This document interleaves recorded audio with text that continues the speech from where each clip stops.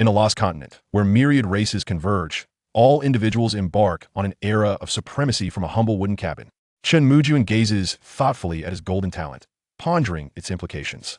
100% drop rate, does that signify strength? A 0.001 chance for a golden class units promotion token? Apologies, but my success rate stands at 100%. A 0.0001 chance for a golden skill book? My success rate remains 100%. What do you mean your lordly talent is golden and cannot drop? A 0.0001 drop rate. I'm afraid my success rate is still 100%.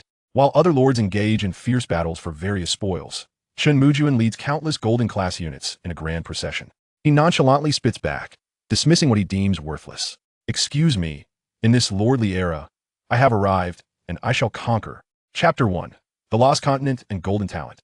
Welcome to the Lost Continent. I am the Supreme God. It is with great regret that I inform you, in the battle against the god of the underworld, both sides suffered. My will shall guide the myriad races to the Lost Continent, paving the way for supremacy and resistance against the underworld god. The lordly talent is my final gift to you. Remember, strive to develop your territory, claim dominion, and vie for the title of the Supreme Lord. The Lost Continent offers unparalleled opportunities and treasures. Indulge yourselves. The mechanical voice thundered in Chen Mujun's ears as he opened his eyes, greeted by the sight of withered yellow trees. Looking up at the sky, two blood-red suns hung high above, casting a desolate ambience all around. Welcome, lords, to the Lost Continent. You shall enjoy a 5-day novice period. After 5 days, the underworld beasts will invade. Important notice. Cherish your life and develop swiftly. Your territory is teeming with underworld beasts. Now, please name your territory. After a moment of contemplation, Chen Mujun settled on the name Junlin. Congratulations, the territory Junlin has been successfully named. Now, let's draw your lordly talent. Lordly talent drawn successfully. Please check your lord's cabin.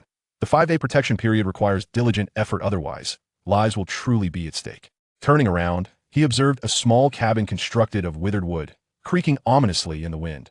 With a twitch of his eye, he cautiously opened the wooden door, fearful that any sudden movement might cause the structure to collapse. Inside, a solitary brazier flickered weakly, and a bed with 4 broken legs lay in disarray. Territory name: Junlin. Territory level: White class initial. Territory buildings: Lord's cabin expand. Lordly talent: 100% drop rate expand. Daily summon: 55. Territory residents: none. Territory units: none. Expand. The entire territory panel could only be described as rudimentary. With anticipation, Chen Mujun clicked on the lordly talent, nearly blinded by a flash of golden light. Lordly talent: 100% drop rate golden class. Talent description: congratulations, your fortune is akin to that of a dragon. The god of wealth favors you, granting you a 100 drop rate for spoils. Golden talent: a guaranteed success. Even the usually composed Chen Mujun couldn't help but reveal a grin at this moment. How could he not comprehend the power of this talent? Those who have ever played online games would surely understand. Building name: Lord's cabin. Building level: White class initial. Upgrade conditions: 100 units of stone, 100 units of wood, 100 units of sand, 100 white class initial underworld cores. White class intermediate territory. Building description: a dilapidated wooden cabin, only providing a place to rest within this space. The Lord can plan for the territory. Is it not quite rudimentary? Please upgrade the Lord's cabin as soon as possible. Described aptly as merely a place to rest, the cabin was indeed a shabby wooden structure with a broken bed and missing chair. Even a dog would shake its head in disdain. Chen Mujun chose not to linger. Stepping out of the Lord's cabin to utilize his 5 summons, a flash of white light flickered, and 5 residents slowly materialized. Greetings, Lord. Among the 5 residents, 2 male farmers appeared as though they hadn't eaten in days, their bodies emaciated and darkened. Among the remaining 3, one was a stout woman clad in coarse cloth, identified as a cook. Given her physique, she indeed appeared suited for the role of a cook. Chen Mujun took a keen interest in the other 2 residents, dressed in tattered black iron armor and wielding a jagged black iron sword. Despite their grimy faces, their eyes shone with determination. These were 2 combat units. A smile crept across Chen Mujun's lips as he clicked on their attribute panels. Junlin resident. Dahu. Resident level: White class initial. Unit name: Basic swordsman white class. Unit equipment: Tattered black armor non-ranking. Tattered longsword non-ranking. Unit skills: Basic swordsmanship white class. Basic hand-to-hand combat white class. Unit description: the most fundamental swordsmen, possessing a modicum of combat power. Do not expect them to be exceptionally strong. The second, smaller unit, named Xiao Hu, was also a basic swordsman. It turned out they were brothers. Welcome to the Junlin territory. Farmers and cooks, please clear the weeds surrounding the territory. With a day's effort, Let us make the territory resemble something worthwhile. Dahu, Xiaohu, let us explore the surroundings. At your command, my lord. Chen Mujun would not squander time on frivolous pleasantries. Which sensible individual would ponder loyalty issues when summoned residents are concerned? With only 5 days of protection, he needed to act swiftly to develop. Clearly abandoned to a desolate mountain range, he beheld nothing but withered yellow trees extending endlessly before him. Wood was evidently abundant, yet Chen Mujun was anxious to locate a water source. Without food, one could gnaw on tree bark. Without water, matters would escalate drastically. Accompanied by Dahu and Xiaohu, he explored the territory's periphery, and just after circling 2 large trees, a sudden roar resonated ahead. "Awo! Awo! Were those wolves? Let us go investigate." Chen Mujun quickened his pace, parting the underbrush, revealing 2 pitch-black wolves with crimson eyes, their mouths agape, displaying sharp teeth. Before the wolves, a translucent protective barrier shimmered, obstructing their path. Underworld beasts, protect the lord. Dahu and Xiaohu reacted swiftly, growling lowly as they raised their tattered swords, vigilantly positioning themselves before Chen Mujun. "Do not worry, they cannot breach our defenses." Patting the shoulders of the 2 brothers, Chen Mujun observed the 2 underworld wolves with keen interest. "Awo!" As they locked eyes with the humans mere feet away, the wolves' gaze grew increasingly bloodthirsty, howling at Chen Mujun. Underworld beast name: Underworld wolf. Underworld beast level: white class initial. Underworld beast skills: Underworld wolf claw white class. Underworld wolf bite white class. Underworld beast description: once ordinary wolves, they were transformed into fierce underworld wolves by the invasion of underworld energy in the Lost Continent, the lowest tier. Of underworld beasts, they are not even worthy of being called underworld clan, characterized by their bloodthirsty and frenzied nature. Loot: Underworld wolf flesh and blood 100. Underworld core, white class initial 50. Claw gloves non-ranking 10. Archer promotion token white class 5. The fact that an underworld wolf dropped a unit promotion token was entirely unexpected for Chen Mujun, especially for his favorite archer class. I could see this moment. He began to chuckle inwardly. The golden talent indeed proved formidable. While others might require the defeat of 20 underworld wolves to obtain a single promotion token, his success rate guaranteed him 100%. This is a profitable encounter. Dahu, Xiaohu, be cautious and eliminate them all. First, concentrate fire on the one that is the most vociferous. Understood. Chapter 2. Basic Swordsman, Basic Archer. Dahu and Xiaohu raised their weathered long swords, cautiously approaching the infernal wolf. Howl. The moment they stepped out of the territory's protective barrier, the infernal wolf lunged at them with its sharp claws. Clang. Dahu raised his battered sword to deflect the blow, while Xiaohu executed a roll, thrusting his sword accurately into the wolf's abdomen. Howl. Another infernal wolf nearby gleamed with a bloodthirsty light, leaping forcefully to bite at Dahu's arm. I'm here too. Dahu realized he could not defend in time. And Chen Mujun's gaze turned icy as he hurled a stone with both hands, striking true. Thud. The wolf's attack veered off course, causing it to collide with Dahu, staggering him. Gushing forth, Xiaohu seized the opportunity, driving his sword into the wolf's belly, dark blood spraying out. In a swift roll, Xiaohu capitalized on the moment, executing a series of basic sword techniques. Dahu's reflexes were sharp as he quickly regained his footing to confront the wolf. Meanwhile, Chen Mujun gasped for breath, having thrown a 30-pound stone that nearly strained his back. System notification. Congratulations, Citizen Dahu has slain an infernal wolf, white grade, initial stage. System notification. Congratulations. You have obtained 10 units of infernal wolf flesh, an infernal core, white grade, initial stage, claw gloves, non-grade, and an archer class change order, white grade. System notification. Congratulations. Citizen Dahu has slain an infernal wolf, white grade, initial stage. System notification. Congratulations, you have obtained, at the cost of minor injuries. Dahu and Xiaohu successfully felled 2 infernal wolves. Suddenly, Chen Mujun felt a surge of energy within him, albeit faint, yet undeniably present. Is this monster experience? Clenching his fists, he noticed a slight increase in his strength. Without delving further, Chen Mujun opened the space gifted by the Lord and retrieved the Archer class change order. Archer class change order. White grade. This allows citizens to specialize as the combat unit, Archer, and includes basic leather armor and bows. With 2 Archer class change orders, he could appoint 2 archers, perfectly suited for the 2 farmers who lacked any profession. Chen Mujun hurried back to the Lord's cabin, spotting farmers busy tidying up the territory. He handed over 5 units of infernal wolf meat to the head chef. Lacking a water source, they could only roast it for now. Next, Chen Mujun called over the 2 farmers and presented them with the Archer class change orders. Use the class change orders. Nodding. The 2 farmers were instantly enveloped in a radiant white light. Once the light dissipated, they remained as frail as before, but their burlap clothing was replaced with leather armor. Each bore a wooden bow on their backs, and their quivers now contained 5 arrows, their gazes sharpened with newfound resolve. Chen Mujun casually opened one of the archer's panels. Citizen, Dog Egg. Citizen level, white grade, initial stage. Unit name, basic archer, white grade. Unit equipment, simple leather armor, non-grade. Simple bow, non-grade. Unit skills, basic archery, white grade. Basic combat, white grade. Unit description, archers specialized from farmers. Do not expect great strength. Hitting the target is already commendable. The panel remained as rudimentary as ever, but now boasted 2 additional skills. As for the description, Chen Mujun could only smile. What combat prowess could be expected from newly transitioned farmers?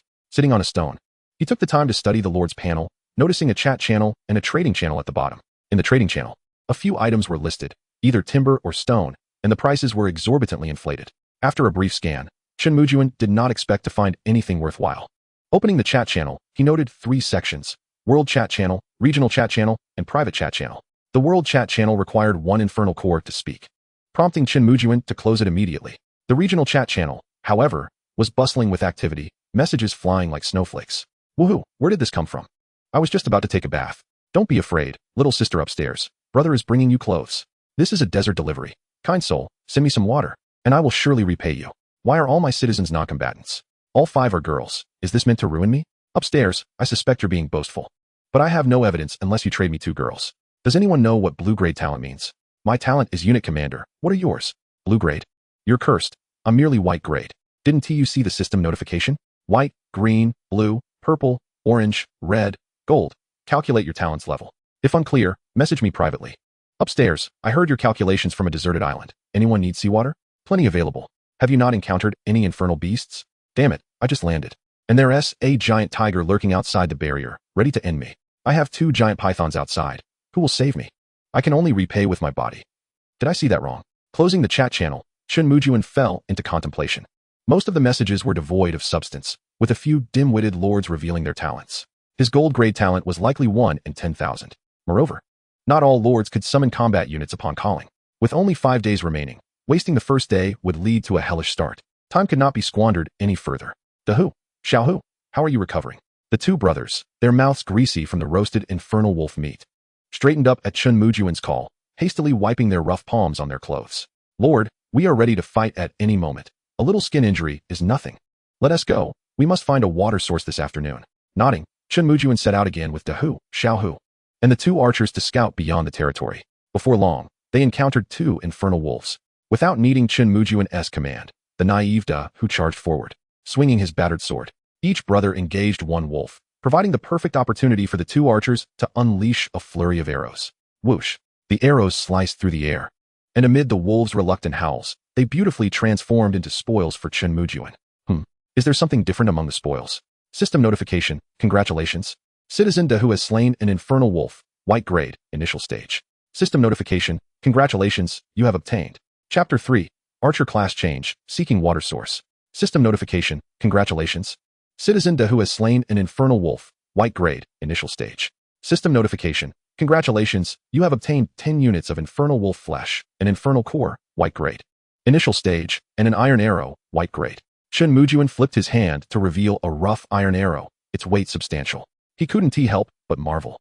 This infernal wolf was quite generous, practically gifting equipment. Dog Egg, this bow is yours. Excited, Dog Egg discarded his wooden bow, causing envy in the other archer. Don't be jealous, you'll have your turn. Patting the other archer on the shoulder, the 5 of them continued onward through the desolate mountains. With the iron arrow, Dog Egg shot with newfound vigor, his archery skills improving steadily. A wolf that had just poked its head out, its howl barely begun, was swiftly pierced through the throat by the iron arrow. The wolf's bloodthirsty eyes were filled with shock, as if to say, you do not play fair. System notification, congratulations. Citizen Dog Egg has slain an infernal wolf, white grade, initial stage. System notification, congratulations, you have obtained 10 units of infernal wolf flesh, an infernal core, white grade, initial stage, and an archer class change order, white grade. Once again, a specialized archery token has fallen into Chen Mujun's hands. Grasping the token, a sudden spark of inspiration illuminated her mind. If the subjects could wield specialized tokens, what of the Lord? Contemplating this, Chen Mujun eagerly anticipated her choices. The system prompted, the archer class transfer token belongs to the unit transfer category and cannot be utilized by the Lord. The Lord possesses a dedicated Lord transfer token.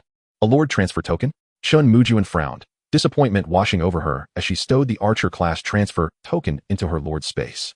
Beware, my Lord. Suddenly, Da shouted.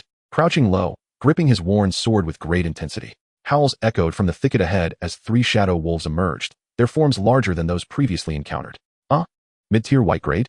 Chen Mujun took a step back, her expression grave as she regarded the two shadow wolves before her. Shadow beast name, Shadow Wolf. Shadow beast level, mid-tier white grade.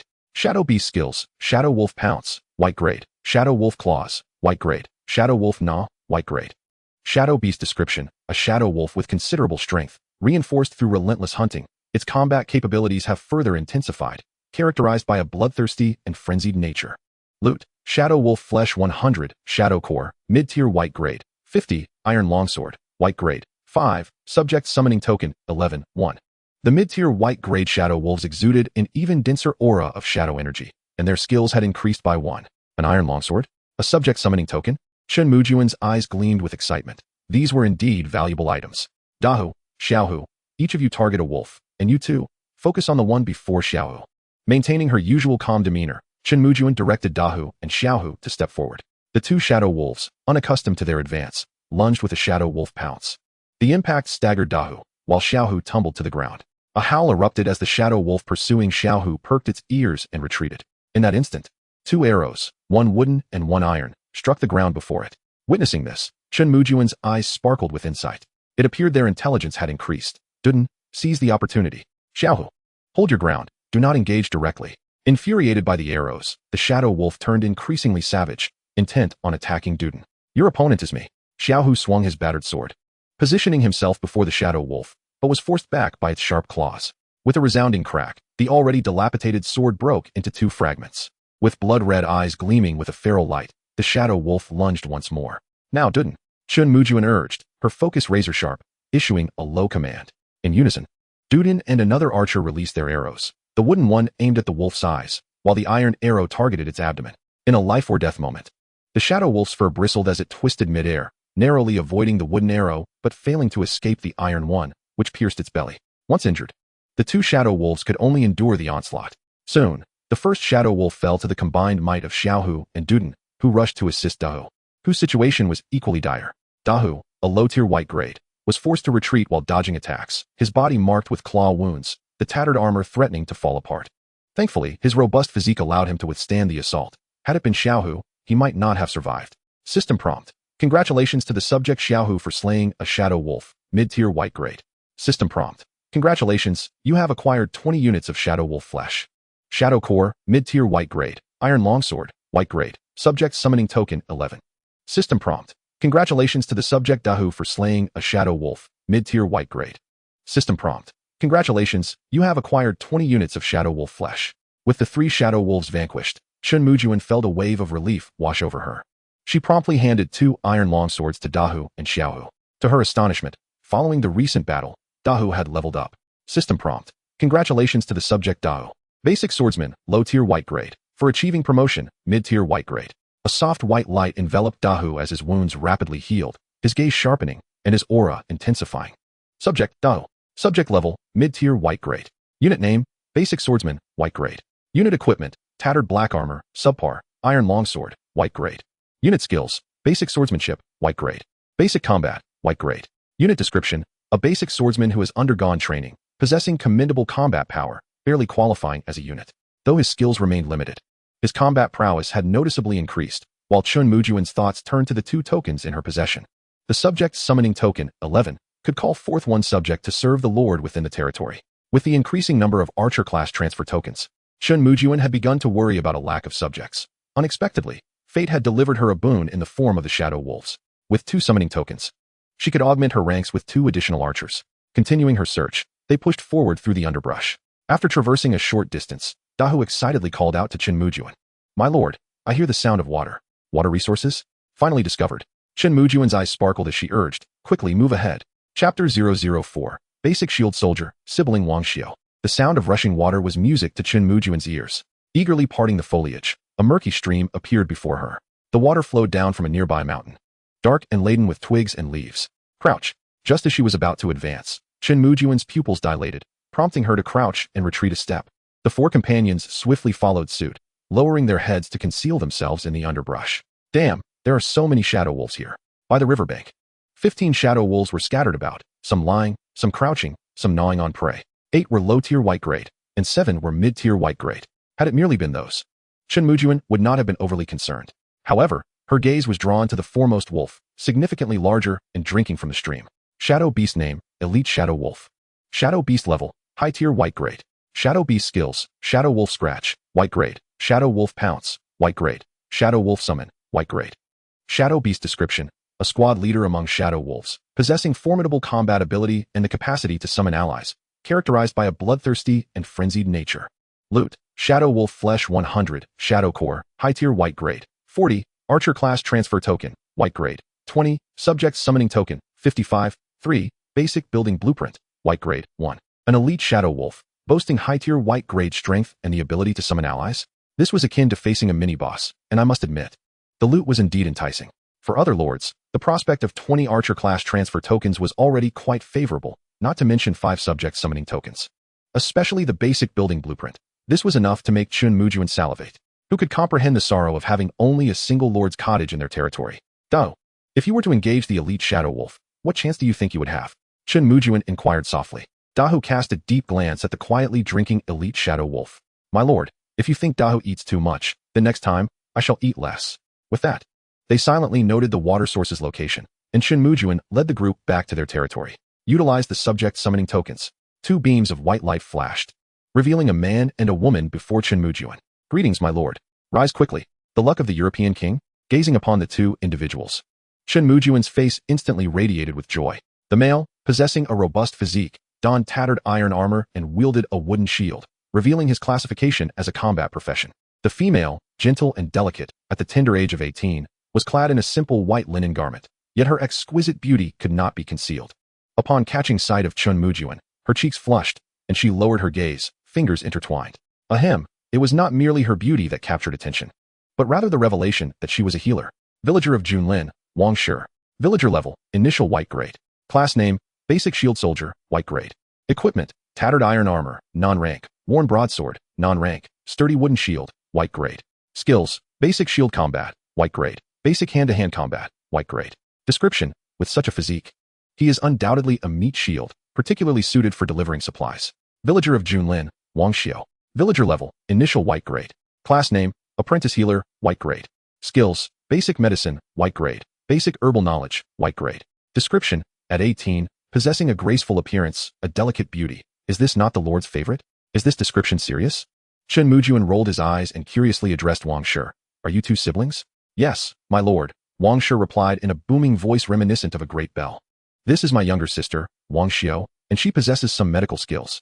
Wang Xiao, can you treat minor skin injuries? Reporting to the Lord, I can prepare some basic ointments to treat external wounds. Taking small steps forward, Wang Xiao's voice contrasted sharply with her brother's, soft and gentle. Like a breath of spring air. Excellent, Big Tiger, come over and let Wang Xiao treat you. I don't need it. With a flush of embarrassment, the simple-minded Big Tiger's face turned crimson, causing Chen Mujun to feel exasperated as he kicked him. I told you to come over immediately, stop dawdling. Reluctantly, Big Tiger shuffled forward, and after applying a couple of ointments, his injuries visibly improved.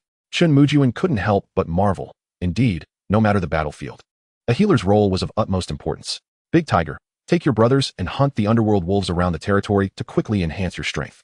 Remember, life is the foundation of all. I do not wish for any injuries to befall you. After a brief respite, Chen Mujun instructed Big Tiger to lead the hunt. 1 shield soldier, 2 swordsmen, and 2 archers. This configuration, on the very first day of the Lord's reign, could be considered high tier. As long as they did not encounter elite underworld wolves, Chen Mujun felt quite assured. Understood. Leave it to me. Big Tiger, a White Grade mid-level warrior, responded confidently.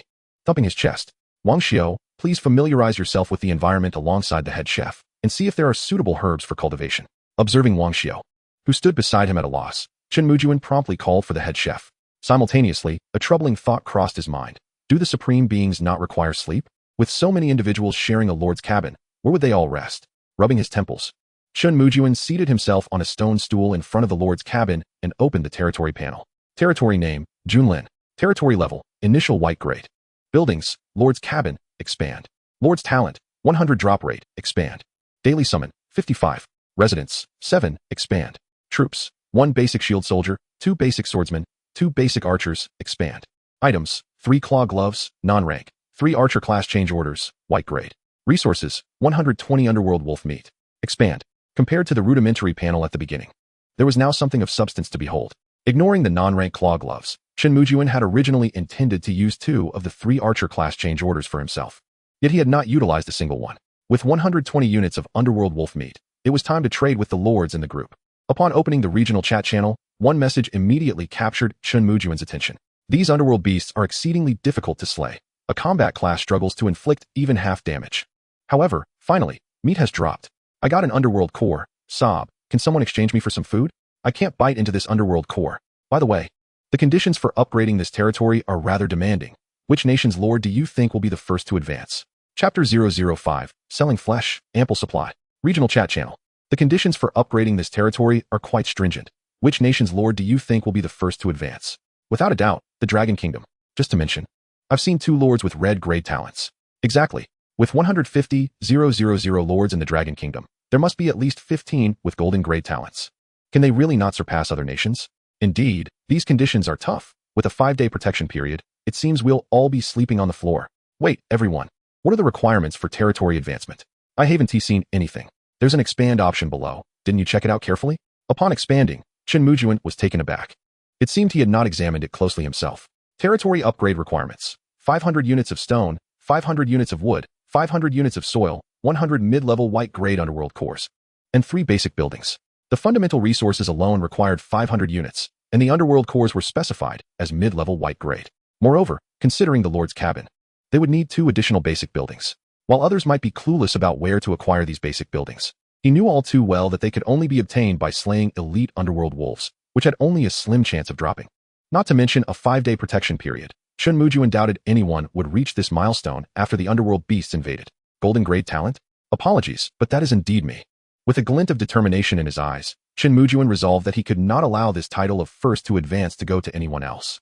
Opening the trading channel, Chen Mujun immediately listed the 120 units of underworld wolf meat, offering 5 units of basic resources for each unit of meat.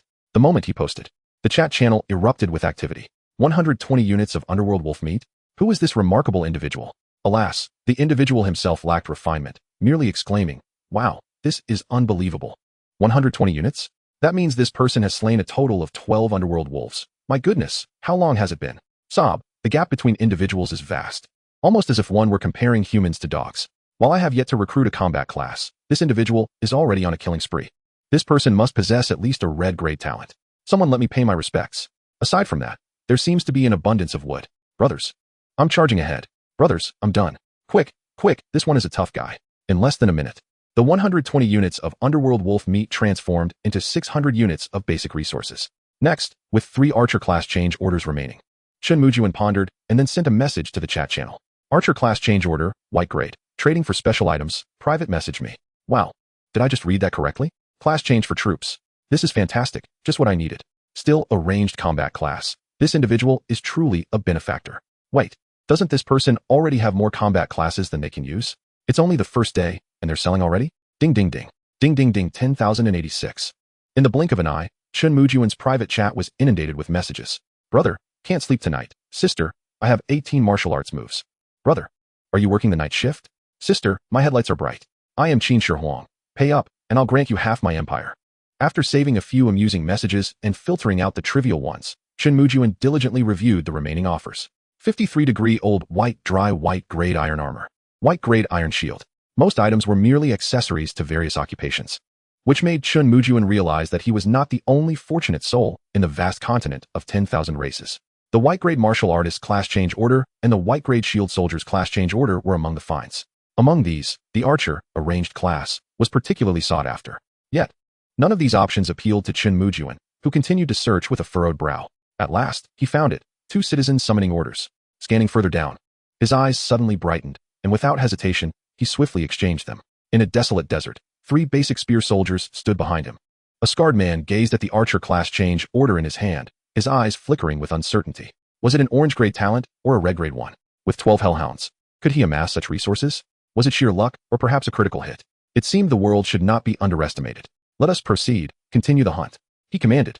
Yes, my lord, replied the 3 basic spear soldiers, their voices booming with the confidence of intermediate white-grade warriors. Despite searching diligently, Chen Mujun could not locate a 3rd citizen summoning order. He decided to close the chat channel and summoned 2 citizens with a wave of his hand. Unfortunately, luck was not on his side this time. as all he summoned were unskilled civilians. As the blood-red sun began to set, the temperature in the lost continent slowly dropped. Sitting on a stone slab, Chen Mujun couldn't help but shiver. A system prompt echoed, "Nightfall has arrived, and the lost continent is perilous. The hell beasts will become increasingly active. There is no need to venture outside." The prompt reverberated in every lord's mind. The first night had come. Where are those rascals? Big Tiger and the others? Chen Mujun's brows knitted with concern as he stood before the protective barrier. Wang Xiu approached, skewering a piece of hellhound meat on a branch. "My lord, the wind is strong outside. Please eat something." Chen Mujun turned to the shy Wang Xiu, his heart warming. "Aren't you worried about your brother?" Wang Xiu shook her head slightly. "Brother is very clever. He won't get into trouble, I believe." Chen Mujun was taken aback. He found himself lacking the confidence that this girl possessed. Nodding, he accepted the roasted meat. Under the dim glow, 5 weary figures loomed larger. "My lord, we have returned." The goofy Big Tiger scratched his head, grinning widely. "You all have worked hard. I've asked the chef to prepare roasted meat. It will be plentiful tonight. If anyone is injured, go to Wang Xiu for treatment. No excuses, and no one is permitted to be careless." A smile crept onto Chen Mujun's face as he felt a weight lift from his heart. These 5 soldiers were his treasured assets. Losing even one would be a painful blow. As he savored the roasted meat, he began to tally the spoils from Big Tiger and his crew. To his surprise, they had slain 10 hellhounds in just 3 hours, yielding 130 units of meat, 7 white-grade beginner hell cores, 3 white-grade intermediate hell cores, 7 archer class change orders, 2 citizen summoning orders, and a set of white-grade iron armor. After a moment's contemplation, he decided to give the iron armor to Wang Xiu, as enhancing the defense of a tank was undoubtedly crucial. What delighted Chen Mujun the most was the advancement of Little Tiger and Dog Egg. The defeat of the 10 hellhounds not only brought in numerous spoils, but also elevated their strength to the intermediate white grade. Citizen, Little Tiger. Citizen level, intermediate white grade. Class name, basic swordsman, white grade. Equipment, worn black armor, non-grade, worn longsword, white grade. Skills, basic swordsmanship, white grade. Basic hand-to-hand combat, white grade. Description, a trained basic swordsman with commendable combat strength, barely qualifying as a soldier. Citizen, Dog Egg. Citizen level, intermediate white grade. Class name, basic archer, white grade. Equipment, simple leather armor, non-grade, iron bow and arrows, white grade. Skills, basic archery, white grade. Basic hand-to-hand combat, white grade. Description, an archer with considerable training. Possessing keen eyesight and enhanced shooting accuracy. Including the initially promoted Big Tiger, the territory now boasted 3 intermediate white grade soldiers within a single day. Chen Mujun took out 2 citizen summoning orders. A flash of white light enveloped the area, and 2 men appeared before him. "We greet our lord." Clearly, the luck of the fortunate was exhausted, for both summoned citizens lacked any special classes. He handed them 2 archer class change orders, transforming them into archers, and assigned them to Dog Egg, who was overjoyed. Though his squad consisted of only 3 soldiers, he could now proudly consider himself a small squad leader. Seated at the entrance of his territory, Chen Mujun bit into the greasy roasted meat and opened the chat channel. As night fell, the chat became unusually lively. "You scared me. I went to the edge of the territory, and there were green, glowing eyes everywhere. In the desert, I felt utterly drained. Could any noble sell me some water resources? Important notice. Do not venture outside at night. My sword infantry returned a few minutes late and was directly attacked by 3 hell beasts. They barely made it back. I am looking to purchase 2 white-grade great swords. I will exchange them for a great sword class change order.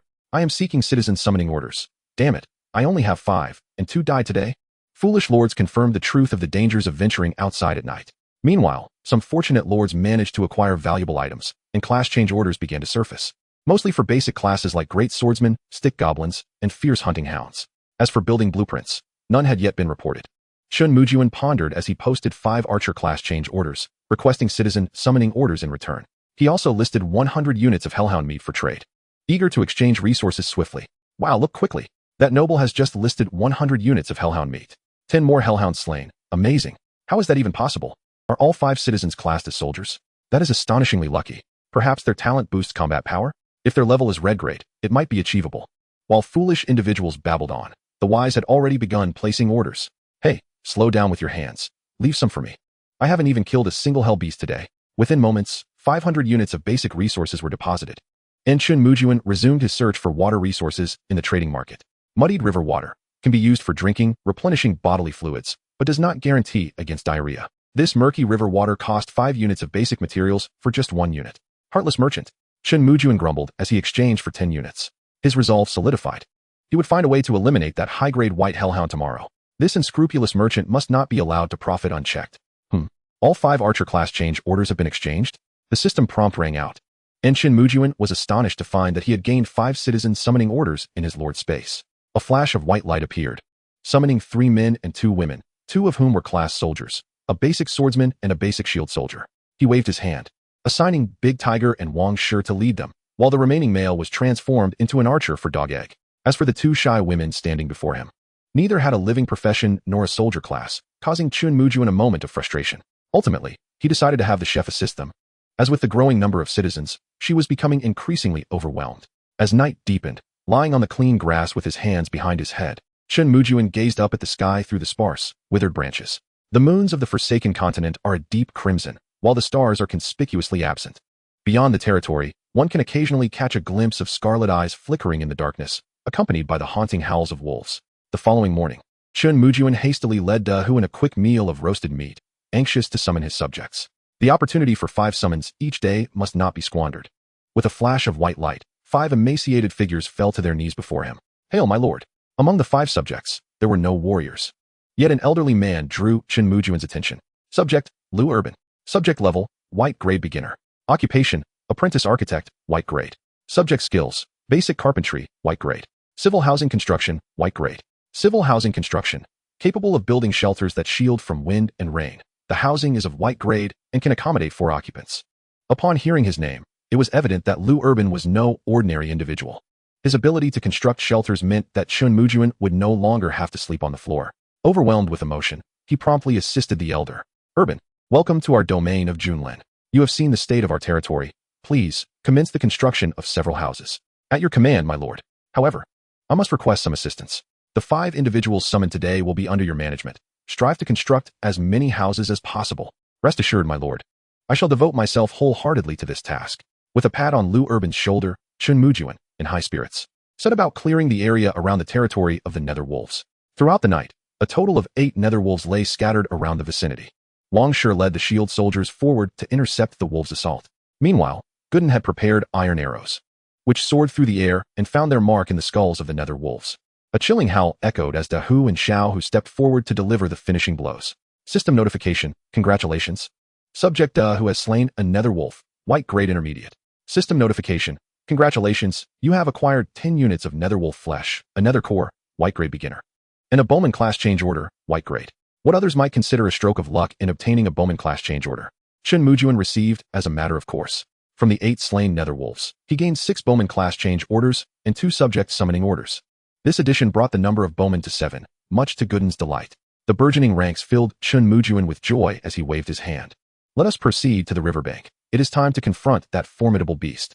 With a total of 12 soldiers, consisting of 2 shield soldiers, 3 swordsmen, and 7 bowmen, 2 of the swordsmen and 1 bowman having reached white grade intermediate, Chen Mujun surmised that Wang Shi would soon achieve his own promotion.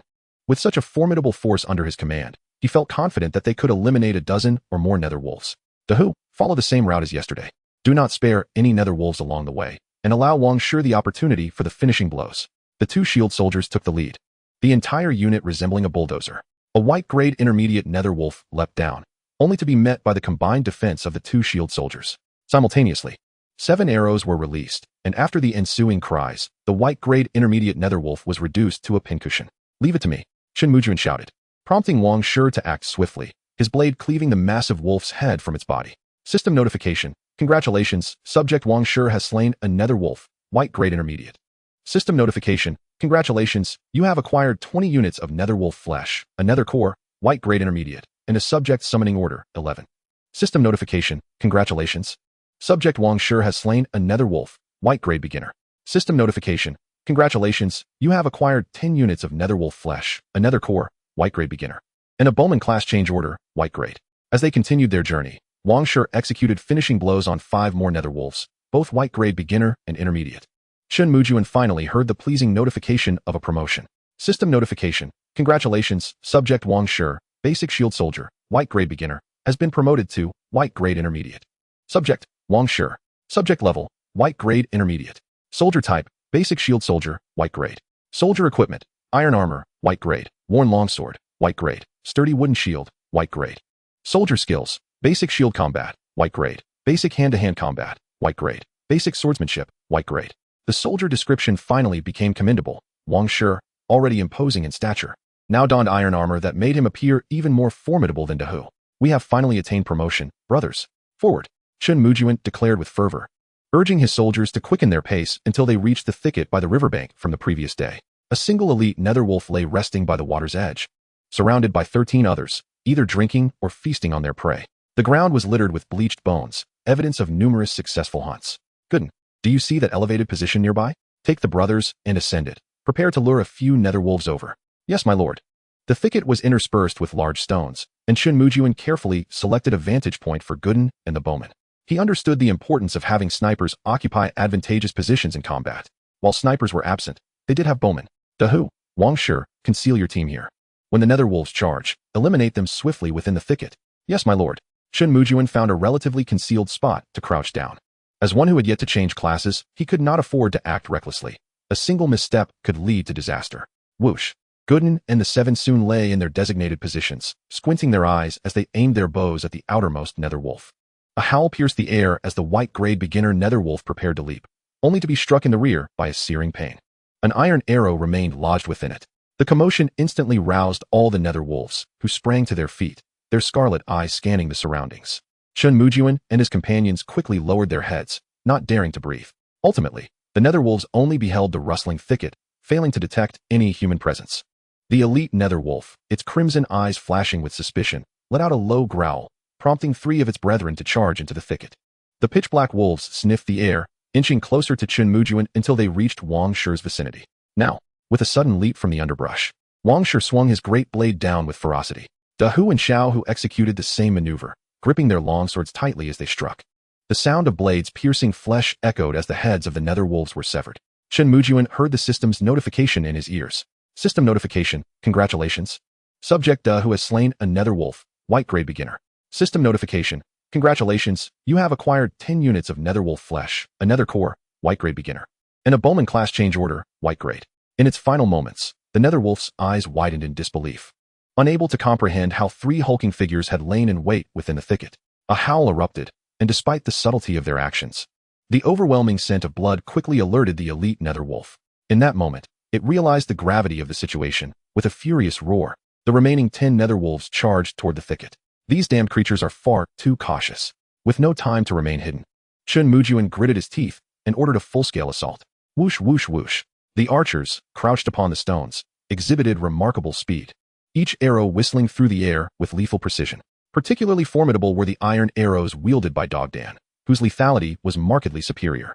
With a sharp thud, the foremost of the white-grayed infernal wolves was pierced through the skull by an iron arrow, collapsing with a face full of resentment, while the others behind it were similarly adorned with arrows. In a mere few seconds, the archers had released 3 volleys. Out of the 10 charging infernal wolves, only 4 managed to reach Wang Shi and his companions. All were of intermediate white grade, possessing formidable physical strength and enhanced speed, making it challenging for arrows to fell them. The elite infernal wolves at the rear were even more agile, deftly evading all incoming arrows. Witnessing the corpses of their fallen comrades, their eyes blazed with fury. They raised their heads and let out a piercing howl. A woo. The sound resonated with a penetrating intensity, sending crows scattering from the dry branches. At that moment, Chen Mujun's expression shifted dramatically.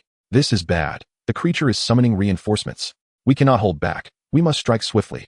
Chapter 008. The Elite Infernal Wolves, Fierce Slaughter. Attack. With his iron armor glinting, Wang Shi roared as he surged to the front, his sturdy wooden shield surprisingly able to withstand 2 of the intermediate white-grade infernal wolves. A resounding crash echoed as Wang Shi nearly spat blood from the impact. Dahu, hurry. With a low growl, Dahu and 3 swordsmen brandished their long swords, lunging fiercely at the infernal wolves. A woo. Dogdan and his group were equally relentless, unleashing a torrential rain of arrows that struck the infernal wolves. The anguished howls of 4 infernal wolves echoed as they succumbed to the onslaught, their crimson eyes wide open as they fell into pools of blood. The remaining elite infernal wolves, incensed by the slaughter, howled and swiftly lunged towards Dogdan. Dogdan, be careful. Dahu, go assist. This scene horrified Chen Mujun. The elite infernal wolves were cunning enough to target the rear ranks. The menacing visage of the elite startled Dogdan, who, gritting his teeth, executed a backflip. Rip. The elite infernal wolf tore through his leather armor, leaving several gashes on his body. A woo. Missing its strike, the enraged elite unleashed its deadly claws, sharper than Dahu's long sword. Dogdan, run. Dahu, Wang Shi, quicker, quicker. Chen Mujun shouted in desperation, disregarding his own safety. Dogdan writhed in agony on the ground while the other archers were in a frenzy, unable to find a clear shot. Damn beast, stop! Dahu leapt high, his long sword swinging down fiercely, striking the elite infernal wolf's back. Awoo! In pain, the elite whirled around, baring its teeth at Dahu, with blood-red eyes. Its murderous intent was palpable as it charged forward, creating a rush of wind. Wang Shi dashed to the battlefield, just in time to preserve Dogdan's remaining breath. Shield bearers, flank it from both sides. Archers, give it your all. Wang Shi crouched low, utilizing his basic shield combat skills to their utmost, narrowly blocking the elite's attacks from any direction. Another shield bearer positioned himself behind the elite, maintaining constant vigilance for any signs of retreat. Dahu led 3 swordsmen, attacking with fervor, their swords flashing. Swish, swish. The sound of furious archers drawing their bows echoed as 6 archers released a deluge of arrows. System notification: congratulations to the citizen Dahu for slaying the elite infernal wolf, high-grade white. System notification: infernal wolf flesh 30, infernal core, high-grade white. Archer class change order, white. Citizen summoning order, 55, basic building blueprint, white. The battle raged for several minutes until the melodious chime of the system resonated in Chen Mujun's mind. Damn it. It's dead. Let us go. Hurry back to the territory. His eyes gleamed with delight, but he did not immediately check the spoils. Instead, he rallied his troops to return to their domain. In the aftermath of the skirmish, Dogdan was left barely alive, and Wang Shi along with Dahu bore significant injuries. Moreover, the elite had just executed its summoning. Who knew when reinforcements might arrive? As they returned to their territory, Wang Xiao was visibly distressed, anxiously scanning Chen Mujun. Cough, cough. Wang Xiao, hurry and tend to Dogdan. If you don't, he might not make it. Chen Mujun, noticing Wang Shi's resentful gaze, coughed twice and turned to see the industrious Liu Urban. My lord. Liu Urban set down his tools and hurried to greet Chen Mujun. The skeletal framework of the civilian houses was nearly complete, with 4 citizens laboring bare-chested to carry timber. Keep it up, remember to rest. Chen Mujun patted Liu Urban's shoulder, sitting upon a stone to rub his hands together in anticipation of the most delightful part, the spoils of war. After a morning of toil, he found he had accumulated 15 archer class change orders and 6 citizen summoning orders. Among them was 1 citizen summoning order, 55, dropped by the elite infernal wolf. Without hesitation, Chen Mujun selected to use it. A burst of white light flickered, revealing 10 figures before him. Greetings, my lord. The synchronized voices were music to his ears. Upon inspecting their attributes, Chen Mujun's face lit up with astonishment. Of the 10 citizens, 5 were of military professions, 3 shield bearers, and 2 swordsmen. He swiftly assembled the 5 shield bearers and swordsmen, reserving 3 of the remaining citizens for archer class changes. The last 2 were entrusted to Liu Urban to expedite the construction of the houses, allowing them to work independently. Chen Mujun opened the basic building blueprint. Good heavens, what is this? Gazing at the blueprint, a mixture of elation and resignation crossed Chen Mujun's face. Basic building blueprint.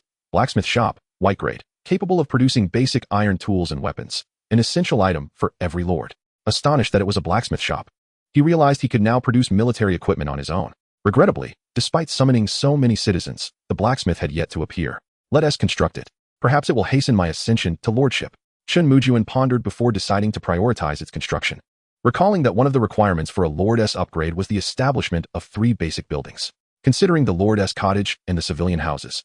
If the blacksmith shop were built, he would have all 3. Next, he placed 200 units of infernal wolf meat on the trading market. The next day, lords with decent talents ventured out to hunt, causing the price of meat to continue declining. The exchange rate had reached 1 to 3, and as time progressed, it would ultimately drop to 1 to 1.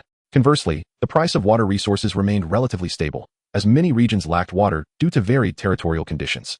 With 14 class change orders for archers remaining, Chen Mujun decided not to hold on to them any longer. Exchanging them for resources was paramount.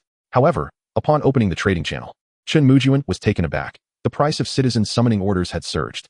1 citizen summoning order now required 2 class change orders, with some even listed at 3. Damn it. Those unscrupulous merchants. Gritting his teeth, Chen Mujun scoured the market and finally gathered 7 citizen summoning orders. Summon. A flicker of white light illuminated the area as 7 figures materialized before Chen Mujun. 4 men and 3 women, all clad in standard coarse linen garments. Yet one woman captivated Chen Mujun's attention. With a heart-shaped face and sparkling eyes, her delicate hands contrasted sharply with the rough skin of the other citizens. As Chen Mujun gazed at her, she suddenly blushed and lowered her head. If Wang Xiao represented a modest beauty, then this woman epitomized grace and elegance. Of course, Chen Mujun was not the type to judge solely by appearances. System, check attributes. Chapter 009. The skill tome emerges, the second nether beast. Dominion of the people, Sangyu. Citizen level, white grade beginner. Occupation, Tailor apprentice, white grade. Citizen skills, basic tailoring, white grade. Dexterous hands, white grade. Citizen description, a strikingly beautiful female citizen with a score of 89, endowed with dexterity that no lord could resist. Surprisingly, she is a tailor, although still an apprentice. She is capable of crafting white-grade cloth armor and similar items. Regrettably, the tailor shop is currently unavailable for formal introduction, leaving her to seek odd jobs within the territory. Accompanied by 4 male citizens, Chen Mujun promptly approached Liu Urban. "Can you construct this blacksmith shop?" Chen Mujun inquired, handing over the blueprints. "Rest assured, my lord. White-grade constructions are well within my capabilities," Liu Urban exclaimed, his chest swelling with pride as he gazed at the blueprints. For apprentices like them, such designs are incredibly precious. "Very well, I entrust the remaining 4 citizens to you. I hope you can complete both the residential houses and the blacksmith shop today. Expediency is paramount." With a reassuring pat on Liu Urban's shoulder, Chen Mujun transferred the weight of responsibility onto him. Suddenly remembering something, he turned back to speak. "By the way, can your master builder take on apprentices? Otherwise, progress might be a tad slow if it's just you." This remark left Liu Urban momentarily dumbfounded, scratching his head awkwardly. "My lord, have you forgotten? I am also an apprentice." Chen Mujun then recalled this fact, coughing awkwardly. "Well then, do your best to advance to the green grade.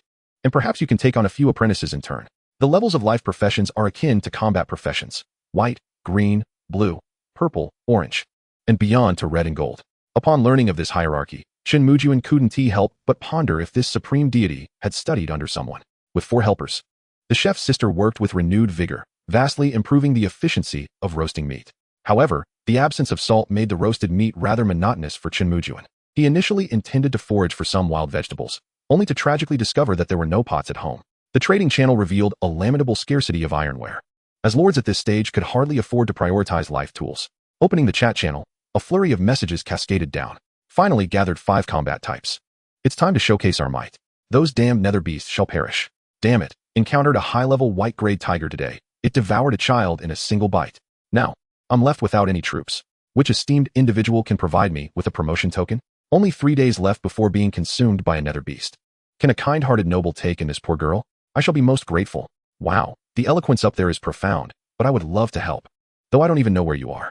Haha, it must be my lucky day. Skill book, Earth Spike, white grade, unleashed to enlighten you all. Hey, if you can't handle that skill book, you might as well hand it over to me. No, I don't even know where to promote my lord. And you just dropped the skill book? Are skill books really that rare? The nether beast here just dropped one for me. Basic marksmanship, white grade. Curse it. Skill books? Chen Mujun was momentarily taken aback, instinctively clicking on one. Skill book, Earth Spike, white grade. Skill description, harnessing the power of earth, summon spikes beneath the enemy's feet. Wow, a surprise attack. Do nether beasts actually drop such items? It appears that each type of nether beast drops different rewards. I ought to search for other nether beasts nearby, since arriving in the Lost Continent. Chen Mujun had only encountered nether wolves, and had yet to see any other type of nether beast. Resolute, he called over Big Tiger. "Big Tiger, how are your injuries? Do you require rest?" His burlap clothing was missing several pieces, all fashioned into bandages bound to his hands. "My lord, it's nothing serious. These minor wounds don't hinder our combat." What about Dog Egg? Dog Egg was even less hindered, having sustained minimal injuries. Coupled with the excellent skills of Wang Xiao, he was ready for battle. Big Tiger waved his hand confidently, while Dog Egg, trembling and holding onto the roasted meat, turned his head rigidly towards Big Tiger. "Thank you. All right, let us gather the brothers. We will scout in another direction." "Understood, my lord. Form up, brothers." A booming shout caused the 20 combatants to stand at attention. This time, Chen Mujun chose a direction opposite the small river. Upon exiting the territorial shield, 2 nether wolves charged at them with a howl. They were swiftly dispatched by several shield bearers, leaving a bounty of spoils. To Chen Mujun's surprise, the first shield bearer had also leveled up. System notification, congratulations to the citizen basic shield bearer Lida, white grade beginner, for advancing to white grade intermediate. Excellent, let us continue. The surrounding netherwolves now faced dire consequences as the 20-man team wreaked havoc among the scattered beasts. After traversing 2 mountains and covering nearly 1,000 meters, 10 combatants reached the intermediate white grade. Could it be that my territory lies within the realm of the netherwolves? How could I not have seen any others after such a long journey? Sitting on a stone, Chen Mujun frowned as he surveyed the area. Apart from a few small animals and netherwolves, he found no other nether beasts. This led him to suspect whether he was deep within the territory of the netherwolves. Dog Egg. Have 2 archers climb the trees to scout for other nether beasts in the vicinity. As dusk approached, Chen Mujun was reluctant to waste any more time. If they couldn't find anything, they would have to return. Yes, the 2 archers swiftly ascended the trees, yet before they could survey the area, a sudden rustling sound erupted from the branches ahead. Whoosh, whoosh. A series of piercing sounds rang out as several stones, unknown from where they had come, hurtled towards the archers. Smack! Smack! The two unfortunate archers, unable to stabilize themselves, fell from the trees with blood-curdling screams, only to be caught deftly by the agile big tiger. Enemy attack. Take precautions. Wang Shi's towering figure stood abruptly, raising his iron shield to protect Chen Mujun. All other combatants raised their weapons, vigilantly watching the treetops. Faintly, two shadowy figures flitted among the branches, moving with remarkable speed. New nether beasts? Chen Mujun's face lit up with excitement as he hurriedly rushed forward. Chase them down. Do not let them escape. System, check nether beast attributes. Chapter 010, Nether Beast. Nether Ape, combat type, Hunter. Nether Beast name, Nether Ape. Nether Beast level, white grade beginner. Nether Beast skills, Nether Ape toss, white grade, agile form, white grade. Nether Beast description, with a smaller physique and nimble speed, anything can become their weapon. They are a cunning bunch. Loot, Nether Ape flesh 100. Nether core, white grade beginner, 50, Hunter promotion token, white grade, 1. Chen Mujun felt a twinge of disappointment. Where was the promised skill book? However, this Hunter promotion token was quite valuable. In the forest, if there exists a profession that thrives, it is undoubtedly the hunter. Dog egg, bring them down. The two nether apes danced atop the treetops, taunting Chen Mujun and his companions with playful antics. After a brief sprint, they paused, gesturing mockingly at the ground troops. They then seized several sturdy branches and hurled them down using their tossing skill. Whoosh, whoosh. The sound of air being sliced was evident. The branches were clearly not weak in terms of attack power. Damn these creatures. Archers, shoot them down. The contemptuous demeanor of the nether apes made Chen Mujun grit his teeth, igniting fury among the 10 archers, who pulled their bows taut, nearly bending the strings to breaking point. Whoosh, whoosh. 10 arrows enveloped 2 spectral monkeys. Squeak. As the arrows loomed ever closer, the pupils of the monkeys dilated in terror, and in the next heartbeat, they attempted to flee. Squeak. The smaller of the two darted away, while the other found its tail impaled by a steel arrow, pinned to a tree, emitting a wretched cry. Well then, it is your time to perish. Continue firing. Whoosh whoosh.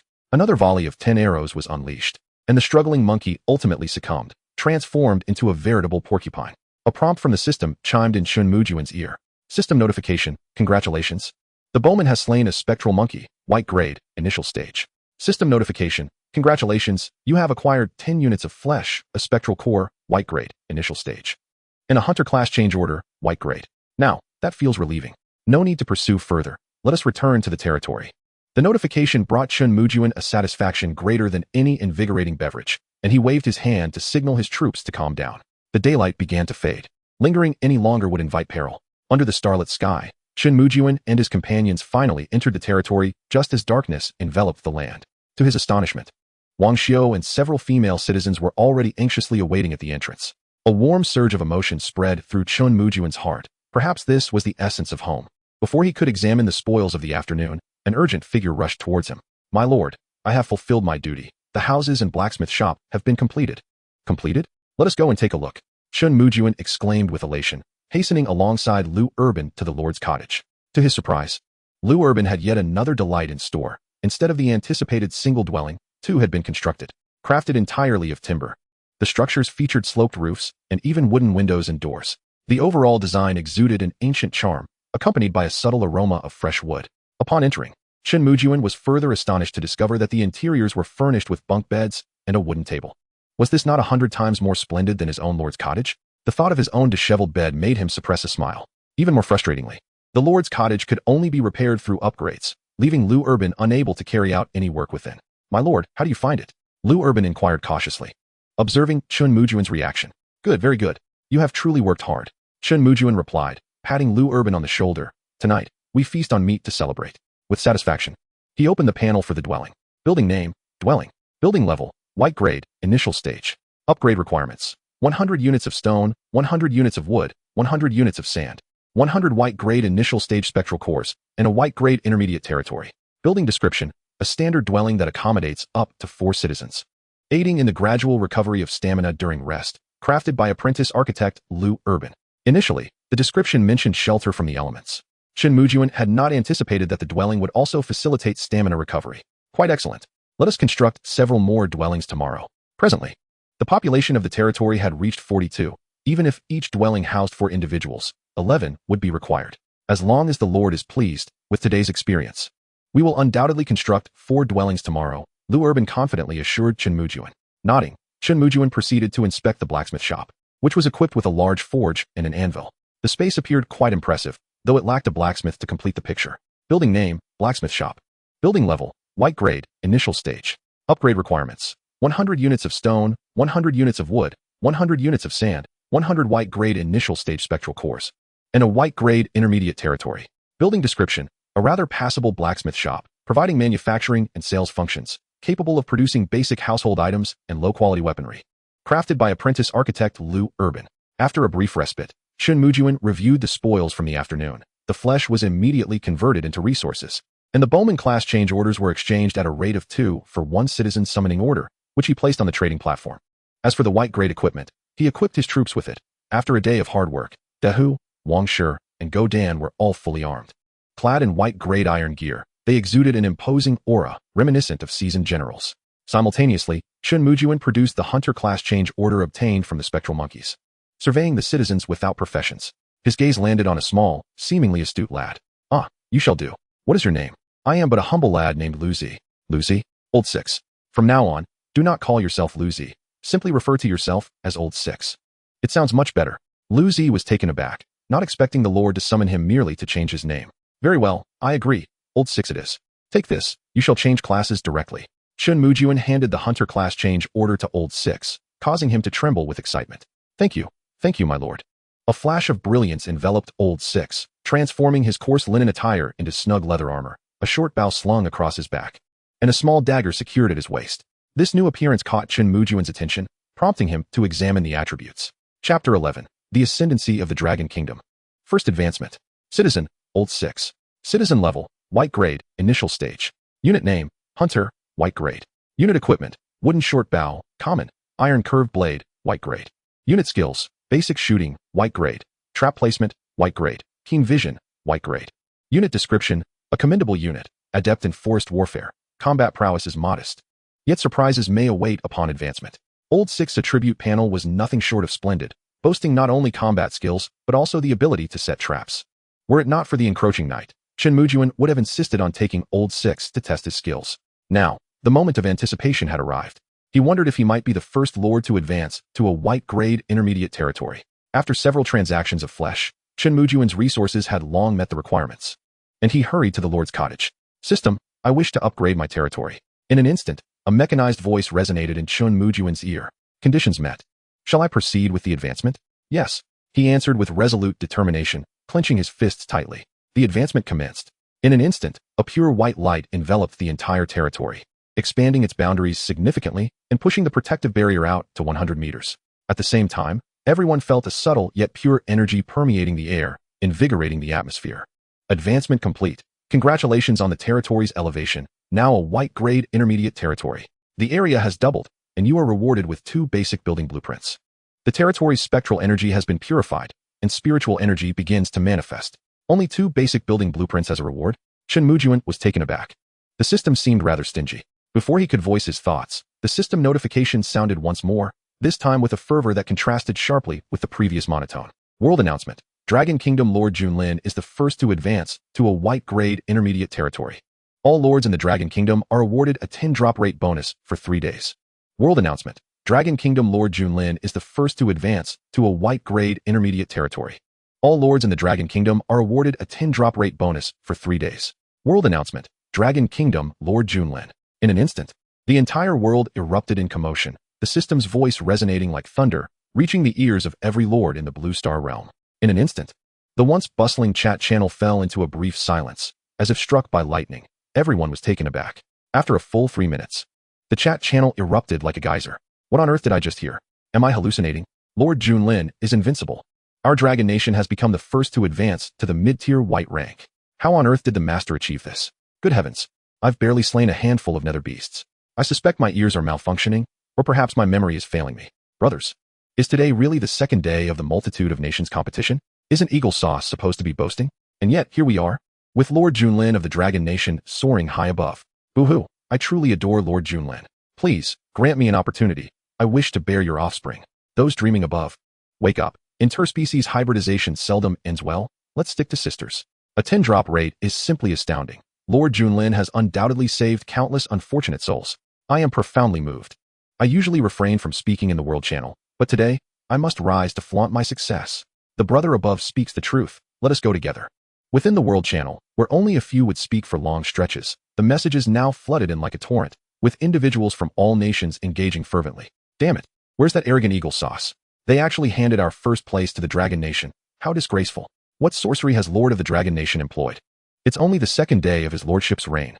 Cheating. This scoundrel must be cheating. I demand to report Junlin. Lord Junlin, our cosmic nation has investigated the lineage. And you were once one of us. Please return to the embrace of the cosmic nation. Damn, where's our nation's pride, our war god? Have you fed your red rank talents to the dogs? Isn't Eagle Sauce renowned for their gold rank talents? And yet, the first place was snatched away by the Dragon Nation. Are you all furious? Do you desire vengeance? Apologies, but first place belongs to our Dragon Nation. Oh, what joy.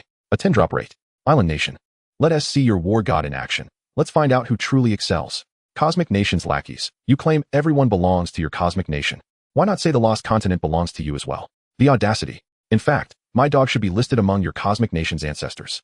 The system notification sent the Dragon Nation's lord into a state of exhilaration.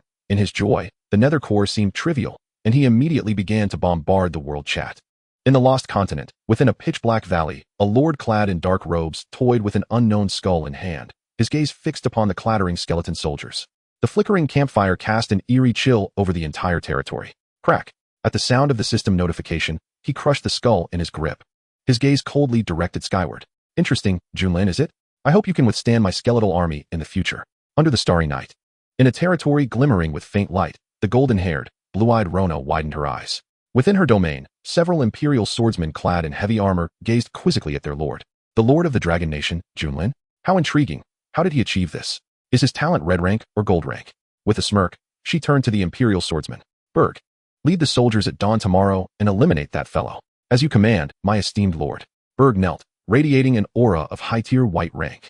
Across the desert, in the depths of the dark abyss, on barren islands, each gifted lord possessing remarkable talents stirred, standing tall as their expressions turned icy.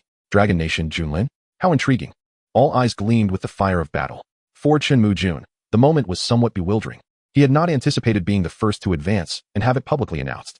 Besides the world announcement, a voice only he could hear erupted in his mind.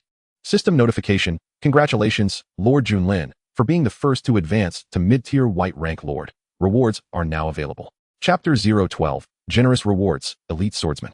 System notification. Congratulations, Lord Junlin, for being the first to advance to mid-tier white rank lord. You are awarded 1 Lord class job change scroll, white rank, 1 class skill scroll, white rank, and 1 random class job change scroll, green rank. Is this truly so bountiful? Chen Mujun was instantly elated. He had not expected such generous rewards for securing first place. A Lord class job change card was directly awarded, along with a green rank class job change card. At this stage, he had heard no one mention acquiring a green rank class job change card, or if they had, they were unwilling to disclose it. And this skill, an exclusive skill, sounded exceptionally powerful. In a flash of brilliance, Chen Mujun swiftly took out the Lord class job change scroll. Unlike the bronze-textured class job change scroll, this Lord class job change scroll shimmered with golden radiance. It felt heavy in his hand. Inscribed with Lord on one side and Soldier on the other. With the fortune of a true emperor, he was bound to receive a formidable class. With hands pressed together, Chen Mujun promptly decided to use it. In an instant, the Lord class job change scroll transformed into a golden light, enveloping Chun Lingfeng within it. A mechanized voice echoed in his mind. System notification. Congratulations on successfully using the Lord class job change scroll. You have obtained a class of swordsman. System notification. Congratulations, Lord Junlin, for comprehending the swordsman skill, Sword Heart, white rank. The simplicity of the 2 system notifications left Chen Mujun momentarily stunned. Was that it? A swordsman? What difference was there from a swordsman? And what about attack skills? Sensing something amiss, Chen Mujun immediately opened the system panel. Lord name, Junlin. Lord class, swordsman. Lord level, initial white rank. Swordsman skill, Sword Heart, passive, upgradable, white rank. Expand. Swordsman introduction. Do you wish to unify all swords? Do you yearn to cleave the heavens with a single strike? Do you dream of soaring through the skies on your sword? Apologies, but none of these are within your grasp. Reading the introduction made Chen Mujun's mouth twitch. The description was splendid, but perhaps next time, it would be best not to describe it at all. System. Utilize the exclusive class skill.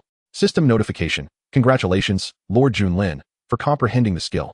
Sword Chi Traverse, upgradable, white rank. Another upgradable skill. Swordsman skill. Sword Chi Traverse, upgradable, white rank, wielding sword-type weapons with spiritual energy. Control a single sword chi. Unleashing the power of peak white rank. Peak white rank power? Unrivaled. These 3 words instantly consumed Chen Mujun's thoughts.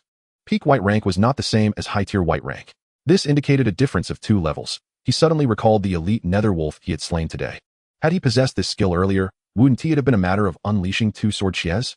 The peak white rank power, coupled with the amplification from sword heart, made Chen Mujun feel terrifyingly strong. He even dared to confront green rank nether beasts. What a windfall. He never anticipated such a wealth of rewards for securing first place. It seemed that from now on, he could not allow anyone else to claim various firsts. In Chen Mujun's eyes, a glimmer of ambition flickered, swelling ever more fervently. The era of the myriad races vying for supremacy was, in essence, one where the weak were devoured by the strong. In a world where competition was relentless, one could not afford to remain passive. There were always others eager to seize the opportunity. Taking a moment to steady his emotions, Chen Mujun produced a shimmering, pale azure token for class advancement.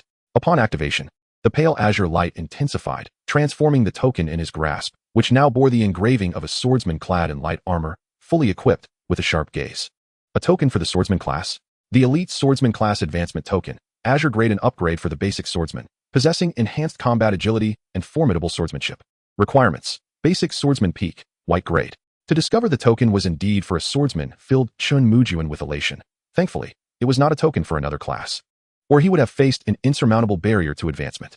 Although he couldn't yet make the transition, as the requirement was the peak of the white grade, his current companion, the Great Tiger, was merely at the threshold of high-tier white grade.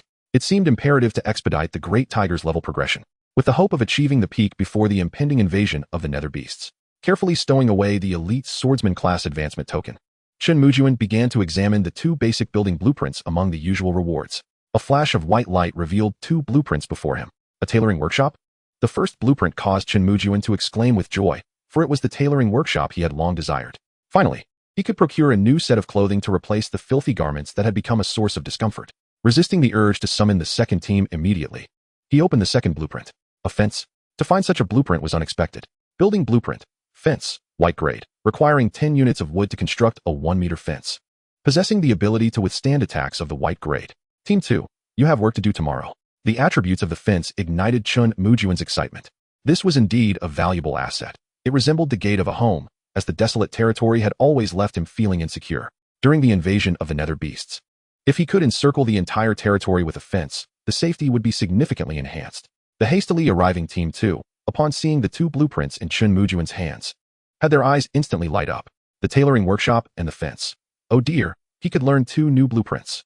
Thank you, Lord, exclaimed Team 2, dropping to their knees in overwhelming gratitude, startling Chen Mujun. What is this? It's merely 2 blueprints. Why such excitement? He quickly helped Team 2 to their feet. My lord, you may not be aware that building blueprints are exceedingly rare. For us architecture apprentices, obtaining even one is a monumental challenge. Now that I have learned 4 types of blueprints, acquiring just 1 more will elevate me to an Azure Grade architect. Are you saying that learning just 1 more blueprint will elevate you to Azure Grade? This was an unexpected delight, and Team 2 nodded emphatically, hope gleaming in their eyes. Work diligently alongside me, and Azure Grade will be but the beginning. Blue and purple grades will soon follow. With a grand gesture, Chen Mujun assured them that provisions would be plentiful, more than enough to satisfy their needs. After dismissing Team 2, Chen Mujun finally absorbed all the spoils. System. Display the territory attributes. Chapter 013, Blacksmith Apprentice, nicknamed Iron Egg. Territory name, Junlin. Territory level, intermediate white grade. Territory buildings, Lord S Cottage, expand, residential house, expand, blacksmith shop, expand. Lord S talent, 100 drop rate, expand. Daily summons, 1010. Territory residents, 45, expand. Territory units, 5 basic shield soldiers, 5 basic swordsmen, 10 basic archers, 1 hunter, expand. The daily summons had finally risen to 1010, alleviating his concerns about insufficient residents. Among the 45 inhabitants, 21 were combat classes, while the rest, aside from the 10 helpers assigned to Team 2, were all female residents. Once the tailoring workshop was established, it was likely that Sangyu could start mentoring an apprentice. It was high time to upgrade the Lord S cottage. As Chen Mujun had no intention of continuing to sleep on the floor, at the moment he selected to upgrade the Lord S cottage. A radiant white light enveloped the dilapidated wooden structure, accompanied by the system's notification echoing in his mind. System notification, Lord S cottage, beginner white grade, successfully upgraded to Lord S cottage, intermediate white grade. As the light dissipated, the once crumbling cottage was revitalized. All the dilapidated areas were mended, doors and windows fortified with timber, and the thatched roof replaced with sturdy beams. While it may not exude grandeur, It was certainly adequate for shelter from the elements. Eagerly, Chen Mujun pushed open the wooden door. The creaking sound had vanished, revealing a clean and tidy interior. The bed frame was no longer missing legs, and it was even adorned with a layer of burlap bedding. In the center of the room stood a wooden dining table accompanied by 4 bamboo chairs. In an instant, Chen Mujun's eyes brimmed with tears after all his struggles. He finally had a place to sleep. Building name, Lord's Cottage. Building level, intermediate white grade. Upgrade requirements, 200 units of stone, 200 units of wood, 200 units of sand, 200 white grade beginner nether cores, intermediate white grade territory. Building description, a small wooden cottage that has been repaired, absorbing the spiritual energy of the territory, allowing the Lord's power to slowly grow while sleeping. Note, it grows slowly. This sleep was the most restful Chen Mujun had experienced since arriving on the Lost Continent. In his dreams, the blushing faces of Wang Xiu and Song Yu alternated before him. Knock, knock, knock. My lord, dear wife, I'm here. Groggily opening his eyes, Chen Mujun was taken aback to see a bashful face at the doorway. Rubbing his eyes, he quickly woke up. Cough, cough, it's you, Wang Xiu. What brings you here so early? Wang Xiu looked down, her hands intertwined, fidgeting nervously. My lord, it's getting late. The sun is already high in the sky. What? Chen Mujun suddenly threw off the covers and stepped out of the cottage, immediately spotting the residents bustling about, fervently constructing the tailoring workshop. Looking up, he saw 2 bright red suns nearly overhead. Goodness, even a doghouse is a place of warmth. How could I have overslept? Shaking his head, Chen Mujun began to stroll around the territory, only to realize that the Great Tiger and the others were absent. Wang Xiu, where are your brother and the Great Tiger? They saw that my lord had not yet risen, so they went to clear the nether beasts on the outskirts of the territory. Consulting the system notifications, he confirmed that the Great Tiger and his companions had indeed slain several nether wolves. Relieved, Chen Mujun commenced the summons for the day. The light today was noticeably brighter than in the previous days, and soon 10 residents appeared before him, kneeling on one knee. Greetings, my lord. Among the 10 residents, there were 7 men and 3 women. The 3 women appeared ordinary, without any distinguishing features. Among the 7 men, 2 were combat classes, both being swordsmen, regrettably. With the Great Tiger and others still absent, he could not assign them. Among the remaining 5 male residents, one particularly robust figure caught Chen Mujun's attention. His muscular frame, clad in burlap that could scarcely conceal his physique, made him stand out among the 10 residents. Most excitingly, this man wielded a large iron hammer in his hand. What is your name? I am called Iron Egg. Iron Egg? The booming voice made Chen Mujun facepalm. The naming skills of this supreme deity were truly remarkable. Junlin resident, Iron Egg. Resident level, beginner white grade. Occupation, blacksmith apprentice, white grade. Resident skills, basic smelting, white grade. Weapon forging, white grade. Everyday utensil forging, white grade. Resident description, a brawny blacksmith apprentice, an indispensable aid to the lord. His hammer could crush your skull. Indeed, a blacksmith. Chen Mujun was overjoyed, excitedly clapping Iron Egg on the shoulder. Tai Dan, what can you forge? After a moment of contemplation, Tai Dan hesitantly responded, my lord. My skills in forging are still rather rudimentary. I can only manage some basic weapons. That is of little consequence. Can you forge pots and pans? Pots and pans. Tai Dan was taken aback, momentarily at a loss with his buzzcut head. Ah, yes, I can do that. Excellent. Come, come. I have already established a blacksmith shop for you. You shall be its master from now on. Let me take you there. Grasping Tai Dan's sturdy arm, they made their way to the blacksmith shop. Upon beholding the brand new establishment, Tai Dan was equally exhilarated, his eyes sparkling with delight. Are you satisfied? Then let us commence forging. Let us start with a complete set of pots and pans. Chen Mujun exclaimed with palpable enthusiasm. However, noticing that Tai Dan remained motionless, he furrowed his brow. What is the matter? Can you not do it? No, it's just that I don't have any iron blocks. Iron blocks. Chen Mujun was taken aback, realizing that he had forgotten this crucial detail, and hurriedly searched the trading channel. Are there any unscrupulous merchants? 1 unit of iron blocks costs a staggering 10 units of basic resources. The exorbitant price made Chen Mujun grit his teeth, and reluctantly, he decided to trade for 10 units to allow Tai Dan to begin his work. Listening to the rhythmic clang of metal being forged, Chen Mujun, in a good mood, pulled up a chair to sit at the entrance of the Lord's cabin and opened the chat channel. There are only 2 days left until the invasion of the underworld beasts. I'm so anxious. I only have 10 unit types. You upstairs, brother, you're truly infuriating. It's only the 3rd morning, and you're telling me you have 10 unit types already? Damn those underworld beasts. The drop rate is simply too low. I've slain 20 underworld fire rabbits and only obtained 3 unit transfer orders.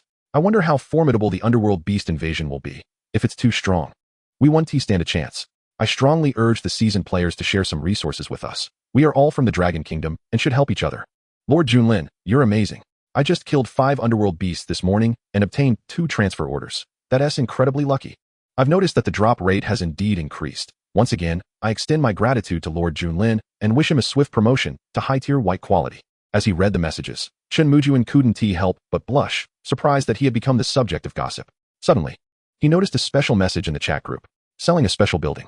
Chapter 014, Tailor Sangu. Clothing removed. Selling a special building blueprint. Farmland, white quality, unfold. Lords in need, please private message. Farmland. Does that require a blueprint? Special building. Farmland, white quality, 0. 1 acres of farmland. The land of the lost continent is permeated with underworld energy, and the farmland can absorb this energy and transform it into spiritual energy. Absorb underworld energy? Transform into spiritual energy? This is truly a treasure. Chen Mujun immediately sent a private message to the seller. What do you wish to exchange? In the lost continent. Amidst a desolate forest, there stood a verdant hill. Atop the hill, a territory quietly rose, surrounded by rare flowers and greenery. In front of the lord's cabin, Mingya, dressed in a frilly skirt, pouted with her big watery eyes, her face full of disdain. Do these bad uncles really think I'm a fool? They want to trade 2-unit transfer orders for my farmland? It's infuriating. And this despicable fellow even dared to private message me for 10 units of meat. That name sounds familiar, Junlin. I feel like I've heard it somewhere. Lord Junlin, staring at the flashing 2 words in the private chat. Mingya's small cherry lips parted in astonishment. Lord Junlin, is that really you? What do you want to exchange for the farmland? Her cool demeanor momentarily faltered, and she quickly sent a message. Unit transfer orders or citizen summoning orders or white quality weapons will suffice. Would 5-unit transfer orders for archers be acceptable? 5. Mingya was instantly overjoyed. This was the highest bid of the day. Certainly. Chen Mujun nodded, not finding it overly expensive. 5-unit transfer orders for archers were manageable for him. If it were a citizen summoning order, he might have hesitated. Soon, the transaction was completed. And Chen Mujun hesitated for a moment before sending Mingya another message. Do you have any seeds? Seeds? Mingya glanced around her lush territory and replied, yes. I have corn, rice, and vegetables. What does Lord Junlin desire? This time, Chen Mujun was astonished. Had he stumbled upon a farming tycoon? Ultimately, he exchanged 10 units of underworld wolf meat for 1 unit of rice seed. Suppressing the urge to inquire about Mingya's talents, he closed the private chat channel. This Mingya undoubtedly possesses a talent for planting, and her level must be quite high. Observing the closed chat channel, Mingya couldn't help but pout. What's the matter? Why is Lord Junlin so aloof? Does he not like Lolis? Should I send a photo? Wang Xiao, do you know how to plant these seeds? Holding the farmland blueprint and the rice seeds, Chen Mujun immediately sought out Wang Xiao. With her knowledge of herbs, Wang Xiao instantly recognized the rice seeds. These rice seeds are not contaminated by underworld energy. Yes, my lord, but... Excited for a moment, Wang Xiao's expression suddenly dimmed as she thought of something. No need to worry, I have farmland as well. Come, let us plant. After a brief exploration, Chen Mujun finally placed the farmland at the edge of the territory. This 0.1 acres of farmland was even larger than his lord's cabin, and a flash of white light enveloped the area. The originally charred earth transformed into neat, fertile soil imbued with spiritual energy. How refreshing. Taking a deep breath, Chen Mujun felt his spirit uplifted, while Wang Xiao eagerly scooped up a handful of soil. Her face brimming with excitement. What rich spiritual energy. This place can definitely cultivate spiritual herbs. Do you have spiritual herb seeds? Chen Mujun's eyes sparkled with excitement as he gazed at Wang Xiao. The answer he received was destined to disappoint him. Could the citizens summoned by the system provide a buy one get one free deal? Looking at Wang Xiao's shaking head, Chen Mujun could only have her plant the rice seeds for now. At that moment, Dahu and his team returned, and the 21 unit types made quite an imposing sight. Lord! The 21 unit types gathered around Chen Mujun to greet him. Among them, Lao Lu was holding a wriggling little gray wolf. A woo. Lao Lu, what are you doing with that underworld wolf? Are you not going to kill it? Chen Mujun inquired curiously, gazing at the little gray wolf that was baring its teeth in confusion. My lord, this is an underworld wolf pup. I wish to tame it and see how it goes. A hunter must have a hunting dog by their side. Tame it? Chen Mujun was taken aback, not expecting Lao Lu to possess such a skill. Will you be successful? Amused by the little gray wolf, Chen Mujun was filled with curiosity. If we had a ranch, it would be simple. For now, I can only give it a try. Lao Lu was also uncertain about it. Nodding, he ignored the little creature, as it didn't bite hard anyway. He urged everyone to eat quickly. They must clear the path to the riverbank in the afternoon. My lord, our tailor shop has been completed. Hurry over to inspect it. Lu Urban's excited voice rang in Chen Mujun's ears, and Sangu, who was helping the cook, looked up with excitement. It was built in just one morning? Lu Urban, your efficiency is commendable. With a smile on his face, Chen Mujun swiftly walked to the tailor shop adjacent to the blacksmith shop. A flag stood at the entrance, inscribed with the word clothing, and inside. Everything was constructed from wood, fully equipped with all necessary tools. Building name, tailor shop. Building level, white quality beginner. Upgrade requirements, 100 units of stone, 100 units of wood. 100 units of sand, 100 units of beginner white quality underworld course, and a white quality intermediate territory. Building description, a tailor shop that is barely passable. Offering production and sales functions, capable of creating everyday clothing and some simple leather armor. Crafted by apprentice architect Liu Urban. Sangyu, your hard work begins now. Chen Mujun nodded in satisfaction and addressed the arriving Sangyu. Sangyu's excited little face flushed crimson, and as she spoke, she caught everyone off guard. My lord. You, should take off your clothes. Take off my clothes. Chen Mujun lifted her gaze to the blazing sun above and the wide-eyed Dahu and the others surrounding them. Her face instantly turned beet red. Is it really appropriate to do that in the middle of the day? Cough, cough. My lord, you carry on. I shall go have my meal first. Yes, we're off to eat. We saw nothing. Wang Xiao, what are you standing there for? Go eat with your brother. No, that's not what I meant. It's not about you taking off your clothes. No, it is about you taking off your clothes. Your clothes are torn, and I can mend them for you. Stammering. Sangyu's face was so red it seemed as if it might ignite, and Chen Mujun finally understood. Yet, there was an odd feeling lingering in the air. Chapter 015. The Pinnacle of White Rarity, Elite Hell Wolves.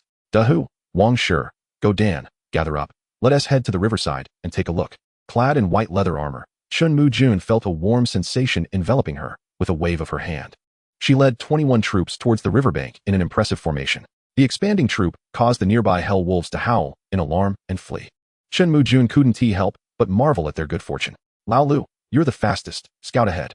Chen Mujun hadn't forgotten the fierce howl of the elite hell wolf just before it met its demise yesterday. Although there had been no further sounds afterward, it was better to be cautious. Go Dan, raise your bow. Shoot any hell wolves you see. These were valuable resources, and they must not be squandered. In an instant, chaos erupted in the desolate forest. Any hell wolves that passed by were met with arrows. They managed to slay 5 hell wolves, yielding a bounty of spoils. As they traveled halfway, Lao Lu suddenly dashed back in a flurry. My lord, there are many hell wolves by the river. There are even 2 large ones. I dared not approach and could only catch a glimpse from afar. Approximately how many? Chen Mujun inquired, her brow furrowed. About 50, many of which are mid-tier white rarity. 50? Chen Mujun's expression darkened. She had anticipated the hell wolves' rapid response. Was there a lord behind these hell wolves as well? A thought sprang into her mind, and the more she pondered, the more convinced she became. Clearly, these 50 hell wolves were on guard against her today. After a moment of contemplation, Chen Mujun led her troops forward cautiously, soon arriving behind a familiar boulder. Oh whoa. As they approached, the howls of the hell wolves echoed all around. Tentatively peeking out, Chen Mujun's pupils constricted. The riverbank, which had been cleared yesterday, was now densely populated with over 50 hell wolves. Most were mid-tier white rarity, with scattered low-tier white rarity lurking on the outskirts. Closest to the riverbank, 2 elite hell wolves lounged languidly. The one on the left was noticeably larger, its eyes sharp and piercing. Hell Beast name. Elite Hell Wolf, Hell Beast level. Pinnacle of White Rarity, Hell Beast skills. Hell Wolf speed, white. Hell Wolf hunting claw, white. Hell Wolf summon, white. Hell Wolf power, white. Hell Beast description. The elite among the Hell Wolf captains, just a step away from breaking through to blue rarity. With acute senses, formidable combat prowess, and a bloodthirsty, frenzied temperament. Loot. Hell Wolf flesh 100. Hell core, pinnacle of white rarity. 30. Citizen summon order, 55. 3. Basic building blueprint, white, 1. Skill book, / white, 01. The pinnacle of white rarity, along with a skill book? Chen Mujun's pupils contracted as her heart raced with excitement. However, comparing the combat strength of both sides left her slightly hesitant. Utilizing the previous strategy might allow for the slaying of more hell wolves, but casualties were unavoidable. Oh whoa. Suddenly, the elite hell wolves refused to grant Chen Mujun any time for contemplation. As if sensing something, they sprang to their feet. Their crimson eyes fixated on the desolate woods, their nostrils flaring. Damn, their keen sense of smell. Then let us engage. Go Dan. Lead all archers to seize the high ground. Do not worry about ammunition. Unleash all your arrows. Wang Shi, your task has become crucial. Position yourself by the rock and do your best to block the hell wolf's charge. Dahu, maintain your composure. Chen Mujun directed methodically.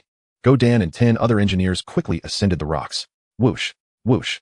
Iron arrows and wooden arrows rained down, raining destruction upon the hell wolves. The rapid fire of 10 archers created the impact of 50. The outermost low-tier white rarity hell wolves fell in droves, and in the blink of an eye, 10 were slain. The system's voice echoed in Chen Mujun's mind. System notification. Congratulations to Citizen Go Dan for slaying a hell wolf, low-tier white rarity. System notification. Congratulations. You have obtained 10 units of hell wolf flesh, hell core, low-tier white rarity. Bowman class change order, white. System notification. Congratulations to Citizen Go Dan for slaying a hell wolf, low-tier white rarity. The mid-tier white rarity archers effortlessly felled one with each arrow. Oh whoa.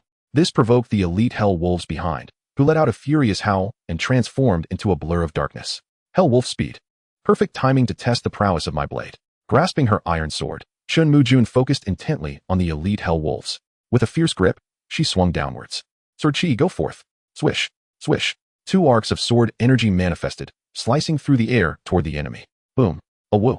The explosive power of the sword energy at the pinnacle of white rarity was astonishing, and in an instant, the howls of the hell wolves echoed. System notification, congratulations, Lord Junlin, for slaying a hell wolf, mid-tier white rarity. System notification, congratulations, you have obtained 20 units of hell wolf flesh. Hearing the alerts in her mind, Chen Mujun was overjoyed. My goodness, this swordsman is quite formidable. Even the elite hell wolf at the pinnacle of white rarity could be slain in an instant. Why is that one still standing? Looking ahead, Chen Mujun froze. The elite hell wolf had halted, its crimson eyes filled with apprehension. Beside it, a mid-tier white rarity hell wolf lay sprawled on the ground, terror written all over its face. Did I miss? Chen Mujun felt slightly embarrassed and quickly raised her iron sword once more. However, she stumbled, nearly losing her balance. No way, has the sword energy drained me dry? Even the nine-tailed fox isn't this exhausting. In a panic, Chen Mujun gritted her teeth and stood tall, keeping her iron sword raised high. I mustn't let the elite hell wolf perceive my weakness. Come on, dare to approach, and I shall slay you. Though she felt utterly drained, her words remained defiant. The elite hell wolf clearly sensed her intimidation and even took 2 steps back. The battle on Wang Shi's side erupted in full force. Crash, crash. The sound of impacts echoed as several hell wolves collided with his shield, their vicious jaws snapping wildly. Dahu wielded his sword with vigor, launching counterattacks through the gaps in his shield. For a moment, he successfully repelled the hell wolves' assault. The tide of victory tilted in favor of Chen Mujun. Unfortunately, the elite hell wolves were not fools. As if sensing something, 2 of them sprang into action simultaneously. Oh whoa. Chapter 016. Annihilating the hell wolves, skill, /. Oh whoa. The 2 elite hell wolves howled ferociously as they charged toward Chen Mujun. Recover quickly. Faster. Chen Mujun was drenched in sweat. The spiritual energy within him recovering at a painfully sluggish pace, akin to squeezing toothpaste. 50 meters, then 20. The peak-level Dark Wolf elite, in a fit of rage, accelerated once more, leaping high into the air, claws raised ominously. Dark Wolf Hunting Claw. The sharp talons glimmered with a chilling brilliance, magnifying before Chen Mujun's eyes. Damn it. Just as he was about to roll to evade, a notification from the system echoed in his mind. System notification, congratulations, your subject, Dahu, has slain a Dark Wolf, mid-level white grade. System notification, congratulations, you have obtained 20 units of Dark Wolf flesh, a Dark Core, beginner white grade, and a subject summoning order, white grade. Congratulations, your lord level has increased, advancing from beginner white grade to mid-level white grade. Your lord's skills and physical attributes have been enhanced. A surge of immense spiritual power coursed through him, filling Chen Mujun with vigor. Promoted. Do they truly consider me a paper tiger? Now, it is your turn to perish. Sword chi surged forth, gripping his iron sword tightly. Chen Mujun's face twisted into a fierce snarl as he let out a low growl and swung downward with ferocity. Whoosh. 2 beams of sword energy blazed forth, cutting through the air. Howl. The Dark Wolf, mid-air, felt a constricting sense of impending doom, its blood-red eyes narrowing in panic as its fur bristled in terror, desperately attempting to change direction. But in mid-flight, all movements were futile. The 2 beams of sword energy elegantly sliced through the elite Dark Wolf's body, cleaving it in 2. System notification, congratulations, your lord has slain the Dark Wolf elite, peak white grade. System notification, congratulations, you have obtained 50 units of Dark Wolf flesh. A Dark Core, peak white grade, a subject summoning order, 55, and basic building blueprints, white grade, as well as a skill book, / white grade. Dead. Supporting himself on the iron sword, a smile spread across Chen Mujun's face. Even after advancing to mid-level white grade, using the sword, chi no longer left him feeling weak. The remaining spiritual power was more than sufficient for another release. This time, the target shall be you. With a sly grin, he turned his gaze to the advancing high-level Dark Wolf elite. Howl. Just that single glance made the elite Dark Wolf's fur stand on end. Watching its leader fall before its very eyes, it was now too frightened to continue charging forward, tucking its tail and attempting to flee. Trying to escape? It's too late. With a glint of determination in his eyes, Chen Mujun swung his iron sword once more, unleashing a torrent of sword energy that struck heavily upon the elite Dark Wolf. Thud. Howl. A wretched scream followed, as the elite Dark Wolf met its demise in the northwestern skies. System notification, congratulations, your lord has slain the Dark Wolf elite, high-level white grade. System notification, congratulations. You have obtained 40 units of Dark Wolf flesh and a Dark Core, high-level white grade. That should suffice, right? A wave of weakness washed over him again. and Chen Mujun could no longer hold on, staggering to sit upon a stone. With the death of the two elite dark wolves, the remaining pack let out terrified howls. Turning to flee, covered in blood, Dahu was in a frenzied state, raising the iron sword in a relentless pursuit. Do not let them escape, those damned beasts. Chase them down. We absolutely cannot allow these creatures to get away. The tide of battle shifted, as the swordsmen charged forward in a frenzy, while the archers, squinting their eyes, unleashed a barrage of arrows. Whoosh! The sound of arrows flying rang out repeatedly, as several slower dark wolves fell to the ground with cries of agony. The system notifications continued to echo in Chen Mujun's mind. Ultimately, out of over 50 dark wolves, 10 managed to escape. Finally, it is over. Exhaling a deep breath, Chen Mujun's expression turned complex. Amidst the dense notifications, messages about fallen troops emerged. System notification, your subject, Li Dawei, has perished in battle. System notification, your subject, Fong Feng, has perished in battle. After one battle, among the 21 troops, 2 swordsmen and 3 archers had sacrificed their lives. The shield-bearing soldiers suffered the most, with 5 having dwindled to just 2.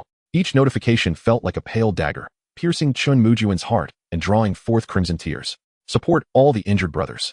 We must return to the territory. My lord, we still need to fetch water. Dahu hesitated, clutching his bloodied arm as he spoke. Fetch water? The lives of my brothers are far more important. We all return now. Cursing under his breath, he led everyone back to the territory. Upon arrival, Chen Mujun immediately summoned Wang Xiao, who was planting rice, to come and tend to the wounded. The sight of the severely injured soldiers startled Wang Xiao immensely, and upon seeing a deep gash on Wang Shi's chest, her eyes turned red instantly. Hey, little sister, do not worry. It's just a surface wound. I'm fine. Please attend to our lord first. Waving his hand dismissively, Chen Mujun settled down in a spot, briefly assessing the day's spoils. The archer's specialized order yielded 20 pieces, ensuring no shortage at this stage.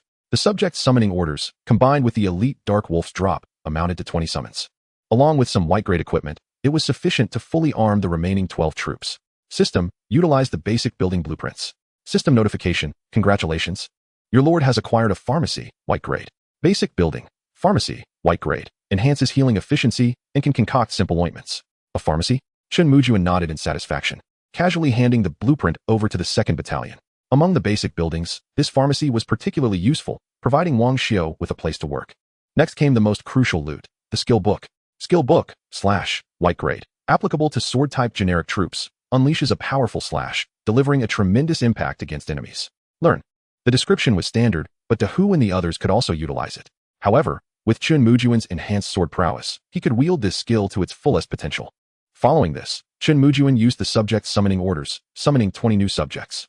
There were no life occupations, but 5 each of shield bearers and swordsmen. This not only replenished today's losses, but even provided a surplus. The remaining 10 subjects were all transitioned into archers. In a moment, the troop composition had reached an impressive 32, comprising 8 swordsmen, 17 archers, and 7 shield bearers. Furthermore, Dahu had directly advanced to high-level white grade during the afternoon's battle, significantly enhancing his combat prowess. After clearing the spoils, Chen Mujun furrowed his brows. Sensing a looming crisis, the reappearance of over 50 dark wolves by the river was no mere coincidence. He felt as though he were being watched. Chapter 017, Purchasing Herbs. Lowly reveals. There was undoubtedly a lord among the dark wolf pack. Chen Mujun's conviction grew stronger. Opening the chat channel to investigate further, he soon uncovered troubling signs. Help! My territory has been surrounded by dark rats. Who would believe that they could grow taller than humans? Dark beasts are attacking? But there's still 2 days left. No, bro. Did you fall into a dark rat den? I don't know. Now my gunmen and I dare not venture outside. We can only hide within our shields. Dark rats bigger than humans? You need to report this. It must be a big boss. Kill the boss. There's bound to be good loot. I've also encountered mid-level white-grade goblins nearby. I feel they are eyeing me. The growing dread was palpable. Damned, with only 2 days left. Could they be scouting for an attack? My goodness, on the 3rd day, I only had 10 troop types. Can I withstand the invasion of the dark beasts? Indeed. Closing the chat channel, Chen Mujun's expression grew increasingly grave. The dark beast lords of the lost continent had begun to take note of the various lords among them. This was no mere game. Death was a reality. If that is the case, then I shall eliminate you first. With a glimmer of determination in her eyes, Chen Mujun resolved to take the initiative. The following morning, which marked the 4th day since the arrival of the various clans' lords, the chat channel was filled with a sense of panic. Damn it, I just stepped outside the territory, and there are over 10 shadow cats lying in wait. I heard the roars of shadow beasts last night, and I hardly got any sleep. With only 2 days left, we must act swiftly to upgrade our territory first. Last night, Eagle Sauce's Angel Lord ascended to a mid-tier white-grade territory, the 2nd in the world. Thank goodness we have the great Junlin, or we miss out on the rewards. Why are we still chatting here? Shouldn't we be out hunting shadow beasts? Don't you want to pass the 5-day trial? Apologies, but today I am favored by fortune. 5 flame cat soldiers have come to pay their respects. Damn it. Why do I only have a single spearman? Having awakened early, Chen Mujun promptly stepped outside her territory, where Iron Egg approached her, his face brimming with excitement. Presenting her with an iron pot. My lord, the pots and pans you instructed me to forge are ready for your inspection.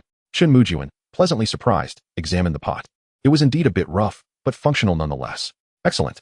Now let us craft more bows and arrows. A great battle looms ahead. By the way, what are the promotion requirements for you blacksmiths? For Class 2, the requirement is 5 architectural blueprints. As for the blacksmiths, I'm not entirely sure, replied Iron Egg. For swords, spears, and staves, blueprints are generally unnecessary. Through relentless forging, as long as proficiency increases, producing blue-grade weapons will suffice for promotion. The promotion conditions were simpler compared to Class 2, but acquiring blueprints for blue-grade weapon crafting posed quite a challenge. Nodding and giving Dog Egg a reassuring pat on the shoulder, Chen Mujun summoned Lao Lu. Among all the soldiers, Lao Lu possessed the sharpest senses. Did you notice anything unusual last night? My lord, it seems there were traces of shadow wolves around the territory last night. One of the traps I set was triggered. Nodding, Chen Mujun had anticipated this. How long would it take for you to locate the shadow wolf leader? Lao Lu was taken aback, then fell into deep thought. This rugged wilderness is too vast. If it's just me, it will likely take 2 to 3 days. With a flash of determination in her eyes, Chen Mujun shook her head immediately. No, time is of the essence. You shall lead 10 archers to the shadow monkey territory and hunt them down. 1 hunter is insufficient. We'll send 10. Understood, my lord. With a solemn nod, Lao Lu hurriedly took Dog Egg and the remaining 9 archers towards the shadow monkey territory.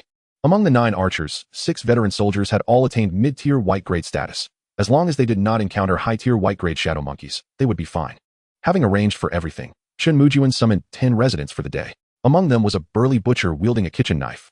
His fierce demeanor momentarily led Chen Mujun to mistake him for a soldier class, and she waved him off to accompany the head chef. A butcher paired with a chef, wasn't he that a perfect match? The remaining residents were all transformed into archers, with Dahu leading them to clear the area of shadow wolves. For every wolf slain, there would be 1 less shadow beast incursion. My lord, I have completed planting the rice. Just as she finished arranging matters, Wang Xiu approached with excited little steps, her face radiant with joy. Oh, let me take a look. Remarkably, just 1 night after planting, the rice seeds had begun to sprout.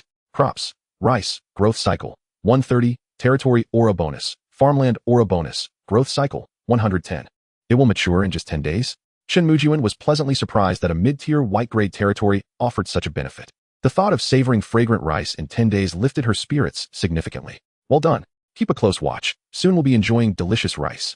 Wang Xiu visibly relished Chen Mujun's praise, her eyes glimmering with delight. By the way, now that we have a pharmacy, can you concoct ointments? I can. But I haven't found bloodstopper grass, for 7 herb, or spirit flower. Ointments require 5 types of medicinal materials, and currently, Wang Xiu had not a single one. Medicinal materials? Dreamia? The image of the little girl in a puffy black dress from the Ba X family flashed in Chen Mujun's mind. Wait here, let me inquire. Skillfully opening Dreamya's private chat channel, Chen Mujun quickly sent her the list of required materials. Brother Junlin, what do you need these weeds for? We have plenty in my village. Weeds? Chen Mujun's expression twitched. This little girl was truly oblivious to her fortune. If only you had an apothecary, you wouldn't say that. But wait, the market hasn't produced any pills yet, has it? With that thought, Chen Mujun excitedly addressed Dreamya. Bring me as many of those weeds as you can. I'll exchange them for an equivalent amount of basic resources. A sly glimmer passed through Dreamya's eyes from her territory blooming with flowers. Pouting, she replied, Brother Junlin wants to concoct medicine? Dreamya doesn't want your resources. I would be delighted just to help you. Huh, where is this hint of insincerity coming from?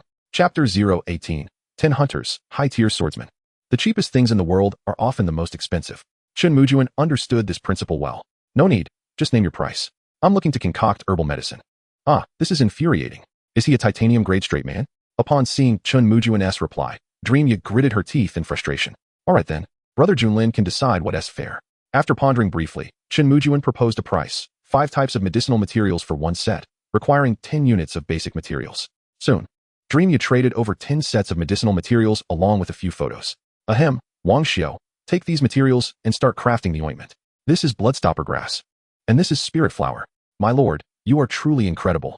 Upon seeing the materials, Wang Xiu's eyes sparkled as she excitedly dashed back to the newly established pharmacy. Chen Mujun had a rough idea of Dreamya's intentions, yet he was not a saint and would not help someone without reason. First, you must be useful. We'll see about the rest later. At that moment, the entire territory resembled a bustling construction site, with residents energetically assisting Class 2 in their tasks. The female residents, unable to keep up with physical labor, opted instead to learn sewing from Sangyu. So far, 10 houses had been constructed, sufficient to accommodate 40 individuals for rest. Class 2, we must erect the palisade within 2 days. The shadow beasts will launch an assault, converting all the blood and flesh into timber.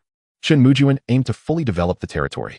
Class 2 was positively radiant, their faces lit with smiles as they walked along. Huh, you've leveled up?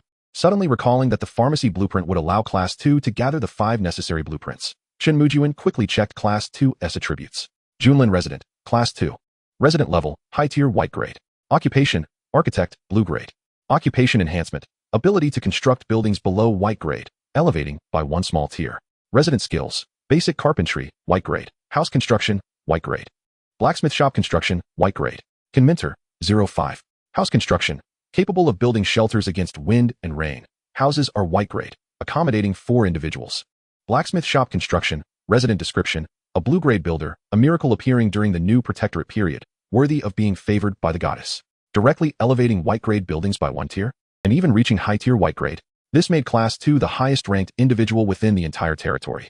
Chen Mujun turned his gaze towards the apothecary, and indeed, it was more opulent than the tailors and blacksmith shops, with more delicate interior decorations. Well done, Liu Urban. You have quietly ascended in status. Congratulations.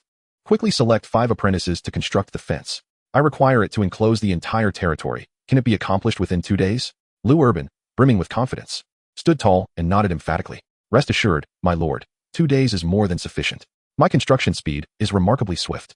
Satisfied with his response, Chen Mujun exchanged 10 commoners for specialized archers, all entrusted to Liu Urban. There was no choice. The tradition of Longwa was to cultivate the land and erect buildings. As noon approached, the exuberant Lao Lu and Go Dan returned with 9 archers in tow. My lord, we successfully dispatched 10 hell monkeys. Had it not been for that swift creature, we could have claimed even more. Go Dan and his companions still felt somewhat unsatisfied. Chen Mujun promptly checked the system notifications and confirmed that the 10 hunter promotion orders had indeed been received. Dahu also returned with a large contingent, each soldier stained with blood. Lao Lu, with 10 hunters now at your disposal, I expect you to gather intelligence on the Hell Wolf Lord today. The promotion orders were activated instantaneously, and 10 hunters clad in leather armor and bearing short bows materialized before Chen Mujun. The promotion orders had been acquired from Dahu and his group, and Lao Lu knelt in excitement. I shall not disappoint you, my lord. I never imagined I would one day become a captain. Overcome with enthusiasm, Lao Lu skipped lunch and hurriedly departed. Chen Mujun shook his head, turning to Dahu. Have you advanced in rank? Dahu's gaze grew sharper, his physique seemingly more robust, wielding the iron longsword as if it were a mere stick. The earnest Dahu nodded, his face alight with excitement. Loyal subject, Dahu's subject level, advanced white rank unit type, basic swordsman, white rank, unit equipment, iron black armor, white rank. Iron longsword, white rank, unit skills, basic swordsmanship, white rank, basic combat, white rank, heavy sword slash, white rank, unit description, a commendable unit within the white rank. Barely qualifying as a useful swordsman, the heavy sword slash skill is commendable, but alas, the weapon is lacking. Have you grasped any skills? Chen Mujun was surprised to discover that the earnest Dahu possessed considerable insight. He noted that the iron longsword appeared somewhat elongated, inadequate for Dahu's imposing stature. Dahu, go to Tai Dan and have him forge you a heavy sword. In the afternoon, continue leading the squad to hunt. Remember, you must deliver the final blow. Once Dahu reaches the pinnacle of the white rank, he could utilize the promotion order to ascend to the blue rank. Chen Mujun was uncertain if there were any lords currently breaking through. If so, they were indeed a rarity. Upon hearing about the heavy sword, Dahu's eyes sparkled with excitement, and he eagerly dashed towards the blacksmith shop. Inside the hastily erected straw shed, Chef Dajia and Butcher Lao Wang were bustling with activity. Particularly, Lao Wang wielded his cleaver with remarkable speed, efficiently cutting meat into perfect portions. After a simple lunch, Dahu positioned himself at the blacksmith shop. The clanging of metal never ceased. After more than an hour, a crude heavy sword was cradled lovingly in Dahu's hands. Remember to be cautious. Your safety is paramount. Having dined well, Chen Mujun reclined in a bamboo chair and opened the system notifications. It was no wonder Dahu had advanced to the advanced white rank. He had slain 30 hellwolves in a mere morning, resulting in 20 surplus archer promotion orders. He decided to check the trading channel for any valuable items. On the 4th day, the prices of basic supplies in the trading channel remained stable, with occasional lucky lords unveiling good fortunes. The price of commoner summoning orders continued to rise, now requiring 2-unit promotion orders or 100 units of basic supplies for one. The prices of meat and basic supplies had now equalized, The era of profit margins had come to an end. After perusing the offerings, Chen Mujun found himself lacking in equipment and promotion orders, with skill books being virtually non-existent. Suddenly, a glimmering red item caught his eye. Could it be such a treasure? Chapter 019. Experience Pills and Cloth Ointments. Special item, Hell Pill, mid-level white rank. A rare drop from a special Hell Beast, providing experience for mid-level white rank units. Wouldn't you wish to possess an experience pill? Experience pills. Such a commodity existed in the Lost Continent. How splendid would it be if it were within my territory? Chen Mujun admitted to feeling envious. The Hell Pill was merely displayed in the trading platform. Wishing to purchase it, Chen Mujun opened a private chat channel. What do you seek in exchange for the Hell Pill? Perched on a cliff halfway up the mountain, a territory stood silently, its wooden fence enclosing a wooden watchtower. 5 archers were stationed atop the tower, tirelessly shooting arrows into the air.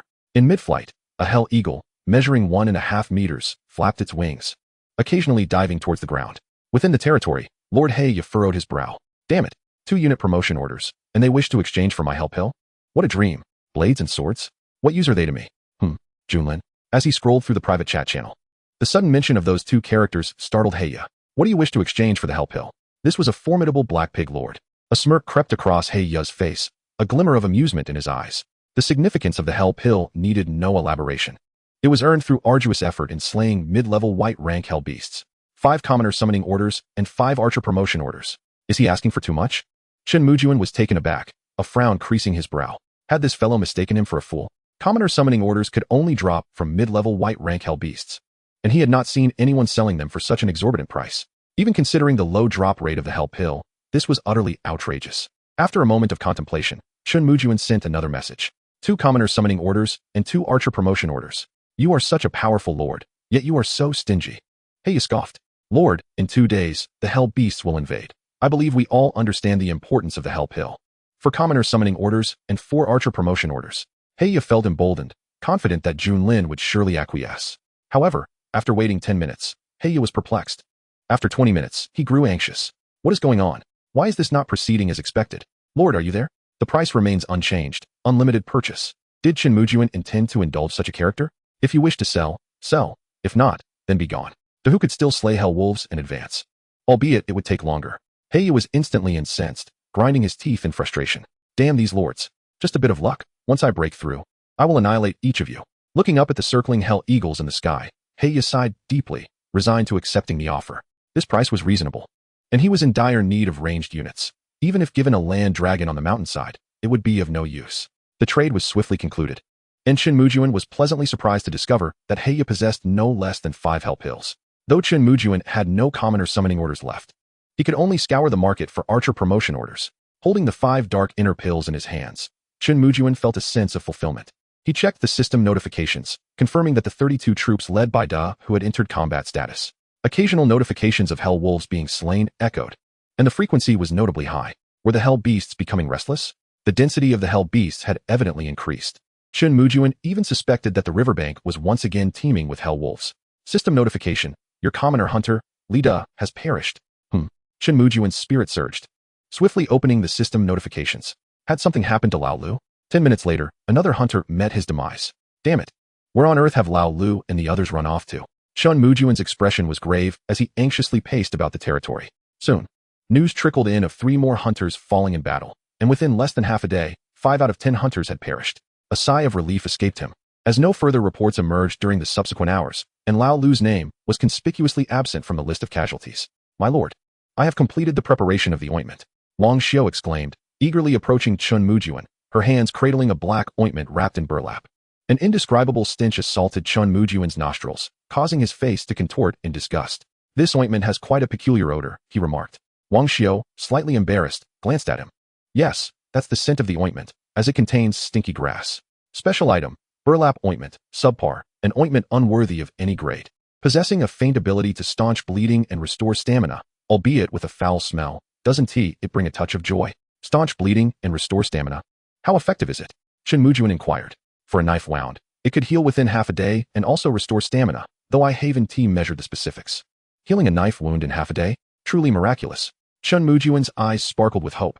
Real battles could drag on for not just an hour or 2, but possibly 10 days or even half a month. And this was merely a subpar burlap ointment. If it could be elevated to a white grade, the effects would be astonishing.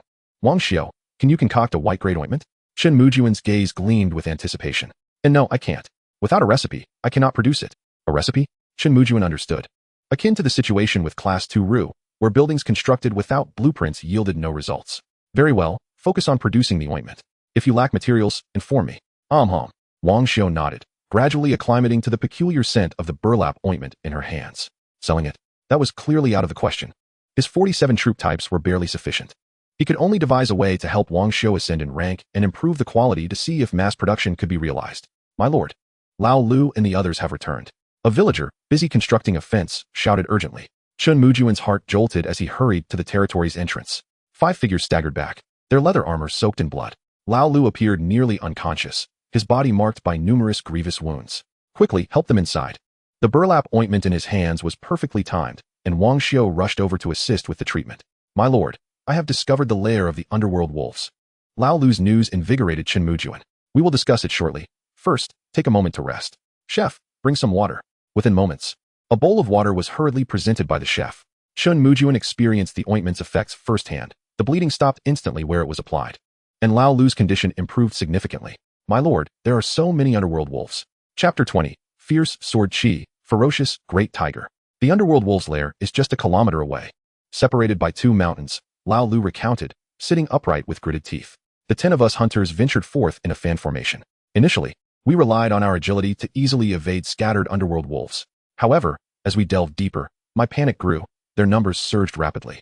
I called back my companions, and we cautiously traversed a mountain, only to witness a horrifying scene in a valley strewn with corpses. Underworld wolves. Everywhere we looked, all we saw were underworld wolves, ranging from initial to intermediate white grade. On platforms made of various animal pelts, a 2-headed underworld wolf loomed ominously. At this point, Lao Lu's body trembled slightly, his pupils constricting. In the Valley of Corpses, the sheer number of underworld wolves was overwhelming, at least 200, along with that 2-headed wolf whose eyes seemed to thirst for blood. While observing the situation, the 2-headed underworld wolf suddenly stood up, its crimson eyes locking onto us. Then, a massive horde of underworld wolves launched a relentless pursuit of our 10 hunters. Chen Mujun nodded slightly, piecing together the subsequent events. His brow furrowed, his eyes glimmering with insight. The 2-headed underworld wolf mentioned by Lao Lu must be the pack leader, and he anticipated that there would be over 200 underworld wolves in the valley. Furthermore, it was likely that at least 20 of them were elite warriors. Damn it, this struggle among the myriad tribes felt like a descent into hell. If the underworld beasts invaded as a full pack, Chen Mujun dared to assert that aside from the true prodigies, no one on the myriad races continent could endure. Most lords typically possess around 10 troop types, with a fortunate few boasting 20. It appeared that this wave would claim many lives. Chen Mujun's heart sank, his eyes flashing with determination. There was, however, another possibility. The underworld beast invasion could be limited in scope, and if the shield was opened without the underworld beast lord being aware, a widespread invasion would not occur. Yet, Chen Mujun was reluctant to gamble his fate on such luck. He swore to eradicate the underworld wolf leader. With over 200 underworld wolves alongside their leader, a direct confrontation would only lead to doom. Thus, he resolved to employ strategy. With a glimmer of determination in his eyes, he dispatched a hunter to seek out the great tiger. Not having a phone is truly inconvenient, Chen Mujun lamented as he sat in a bamboo chair. My lord, you called for me. Soon, the great tiger approached, carrying something heavy, the pungent scent of blood emanating from him, causing Chen Mujun to frown. Gather the brothers. We must head to the riverbank. Grasping his iron sword, Chen Mujun prepared to take matters into his own hands. To fetch water? No, to hunt. Initially intending to find a stable water source, the situation had now turned into a monster hunting ground. The 32 troop types quickly assembled, with Wang Shi, the towering figure, standing at the forefront, his presence markedly more imposing. In just over an hour of hunting, they amassed 16 more troop transfer orders and 6 villager summoning orders. Chen Mujun directly replenished his swordsmen and shield bearers to 10 each, and his archers to 20, bringing the total troop count to 40. Let's go? With a grand gesture, he led the spirited battalion toward the riverbank. As expected, the riverbank had once again been seized by the underworld wolves, and to make matters worse, there were 3 elite underworld wolves among them. They lounged at the riverbank, while scattered underworld wolves numbered at least 50. Clearly, this water source held great importance for the underworld wolves. Chen Mujun's eyes sparkled with intensity as he exchanged glances with Godan. Understanding immediately, 20 archers swiftly took the high ground. Wang Shi, shield bearers, stand at the forefront. Do not let a single underworld wolf through. Understood. With an increase in troop numbers came a surge in confidence. Wang Shi's shield bearers boldly advanced, slamming their iron shields onto the ground. A woo! A woo! The underworld wolves immediately detected the presence of the damned human battalion, raising their heads to howl. The three elite underworld wolves behind them sprang to their feet, charging toward Chen Mujun. Archers, fire. Godan squinted, sending an iron arrow flying. Soon, a torrential rain of iron arrows filled the air. Whoosh, whoosh. The rain of arrows descended, and the initial grade underworld wolves stood no chance, being pierced and emitting pitiful cries. System notifications rang incessantly in Chen Mujun's mind. With no time to check, he raised his iron sword high, channeling his energy to strike at one of the elite underworld wolves with a ferocious swing. The sword chi surged forth. Whoosh, whoosh. Two strands of sword energy, reminiscent of the sides of death, sliced through the air, illuminating a pristine white light as they surged toward the foremost elite of the underworld wolf. A howl erupted. The elite's pupils constricted in an instant. Sensing the imminent threat of death, its fur standing on end. Instinctively, it attempted to retreat, but it was already too late. With a soft thud, the sword energy pierced its body, leaving its crimson eyes filled with disbelief before plunging it into a world of darkness. Once more, the longsword aimed at another, and Chen Mujun expended all his spiritual energy to swing again. A howl echoed. This action terrified the two elite underworld wolves, causing them to bare their teeth and retreat in haste. Another crisp sound of slashing pierced the air as the elite fell to the ground, its expression etched with unwillingness. System prompt. Congratulations, Lord, for successfully slaying the elite underworld wolf, white tier, high grade. System prompt.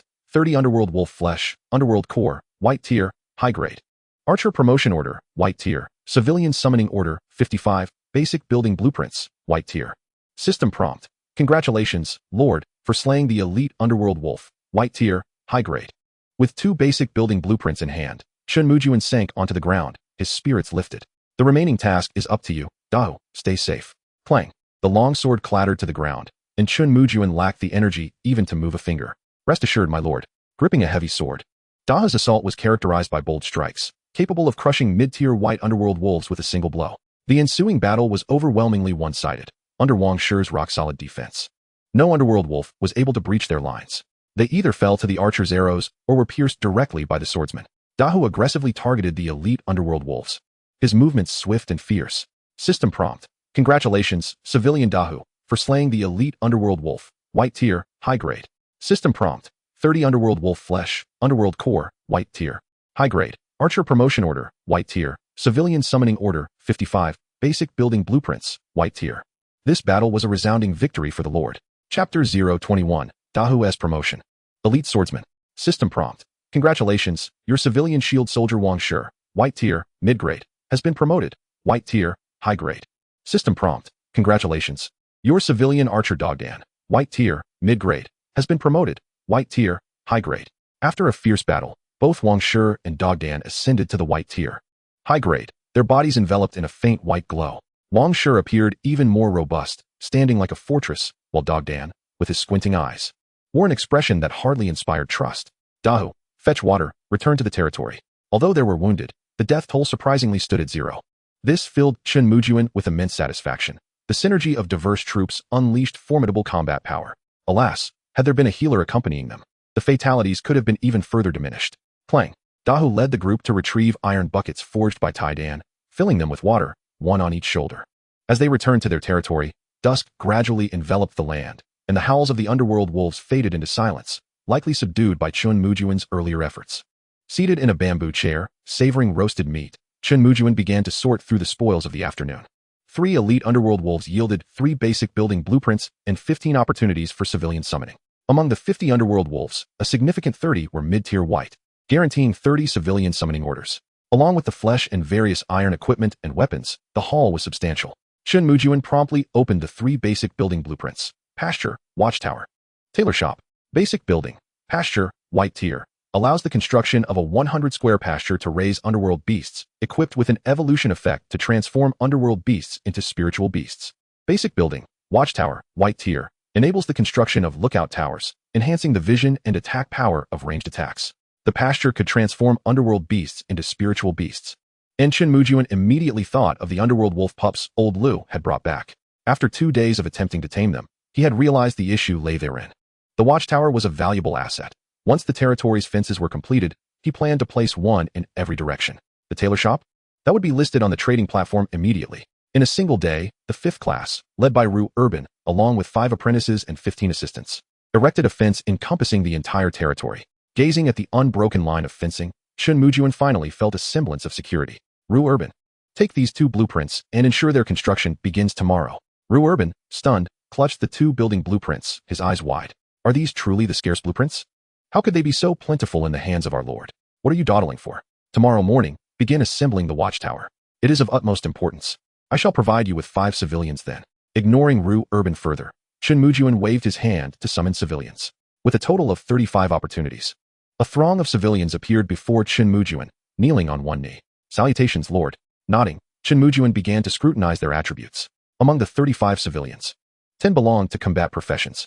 In terms of living professions, there was 1 tailor, 1 blacksmith, and to Chen Mujun's utmost delight, a beast tamer had emerged. Clad in garments woven from animal hides, adorned with unique totems painted on his face, he bore the appearance of a true wild man. Civilian, Guaguan. Civilian level, white tier. Initial stage. Profession, beast tamer apprentice, white tier. Civilian skills, basic beast language, white tier. Beast taming knowledge, white tier. Civilian introduction. Only by integrating into the world of beasts can one become a true beast tamer. Guaguan, what beast can you tame? Chen Mujun inquired with keen interest. I can tame beasts of similar levels to my own. Those significantly stronger are beyond my capability. Guaguan's voice was a low hum, yet again. He seemed to be another reserved individual. With the addition of 35 civilians, Chen Mujun expanded his archer unit to 30, equipping each with iron bows. The basic shield soldiers and swordsmen also grew to 20, resulting in a staggering total of 70 troops within the territory. In that moment, Chen Mujun's confidence surged. Tomorrow would mark the demise of the 2-headed underworld wolf. Dahu, do you feel ready for promotion? Chen Mujun turned to the wolf-leg devouring Dahu, his voice laced with anticipation. My lord, I feel it is nearly time. A few more underworld wolves should suffice. Setting down the wolf leg, Dahu hastily rose to his feet. Wait. Chen Mujun had no time to spare and directly handed Dahu the underworld pills. Consume these and see if they can facilitate your promotion. Understood. Excitedly grasping the underworld pills, Dahu discarded the wolf leg and, opening his mouth wide, swallowed all 5 pills like candies. In that moment, his muscles flared a fiery red, trembling slightly. My lord, I sense a surge of power within me. Dahu exclaimed, his eyes brimming with delight. Will I be able to ascend? Indeed. The intense sensation compelled Dahu to let out a roar, his fists clenched tightly. This scene surprised Chen Mujun. It appeared that Dahu was on the verge of transformation. The experience gained from the underworld pills was evidently far superior to that from directly slaying mid-tier white underworld wolves. Before long, a system notification resonated in Chen Mujun's mind.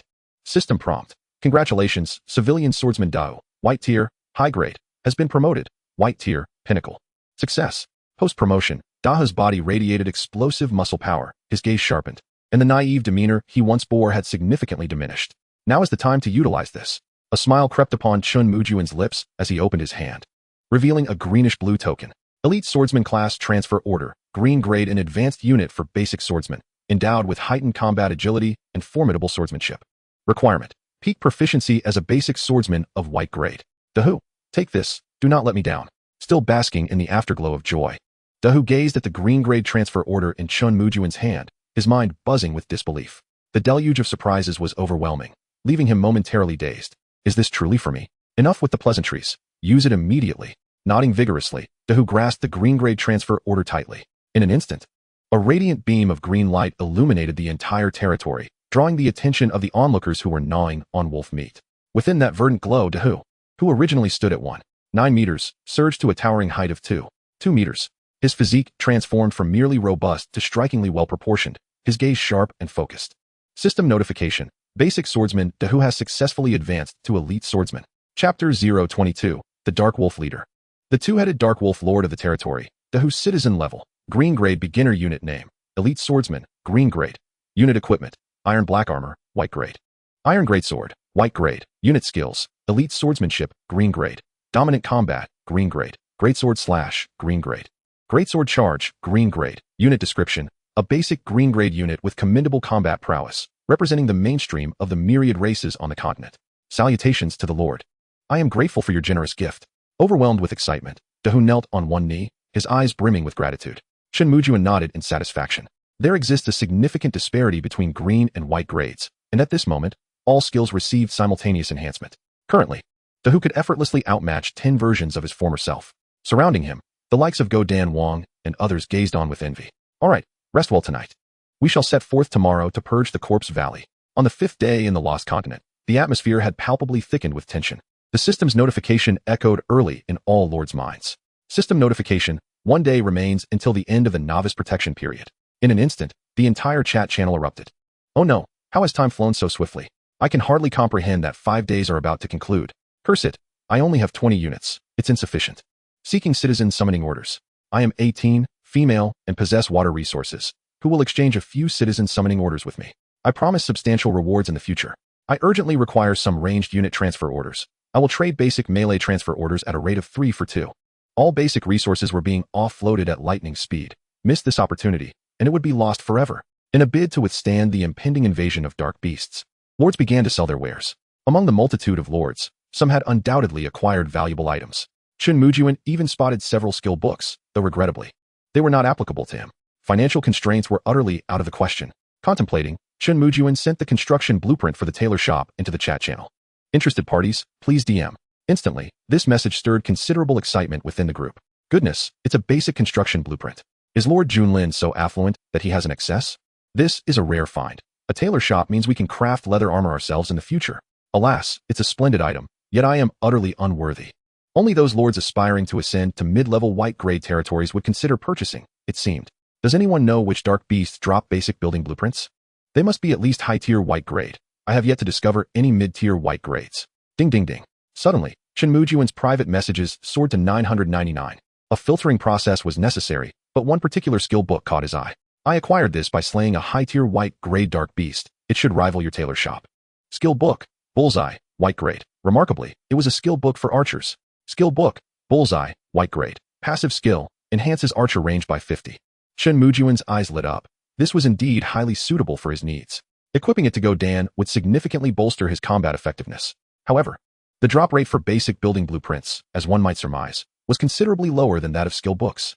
Suppressing his excitement, Chen Mujun replied coolly, no add-ons. The choice to trade is yours. The other party's response was notably indifferent, leaving Chen Mujun stunned, a pang of disappointment washing over him. I will trade. Compared to the tailor shop, the skill book would more substantially enhance his capabilities. Meanwhile, within a meticulously maintained territory, a tall, cold-faced female lord grasped the tailor shop construction blueprint. It seems our esteemed Lord Junlin is planning something grand. I wager I was right. Yet soon, I too shall catch up. With a glint of determination in her eyes, the female lord promptly summoned a construction apprentice to commence the building of the tailor shop. Upon acquiring the skill book, Chen Mujun immediately equipped it to go Dan and summoned 10 citizens, transitioning them into archers. A total of 80 soldiers lined up, presenting a semblance of formidable presence. The troops set forth, marching grandly towards the Corpse Valley, with Lao Lu leading 5 hunters to scout ahead. Covering a distance of 1 kilometer took the entire team over half an hour. After traversing 2 mountains, they now stood at the edge of the valley. The haunting howls of dark wolves echoing from afar. Oh whoa. The relentless sounds indicated a considerable number of dark wolves. My lord, beyond this peak lies the Corpse Valley, home to the 2-headed dark wolves. Lao Lu approached Chen Mujun, his eyes blazing with vengeance. Everyone, tread carefully and keep silent. Raising his hand, the 80 units cautiously ascended the slope alongside Chen Mujun. The slope was littered with decaying corpses, and the occasional stray dark wolf wandered about. To avoid alarming the beasts, they had to take a longer route. Soon, they reached the edge of the valley, hiding behind a charred rock. Peering out, the sight before them was as Lao Lu had described, an expanse littered with bleached bones. The massive valley teemed with dark wolves. Lao Lu's estimate of around 300 was not far off. Upon inspecting their attributes, they found a mix of beginner and mid-tier white grades, with over 40 high-tier white grades. Behold, the 2-headed dark wolf. Chen Mujun's eyes sparkled as he fixated on the 2-headed dark wolf situated atop a platform draped in animal hides, appearing to doze. Its fur was no longer pure black, but a deep crimson, exuding an aura of ferocity. Dark beast name: 2-headed dark wolf leader, dark beast level, green grade beginner, dark beast skills, twin flame, green grade, dark wolf charge, green grade. Dark wolf domain, green grade, leader's talent, master of the wolf clan, green grade, dark beast description, the undisputed king among dark wolves, possessing terrifying combat prowess, with the dark wolf domain amplifying its formidable strength, particularly fond of crushing your skull.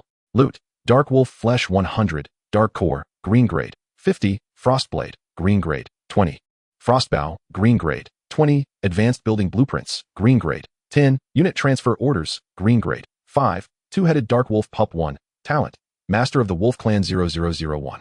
The opulent attributes displayed before Chen Mujun's eyes made his heart race with excitement, especially as he noted that the leader's talent had also appeared in the loot. Whether it was 0001 or 00001, to Chen Mujun, It represented a 100 chance of success. This treasure must be seized. Chapter 023. A gruesome battle. Sword energy unleashed a wolf. Just as Lao Lu had predicted, the Dark Wolf leader was exceedingly perceptive. The moment Chen Mujun observed it, he was immediately detected. Two heads abruptly lifted, their scarlet eyes locking onto Chen Mujun in midair. In that instant, a chilling sensation crept up from his feet, causing Chen Mujun's gaze to sharpen. Dog egg, all archers. Attack immediately. Understood. Brothers, unleash every ounce of strength. The 40 archers, their eyes ablaze with battle fervor, lined up in formation, straining to draw their bows. Whoosh, whoosh, whoosh. A deluge of arrows filled the sky, the iron shafts glinting with lethal brilliance. A woo, a woo. The two-headed hell wolf sprang to its feet, unleashing a furious howl. As a formidable wave of 300 hell wolves surged toward Chen Mujun like a torrential tide, the frenzied assault sent tremors through the entire valley. Whoosh, whoosh, whoosh. The rain of arrows descended, piercing through the foremost hell wolves, felling over 20 on the spot, the scent of blood wafting through the air. Continue, do not halt. Wear them down. Gripping his iron sword, Chen Mujun summoned his spiritual energy, his eyes filled with battle intent, while Dahu and Wang Shi were poised for action. Whoosh, whoosh, whoosh. The arrows relentlessly rained down, claiming the lives of hell wolves at the initial white tier level with each passing moment. This exemplified the might of ranged units. A multitude of hell beasts perished beneath the hail of arrows, inciting the immediate wrath of the hell wolf leader. A woo. With a skyward howl, an overwhelming aura surged forth, casting a gray pall over the entire valley. The hell wolf domain? Chen Mujun's expression turned grave as he sensed the rising momentum of all the hell wolves present. The arrows that once pierced through the initial white tier hell wolves now required 2, or even 3 to achieve the same effect. Swathed in hellish energy, the hell wolves accelerated their charge, soon reaching Wang Shi and the others. Approximately 100 hell wolves were lost in this wave of assault. Wang Shi, watch your safety. Dahu, engage freely. Brothers, slay these wretched beasts. Dahu swung his heavy sword with vigor, eager to rush forward. Kill, kill. The battle cries reverberated, igniting the fighting spirit within every soldier. Chen Mujun swung his hand, delivering a slicing blow that repelled a mid-tier white hell wolf. His gaze fixated on the hell wolf leader. His sword energy had yet to be unleashed as he awaited the opportune moment. In a fleeting confrontation, the foremost elite hell wolf was swiftly dispatched by Dahu. The remaining wolves were met with resistance from Wang Shi and his comrades, the sounds of collision echoing. The 20 swordsmen remained undeterred, their long swords deftly thrusting through the gaps in their shields, skillfully claiming a wave of hell wolves. However, the sheer number of hell wolves was overwhelming, forcing Wang Shi and his allies to huddle together back to back. As they shielded themselves against the hell wolves, their iron blades relentlessly pressed the attack. The true chaos of battle erupted at this moment, with Dog Egg executing a tactical retreat under Chen Mujun's orders. Empowered with unparalleled accuracy, Dog Egg's archery skills became increasingly lethal, each arrow claiming a life. Alas, their speed could not match that of the hell wolves. And soon the foremost archers faced the beast's savage bites. System notification. Your archer Zhao Air has perished. System notification. Your archer has fallen. The notifications continued to flood in, marking the loss of 6 archers in a single encounter. Chen Mujun persistently unleashed slicing strikes against the mid-tier white hell wolves, still capable of delivering fatal blows under the enhancement of his sword heart. Dog Egg, cease your attacks. Archers, fall back. Yes. With a short blade in hand, Dog Egg forcefully severed a hell wolf's head, simultaneously shouting to the others behind him, retreat, all of you, retreat. The battle scene descended into chaos, but fortunately, the hell wolves were perishing at a rate quicker than Chen Mujun had anticipated. With the losses inflicted by the archers, only about 150 hell wolves remained on the field. Among the pack, Dahu wielded his heavy sword, each swing claiming a hell wolf, whether of the mid-tier or high-tier variety. Wang Shi and the others pressed closer to the archers, their shields forming a mobile fortress. System notification. Congratulations, Lord Junlin, your level has risen, advancing from mid-tier white to high-tier white. A surge of formidable power cascaded from his feet upward, and Chen Mujun was filled with elation, raising his iron sword high. Targeting an elite hell wolf, he unleashed a wave of sword energy. Whoosh. The engaged elite hell wolf hadn't even registered the attack before being struck down by 2 streams of sword energy. Damn beasts, perish. Kill, brothers. Kill. The battle escalated, both sides consumed by bloodlust, as the swordsmen no longer cowered behind their shield-wielding comrades, but surged forth with their long swords drawn. 40 soldiers erupted with the force of 1,000, overwhelming the remaining 100 hell wolves. A woo. Amidst the chaos of the wolf pack, the fiery red hell wolf leader leapt forth, lunging at a swordsman. Watch out, quickly dodge. A companion's face paled in horror, yelling desperately, but it was too late. The hell wolf leader's sharp claws cleaved the swordsman in two, even tearing his head from his body. Crack. The chilling snap of its sharp teeth sent a wave of dread through all soldiers present. Damn it! Sword energy unleashed. Could Chen Mujun hold back any longer? He raised his iron sword once more, channeling his spiritual energy into the blade without restraint. Two fierce streams of sword energy shot forth, hurtling toward the Hell Wolf leader. Awoo! With pupils constricting, the Hell Wolf leader sensed the impending danger and swiftly leapt aside. Simultaneously, both heads opened their gaping maws, unleashing torrents of scorching flames. My lord! Witnessing this, Daha's face contorted with shock as he kicked the Hell Wolf aside and rushed toward Chen Mujun. You think flames can intimidate me? Sword energy unleashed. Dismissing the fiery onslaught, Chen Mujun deftly swung his sword twice, releasing 4 streams of sword energy. As the flames were shredded, the energy struck the Hell Wolf leader with tremendous force. Awoo! The impact was severe, leaving 4 deep, bone-exposing gashes on the Hell Wolf leader's body. Damn two-headed beast. Meet your end. Enraged, Daha launched a furious assault on the Hell Wolf leader. Though both were of the blue-tier strength, the Hell Wolf leader, having already been wounded by Chen Mujun, was no match for Dahu. Before long, Chen Mujun heard the system notification. Chapter 024, Successful Slaying, World First. System notification. Congratulations to Lord Dahu for slaying the two-headed Hell Wolf, initial blue tier. System notification. Congratulations, you have acquired 100 Hell Wolf blood, Hell Nucleus, initial blue tier. Frostlight Sword, blue tier. Frostlight Bow, blue tier. Advancement Building Blueprint, blue tier. Unit Class Change Order, blue tier. Two-headed Hell Wolf Cub, talent card, Lord of Wolves. Success. A tremendous haul. The system notification rang in Chen Mujun's ears, sweeter than any melody. The bounty nearly blinded him with its brilliance. But it wasn't over yet. A world announcement left everyone in stunned silence. World announcement. Dragon Kingdom Lord Junlin is the first to slay a Hell Beast leader. Rewarded with a unit Secret Realm card, blue tier. World announcement. Dragon Kingdom Lord Junlin is the first to slay a Hell Beast leader. Rewarded with a unit Secret Realm card, blue tier. World announcement. Dragon Kingdom Lord. Am I hallucinating? Did anyone else hear that? What the hell? This is no hallucination. Lord Junlin is the first to achieve this, a world-first accomplishment. I can't speak for other races, but Lord Junlin is undoubtedly our Blue Star's first. What the hell? What the hell? I can only say what the hell as a cultural illiterate. Alas, am I truly playing the same game as the esteemed Junlin? The underworld beast exclaims, before I even commence my invasion, you have already raised my lair? It questions, are you the underworld beast, or am I? Otherwise, how could this invasion be termed the invasion of all races? The sentiments expressed by the brother above resonate deeply. Indeed, Junlin's prowess is somewhat excessive, especially considering the invasion has yet to begin. The Cosmic Dominion Lord interjects, it is inconceivable. The lords of the Dragon Kingdom, led by Junlin, must be resorting to foul play. The Eagle Sauce Lord adds, by all that is holy, the Dragon Kingdom cannot possibly possess such formidable leaders.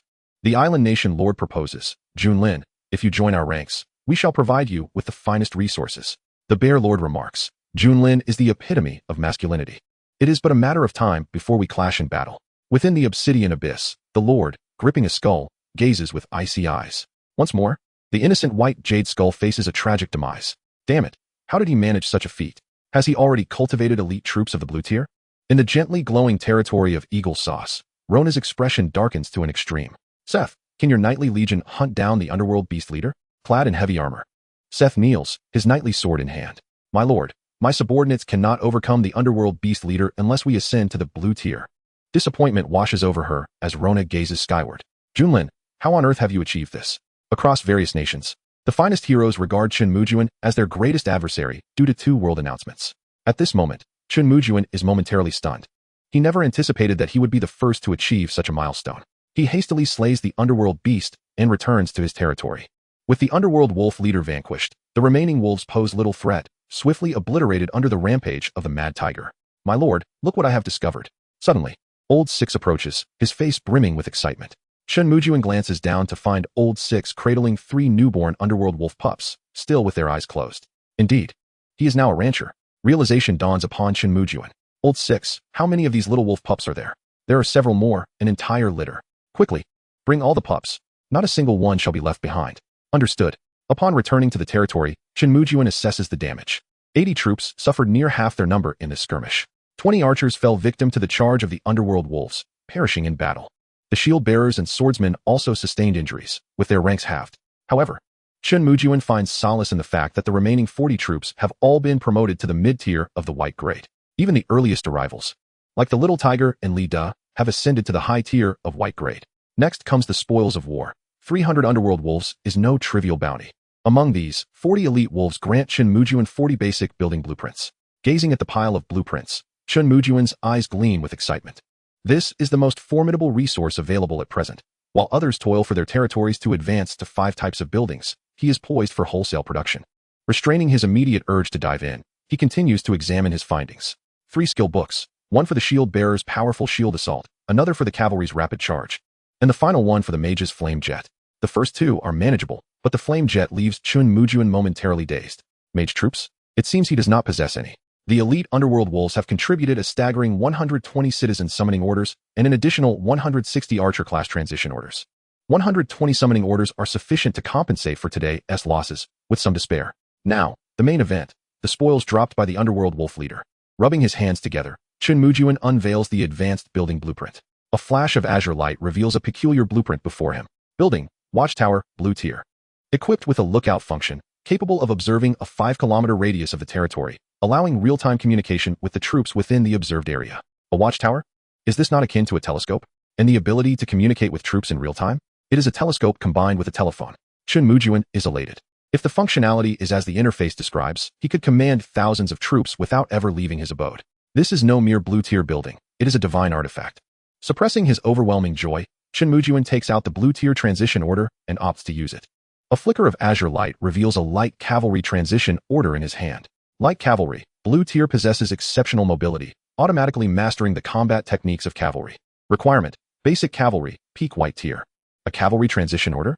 Such items are rare in the market, and until now, Chen Mujun has had no cavalry troops.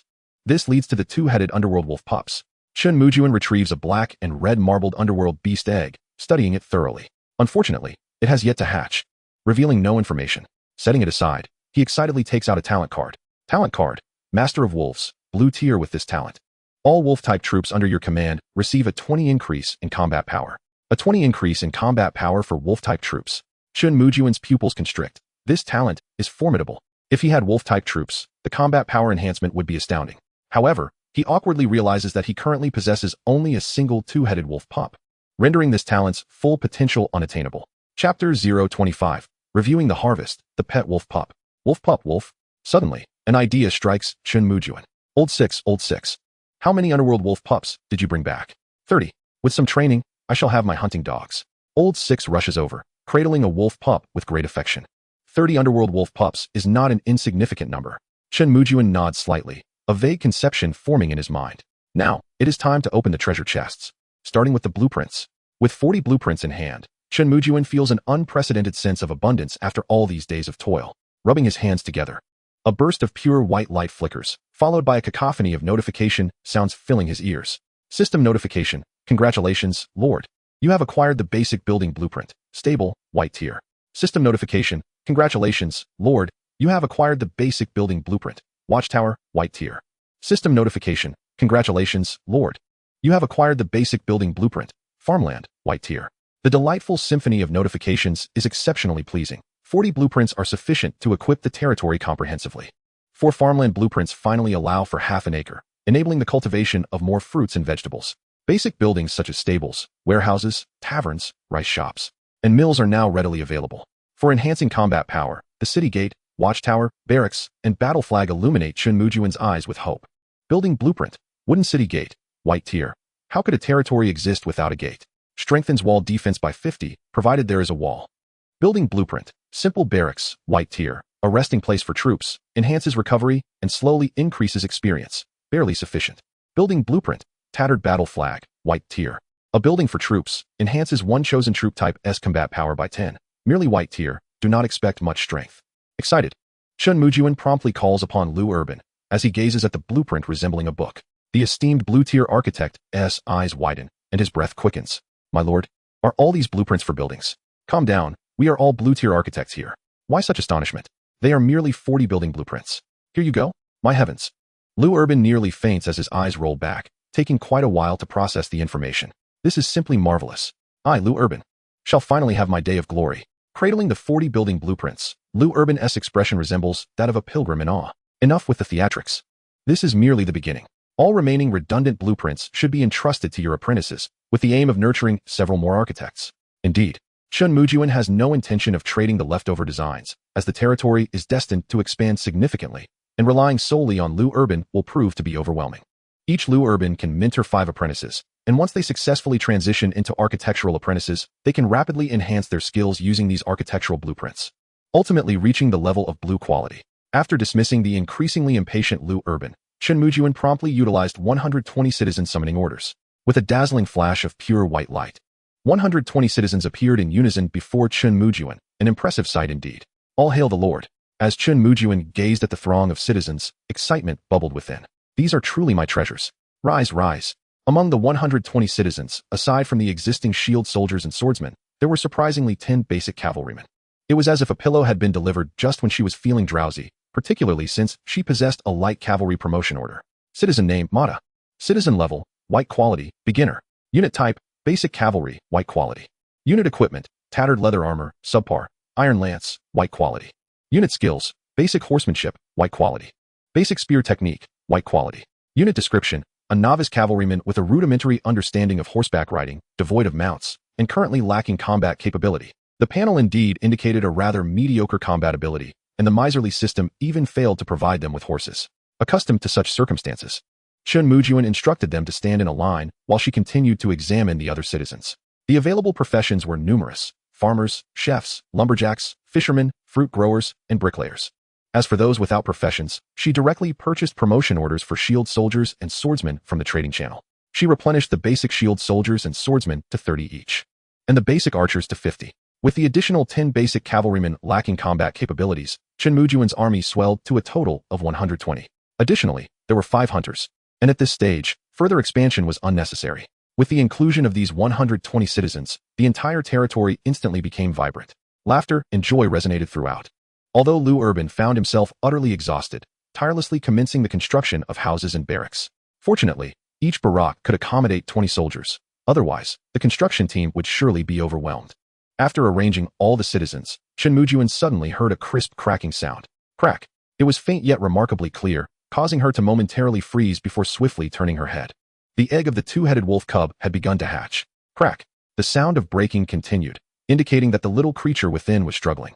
After some time, it finally revealed 2 tiny heads. The whimpering sounds were soft and endearing, evoking a sense of comfort. They did not appear as fearsome as their 2-headed shadow wolf parent, but instead exuded a charmingly naive aura. The 2 little heads had yet to fully open their eyes, continually nudging around.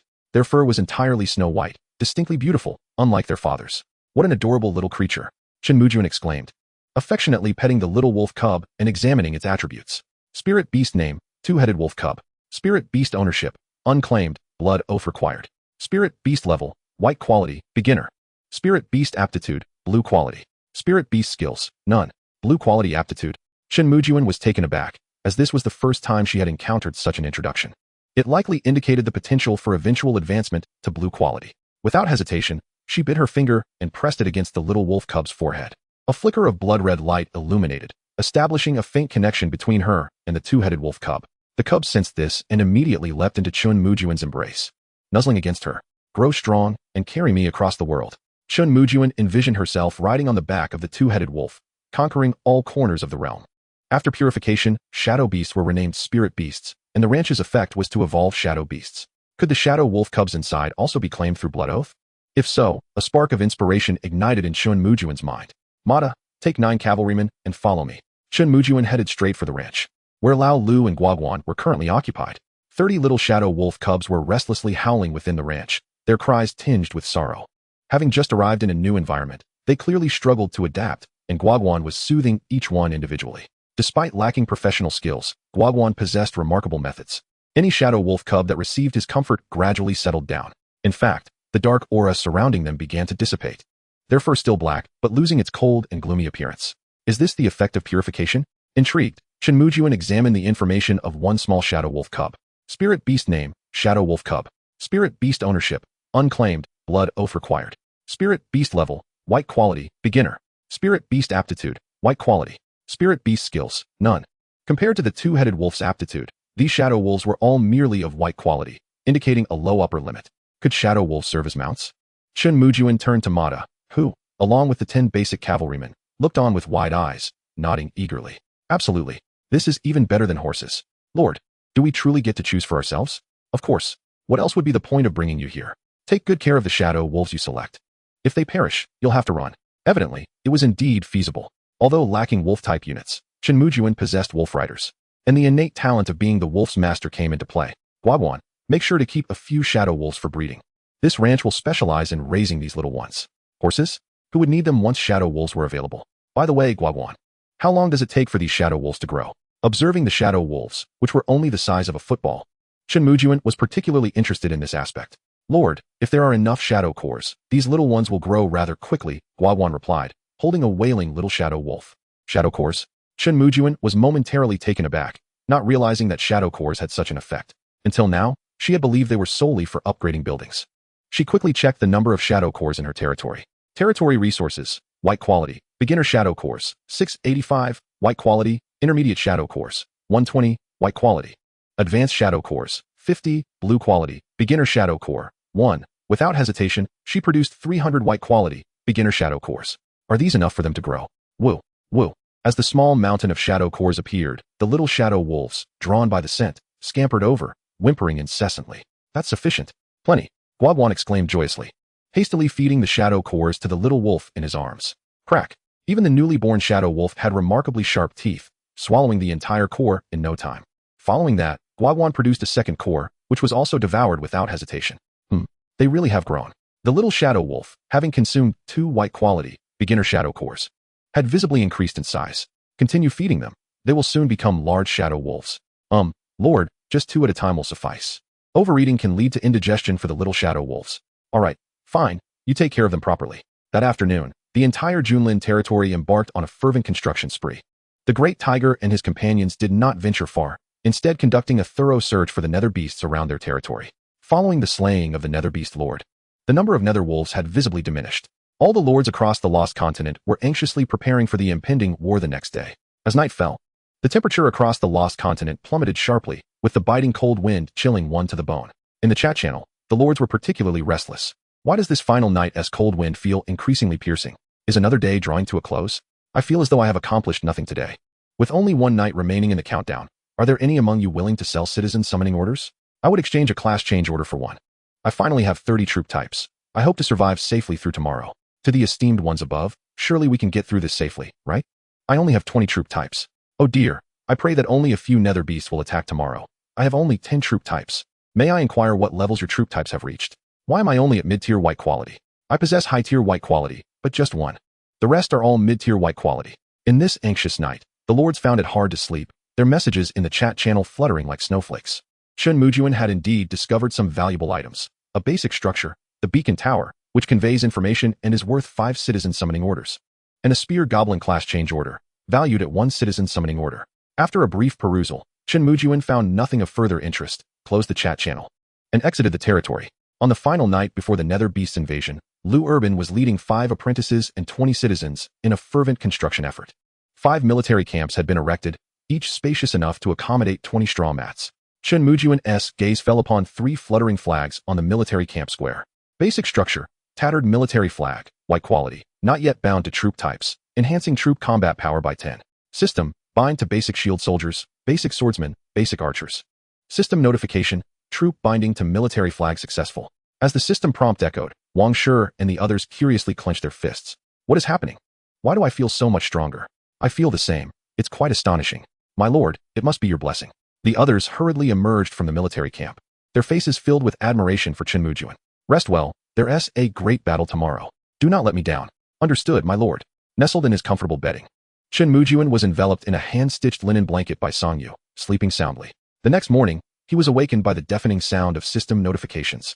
System notification, 1 hour remaining until the end of the novice protection period. All lords are advised to prepare. System notification, 1 hour remaining until the end of the novice protection period. All lords are advised to prepare. System notification, the novice protection period is concluding. The resounding announcements instantly thickened the atmosphere across the lost continent, igniting a flurry of activity in the chat channel. Yet the system notifications were far from over. System notification, the Nether Beast Invasion World Rankings are officially commencing. Chapter 27, the Nether Beast Invasion, 30 Nether Wolves. World Rankings? Chen Mujun was momentarily taken aback. He had anticipated that the Nether Beast Invasion would also feature a leaderboard. Raising his head, his eyes sparkled with fervor. A leaderboard, you say? That must surely belong to me. As he stepped out of the Lord's cottage, he noticed that Liu Urban and the construction apprentices were nowhere to be seen. The entire territory was now encircled by towering fences, with a heavy wooden gate at its center. Basic structure, wooden city gate, white quality. A simple wooden gate possessing a degree of defensive strength, enhancing wall defense by 50.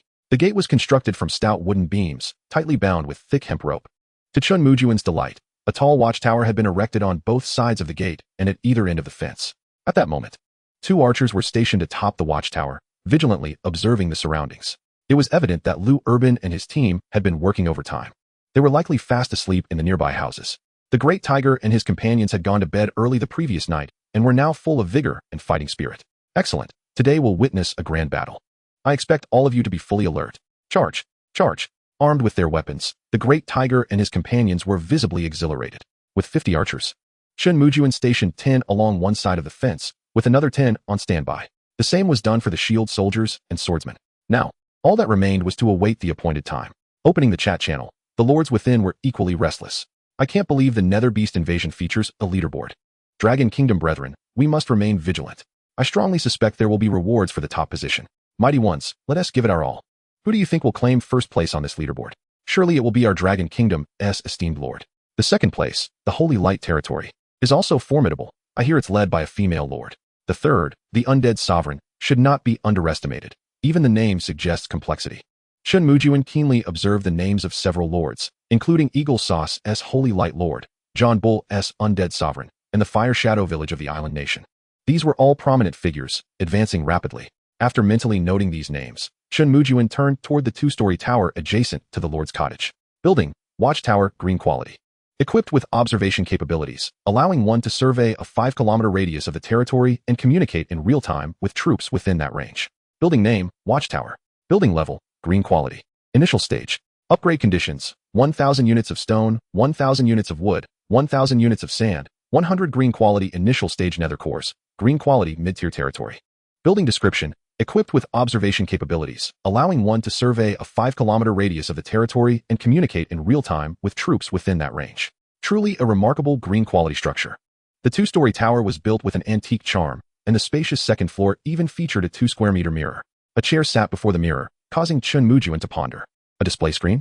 Sitting on the chair, the mirror shimmered, and suddenly, a massive territory appeared, orderly and well-structured, with various buildings arranged neatly. Surrounding it were 2-meter-high fences, behind which a multitude of archers stood vigilant. This truly resembled a surveillance monitor. Incredible, it even responds to thought. Chen Mujun exclaimed with astonishment. As he focused on moving his gaze outward, the image indeed shifted accordingly.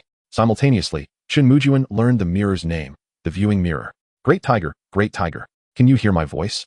Chen Mujun attempted to lock his gaze onto the imposing Great Tiger and spoke. Who is there? The patrolling Great Tiger suddenly turned, alarmed. Looking around in confusion, yet finding no one in sight. Great Tiger, I am your lord. Can you hear me? My lord, is that you? Where are you? The Great Tiger looked around in fright, bewildered by the absence of Chen Mujun's presence. I am atop the watchtower. Continue your patrol. I shall command you from here. Chen Mujun was thoroughly enamored with this communication feature. It was extraordinarily convenient. In the future, once the watchtower's range expands, he could command battles directly from the territory. Before long, an hour had passed, and the system's booming notifications resonated in everyone's ears. System notification. The territory shield has dissipated. The Nether Beast invasion has begun. System notification. World rankings have commenced. Countdown, 1200. Crack. In that pivotal moment, the protective shield that had safeguarded the territory for 5 days shattered abruptly. The invasion had commenced. Chen Mujun's gaze sharpened as he hastily alerted Dahu and the others to prepare themselves. Simultaneously, he peered through the observation mirror, extending his sight beyond the borders of his domain. Howling. To his astonishment, this pack had not yet been entirely vanquished. Within a mere 500 meters ahead, the haunting cries of wolves echoed. Upon closer inspection, he discerned a pack of 30 mid-tier white-grade spectral wolves. Their eyes ablaze with rage as they charged towards Chen Mujun's territory. Is this the invasion of the spectral beasts? Chen Mujun was taken aback at the sight of these 30 wolves. After preparing for so long, was this all he had to face? Surely not. They must be merely the vanguard. As his gaze continued to traverse forward, Chen Mujun recognized the location where he had previously slain the 2-headed wolf king. However, the Valley of Corpses remained desolate, devoid of any new spectral wolf kings. What was I thinking? This is the real world, not a game. Can wild monsters truly respawn? Shaking his head, Chen Mujun thoroughly searched the entire territory of the spectral wolves. resigned to the realization that this indeed seemed to be the entirety of the invasion, just these 30 beasts. Dahu, there are 30 mid-tier white-grade spectral wolves approaching. You may initiate the attack. Roger that. Dahu, who had been poised and ready, beamed with excitement upon hearing Chen Mujun's command and swung open the gates with his hefty sword in hand. You lot, follow me to slaughter. We must not let a single spectral wolf escape. Kill, kill. Dahu moved swiftly, yet there were those even faster. Perched atop the watchtower, the archer Gooden squinted. His iron bowstring taut. Whoosh. A sound of slicing air erupted. And under the effect of his skill-piercing shot, an arrow radiating silver light swiftly pierced through the skull of an advancing spectral wolf. As a high-tier white-grade archer, Gooden, combined with his skill, dispatched the wolf with a single shot.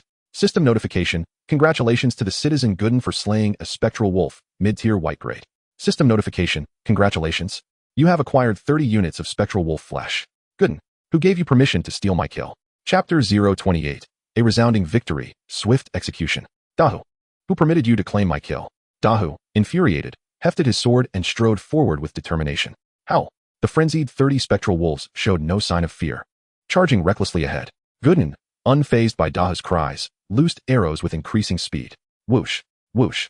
The sound of arrows cutting through the air resonated, as 10 of the unfortunate mid-tier white-grade spectral wolves fell before they could even reach them. Damn you, Gooden. When we return, I'll make sure to teach you a lesson.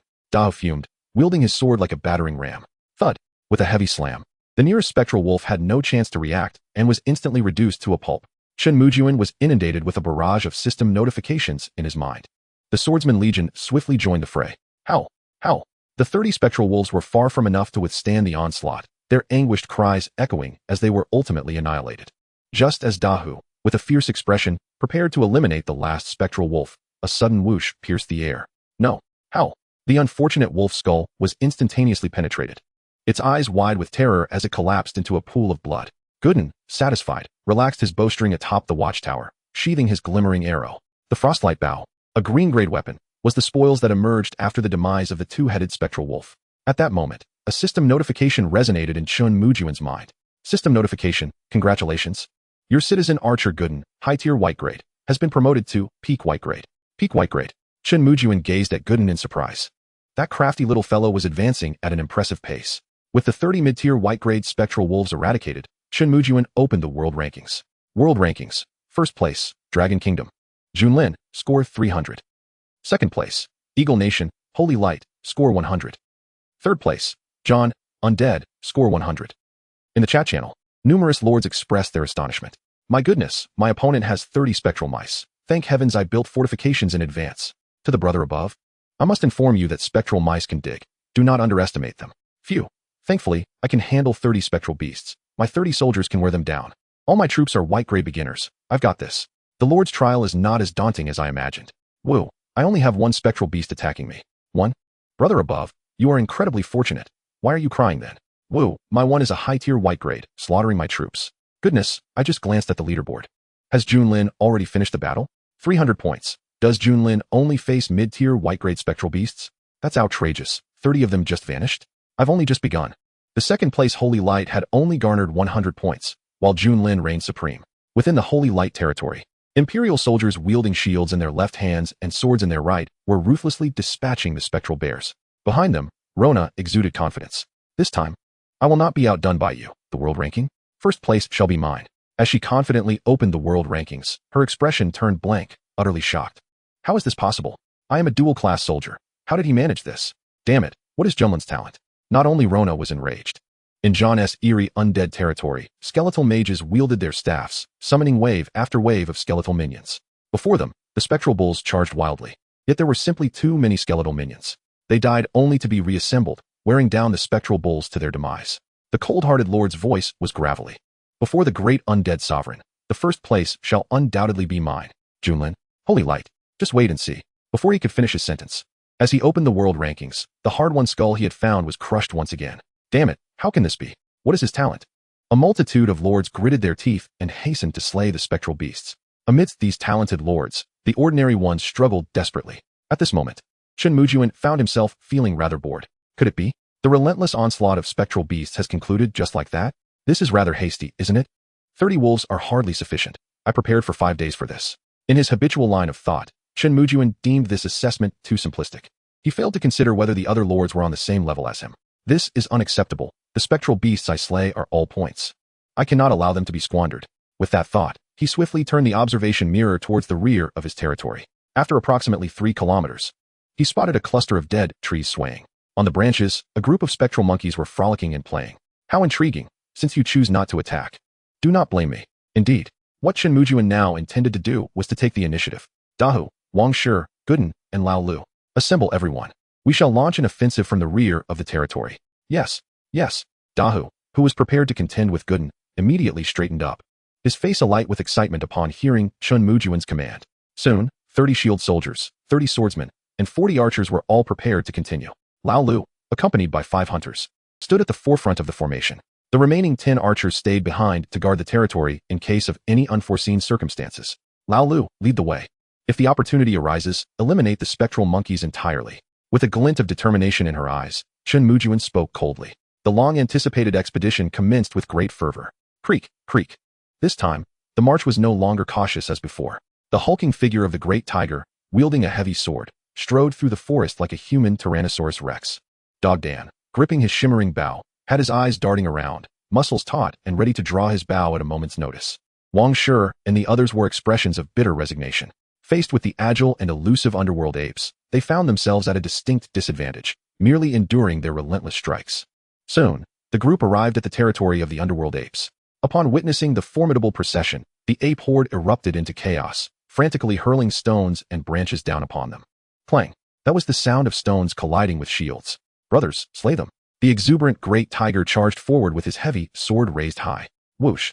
Yet, the sound he despised most rang out once again. An arrow shot through the air, instantaneously piercing the skull of an underworld ape. Damn you, Dogdan. I'm going to settle this with you. The great tiger held his sword aloft, but the prey had already transformed into a lifeless body, crashing to the ground. In that moment, his defenses crumbled, and he turned to glare fiercely at Dogdan with bloodshot eyes. Dogdan chuckled and shrugged. Great tiger, don't be angry. Don't be angry. These little monkeys are too swift. Chasing them is exhausting. Leave the bigger ones to you later. Humph. As the slaughter commenced, the area inhabited by the underworld apes erupted into a frenzy. Sitting atop the lookout tower, Chen Mujun was inundated with system notifications. System notification. Congratulations to the bowman Dogdan for slaying an underworld ape. White grade, beginner. System notification. Congratulations. You have obtained 10 units of flesh, an underworld core, white grade. Beginner, and a hunter class change order, white grade. It has begun. Nodding, Chen Mujun quickly glanced at the world rankings. Her score, initially at 300, had instantly risen to 301. Indeed, it was possible. Who said the invasion of the underworld beasts could only be defended against? As long as one slays the beasts, victory is attainable. At that moment, lords from around the globe also noticed the changes in the world rankings, each one taken aback. What is happening? Didn't the esteemed Junlin handle 30 underworld beasts? Why is the score still rising? 301, 305. The increase was swift. Goodness. Could it be that there are more than 30 underworld beasts invading Junlin? Surely the world operates on a unified system. Is it that the esteemed Junlin is receiving preferential treatment? That shouldn't be the case, right? Or perhaps Junlin's underworld beasts are of a higher grade. A white grade. Intermediate beast already grants 10 points, while a high grade only gives 1. Oh, I see. Truly worthy of the esteemed Junlin. Hey, do you know what is going on? Spill it. Clearly, the esteemed Junlin has begun to counter-invade the underworld beasts. Who said we could only allow the beasts to invade us? Is the esteemed Junlin retaliating? Goodness. Is this still human? We Haven T even weathered the beast invasion ourselves, and the esteemed Junlin is already going this far? Not to mention, the score is still climbing. Woe is me. Compared to the esteemed Junlin, I feel utterly insignificant. In a territory adorned with flowers, Manhwa commanded her archers to unleash a relentless barrage of arrows, leveraging the towering trees to construct makeshift walls. For the moment, she felt no concern. Upon reading the chat channel, her eyes sparkled with delight. As expected of my beloved Junlin brother, his prowess is truly formidable. Alas, the insufferable steel-hearted man has not even thought to contact me. Does he not fancy the lowly aesthetic? Perhaps he doesn't. Humph. Once the underworld beast invasion concludes, I shall bow to him and show him that Lolis should not be underestimated. Her accompanying little sprite fluttered around, watching the ever-changing expressions of her lord with a bemused expression, covering her forehead with her tiny hand. Oh no, it seems my master has fallen under a curse. System notification. Congratulations to the bowman Dogdan for slaying an underworld ape, white grade, intermediate. System notification. Congratulations. You have obtained 20 units of flesh, an underworld core, white grade. Intermediate, a citizen summoning order, white grade, and the skill, agile body, white grade. An underworld ape of intermediate grade has appeared. Quickly, she adjusted her telescope to observe, spotting a massive underworld ape lying lifeless on the ground. Underworld beast name, underworld ape. Underworld beast level, white grade, intermediate. Underworld beast skills, underworld ape throw, white grade. Agile body, white grade, and underworld claw strike. Underworld beast description, a smaller physique with remarkable speed, capable of weaponizing any object. It possesses formidable strength and a strong desire to attack. Loot, 100 units of underworld ape flesh, 30 underworld cores, white grade, intermediate, 1 citizen summoning order, white grade.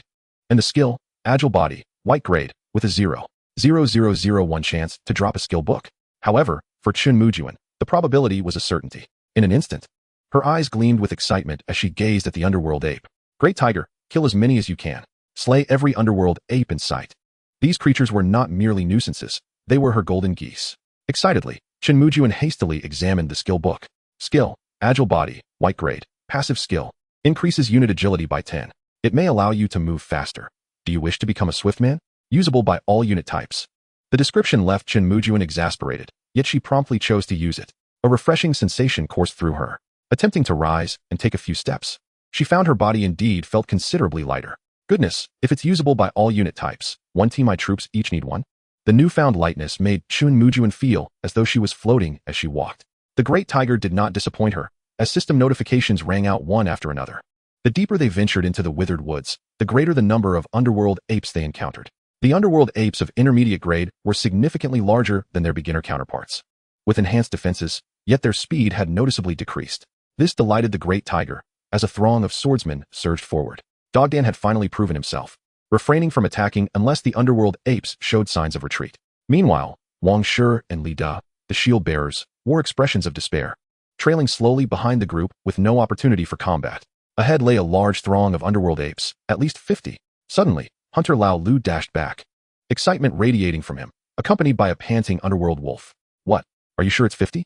The great tiger swung his heavy sword, toppling an underworld ape to the ground, gazing at Lao Lu with eagerness. Absolutely. There's a cave ahead, and a massive number of underworld apes are congregated inside.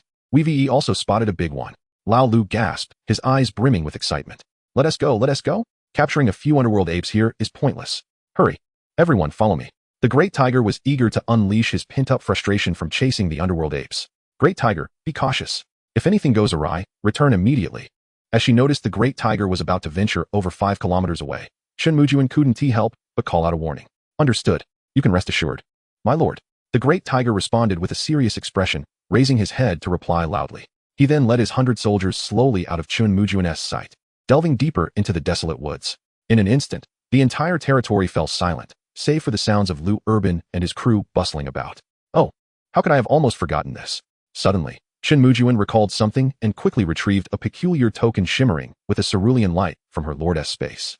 Unit Secret Realm card, Chapter 030. Intense competition, targeting the leader.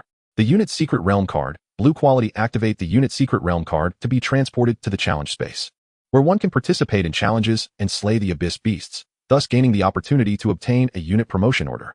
All of which are guaranteed to be of blue quality, with a maximum participation of 100 units. The phrase "the opportunity to obtain a unit promotion order" magnified repeatedly in Chen Mujun's eyes. My goodness, isn't this a certainty for him? Moreover, every obtained promotion order is guaranteed to be blue quality. A treasure, an immense treasure. This Unit Secret Realm card is tailor-made for him. Were it not for the ongoing invasion of the monsters, Chen Mujun would have rushed in immediately. He must not be overly excited. He must restrain himself and maintain composure, avoiding any semblance of naivety. Clenching his fists, his face flushed, Chen Mujun took a deep breath, his eyes alight with fervor. He was determined to secure the top spot on the leaderboard. The rewards from the system were simply too enticing. Within the Holy Light territory, after vanquishing the invading abyss beasts, Rona opened the world leaderboard, her gaze filled with combativeness as she observed the continuously rising score of Junlin. So, you think you can take the initiative? Mike commenced a siege on the Abyss Tiger pack. Even if it costs a few warriors, we must capture the Abyss Tiger leader. Yes, my lord. The army set forth, and Rona's bright eyes seemed to pierce through to Chen Mujun's territory. Junlin, oh Junlin. She had initially hesitated to strike against the Abyss Tiger leader so soon, but you have compelled my hand. In the undead territory, the roaring Abyss Bull was mercilessly consumed by skeletons. Yet, the undead lord displayed no excitement. His expression was one of deep anger as he scrutinized the world leaderboard. The first place, Junlin, felt like a dagger deeply embedded in his heart. Undead mage, advance, and annihilate the Abyss Bull herd. Little by little, we must devour the Abyss Bull leader. Yes, my lord. The voice of the ragged cloaked undead mage was particularly grating. The vast undead army began its march. Board. Chen Mujun opened the world leaderboard. He still firmly held the first position with a score of 450. Have the other lords begun to exert themselves? The second place Holy Light had already dealt with 30 abyss beasts, yet their score continued to rise, indicating they too had begun to take the offensive. Furthermore, the speed at which Holy Light was ascending was not slow, currently reaching 350. Meanwhile, the third place, the Undead, and the fourth place, the Sandstorm, were also accelerating, soon surpassing 300. Indeed, one must never underestimate others. Carelessness could lead to calamity. Chen Mujun never considered himself the strongest. He merely possessed a touch more luck than others. System notification, congratulations to the Archer Dogdan for slaying the Abyss Monkey, White Quality Intermediate. System notification, congratulations, you have obtained 20 units of flesh, Abyss Core, White Quality Intermediate. 11 Citizen Summoning Orders, Skill, Agile Body, White Quality. System notification, congratulations to the Swordsman Big Tiger for slaying the Abyss Monkey, White Quality Intermediate. System notification, congratulations.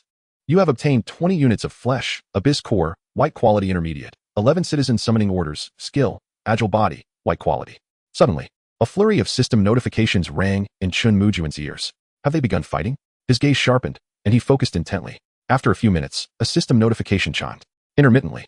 What relieved him was that there were no notifications of unit losses. This Wang Shi is quite capable. System notification, congratulations to your shield warrior Wang Shi, White Quality High Tier, for advancing, White Quality Pinnacle. After much suppression, Wang Shi finally achieved his advancement. Now he only needed a blue quality promotion order. Time trickled by, and dusk gradually descended. With a countdown of 12 hours, it had now dwindled down to 2 hours. Most lords had completed their tasks and were now chatting in the channel. Phew, I finally made it. I was terrified, 30 units and 20 of them died. Damn it. Why are all mine White Quality Intermediate? My defenses have been breached. Can anyone assist me with citizen summons? Sorry, I'm unable to help. All of us are in the same boat. My units are down to 5. Wow, my luck is incredible. All the attacking Abyss beasts were White Quality Initial Tier. I lost 5 units, but finally made it through. Everyone, look at the leaderboard. It's incredible. Junlin is simply too strong, with 520 points, and still climbing. 540 now. My goodness, just how many units does Junlin have? The speed of slaying the Abyss beasts is astonishing. I seriously suspect that Junlin is not even playing the same game as us. The speed of that score increase is simply too rapid. Not only Junlin, but all the top 10 are rapidly ascending.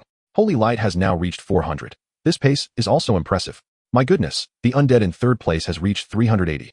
They are simply inhuman. Come on, Junlin, you must not let them surpass you. Furrowing his brow, Chen Mujun observed the continuously rising scores of Holy Light and the Undead. Sensing something amiss, their speed in hunting the Abyss beasts was escalating. They seemed to have discovered the Abyss beast herd. The Abyss beast herd? No. If it were merely the herd, they would undoubtedly fall behind me. These lords would not simply hand over first place. Their target is the Abyss beast leader. Chen Mujun suddenly realized, his brow furrowing deeply. According to the scoring system, a White Quality High Tier Abyss beast is worth 100 points, while the pinnacle is 1,000 points. And the leader is worth 10,000 points. If they truly disregard all costs to slay the Abyss beast leader, then first place is absolutely unattainable. Damn, had I known, I would have kept the two-headed Abyss wolf. Chen Mujun felt a surge of regret, anxious, yet with no recourse. Big Tiger had already moved far from the lookout tower's range. It was evidently too late to seek them out. No, perhaps not. Chen Mujun quickly glanced at the system notifications. System notification, congratulations to the Archer Dogdan for slaying the Abyss Monkey, White Quality Intermediate. System notification, congratulations. You have obtained 20 units of flesh, Abyss Core, White Quality Intermediate. 11 Citizen Summoning Orders, Skill, Agile Body, White Quality. System notification, congratulations to the Swordsman Big Tiger for slaying the Abyss Monkey, White Quality High Tier. System notification, congratulations, you have obtained 30 units of flesh. Abyss Core, White Quality High Tier. 55 Citizen Summoning Orders, Item, Monkey Wine, White Quality. White Quality High Tier units have begun to appear. Perhaps Big Tiger and the others have encountered the Abyss Monkey leader. Big Tiger, oh Big Tiger, I hope you can be of assistance this time. Chapter 031, a chance at first place? No, there's still time. System notification, the world leaderboard is open, countdown, 2 o'clock. While the lords in the top 10 continue their fierce battles, the rest have paused to rest. World ranking, first place, Dragon Kingdom, Junlin, score 8,600. World ranking, second place, Eagle Nation, Holy Light, score 7,500. World ranking, third place, John, Undead, score 6,800. 8,600. Another white-quality pinnacle abyss beast has been slain. Junlin is truly valiant. My goodness, Eagle Nation's holy light is closing in rapidly, having surged by 1,000 points just now. Gods are battling. All those on the leaderboard are akin to deities. It's simply outrageous. Junlin, you must hold on. First place can only belong to our Dragon Kingdom. Where are the other lords of the Dragon Kingdom? With 160,000 lords, why is it only Junlin putting in the effort? Wow, look, Holy Light's score has risen by another 1,000, surpassing Junlin. They're catching up. Junlin has reached 9,600. Cursed be it. All of them are peak-grade infernal beasts. Are they encircling the infernal beast leader? Roar.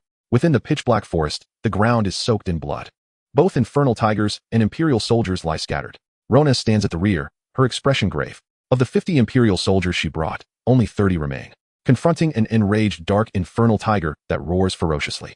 Citizen of Holy Light, Mike. Citizen level, peak grade. Unit name, Imperial Soldier, white grade, shield and sword. Unit equipment, Iron Armor, white grade, Iron Shield, white grade, Iron Longsword, white grade. Unit skills, Imperial Shield Combat, white grade, Imperial Swordsmanship, white grade, Basic Combat, white grade. Imperial Spirit, white grade. Unit description, a remarkable unit, endowed with dual-class skills under the Lord's talent, with combat prowess that is quite commendable. Indeed, dual-class, a manifestation of Rona's lordly talent. Each Imperial soldier is an exceptional shield-bearer coupled with a swordsman. The remaining 30 soldiers, their faces etched with stern determination, raise their iron shields before them. Mike, kill him by any means necessary. We must wear this beast down. At the forefront, Mike, clad in armor marked by claw marks, has blood flowing from the cracks. I heed your command, mighty lord. Kill, kill. The soldiers charge at the dark infernal tiger like moths drawn to a flame. Crack. The enraged dark infernal tiger, shrouded in swirling black mist, unhesitatingly crushes the skull of one imperial soldier. Yet, this does not deter the fearless soldiers behind them. At the back, Rona's gaze darkens. I shall bring down the dark infernal tiger, and I shall seize the world's #1 ranking. Just you wait, Junlin. In the scorched valley, the corpses of infernal bulls lay strewn about. Crack, crack. A skeletal mage apprentice, brandishing a gnarled wooden staff, chants incantations, causing the heaps of corpses to rise as small skeletal minions. Moo. At the forefront, a massive infernal bull leader, its eyes blazing red, emits dark smoke from its nostrils. Its enormous hooves stomp angrily upon the ground. Thud, thud. The entire valley begins to tremble rhythmically. Draped in a black robe, the grim-faced Lich Lord, Kess, crushes yet another skeletal head in his grasp. Bury them. Let the entire world quake beneath the cries of the undead. Caw, caw, go forth, my little ones. Crack, crack. The pale skeletal minions, wielding tattered longswords, wobble forward towards the infernal bull leader. Chen Mujun sits atop the lookout tower, his brow furrowed, as the interface before him displays the world rankings. At that moment, Holy Light surpassed him, sending his heart racing. Opening the system notifications. A cascade of messages regarding the deaths of infernal apes floods in. The great tiger remains embroiled in battle. Over 10,000.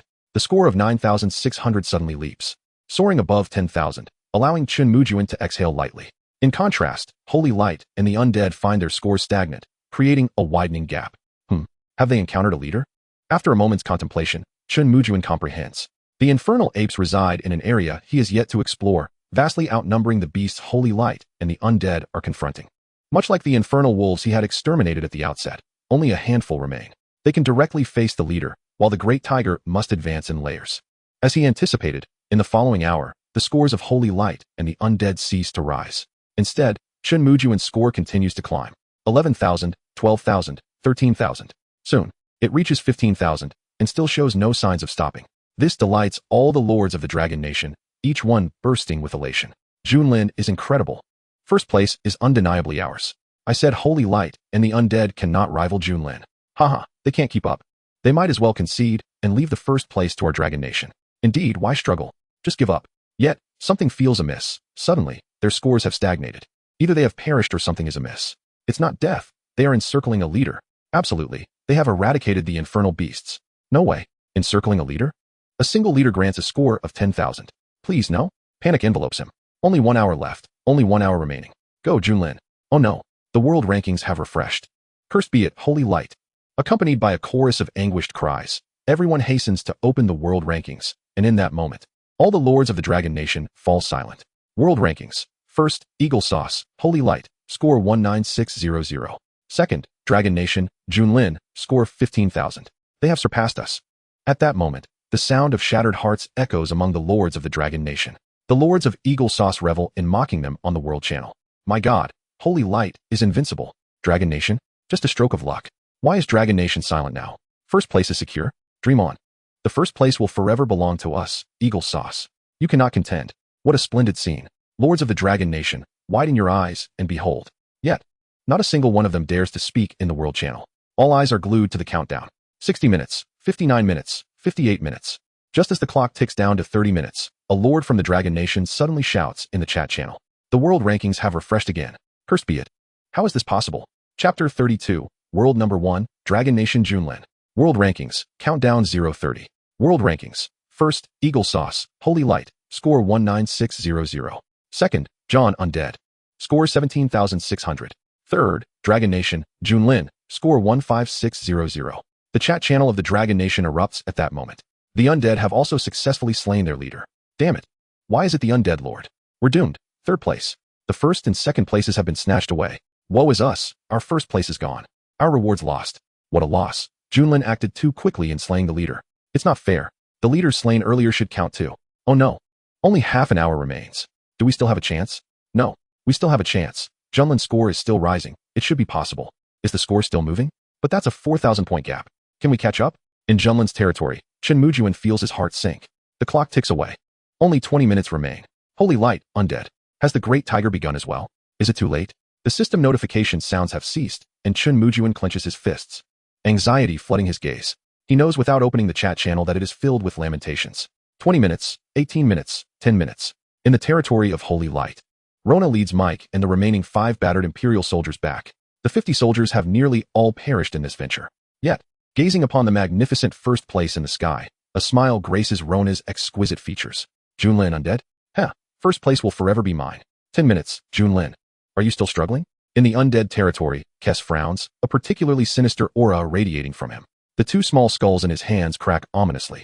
Cursed be that wretched Holy Light. Why is he in first place? Humph, just wait. Next time, I shall surpass you. As for Junlin, humph, merely a fortunate fool. World Rankings Countdown, 5 minutes.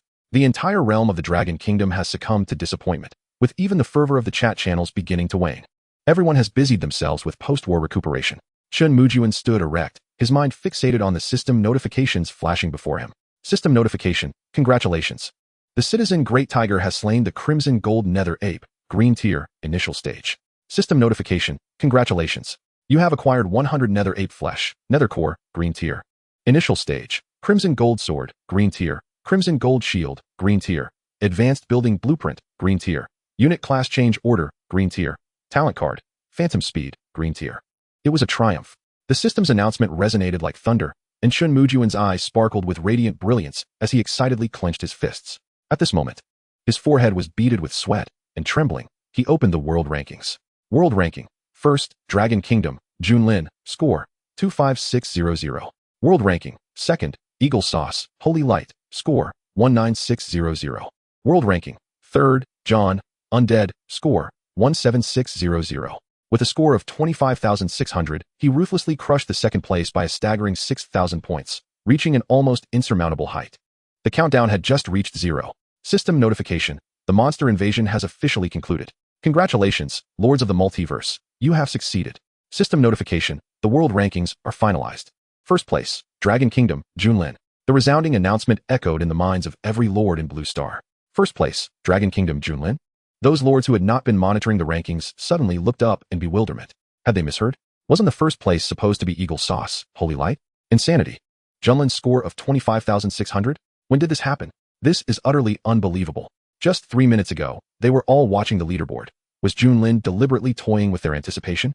The surge of 10,000 points was simply extravagant, with Junlin successfully slaying the Nether Beast leader. I ask you, do you concede? Haha, this is too much. I must take to the World Channel and flaunt my prowess, or I shall not be able to swallow this bitterness. Come on, you insufferable Eagle Sauce fellows. Weren't you just celebrating moments ago? Junlin is invincible. Congratulations to our esteemed lord for achieving new heights. Junlin is invincible. Congratulations to our esteemed lord for achieving new heights. Not only the lords of the Dragon Kingdom, but the World Channel also erupted in seismic waves. Surely the supreme deity must be malfunctioning. Cheating. That wretched lord of the Dragon Kingdom must have cheated. I shall report him. This is impossible. Ha ha ha. Children, your father has arrived. Now you know who the Eternal Father is, don't you? Come on, keep calling. TSK, TSK, TSK, Eagle Sauce children, weren't you just so jubilant moments ago? Now, let us hear more. If it were me, I would be too embarrassed to speak in the World Channel. It's simply mortifying. Did you hear the system notification clearly? Who is in first place? Who can tell me? That sardonic tone rendered the lords of Eagle Sauce speechless for a long while. In the Holy Light territory, Rona, who had been eagerly anticipating first place, found her exquisitely crafted visage petrified the instant the system notification rang out. 25,600 points? No, this cannot be. Curse it, Junlin. You did this on purpose. In the undead territory. Crack. Two pitiful skulls shattered into fragments once again. Kess stared at the leaderboard with a grim expression, unable to utter a single word. Meanwhile, the system notifications continued. World announcement. Dragon Kingdom Lord Junlin ranks first in the world. All lords of the Dragon Kingdom are now rewarded with 2 summon attempts, which can increase with level. World announcement. Dragon Kingdom Lord Junlin ranks first in the world. All lords of the Dragon Kingdom are now rewarded with 2 summon attempts, which can increase with level. World announcement. Dragon Kingdom Lord Junlin. It has been revealed. The rewards are in, and it's indeed 2 summon attempts. If it can increase with level. Does that mean my white tier intermediate territory can summon 14 citizens in a day? My goodness, this reward is simply extraordinary in the later stages. That could mean summoning several more daily. Junlin is indeed a deity in my eyes. Thank you, Junlin. Thank you, Junlin. The chat channel was flooded with expressions of gratitude. However, Chen Mujun had no time to attend to them. At that moment, a system notification arrived that only he could hear. System notification. Congratulations, Lord Junlin. You have secured first place in the Monster Invasion World Rankings, and you are now rewarded. Chapter 033, Generous Rewards, Blueprint, Apothecary. System notification. Congratulations, Lord Junlin. You have secured first place in the Monster Invasion World Rankings, and you are now rewarded with Legion Order, Green Tier, 1 Random Unit Class Change Order, Green Tier, and Unit Secret Realm Card, Green Tier. With a torrent of notifications, a smile crept upon Chen Mujun's lips, and he slumped back into his chair. This day has truly been exhausting, yet Great Tiger did not disappoint. The system notifications were still not at an end. System notification. The multitude struggle for supremacy. Who will rise and who will fall? In 10 days, the world trial commences. Who shall shine, and who shall fade? Come witness it all. System notification. The multitude struggle for supremacy. Who will rise, and who will fall? In 10 days, the world trial commences. Who shall shine, and who shall fade? Come witness it all. System notification. The multitude struggle for supremacy. Who will rise, and who will fall? This has barely concluded, and a new event is upon us. The world trial? A grand melee of the world? In Blue Star, I am a formidable force. Now you tell me that upon entering the continent of multitudes, I must still labor as a humble worker? How do I feel an overwhelming sense of being a subservient laborer? Whatever the trial or struggle may be. The Dragon Kingdom shall forever remain number 1 in the world, an event accompanied by rewards. I, Zhao Ritian, shall certainly rise. I am curious about what the reward for being number 1 in the world entails. Junlin, let us see. An event, raising goo? Gazing at the system notification. Chen Mujun's deep-set eyes flickered slightly. Such frequent events can only imply one possibility. The supreme deity is anxious, and the 9 nether demon god is on the verge of revival? Shaking his head, Chen Mujun dismissed the thought. Such distant matters were not for a mere minor lord like him to ponder. What followed was the most exhilarating moment, examining the spoils. First and foremost, his level had risen from white tier intermediate to white tier advanced, a testament to the efforts of Great Tiger and the others today. They had slain no fewer than 300 nether apes, earning 130 citizen summon orders and 170 hunter class change tokens. Additionally, he had acquired over 100 white tier iron equipment, among which were 20 white tier advanced and elite nether apes, contributing 20 basic building blueprints. Unlike the nether wolves, the white tier intermediate nether apes dropped skill books, yielding a total of 130 volumes on agility. Gazing at the multitude of skill books, Chen Mujun's expression was akin to that of a cat that had just caught a mouse. There was also a rather peculiar item, monkey wine. As he examined the earthy yellow jar containing the monkey wine, curiosity sparkled in his eyes. Special item, monkey wine, white tier, brewed over several years by the nether apes. Possessing immense spiritual power, capable of assisting unit promotions, limited to white tier. Special item, monkey wine, green tier, the premium version among monkey wines, containing formidable spiritual power. Also effective for green tier units. An unorthodox experience elixir? Chen Mujun's eyes brightened. What a treasure. Cautiously, he pried open the earthen seal, and in an instant, a rich aroma of wine wafted throughout the observation tower. Gulp. The flavor was youthful yet sweet, causing Chen Mujun to swallow involuntarily. Cough, cough. Though it is meant for the units, it wouldn't hurt if I had a sip, right? Gulp. Delicious. Refreshing. With a hearty gulp, the myriad flavors of fruits instantly overwhelmed his taste buds, while a warm current surged from his feet, enveloping him in a blissful warmth that was utterly delightful. In an instant, Chen Mujun's entire face flushed crimson. Cautiously, he covered it up. Having just established his territory, he could not afford to be wasteful, as every coin must be spent judiciously. Next came the spoils dropped by the leader of the Hell Monkeys. With a flick of his wrist, a hefty sword materialized in Chen Mujun's grasp. Goodness, this must weigh at least 100 pounds. How considerate of the Hell Beast leader to provide such a weapon specifically for the great tiger. With a few swishes, he decided to stow it away, as he preferred something more elongated, not for any other reason than to appear more dashing. The crimson gold shield was equally substantial, and it was high time for Wang Shi to upgrade his gear, though he had yet to acquire an appropriate class advancement token for Wang Shi's unit. Another green-grade architectural blueprint appeared before him. Heavenly spirits and earthly spirits, please manifest your power and grant me a treasure. A flash of azure light illuminated the surroundings, revealing a brand new blueprint before Chen Mujun. Architectural blueprint, alchemy workshop, green grade, capable of concocting simple elixirs, automatically producing one white-grade recipe every 5 days. Is the Grand Supreme Lord so miraculous?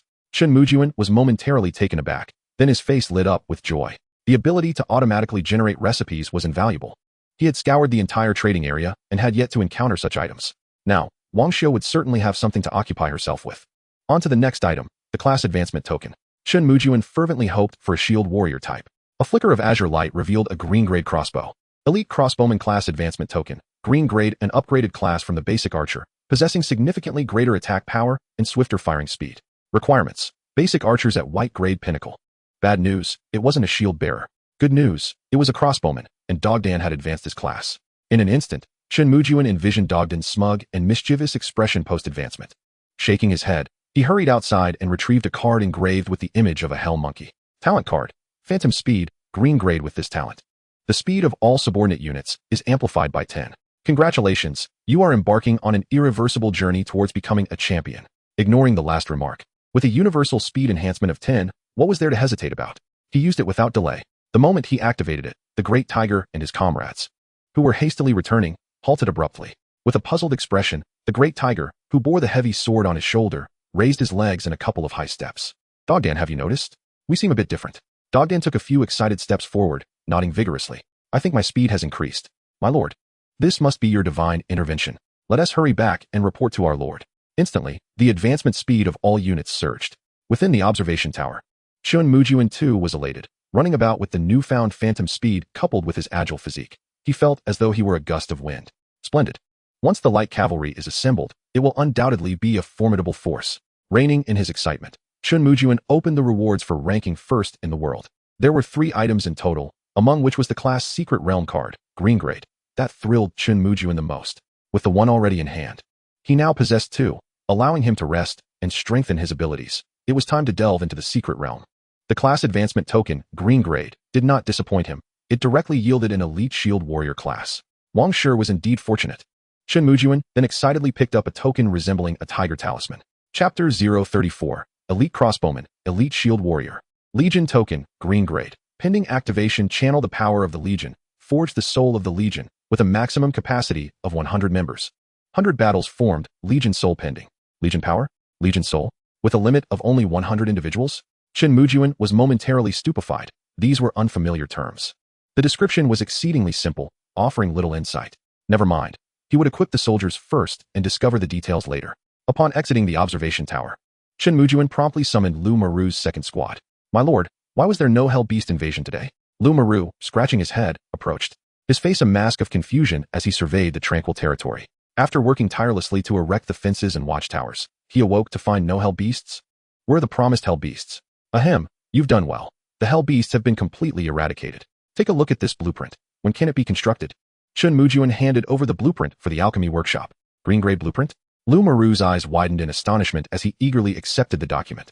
A second green grade blueprint? Does this mean I could soon be promoted to blue grade? No way could he afford to sleep too long today. Falling behind in levels would be embarrassing. For the next 3 days and nights, I, Lu Maru, shall toil without rest. What are you thinking? When will it be complete? Chen Mujun inquired, noting Lu Maru's dazed expression. Tomorrow, in half a day, my subordinate guarantees the alchemy workshop will be built. Just wait for your inspection, my lord. Lu Maru stood to attention, his eyes ablaze with fervor. Roar. Chen Mujun nodded, when suddenly a dark figure lunged towards him. Bang. It collided with him, knocking him off balance. Looking down, he found it was none other than the 2-headed wolf pup. Its 4 eyes were wide with longing, gazing up at Chen Mujun with an extended tongue. Goodness, how have you grown so large? Just yesterday, the two-headed wolf pup was the size of a basketball, and now it had reached a full meter in length. Had Chen Mujun not achieved the pinnacle of white grade, he would have struggled to lift it. Down, down. Remember, you are a wolf, not a fluffy dog. With a face full of disdain, he set the hell wolf pup down, intrigued to check its attributes. Spirit beast name, two-headed wolf. Spirit beast affiliation, Junlin. Spirit beast level, white grade intermediate. Spirit beast aptitude, blue grade. Spirit beast skills, two-headed wolf howl, blue grade. Two-headed bite, blue grade. My goodness, how many hell cores has it consumed? In just one day, it had leveled up from white grade beginner to white grade intermediate. It even gained 2 additional skills, wagging its tail excitedly at Chen Mujun. He casually tossed a high-grade white hell core towards it. Howl, tonguing its lips. The two-headed wolf promptly pounced. Its fluid movements resembled that of a playful dog. My lord, we have returned. Without time to jest, the great tiger bellowed boisterously at the territory's entrance. A large, spirited troop returned, bloodied but triumphant. From afar, Chen Mujun could already smell the strong scent of blood. Very well, it's good to have you back. Chef, prepare additional rations. Casualties were unavoidable. Of the 100 troops dispatched, only 60 returned. The basic shield soldiers suffered the most. 30 went out, but only 10 returned. The basic swordsmen and archers also sustained varying degrees of damage. There was good news too, besides a bounty of spoils. All remaining soldiers had reached white grade intermediate, with several attaining white grade high. That night, a bonfire blazed in the center of Junlin territory, with numerous residents gathered around, joyfully feasting on roasted meat and drinking plain water. The rice paddies had yet to mature, so Chen Mujun could not yet enjoy fragrant rice. Wang Xiu sat beside him, taking a bite of the roasted meat, her bright eyes stealing glances at Chen Mujun. Uncertain of her thoughts, her cheeks flushed adorably. Great tiger, you worked hard this time. Here, I bestow upon you a fine reward. Hee hee, it wasn't hard at all. The excited great tiger quickly stood up as Chen Mujun tossed a jar towards him. The surrounding soldiers curiously looked on. Monkey wine, is that alcohol? Thank you, my lord. Upon opening the lid and inhaling the delightful aroma, the great tiger's eyes widened in excitement. Disregarding the envious gazes surrounding him, he tilted his head back and gulped down the drink. Beside him, the little tiger swallowed repeatedly at the enticing aroma. Brother, save me a sip. Get away, this is a reward from the Lord. He exhaled in satisfaction, then hurriedly cradled the monkey wine in his arms like a protective parent. Chen Mujun burst into hearty laughter. All right, everyone present has contributed. Let us share this monkey wine with all. In one swift motion, Chen Mujun produced all the monkey wine, and soon the entire territory was enveloped in the sweet fragrance of the liquor. He then presented elite shield warriors and elite crossbowmen to Wang Shi and Go Dan. A flicker of azure light illuminated the scene, and both completed their advancement. Lord of the Realm, Wang Shi. Citizen level, initial stage of blue rank. Unit name, Elite Shield Warrior, blue rank. Unit equipment, Iron Black Armor, white rank. Iron Shield, white rank. Iron Longsword. Unit skills, Elite Shield Warrior, blue rank. Forceful Combat, blue rank. Heavy Shield Charge, blue rank. Unit description, a foundational blue rank unit with formidable defensive capabilities. None shall pass beneath my iron shield. Lord of the Realm, Go Dan. Citizen level, initial stage of blue rank. Unit name, Elite Crossbowman, blue rank. Unit equipment, Sturdy Leather Armor, white rank. Cold Light Bow, blue rank. Unit skills, Crossbow Bolt Shooting, blue rank. Rapid Arrow Switching, blue rank. Double Shot, blue rank. 100 Steps to Penetration, white rank. Unit description, a unit with exceptionally swift hands, capable of unleashing crossbow bolts with immense explosive power. The truth lies solely within my range. Both. Feeling a surge of powerful energy, joyfully knelt on one knee. Thank you, my lord. Haha, rise. We need not such formalities. There are more treasures to unveil. Saying this, Chen Mujun handed a crimson gold shield to Wang Shi. Amidst the slightly envious glances of the big tiger, he produced a crimson gold sword. Subsequently, he equipped them with skills, enhancing their agility. He replaced all applicable white rank gear with superior alternatives, discarding the unusable items into the trading channel. That night, the Lord's realm was particularly lively, as the entire Dragon Kingdom area felt as though it were celebrating a festival. Upon Chen Mujun posting the items, everyone immediately took notice. Look, the great Lord Junlin has appeared. My goodness, he just tossed out several hundred sets of white rank equipment. Could he be an arms dealer? Is this perhaps a system reward? It seems excessive. I calculated the weapon drop rate at 20. Could it be that the great Lord Junlin has slain countless underworld beasts? I have a bold hypothesis. The great Lord's talent must be related to the drop rate. How fortuitous. I suspect the great Lord Junlin's talent is that of the goddess of fortune. The discussions among the crowd made Chen Mujun's lips twitch. These whimsical lords were surprisingly perceptive to arrive at such conclusions. All the equipment was transformed into basic resources, amounting to several tens of thousands of units. That night, Chen Mujun enjoyed a particularly deep slumber, taking a few swigs of monkey wine before drifting off. In a drowsy haze, he sensed something soft and sticky around him, though he was oblivious to it. How comfortable.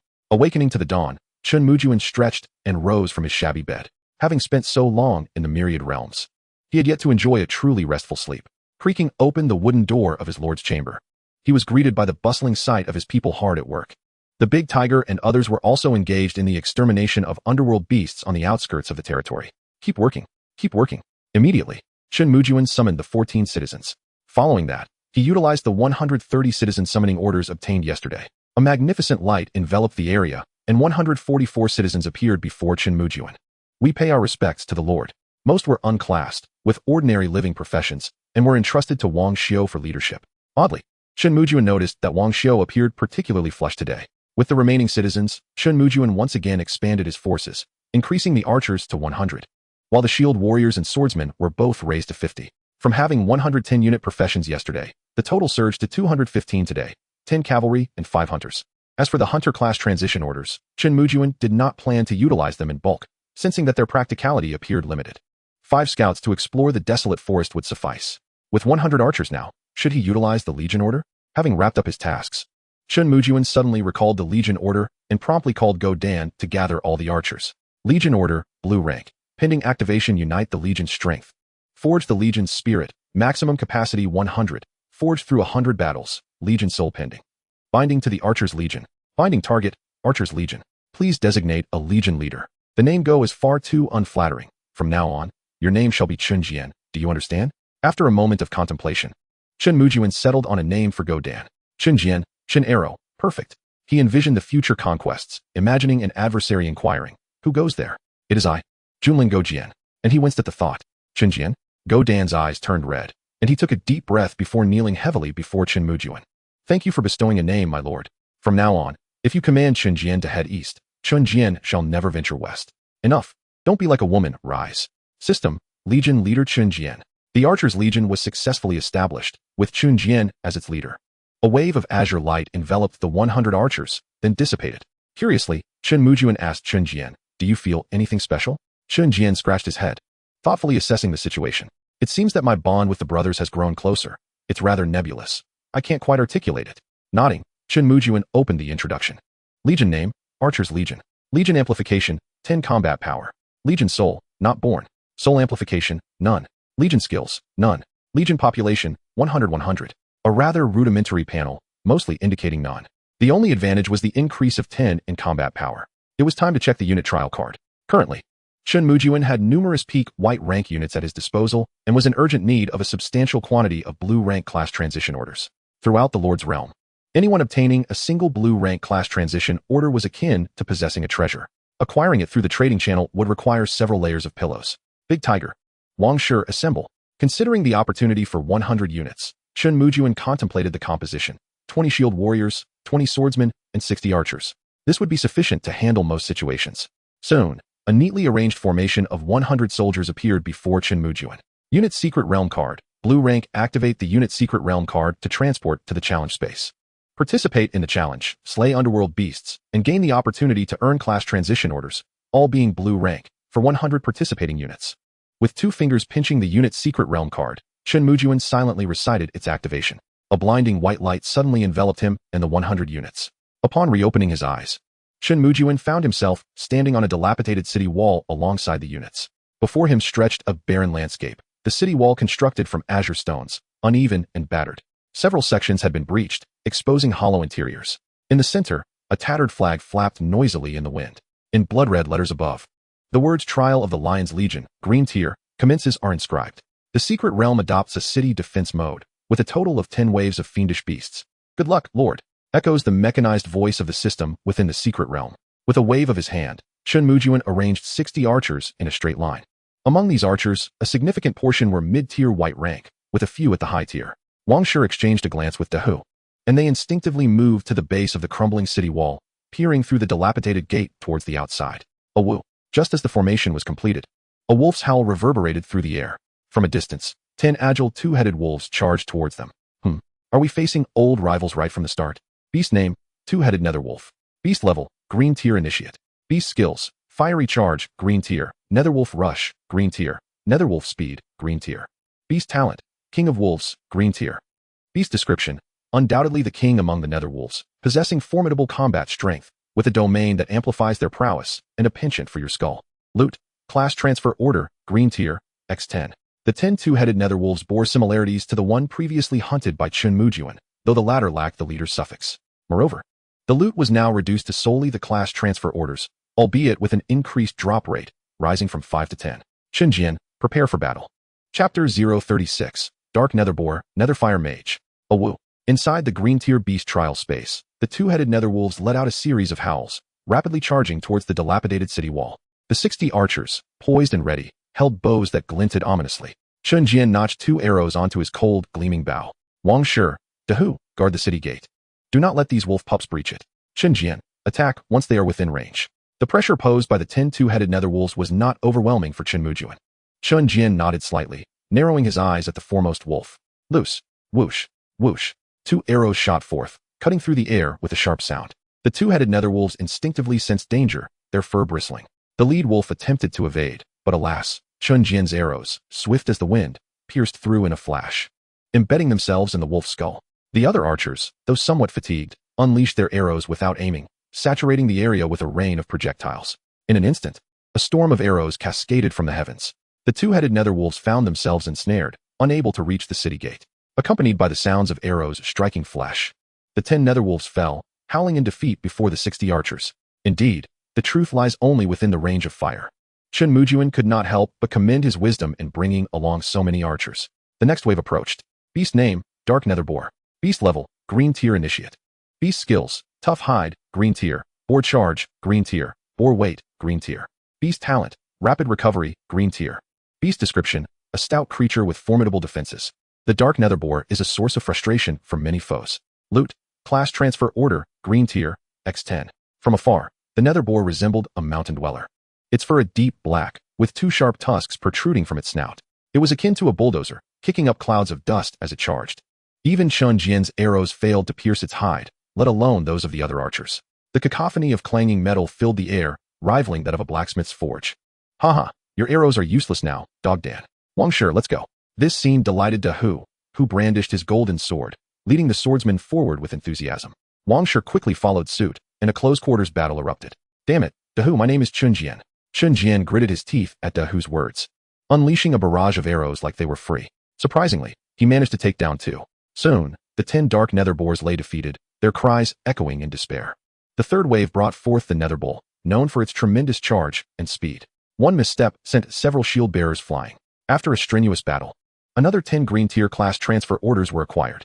Listening to the system's notifications, Chen Mujun's grin nearly reached his ears. The fourth wave featured the Nether Tiger, whose combat strength was commendable, but its defenses faltered, falling to Chen Jian's relentless assault. The fifth wave, comprised of Nether Crows, flying troops capable of attacking with feathered arrows, left Dahu and Wang Shi helpless, merely watching as Chen Jian methodically dispatched them one by one. Following these 5 waves, several newly promoted archers ascended to mid-tier white rank. The 6th wave introduced the stone nether ape, unlike the agile nether apes surrounding Chen Mujun's territory. These lumbering giants, towering at 2 meters, left deep imprints in the ground as they walked, encased in rocky armor. Chen Jian's arrows proved ineffective against them, forcing Wang Shi and the others to engage in melee combat, while the swordsman launched a furious offensive. Sparks flew as the battle raged, and Dahu hugged his golden sword, lamenting its wear.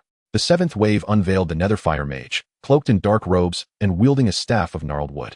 This marked Chen Mujun's first encounter with a mage class, sparking curiosity. Beast name, Netherfire Mage. Beast level, green tier initiate. Beast skills, Netherfire Impact, green tier. Netherfire Shield, green tier. Netherfire Blaze, green tier. Beast Talent, Netherfire Enhancement, green tier. Beast description, a battle-ready mage with considerable offensive capabilities, albeit slow in movement. Loot, class transfer order, green tier, X10. With a flourish, the newly emerged Netherfire Mage raised its staff, unleashing a torrent of dark red flames towards Dahu and the others. Chen Jian, those damn ranged units, attack quickly. As the fiery assault drew near, Dahu rolled to evade, his face flushed as he shouted towards the city wall. Chen Jian, grinning, loosed 2 arrows that soared through the air, striking true against one of the Netherfire mages. The other archers followed suit, releasing another downpour of arrows. A mere 10 Netherfire mages stood no chance against the 60 archers, swiftly succumbing. The 8th wave, the 9th wave. Chen Mujun had grown so bored that he began yawning. This beast trial was far simpler than he had anticipated. Hurry up and finish this. Let's move on to the next. If other lords were to witness his demeanor, they would surely give him an incredulous glare. The drop rate was merely 10, with all 10 being green-tier beasts. Even slaying a single green-tier beast would cost dozens of units. It cannot be said that the beast trial was too weak. Rather, it speaks to Chen Mujun's extraordinary prowess. Boom. Just after the 9th wave was vanquished, the entire dilapidated city wall began to tremble. The powerful sound of footsteps resonated from afar, abruptly dispelling Chen Mujun's drowsiness. Curiously gazing into the distance, he beheld a bear towering at 3 meters, its body cloaked in jet-black fur, charging towards him with alarming speed. Its imposing stature and hefty weight caused the ground to tremble with each step, and its crimson eyes radiated a fierce malevolence. The aura emanating from this creature was significantly more formidable than that of the previous underworld beast. A formidable opponent has arrived. Chapter 037. The Underworld Bear, a Bountiful Harvest. Name of the Underworld Beast, Underworld Bear. Beast level, Intermediate Blue Grade. Beast skills, Frenzied Charge, Blue Grade. Heavy Paw Strike, Blue Grade. Tough Hide, Blue Grade. Beast talent, Iron Wall Defense, Blue Grade. Beast description, with its colossal size and formidable defense, it is an undeniable bulldozer among the intermediate Blue Grade beasts. Beware. Its paws are not only delectable, but also ruthless. Loot, Class Transition Order, Blue Grade, X20. Intermediate Blue Grade? No wonder its presence is so much stronger. But this feels somewhat unfavorable. As levels rise, so too does the drop rate. Yet for Chen Mujun, this transaction feels like a loss. Everyone, be vigilant. These creatures possess intermediate Blue Grade strength. Do not let your guard down. Chen Mujun shouted. Wang Shi and Da Hu exchanged glances, their eyes brimming with fighting spirit. At last, a worthy opponent has appeared. Let me deal with it properly. Wang Shi, can you hold it off? If not, step behind me. Hold it off. Da Hu, are you jesting? Swish, swish. The sound of piercing arrows filled the air as a deluge of arrows rained down once more. Chen Jin's expression grew increasingly grave as the frostlight bow flickered wildly. Thud. The gleaming attack, shimmering with cold light, struck the underworld bear, only to become lodged in its thick fur, inflicting no damage whatsoever. The bears did not flinch, allowing the arrows to pelt them until they resembled hedgehogs. Yet, with a shake of its fur, all arrows fell to the ground. Damn, these creatures possess formidable defenses. Chen Jin seethed. His teeth gritting in frustration upon realizing his attacks had no effect. Meanwhile, the foremost bear collided violently with Wang Shi's golden shield. Clang. The sound of a violent impact echoed as Wang Shi, along with his shield, was sent flying. His hands were severely injured. Block it. Chen Mujun's pupils constricted as he shouted. The combat prowess of the intermediate Blue Grade beast exceeded his expectations significantly. Brothers, attack. Grasping the golden sword, Da Hu boldly charged forth to confront the beast head-on. His elite swordplay dazzled in his hands. Despite Da Hu's robust and somewhat clumsy appearance, Chen Mujun knew him to be a classic example of a big-hearted yet meticulous warrior. Do not engage directly. Swordsmen, seek opportunities to strike, while shield bearers spread out. Following Chen Mujun's command, the 20 shield bearers swiftly retreated. The swordsmen, led by Da Hu, began to employ a kiting strategy. The archers atop the walls had long abandoned futile attacks, with only Chen Jin squinting as he searched for an opening.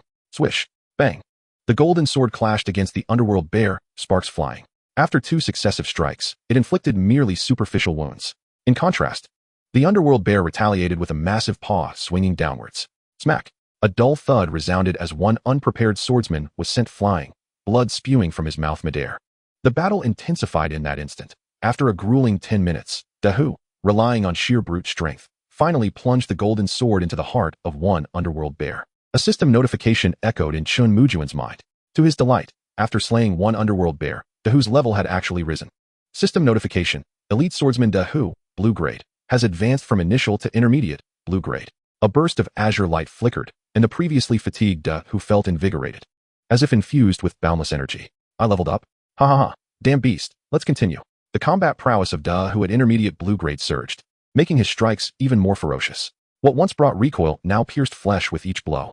The frenzied underworld bear was driven back again and again by Da Hu's assaults. Soon, all 10 underworld bears lay slain beneath the might of Da Hu's golden sword. As the final underworld bear collapsed, the entire secret realm was once again filled with the system's notification. Congratulations, Lord Chen Mujun, on completing the secret realm trial. You may now return. Azure light enveloped Chen Mujun and the 100 soldiers, reappearing in their territory. Lord, Lord. The passing villagers greeted the suddenly reappeared Chen Mujun with fervor. Nodding slightly, Chen Mujun instructed Da Hu and the others to rest momentarily before activating the soldier class transition once more. 100 Blue Grade class transition orders were simply irresistible. After an entire day had passed, as night descended, Chen Mujun and Da Hu once again appeared in their territory. This time, not only Chen Mujun but also Da Hu bore visible signs of exhaustion. The incessant battles throughout the day had tested the soldiers significantly. Fortunately, the outcome was favorable. Awu. The two-headed wolf, having not played with Chen Mujun for a day, eagerly bounded over. Get away. After a day's absence, the creature had grown noticeably larger, startling Chen Mujun. Thud. He kicked the two-headed wolf away, which landed on the ground, gazing at Chen Mujun with innocent eyes, filled with a sense of grievance. Cough, cough. Not a husky but a two-headed wolf. From now on, I'll just call you Husky. You've grown so big that I can no longer carry you. Go play for a while. Handing over 2 high-grade white cores for the two-headed wolf to amuse itself, Chen Mujun rubbed his hands in delight. He settled into a bamboo chair and retrieved the class transition orders. Use. A faint azure light flickered, and the class transition order in his hand transformed instantly. Elite Crossbowman Transition Order, blue grade and advanced class for basic archers, possessing significantly enhanced attack power and swifter shooting speed. Requirement. Basic archer at pinnacle white grade. Starting with crossbowman, Chen Mujun's eyes sparkled as he hastily produced another transition order. Second, elite shield warrior. Third, elite swordsman. Fourth, elite bladesman. Fifth, light cavalry. Elite bladesman transition order, blue grade and advanced class for basic bladesmen, delivering powerful sweeping attacks with formidable combat strength. Requirement. Basic bladesman at pinnacle white grade.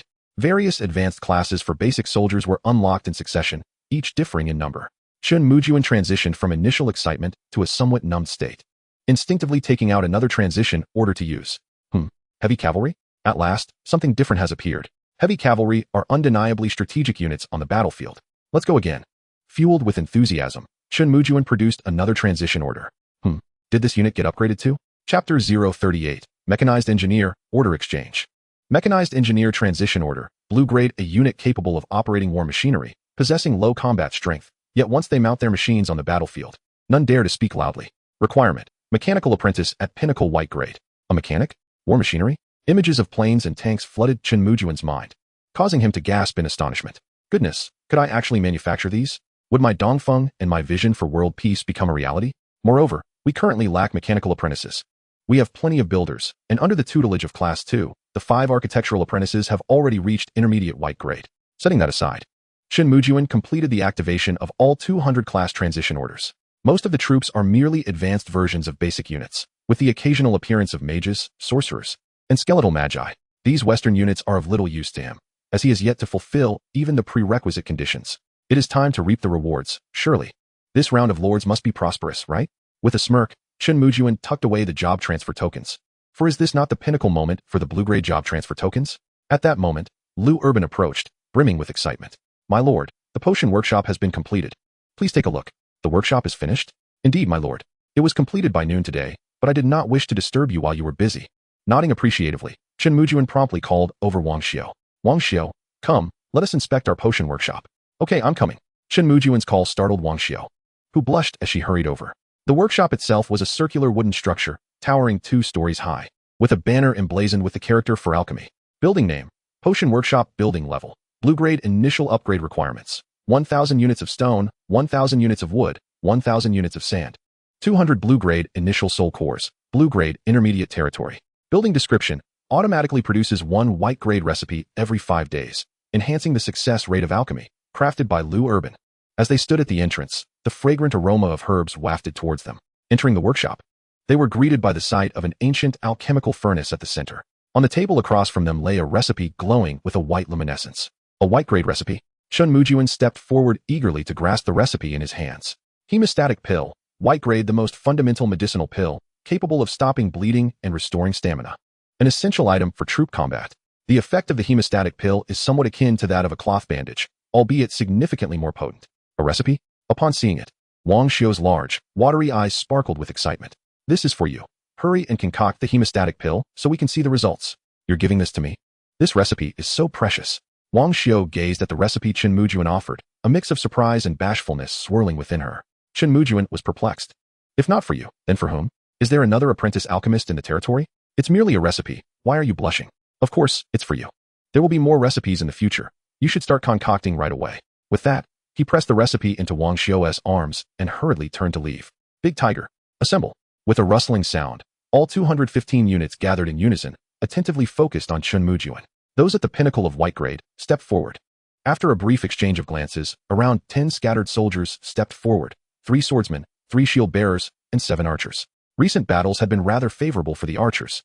This is your blue-grade job transfer token. You may proceed with your transitions. With a grand gesture, Chen Mujun proudly produced the blue-grade job transfer tokens. Thank you, my lord. Thank you, my lord. Their excitement was palpable, as they immediately knelt in gratitude. The other units, yet to reach the pinnacle of white grade, looked on with envy at these fortunate few. A surge of blue light enveloped Chen Mujun's group, increasing their ranks by over 10 blue-grade units. Nodding in satisfaction, Chen Mujun smiled as he observed the envious expressions of the other soldiers. Do not be disheartened, everyone. I promise that anyone who reaches the pinnacle of white grade will also possess their own job transfer token. Thank you, my lord. Thank you, my lord. The resounding cheers echoed, their morale soaring. This was precisely the scene Chen Mujun longed to witness. The eager troops were practically itching to charge into battle that very night. But Chen Mujun held them back. This motivational speech may have been a bit too invigorating. Next, Chen Mujun reclined comfortably in a rocking chair specially crafted by Liu Urban. Squeak, squeak. In the chat channel, a group of laid-back lords were engaged in lively conversation. Overall, today had been relatively calm since the invasion of the nether beasts. My goodness, it seems the nether beast leader has set its sights on me. I'm so anxious without the protection of a newbie shield. I envy the likes of Junlin. They resolved the leader issue early on, free from any worries. Don't fret, even the great ones have their troubles. Who knows, a second or third leader may have already emerged. Oh well, a day of comfort is a blessing. My troops have reached the pinnacle of white grade. Does anyone know where to acquire blue-grade job transfer tokens? Same here. I don't have any blue-grade job transfer tokens either. Damn this invasion of the nether beasts for only rewarding me with 2 building blueprints. I have a lead, but I can't handle it. I have a unit secret realm card, blue-grade. Wow, what incredible luck. That place must yield blue-grade transfer cards. Shouldn't you hurry there? Someone has uncovered a unit secret realm card? Chen Mujun's eyes sparkled with excitement as he quickly contacted that particular lord.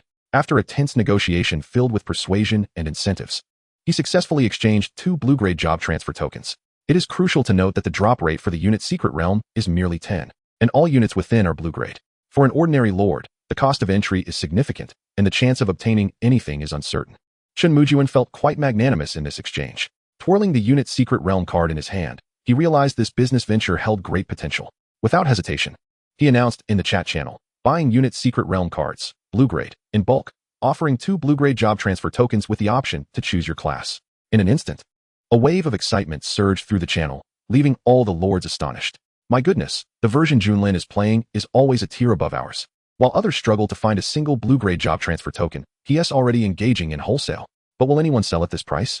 Why not just farm the unit secret realm directly? Brother, you're being overly optimistic. It's a blue-grade unit secret realm. It must be filled with blue-grade units. Chapter 039, Source of Spiritual Power, Nether Wolf Cavalry. After Chen Mujun posted his message, within a minute, his private chat exploded. Sifting through a batch of opportunistic lords, he began to read through the messages. Those genuinely interested in trading found the offered price too low and began to request higher bids. Chen Mujun simply replied, the drop rate for the unit secret realm is 10. Feel free to keep it if you wish. His words silenced those attempting to negotiate.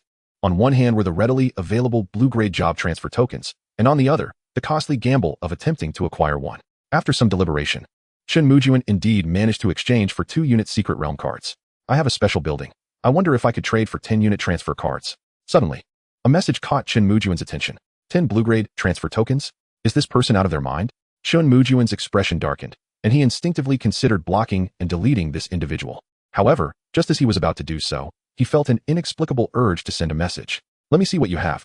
Special building, source of spiritual power. Blue-grade absorbs the power of the soul core and converts it into faint spiritual energy, capable of enhancing troop experience and aiding in their advancement. Chen Mujun's eyes lit up. This was a remarkable find. The ability to convert spiritual energy would expedite troop growth. Surely you understand the value of this building. Why do you wish to trade with me? After a moment of contemplation, Chen Mujun sent this inquiry. My luck has been poor. I have too few units left after the Nether Beast invasion, and even the Nether Beast leader has set its sights on me. Time. Chen Mujun understood. Not everyone had a guaranteed drop rate like his. Many lacked even the summoning orders for their subjects, and with too few units, the source of spiritual power could not reach its full potential. More importantly, the adversary had drawn the gaze of the Dark Beast leader, thus enhancing one's strength became paramount. Without a moment's hesitation, Chen Mujun agreed to trade 10 low-grade transformation orders. Soon, a blueprint shimmering with a faint azure glow materialized in his hands. Ignoring the late hour, Chen Mujun leaped from his bed. Class 2, Class 2. Let us commence the construction immediately. The entire night passed in a cacophony of clanging sounds within the Junlin territory. Come dawn, Class 2 appeared, sporting a sizable dark circle under his eyes. My lord, the construction from last night has been completed. Good heavens, you look like a panda. Chen Mujun was startled by Class 2's sudden presence. Without uttering a word, Class 2 gazed at him with a mournful expression. Ahem, rest well. I shall go take a look. Chen Mujun patted Class 2 on the shoulder and excitedly made his way to the back of the lord's cabin. The spirit power spring resembled a circular bath, surrounded by stone walls, with the center leveled with sand. It appeared rather unremarkable, even somewhat crude. Building name, Spirit Power Spring. Building level, low grade. Upgrade requirement, 1000 low-grade dark cores. Building description, a celestial creation, once a treasure of the spirit race, possessing formidable troop enhancement capabilities. Enabling units to reach the peak of white grade, yet regrettably damaged during the war against the dark race, barely functional still. An upgrade requires 1000 low-grade dark cores. Chen Mujun clicked his tongue, feeling daunted by such a demand, despite the absence of additional conditions. Currently, he possessed merely 2 low-grade dark cores. The spirit race? Was that one of the races from the previous generation of myriad beings? The peak of white grade would certainly suffice. In a fit of excitement, Chen Mujun produced all the dark cores he had and tossed them into the spirit power spring. Gurgle, gurgle. As the dark cores were cast in, the previously parched spring began to bubble forth, soon covering the bottom with clear spring water, though only reaching a mere height of 5 centimeters. I provided over 200 dark cores, and this is all I get? Chen Mujun winced at the loss, gritting his teeth as he instructed Chen Jian to summon several high-tier white-grade archers. Get in. He first led one soldier into the spring, then sat cross-legged beside him. Suddenly, a mist began to envelop the archer, reminiscent of a warm bath. The previously tense archer displayed a look of comfort, albeit somewhat lewd. A system notification chimed in his mind. Your archer, Dog Shuai, high-tier white grade, has leveled up to peak white grade. That was it. The entire process took less than 5 minutes. The notification startled Chen Mujun, who quickly stepped forward, peering into the spring. Just moments ago, the water was 5 centimeters deep, but now it had halved. My goodness. The consumption is rather alarming. At that moment, the affluent Chen Mujun lamented the expense. It equated to 100 low-tier dark cores for a single upgrade. Send in another. The second archer entered the spirit power spring and similarly achieved peak white grade. Subsequently, Chen Mujun directly transformed them into elite crossbowmen, ceasing to expend any further dark cores in the spring. After all, a landlord's resources are not limitless. My lord, we request permission to engage in battles outside. At that moment, Mada rushed in, his face alight with excitement, followed closely by a young dark wolf. Behind him, 10 cavalrymen exuded an aura of combat readiness. All our cavalry is prepared. For days, Mada had envied his comrades who fought outside, tirelessly feeding the dark wolves with dark cores, nearly 6 meals a day. The results were evident. The dark wolves had become plump and well-fed. Junlin resident, Mada resident level, mid-tier white grade. Unit name, basic cavalry, white grade. Cavalry mount, dark wolf, mid-tier white grade. Unit equipment, iron armor, white grade. Iron saddle, white grade. Iron lance, white grade. Unit skills, basic horsemanship, white grade. Basic spearmanship, white grade. Dark wolf charge, white grade. Unit description, perhaps the name should be basic wolf cavalry, possessing excellent dark wolf mounts that complement each other well and are worth nurturing. So they reached mid-tier white grade? They're directly feeding dark cores? Yet, Chen Mujun felt a headache coming on. The dark wolves had been nearly depleted, sending cavalry into the territory of the dark apes. Wouldn't they be utterly overwhelmed in the dense thickets? Heaven above, who would have thought a lord would be troubled by a shortage of dark beasts? My lord. My lord. Just as Chen Mujun furrowed his brow, Lao Lu hurried over, shouting from a distance. We have discovered new dark beasts beyond the mountains. Chapter 040, New Discovery. Flame Dark Bull. New dark beasts? Where? Instantly, Chen Mujun's eyes sparkled, and Mada eagerly leaned in closer. Just over that left mountain, in a vast grassland. There are numerous dark bulls, and they're even breathing fire. Dark bulls, breathing fire? Let us go see. The emergence of new dark beasts signified new spoils. In Chen Mujun's eyes, dark beasts were akin to his treasure trove. Wang Xiao, stay here and brew blood-stopping pills. If the herbs are insufficient, wait for my return. Class 2, strive to upgrade all possible buildings in our territory. Do not fear the lack of materials, we have the funds. With that, he hurriedly departed, taking 115 out of 215 soldiers, leaving 50 to guard the territory, and sending another 50 to the Dark Ape region to capture as many Dark Ape cubs as possible. At the mere mention of battle, Dahu's eyes lit up, brimming with enthusiasm all along the way. Two-headed wolf, let us go. Today is your day out. Chen Mujun beckoned, and the two-headed wolf, engrossed in devouring a dark core, instantly perked up, howling joyfully as it dashed towards him. In just a few days, this creature had grown nearly as large as its father. A smile graced Chen Mujun's lips as he gently stroked the two-headed wolf's soft fur, swiftly mounting it. A woo? The two-headed wolf paused, hesitantly turning to look at Chen Mujun on its back, as if questioning, "Is this what you meant by going out to play? Be good. You were once carried by your master, and now it's your turn. That's only fair." Woo. Tilting its head, the two-headed wolf silently nodded in agreement. The left side of Junlin territory was obstructed by a towering mountain, the path rugged and treacherous. Under Lao Lu's guidance, it took them a full 3 hours to traverse the summit. Occasionally, they encountered some wild beasts, but none worth noting. Finally here. I never realized this mountain was so high. Standing at the base on the other side, the soldiers gasped for breath. Chen Mujun, however, remained leisurely, surveying the mountain with glimmering eyes, lost in thought. Look ahead. Dark bulls, so many dark bulls. Suddenly, Dahu pointed excitedly at the dark grassland in front. Chen Mujun snapped back to reality, raising his gaze to see several dark bulls grazing in the distance. Indeed, Lao Lu was correct. The dark bulls were robust, with pitch-black fur and 2 menacing horns atop their heads. Notably, their tails were ablaze with fire, flickering with dark red flames. Dark beast name, Flame Dark Bull. Dark beast level, mid-tier white grade. Dark beast skills, Flame Impact, white grade. Thick hide, white grade. Dark bull horn strike, white grade. Introduction to the nether beasts. Elemental nether beasts possess formidable defensive capabilities, while also having the ability to wield a modicum of fiery power. Beware of their imposing horns. Loot, nether bull blood and flesh 100, nether core, white grade, initial stage, 50, fire crystals, white grade, intermediate stage, 1. Fire crystal? What is this? This is the first time Chen Mujun has encountered such an object, an elemental unit. He has yet to discover its nature, setting it aside for now. He turns his attention to Marta. Marta, the 6 nether bulls ahead are entrusted to you. Let us witness your prowess. Yes, my lord, I vow to accomplish this task. Brothers, charge. We must showcase our strength to our lord. Oh well, not just Marta. The nether wolves beneath them are equally exhilarated, raising their heads to howl in excitement. Rumbling. 10 cavalrymen charge forth, their momentum akin to that of a 100-strong battalion. Moo. The 6 fiery nether bulls sense the impending danger, lifting their heads and violently kicking their hind legs. Smoke billows from their nostrils, and then, lowering their heads, they charge fiercely. Flames envelop their tails, transforming them into fiery bulls. Do not engage head-on. Evade and seek openings for attack. Marta, at the forefront, narrows his eyes and digs his heels into the back of the nether wolf. Just as they are about to collide, the nether wolf executes a swift turn, narrowly evading the fiery bull's assault. Subsequently, he thrusts his iron spear with great force. Thud. The spear, propelled by momentum, pierces the body of the fiery nether bull. Moo. The intense pain drives the fiery nether bull into a frenzy, causing it to bolt in every direction.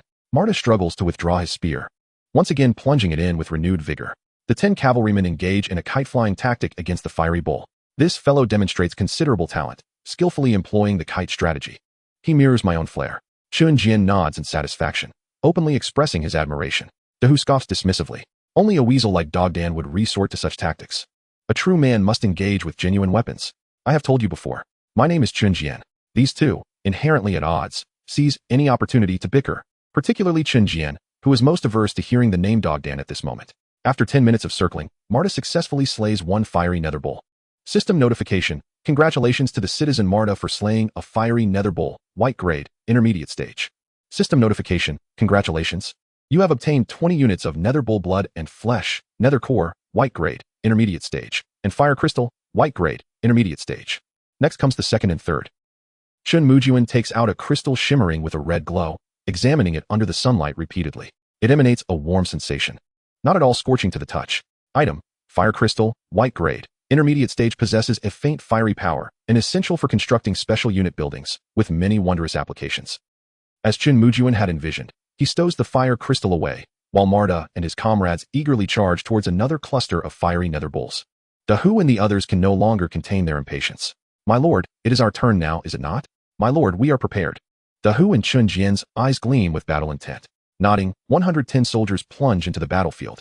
Whoosh. Chun Jian immediately unleashes 2 arrows from his frostlight bow, deeply embedding them into the skull of 1 fiery nether bull. Moo. The fiery nether bull, mid-feast on nether grass, feels a sudden pain in its head, plunging it into darkness. Against Chen Mujun's army, the white grade, intermediate stage foes are utterly outmatched. System notifications echo in his mind incessantly. At that moment, Marta suddenly retreats, exclaiming with enthusiasm, My lord, there's a big fellow ahead. Chapter 041, New Unit, Mage Apprentice. A big fellow? Marta's words ignite Dahu's interest. He brings his golden sword down, severing the fiery nether bull's head. Let us go, let us see that big fellow. Chen Mujun, seated upon the 2-headed wolf, is equally intrigued, steering clear of 2 withered trees. Ahead, by a low-lying lake, 5 fiery nether bulls are leisurely drinking. Nether beast name, elite nether bull. Nether beast level, white grade, high stage. Nether beast skills, flame impact, white grade. Thick hide, white grade. Nether bull horn strike, white grade. Nether bull trample, white grade. Description: elemental nether bulls, having gained initial control over firepower, are more robust and possess tremendous impact. Be exceedingly cautious of their pair of horns. Loot: nether bull blood and flesh 100, nether core, white grade, high stage. 50, fire crystals, white grade, high stage. 2. Mage apprentice job change token, white grade, 001. Fire mage, Chen Mujun S.I. Sparkle. Among the green grade job change tokens he acquired was one for a fire mage, and now there's no need to sell it. Though the drop rate is a meager 001, it matters not. We are destined for greatness. Onward, we cannot let a single one escape. Plop plop plop. Brothers, charge.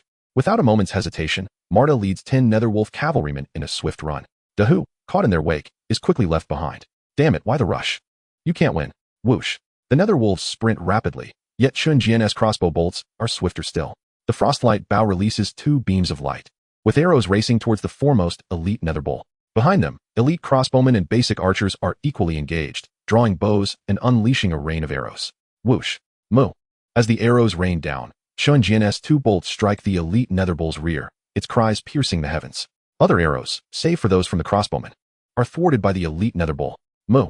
With arrows lodged in its rear, the elite netherbull turns in fury, flames erupting from its massive nostrils. Without a word, it lowers its head, flames enveloping its body, unleashing a flame impact.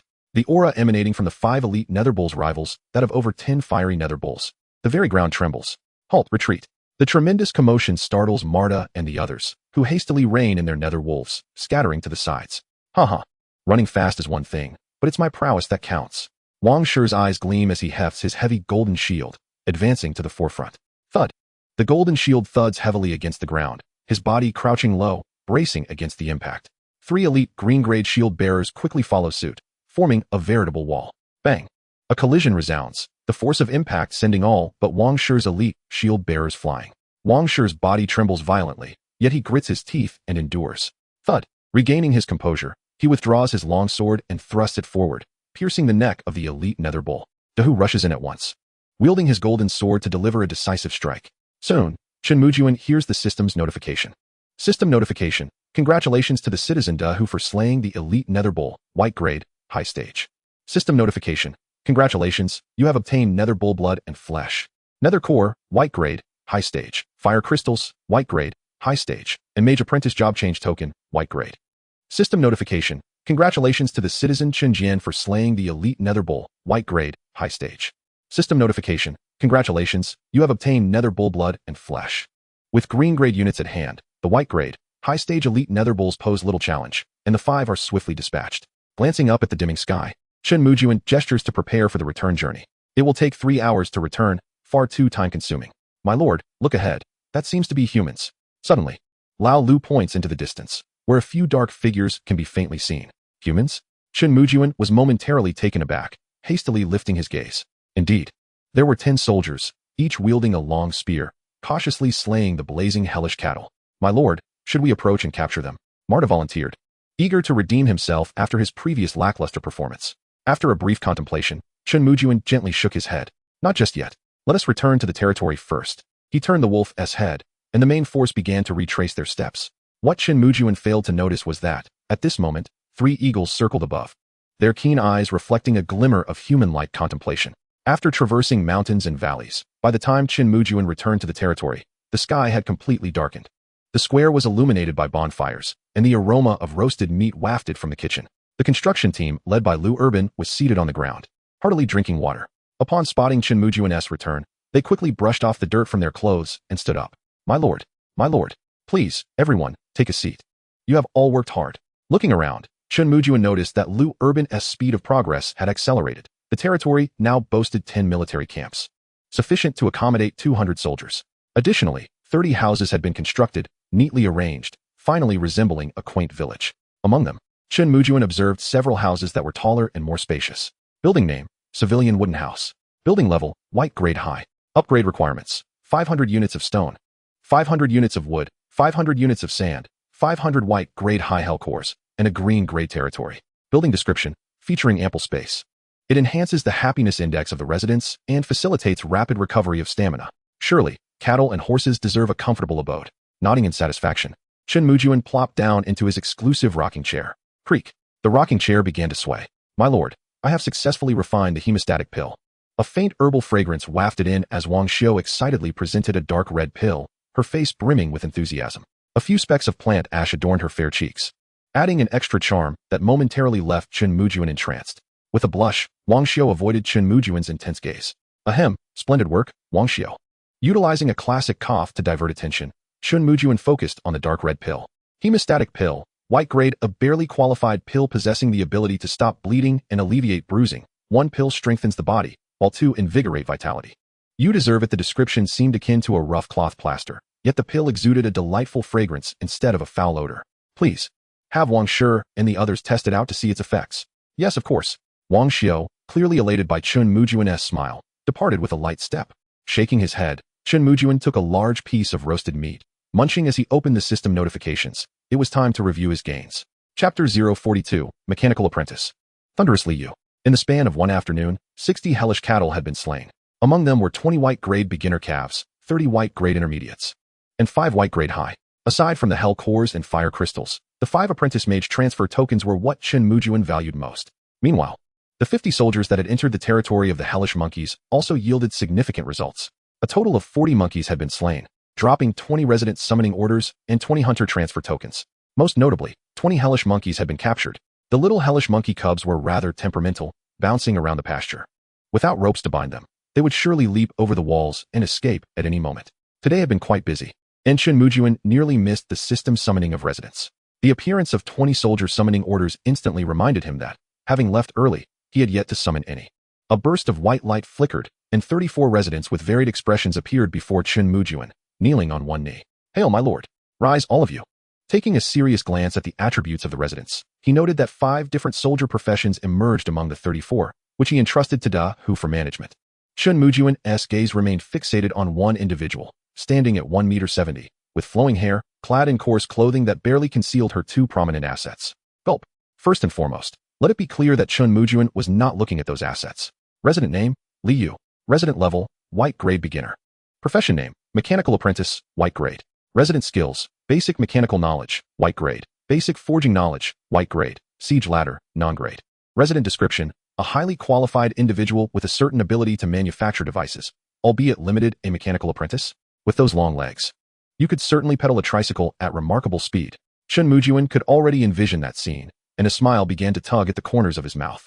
Liu, caught under Chen Mujun's gaze, flushed crimson, shyly inquiring, my lord, have I done something wrong? Ahem, no. I merely wish to know if you are indeed a mechanical apprentice. What can you create at present? I'm still learning, and currently, I can only construct the most basic siege ladders. Adjustable siege ladders? Chen Mujun's immediate reaction was to recall modern firefighting ladders. Liu's face turned beet red, her embarrassment evident. My lord, the firefighting ladder you speak of is a blue-grade device. What I can create is a simple A-frame siege ladder. A-frame siege ladder? Chen Mujun paused for a moment before quickly realizing, wasn't he that simply the most rudimentary of ladders? Ahem, that is perfectly fine. Please take your time to familiarize yourself with the territory and delve deeply into your craft. In the future, we shall acquire blue and green-grade blueprints from the remaining residents. Chen Mujun selected 5 individuals who appeared particularly astute. You all use this transfer token to change professions. The 5 individuals were instantly overjoyed, hurriedly expressing their gratitude as they accepted the apprentice mage transfer tokens from Chen Mujun. Whoosh! A burst of white light flickered, and the 5 individuals, originally clad in coarse garments, transformed into apprentice mages, wielding gnarled staves and dressed in long robes. Resident name, Yu Qing. Resident level, white grade beginner. Profession name, apprentice mage, white grade. Profession equipment, gnarled staff, non-grade. Coarse robe, non-grade. Profession skills, basic meditation, white grade. Basic mage theory, white grade. Profession description, a fledgling apprentice mage, having merely scratched the surface of knowledge, capable of a bit of meditation, yet lacking combat power. Perhaps the staff is better suited for striking foes than casting spells. The description caused Chen Mujun's lips to twitch. A dignified apprentice mage, an ostensibly prestigious profession, possessed not a single offensive skill. He suddenly recalled something often said in gaming circles. Mages are neither for the impoverished nor the destitute. Leveling up in the early stages proved challenging. How could one gain experience without slaying hellish beasts? By spending money. Experience potions. No. There was also the source of spiritual energy. The mere thought of the source of spiritual energy pained Chen Mujun. It was exorbitantly expensive. He wondered if that fellow still had any hellish pills left. With this in mind, Chen Mujun opened the private chat channel with Black Crow. Do you have any hellish pills left? Black Crow was perched on the edge of a cliff, devouring eagle legs, exhaustion etched across his face. He cursed vehemently between bites. Damn that myriad races continent. Why send me here of all places, half up a mountain? If I don't find a way out soon, I might as well die right here. This desolate place, while others face 30 hellish beasts, I'm left with barely a dozen.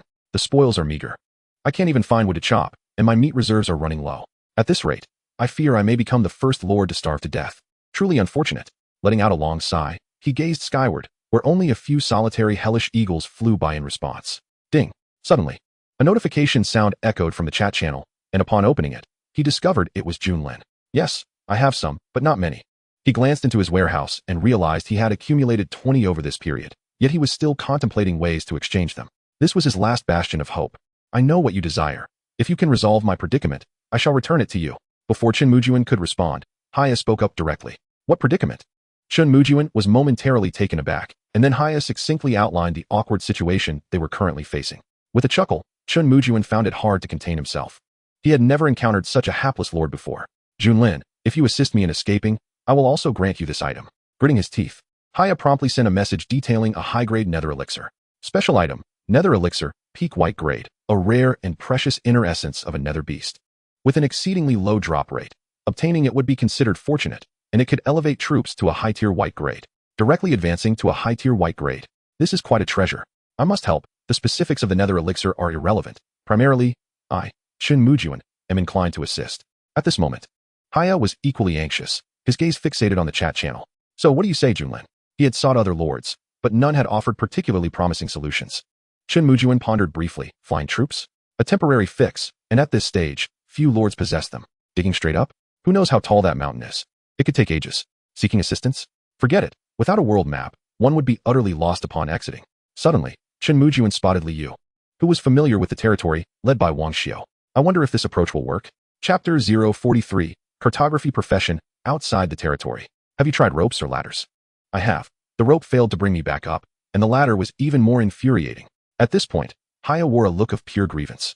The supreme deity had been unkind to him. He had painstakingly spent countless resources to construct a ladder several hundred meters long, only for it to collapse upon deployment due to the lack of a carpenter and the necessary blueprints. He cursed the entire day in frustration. I have the construction blueprint for a ladder. I can assist you. What is the required depth? That simplifies matters. It's merely a ladder, requiring little effort.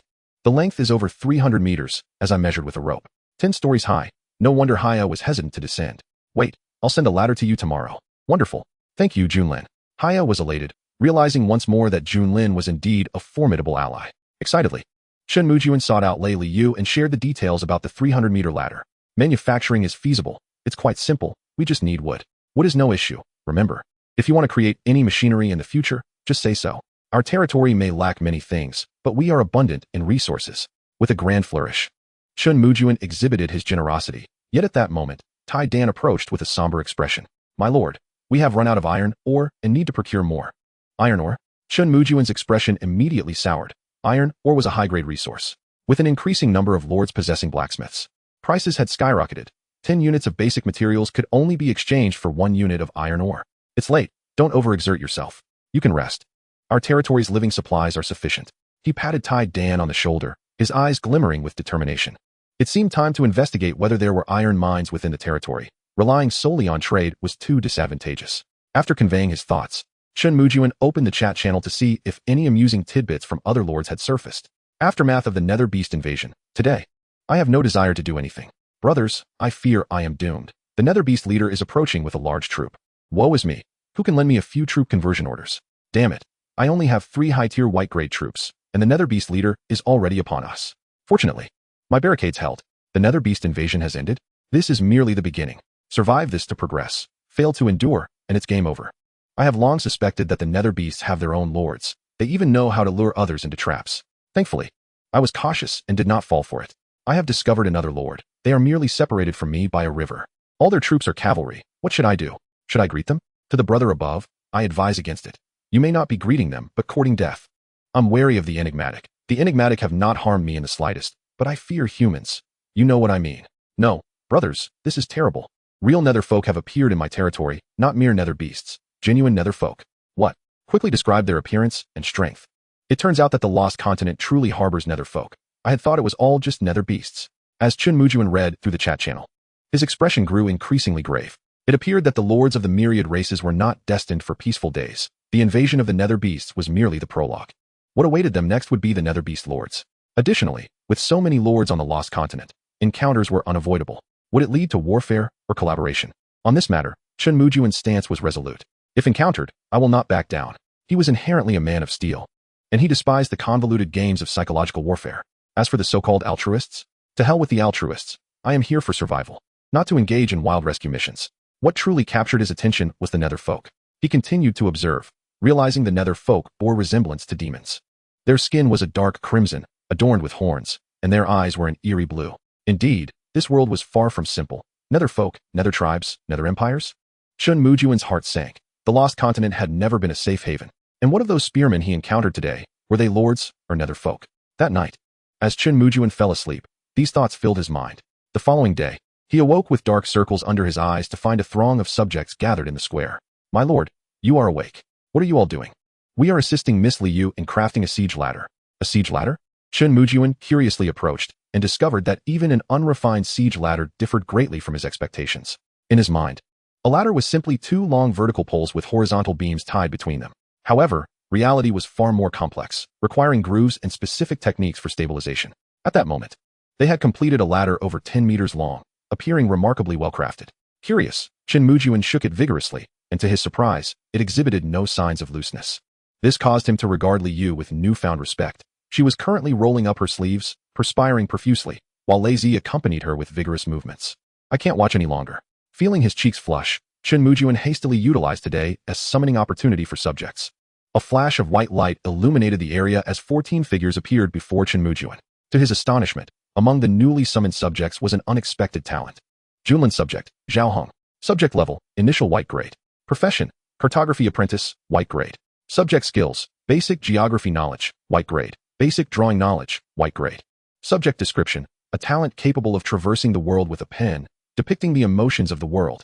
Perhaps in your eyes, they are mere scribbles. Cartography apprentice, Zhao Hong, can you draw maps? Reporting to the Lord, my subordinate can only manage rudimentary sketches. Intricate details are beyond my current capabilities. Do you possess knowledge of mineral exploration? Zhao Hong was momentarily taken aback, then awkwardly shook his head. Such skills are not within my purview.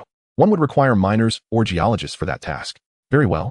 With a hint of disappointment, Chen Mujun nodded and gestured for Lao Lu to approach, simultaneously expanding the Hunters' Brigade to 20, instructing them to safeguard Zhao Hong while sketching the surroundings within a 10-kilometer radius of the territory. Meanwhile, on the other side of the towering mountains, not far from the fiery Nether Bull, a vast valley cradled a domain. Within the Lord's abode, two lords sat resolutely together. Silver Serpent, are you certain you witnessed other lords yesterday? Chapter 044, The Dawn of Battle, The Skyward Falcon. The scarred-faced lord fixed a piercing gaze upon the effeminate Silver Serpent. Scarface, do you doubt my word? Silver Serpent licked his lips, revealing a captivating smile. In the sky, 5 menacing falcons spread their sharp talons, issuing their cries. What of our forces? At this juncture, Silver's expression grew somber. Over 100 troops, with several types exuding formidable strength, comparable to your elite axe warriors. Blue rank? Scarface's pupils constricted, his voice lowering. Indeed, I estimate at least 10. Likely among the top 100 lords. Silver Serpent nodded, his elongated eyes fixed on Scarface. Do you still wish to engage them? Engage? Why should we not? Who among us lacks blue rank troops? This is a significant catch we cannot afford to let slip. A savage grin spread across Scarface's face, his raucous laughter echoing throughout the territory. Silver Serpent inclined his head slightly, his gaze icy, lost in contemplation. In the territory of Junlin, Chen Mujun, accompanied by Dahu, led his troops to the foot of a towering peak. Liu Urban, is there a way to carve an opening in this mountain? Climbing for 3 hours each day felt like a tremendous waste of time to Chen Mujun. The best solution would be to directly forge a canyon through the mountain. Raising his gaze to the sky-piercing summit, Liu Urban stiffly turned to Chen Mujun. My lord, are you certain you are not jesting? This likely requires the strength of an orange-rank warrior to reshape the earth. I cannot manage this. Even if we summon the populace to dig, who knows when we would finish? Is it truly impossible? Think of alternative methods while we proceed, Chen Mujun replied, shaking his head in disappointment. Leading the main force onto the lengthy ascent. Behind him, Liu Urban was struck with dismay. pondering how he could possibly be likened to the foolish old man who moved mountains. During the 3-hour trek, Chen Mujun too was lost in thought. Gunpowder could be a viable solution, though he wondered if such resources existed in this forsaken land. Alternatively, summoning miners to excavate, as Liu Urban had pointed out, that could take an eternity. Nevertheless, whatever the approach, the mountain must be breached. Otherwise, the future development of Junlin would be severely hindered. Beyond the mountain lay greater numbers of nether beasts, a broader expanse, and additional support, an opportunity Chen Mujun would never relinquish. My lord, it seems the fiery nether bulls have multiplied here, Ma Da exclaimed excitedly after their arduous climb. Returning to his senses, Chen Mujun looked ahead, his brow furrowing. Over 100 fiery nether bulls now roamed the plain from yesterday, most of them mid-tier white rank. Many were high-tier white rank as well, eliciting exhilaration from Dahu, who could hardly contain his excitement. Charge! We must eliminate them swiftly. Brothers, advance and slay the fiery nether bulls. Everyone, put forth your utmost effort. Anyone who falters shall forfeit their meal tonight. Charge, charge! Today, we must achieve our advancement. Ma Da shouted with fervor, spurring his nether wolf forward, leading 10 cavalrymen at the forefront. Whoosh! The crossbow bolts in Chun Jian's hands flew forth, piercing the air with their whistling sound. Behind him, 10 elite crossbowmen released their own bolts. Dahu and Wang Shi charged forward, soon colliding with the fiery nether bulls. The furious beasts immediately detected the unwelcome guests, turning in anger, flames engulfing their forms. An instant battle erupted as 100 fiery nether bulls transformed into a torrent of fire, crashing into Wang Shi's shield soldiers. The terrifying force sent 10 shield soldiers hurtling backward, prompting those behind to raise their shields high to defend. Kill! Kill! Seizing the moment, Dahu swung his golden red sword, leading the swordsman's corps in a frenzied advance. With swift strikes, he dispatched a fiery nether bull, reducing it to a pulp. Ma Da and his comrades had learned their lesson today, encircling the beasts while deftly avoiding their attacks, thrusting their spears into the vulnerable necks of the bulls. On the battlefield, they moved like phantoms, relentlessly harvesting one fiery nether bull after another. Soon, Chen Mujun heard the jubilant sounds of Ma Da and the cavalrymen achieving their advancements. System notification: congratulations to the citizen Ma Da, high-tier white rank, for advancing to peak-tier white rank. Meanwhile, Dahu, charging into battle, specifically targeted the high-tier fiery nether bulls, his golden-red sword shimmering with a faint red glow. Chun Jian, with his sly eyes, fixated on the hindquarters of the high-tier fiery nether bulls. Any bull under his gaze would be left with goosebumps. System notification: congratulations to the citizen swordsman for slaying an elite fiery bull, high-tier white rank. System notification: congratulations. You have obtained fiery bull flesh, nether core, high-tier white rank, and fire element crystal, high-tier white rank, as well as a mage apprentice promotion token, white rank. System notification: congratulations to citizen Chen Jian for slaying an elite fiery bull, high-tier white rank. In direct combat, the fiery nether bulls posed no threat to Dahu and his regular troops. After numerous battles, the initially scattered soldiers had formed a cohesive unit. Shield soldiers stood at the forefront, swordsmen attacked from behind, and a full row of crossbowmen unleashed a relentless barrage of bolts. The rain of arrows had not ceased from the outset, a debt owed to the tireless efforts of Iron Egg, who had been toiling at the blacksmith's shop, and to the 2 newly recruited blacksmiths. In the sky, a falcon soared high, its keen eyes fixed intently below. In a nearby valley, a group of heavily armored soldiers lay hidden. Scarface and Silver Serpent were among them. At that moment, Silver Serpent, who had been with his eyes closed, suddenly opened them wide. The battle had commenced. Only a few of the 100 fiery nether bulls remained. This adversary possesses considerable strength. What types of troops do they have? Swordsmen, shield soldiers, cavalry, and archers. What? Those scoundrels have such a diverse array of troops? Scarface's eyes widened, filled with greed. Silver Serpent cast a sidelong glance at Scarface, speaking in a low tone. Wait a moment. This fellow is formidable. Let us first allow that giant to approach. Chapter 045. The Fiery Bull King, the Power of Flames. Thud, thud. After sacrificing 10 shield soldiers and 5 swordsmen, the 100 fiery nether bulls were vanquished. With a 100 drop rate, Chen Mujun acquired another 10 mage apprentice promotion tokens. Just as the bloodied and exhilarated Ma Da and his companions continued their pursuit of the fiery nether bulls, the very ground trembled violently beneath them. The heavy footfalls echoed like a heartbeat, instilling a sense of unease within. Dahu and his companions ceased their movements, their expressions growing increasingly grave. Ma Da, cease the pursuit. Return at once. Wang Shi will guard. Understood. With a resounding clang, Wang Shi, wielding the resplendent golden shield and possessing a formidable stature, stood at the forefront like a majestic mountain. 10 other shield bearers followed closely, their shields forming an unyielding wall of steel. Dahu positioned himself to the left, gripping his golden sword tightly, emanating a steady flow of mid-tier azure energy. Thud, thud. The ominous footsteps drew nearer, and soon, a blazing figure, a fiery bull of greater might than that of the upper-tier white beasts appeared before them. The leader of the Infernal Bull has arrived? What is that? Beast name: Inferno Bull King, leader of the Infernal Bulls. Beast level: mid-tier Azure. Beast skills: Flame Impact, Azure. Flame Tread, Azure. Flame Eruption, Azure. Inferno Bull Herd, Azure. Leader talent: Flame Power, Azure. Beast description: the Infernal Bull leader, adept at wielding flame energy, unleashes fire skills of considerable potency. Exercise caution: this bull has quite the temper. Loot: Infernal Bull Flesh 100, Infernal Core, mid-tier Azure. 50, Fire Crystals, mid-tier Azure. 2.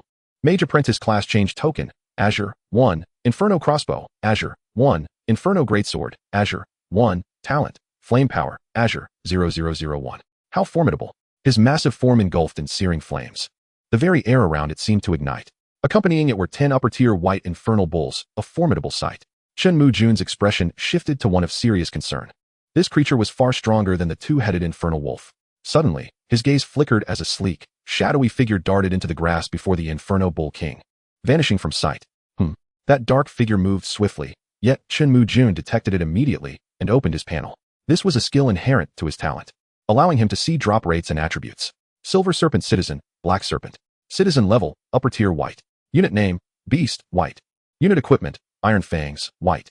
Unit skills, Swift Roam, white. Black Serpent's Fong, white. Black Serpent Bind, white. Unit description, a beast-type unit, possessing a lithe body and formidable fangs. It surpasses human units by a slight margin. Loot: Black Serpent Flesh 100, Iron Fangs, white 50. Silver Serpent Citizen, Beast Black Serpent. Chen Mujun abruptly raised his head, noticing 5 falcons circling in the sky, mere specks against the vastness. Initially, he sensed something peculiar about the soaring falcons. Upon reflection, it seemed anything but ordinary. Interesting.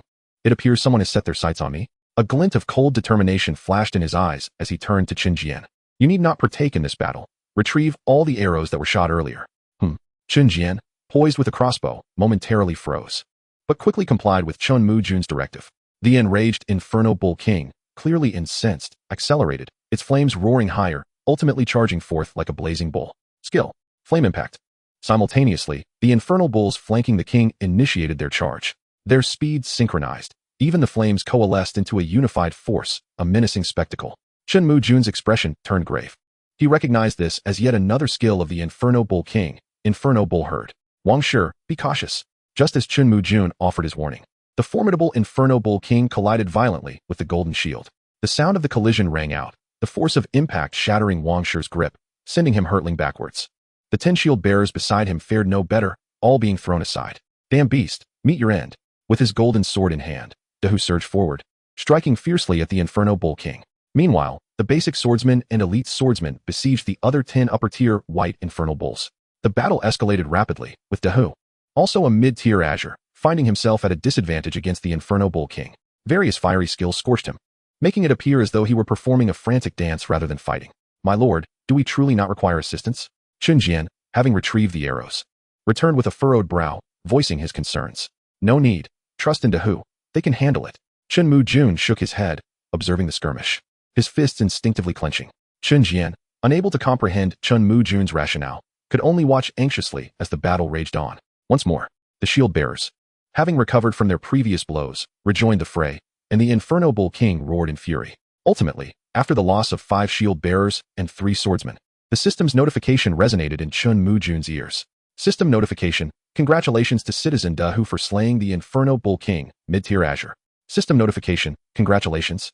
You have obtained Infernal Bull Flesh, Infernal Core, mid-tier Azure. Fire Crystals, mid-tier Azure. Mage Apprentice Class Change Token, Azure. Inferno Crossbow, Azure. Inferno Greatsword, Azure. Talent: Flame Power, Azure. System notification: congratulations to Citizen Wang Shi for slaying the elite Infernal Bull, upper-tier white. System notification: congratulations, you have obtained Infernal Bull Flesh, Infernal Core, upper-tier white. Fire Crystals, upper-tier white. Mage Apprentice Class Change Token, white. System notification: congratulations to Citizen Dashur, initial tier Azure, for promotion, mid-tier Azure. Victory. With a powerful swing of his golden sword, Dahu severed the head of the Inferno Bull King, collapsing in exhaustion upon the ground. Haha, exhilarating. Truly exhilarating. Wang Shi, equally drained, lay sprawled on the ground, his palms smeared with blood. Thankfully, his recent advancement had afforded him some recovery. Otherwise, he might have required urgent medical attention. After the tumult of battle, both shield bearers and swordsmen lay strewn upon the ground. In a nearby ravine, Scar and the Silver Serpent witnessed the unfolding scene. I didn't anticipate this kid's strength to be so formidable. Silver Serpent, what are you hesitating for? Send your black serpents and falcons to engage. Something feels off. What do you mean something feels off? If we don't act now, when will we? The elite axe warriors surged forward alongside Scar, eager to seize the opportunity. A flicker of hesitation crossed Silver Serpent's eyes as he watched Scar charge ahead, and with a resigned sigh, he cupped his hands to his mouth and let out a sharp whistle. Hiss. Chapter 046. Ambushed, Unit Synthesis. Boom. Scar, wielding a colossal axe, led the charge. His face twisted with insatiable greed. Behind him, 20 elite axe warriors donned heavy armor, brandishing their finely crafted axes in pursuit. Each exuded an aura of formidable power. The frostblade had somehow found its way into Chen Mujun's grasp, his narrowed eyes fixated on Scar ahead. Just as I suspected. Axe Lord, Scar. Lord Level, Upper Tier White. Lord Profession, Great Axe Warrior, White. Lord Equipment, Fine Iron Heavy Armor, White. Fine Iron Great Axe, White. Professional Skills, Great Axe Slash, White. Triple Axe Strike, White. Lord Talent, Unit Synthesis, Orange. Lord Description, a lord with promising talent. One who, with careful development, could become a formidable figure, though his intellect appears somewhat lacking. Loot, Fine Iron Heavy Armor, White. 50, Fine Iron Great Axe, White. 50, Lord Profession, Great Axe Warrior, White. 001, Lord Talent. Unit Synthesis, Orange. 0001. Chen Mujun couldn't help but rub his eyes, wondering if he had misread. Lord Talent? The infinitesimal, inching ever closer to zero, has manifested itself amidst the spoils of war. What does this signify? It signifies that, regardless of how many zeros you possess, as long as there remains that singular one, Chen Mujun, can unleash its potential. In an instant, Chen Mujun's gaze toward Scar was ablaze with fervor. The rushing Scar suddenly felt a chill enveloping his body. He raised his head and met Chen Mujun's penetrating stare. What an unsettling gaze.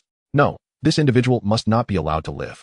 A shiver coursed through him, and Scar sensed a taint upon his being. This ragtag bunch of youngsters is just one strike away from being finished off. Charge at once. Kill. Kill. No flowery rhetoric. No verbose jests. A true man engages in genuine combat. Scar lunged forward, swinging his colossal axe down with great force. At that moment, the great tiger lay on the ground, and as the axe descended, he executed a sudden roll to evade the blow. With his crimson gold sword, he lunged toward Scar's neck. Scar's eyes widened in horror as he beheld the approaching sword, every hair on his body standing on end. Retreat. Gritting his teeth, he pushed off the ground, narrowly avoiding the lethal strike. How could this be? Hadn't you just exhausted your strength? Sitting on the ground, Scar stared in terror at the great tiger. Damn it, this scoundrel dares to kill me. Exhausted? I'll easily slay you. His eyes gleamed with menace as the crimson gold sword sliced through the air. Scar, a mere white tier high-level warrior, stood no chance against the great tiger and was swiftly forced to retreat. Elite axe warriors, advance. Charge forth. The battle cries merged into a cacophony as the elite axe warriors finally surged forward, shielding the great tiger from harm. Gaining a moment to breathe, Scar's face twisted in madness. Damn it, where are your troops, Silver Serpent? Here they come. From the rear, Silver Serpent, his face shrouded in shadows, fixed his gaze upon Chen Mujun. This fellow is indeed formidable. Have you discerned our presence? Chen Mujun's cold stare bore into Silver Serpent, sensing a greater threat than that posed by Scar. You noticed me. I hadn't anticipated your involvement. Silver Serpent, Leader, Silver Serpent. Leader level, White Tier High. Leader class, Spirit Apprentice, White Tier. Equipment, Beast Hide Armor, White Tier. Iron Bamboo Flute, White Tier. Class Skills, Beast Taming, White Tier. Shared Vision, White Tier. Leader Trait, Beast Spirit Communication, Purple Tier. Leader Introduction, a suitable leader for herding, possessing commendable talents that could make one a fine farmer. Loot, Beast Hide Armor, White Tier. X50, Iron Bamboo Flute, White Tier. X50, Leader Class Card, Spirit Apprentice, White Tier. X001, Leader Trait, Beast Spirit Communication, Purple Tier. X0001. Spirit Communication? In that moment, Chen Mujun finally comprehended that Silver Serpent had discerned his presence through this ability. Are you feeling confident? We have two leaders on our side. Silver Serpent's unease deepened as he scrutinized Chen Mujun. Only after the battle would they realize, Chen Jian, it's your time to shine. Chen Mujun's lips curled into a smirk. Chen Jian had been eagerly awaiting his cue and abruptly drew forth a gleaming flame-tipped crossbow bolt, initiating a barrage of fire. Kill. 50 archers unleashed a torrential rain of arrows. Whoosh, whoosh. The ominous sound of arrows slicing through the air filled the battlefield, quickly engulfing the elite axe warriors. Hiss hiss. The grass on the ground rustled, and the black serpent joined the fray alongside the hunting hawks soaring above. Flicking its forked tongue, it charged towards the nearest swordsman and shield bearer. Come at me, all of you perish. The battle erupted ferociously. as the great tiger replaced his crimson gold sword with a blazing heavy sword, each swing igniting waves of searing flames. The black serpent, clearly terrified of the fire, ignited upon being struck. How can this be? This lad commands more than 10 blue-tier troops. Scar fought while retreating, watching the elite axe warriors being blocked by the elite shield bearers, then slaughtered by the sharp swordsman, his eyes brimming with rage. Silver Serpent's heart sank. The hunting hawks roared down from the sky. Yet, before they could approach, they were struck by the flaming arrows. Chen Mujun, a mid-tier blue-tier warrior, hardly missed a shot, and the 10 hawks he had painstakingly nurtured were decimated in an instant. It seems we've hit a wall. Brother, let us cease hostilities. Terms can be negotiated. The black serpent continued to fall, and Silver Serpent felt the sting of loss, his face cold as he addressed Chen Mujun. Unfortunately, Chen Mujun remained unresponsive, arms crossed, and expression icy. Scar stepped forward, gritting his teeth. No, we cannot cease fighting. This scoundrel is undoubtedly a facade of strength. Elite axe warriors, fear not, and slay them all. Scar's rage boiled over. Yet before the two mid-tier blue-tier powerhouses, the Great Tiger and Wang Shi, he seemed insufficient. Retreat. He locked his gaze on Chen Mujun, as if to etch his visage into his memory. No, I want to flee. Scar, in a frenzy, swung his colossal axe wildly. If you don't retreat, do you wish to die? Silver Serpent's chilling words momentarily stunned Scar, casting a resentful glance at Chen Mujun. He ground his teeth and turned to flee. Trying to escape? Mata was the first to pursue, but Silver Serpent let out a whistle. Hiss. The ground teemed with black serpents, surging towards Mata. Damn it. Don't let him escape. Mata grew frantic, while Chen Mujun remained composed, slowly raising his frostblade. Attempt to flee? Have you consulted my sword? Chapter 047, Annihilation of Scar, the Blue Steel Mother Serpent. Attempting to escape? Have you consulted my sword? Oh whoa. Mounted on a two-headed wolf, Chen Mujun raised the frostblade, the sword's essence swirling around him. Skill. Sword Chi Permeation. The pinnacle of white tier sword Chi, bolstered by the sword's heart, erupted with the might of the blue tier. One beam of sword Chi, upon being unleashed, transformed into two. Danger. With a beast-like alertness, Silver Serpent sensed the slicing sound of the air, every hair on his body bristling. Instinctively, he reached out to grab Scar. Damn it, too late. A flicker of darkness crossed Silver Serpent's eyes as he lunged towards Scar, shouting, "Run." Scar was momentarily bewildered. Am I not already running? Thud. Suddenly, a crisp sound rang out, and Scar found his perspective rising. That headless body looks all too familiar. Could that be mine? As the horrifying realization struck, Scar's entire world descended into darkness. The system prompt echoed in Chen Mujun's mind. System notification. Congratulations, leader. You have slain Leader Scar, white tier high. System notification. Congratulations. You have acquired refined iron heavy armor, white tier. Refined iron giant axe, white tier. Leader class card. Great axe warrior, white tier. Leader trait. Unit synthesis, orange tier. A grand explosion, an all-encompassing triumph. Not only the leader class, but even the leader trait emerged. Indeed, it is possible. Chen Mujun's face gleamed with surprise as he restrained the urge to inspect the leader trait attributes, coldly observing the still fleeing Silver Serpent. I didn't anticipate your luck. Now, can you evade this strike? With the frostblade raised high, Chen Mujun swung forcefully once more, unleashing the sword Chi permeation. Whoosh, whoosh. The sound of slicing air echoed as two crescent-shaped sword Chi surged forth, locking onto Silver Serpent's path. Come again. Such ruthless intent. Silver Serpent, without looking back, his mind racing, clenched his teeth and sorrowfully released a luminous green venomous serpent. Clang.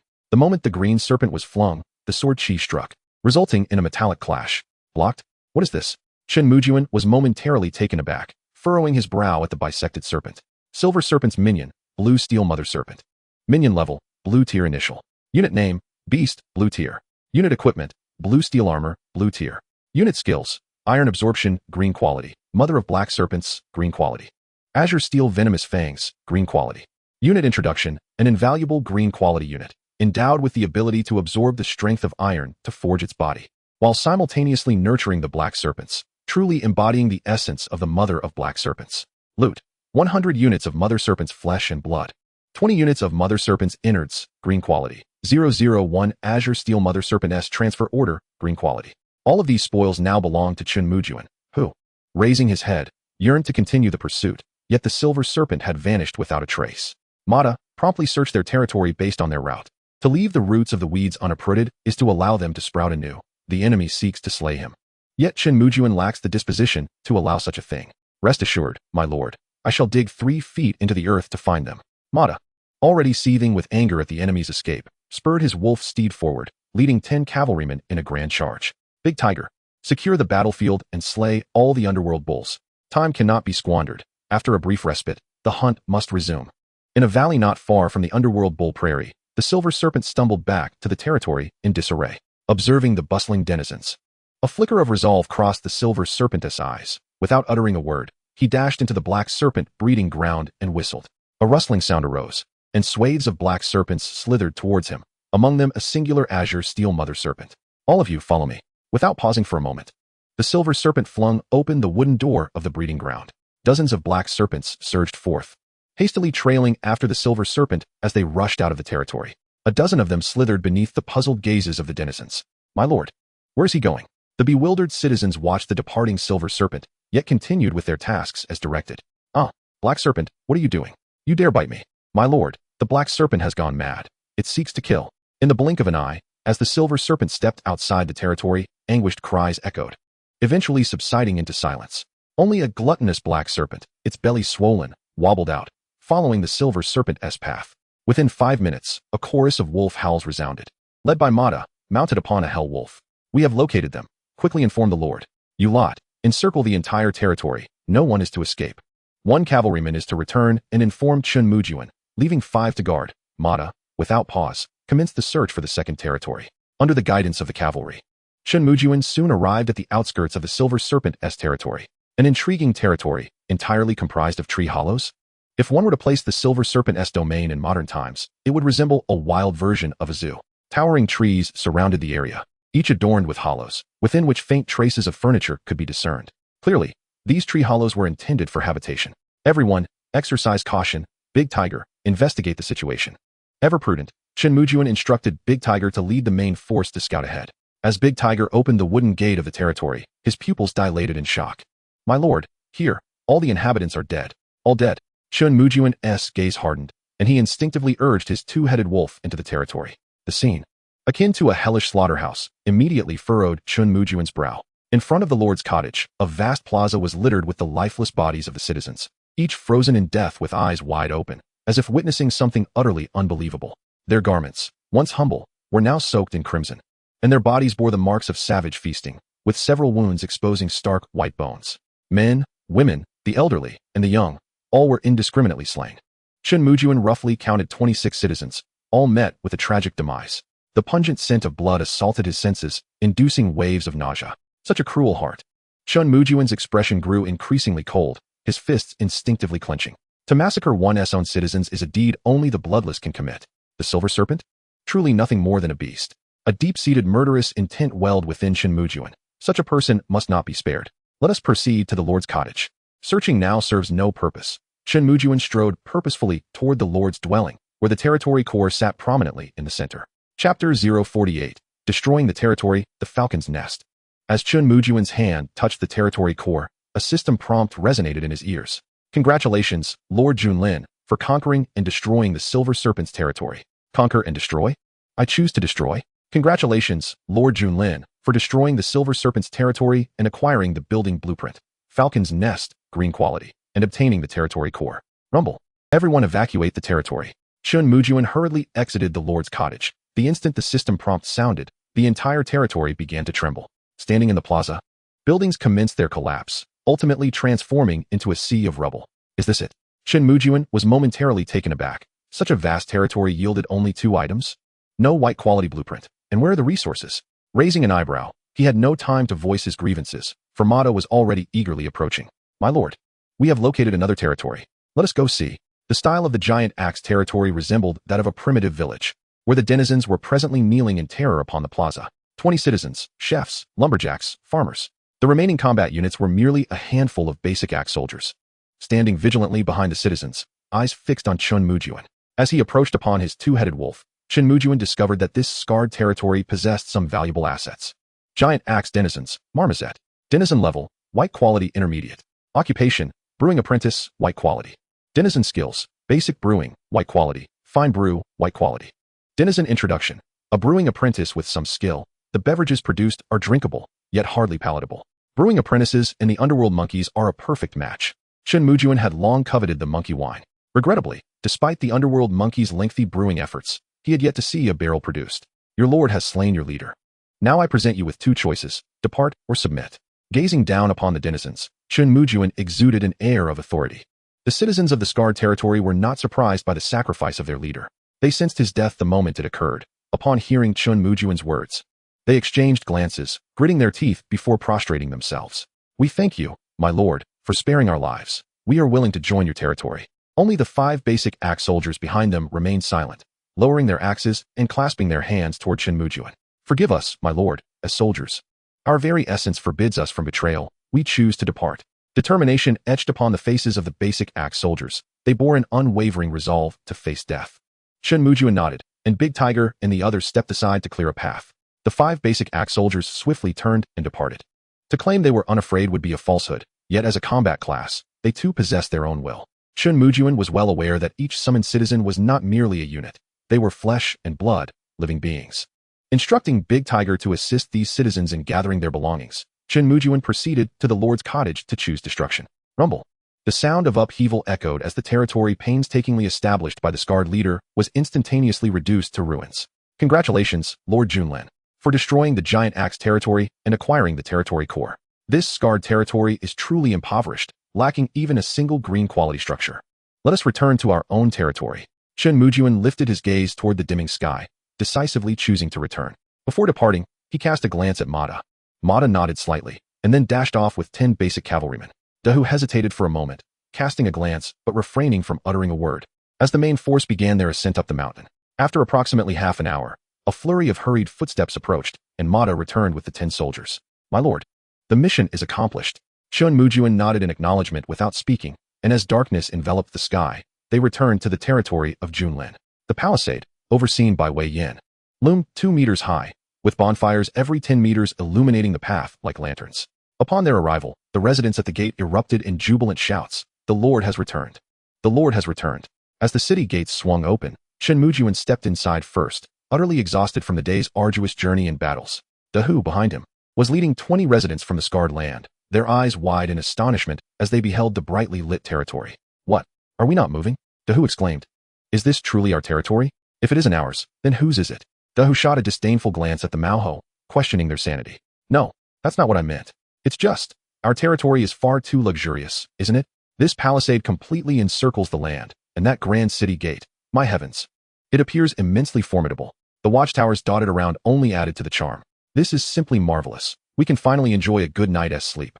Hearing their words, Dahu's eyes brimmed with pride. "Of course, just look at where we are. This is Junlin, not your shabby little ravine. Come on, everyone, follow me inside. I'll ensure you become well acquainted." Under Dahu's guidance, the 20 residents cautiously entered the territory. Immediately, they were greeted by the delectable aroma of roasted meat. Gurgle. Their stomachs growled in unison after a grueling 3-hour journey, the scent triggering an uncontrollable reaction. "Ha, you must be famished. No worries. We'll feast on roasted meat soon. Plenty to fill you up." The residents' eyes widened in disbelief. Manhwa cautiously approached Dahu. "My lord, are you saying the roasted meat is for us?" This left Dahu momentarily speechless. "If it's not for you, then who else would it be for?" "Well, we usually don't get to eat roasted meat. It's a delicacy reserved for the lord and the soldiers. We only have tree bark and occasionally raw meat." "What? You can eat that?" Dahu's expression transformed into one of shock. A wave of sympathy washed over him as he regarded the residents. "So that's how it is. Work diligently from now on, and you'll feast on roasted meat until you burst." Dahu was not wrong in this regard. Having dined on roasted meat daily, he was on the verge of feeling nauseous. "Now, let us continue further in. This is the residential area, which will soon be your home. Here are the blacksmith shop, the tailors, and the apothecary." Each of Dahu's introductions was met with waves of astonished gasps. Chapter 049, Yuqing's promotion to Fire Mage. The territory of Junlin was filled with exclamations of wonder. So the residential houses aren't for 10 people, but for 4. The streets of the territory can be so vibrant. The 20 residents under Dahu's command were akin to Lu Lao Lao entering the Grand View Garden, gasping in awe at every turn. Indeed, compared to the diligent upgrades made by the Ru'er class, Dahu's territory seemed like a slum. Shaking his head, Chen Mujun chose not to pay attention to the 20 residents, as at that moment, Liu rushed over, excitement radiating from her. Thunderous footsteps echoed as she approached, and Chen Mujun feared she might explode with enthusiasm. "My lord, the siege ladder you requested has been completed. Would you like to take a look?" Before Chen Mujun left, Liu had been determined to finish the siege ladder quickly to surprise him. She had even skipped lunch, diligently working through the day. "You finished it already? That is impressive. A siege ladder over 300 meters long in just one day? Let us go take a look." In front of the Lord's cabin, a folded siege ladder lay quietly in the plaza. It consisted of 10 sections, each 3 meters in length, stacked to a height of half a floor. Mechanical creation, siege ladder, common grade. Merely an ordinary ladder, possesses solid sturdiness, but for siege purposes, perhaps one should reconsider. The system's description was as uniquely styled as ever. Not bad at all. Have you tested its sturdiness? I had several robust residents try it out. It's absolutely secure. Excellent work. Now tell me, what reward do you desire? Chen Mujun nodded in satisfaction. With this siege ladder, he could extract a fair amount from Heya. I desire nothing, but I would appreciate some guidance on mechanical principles. May I consult you tonight, my lord? Impudent. Chen Mujun instinctively looked down, swallowing hard.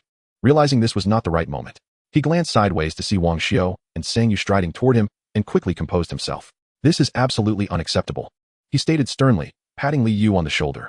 Rest assured, my lord will provide you with more mechanical blueprints in the future, allowing you to advance to higher grades. My lord, you have returned. These are the hemostatic pills I crafted. My lord, your clothes are torn again. Allow me to mend them for you. Wang Xiao and Sang Yu shot a sideways glance at Li Yu before hastily approaching Chen Mujun, one scrutinizing him from head to toe while the other presented a hemostatic pill, seeking praise. Ahem, you all did splendidly. Now go eat. I have matters to attend to. Sensing an awkward tension, Chen Mujun hastily shifted the topic. He then sent a direct message to Heya. The siege ladder is ready. Is your ghostly pill prepared? As night fell, Heya ignited a bonfire, eagerly scanning for system notifications. He had been waiting all day, during which only 2 or 3 ghostly eagles had soared across the sky, leaving him idle and restless. Ding! The system alert chimed, and Heya's eyes widened as he hurriedly opened the chat channel. Ready, Junlin Master. Finally, you've appeared. Chen Mujun, bemused by the message from Heya, immediately uploaded the details of the siege ladder. This should suffice to bring you down from the cliff. Heya could surely see the description of the siege ladder, and he trembled with excitement. Thank you, Junlin Master. Once I prosper, I will never forget your kindness. This is nothing short of a life-saving ladder. Before long, 1 pinnacle-grade ghostly pill and 20 initial to mid-grade ghostly pills appeared in Chen Mujun's hands. Yuqing, come over. Chen Mujun beckoned the meditating Yuqing. My lord, do you need something from me? First, consume this ghostly pill. Without further ado, Chen Mujun presented the pinnacle-grade ghostly pill. Nodding, Yuqing immediately popped the pill into his mouth. With a rustle, his robe billowed without wind, and Yuqing's aura surged, accompanied by the system notification. System notification, congratulations to resident Yuqing, initial grade, for advancing to mid-grade. System notification, congratulations to resident Yuqing, mid-grade, for advancing to high grade. Indeed, the effects of the pinnacle-grade ghostly pill were formidable. Yuqing extended his arms, reveling in the surge of power coursing through him, his face alight with astonishment. My lord, am I really about to reach the white tier advanced level? Just wait. There is more to come. I shall consume all of these. With that, Chen Feng hastily tossed 20 infernal pills to Yuqing. Without a moment's hesitation, Yuqing, his face alight with excitement, swallowed them all. After consuming all 20, a notification from the system suddenly rang in Chen Mujun's ears. System notification, congratulations to the citizen Yuqing, white tier advanced, for advancing to white tier pinnacle. White tier pinnacle. Yuqing could hardly believe his eyes, staring at Chen Mujun with stammering disbelief. My lord, have I truly ascended to the white tier pinnacle? It hasn't been long at all. Thank you, my lord. Overwhelmed with emotion, Yuqing dropped to his knees, his eyes glistening with tears. Enough with the kneeling. Your strength contributes to the strength of our territory. Chen Mujun replied, equally exhilarated, as he anticipated his own imminent transition to a powerful mage class. With that thought, he produced a gleaming green-hued class change token. Fire Mage class change token, green tier mastery over fire energy, possessing formidable destructive power, unleash fire skills at will as long as energy permits. Requirement, Mage Apprentice, white tier pinnacle, 100 fire crystals. The requirement of 100 fire crystals for the transition to a fire mage left Chen Mujun momentarily stunned.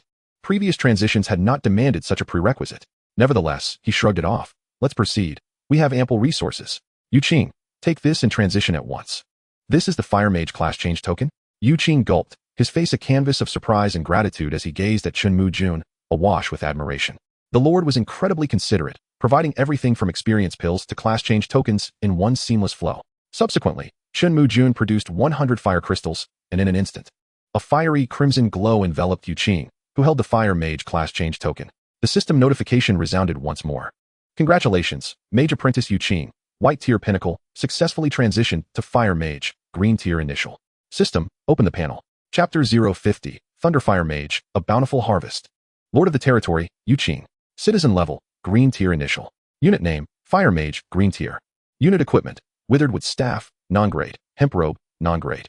Unit skills, Advanced Meditation, green tier. Earthburst Inferno, green tier. Flame Impact, green tier. Flame Fireball, green tier.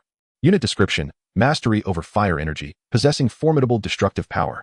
As long as sufficient fire crystals are available, you become a mobile artillery unit. Chen Mujun was thoroughly satisfied with the 3 attack skills, their names promising great potential. Yu Qing, demonstrate the Earthburst Inferno on that open ground. Understood, my lord. Feeling the surge of power within, Yu Qing turned to survey his surroundings before raising the withered wood staff toward a stone measuring 2 meters in height and 3 meters in width. Earthburst Inferno. His battle cry was exuberantly dramatic as he swung the staff forward, releasing a torrent of searing flames from his being.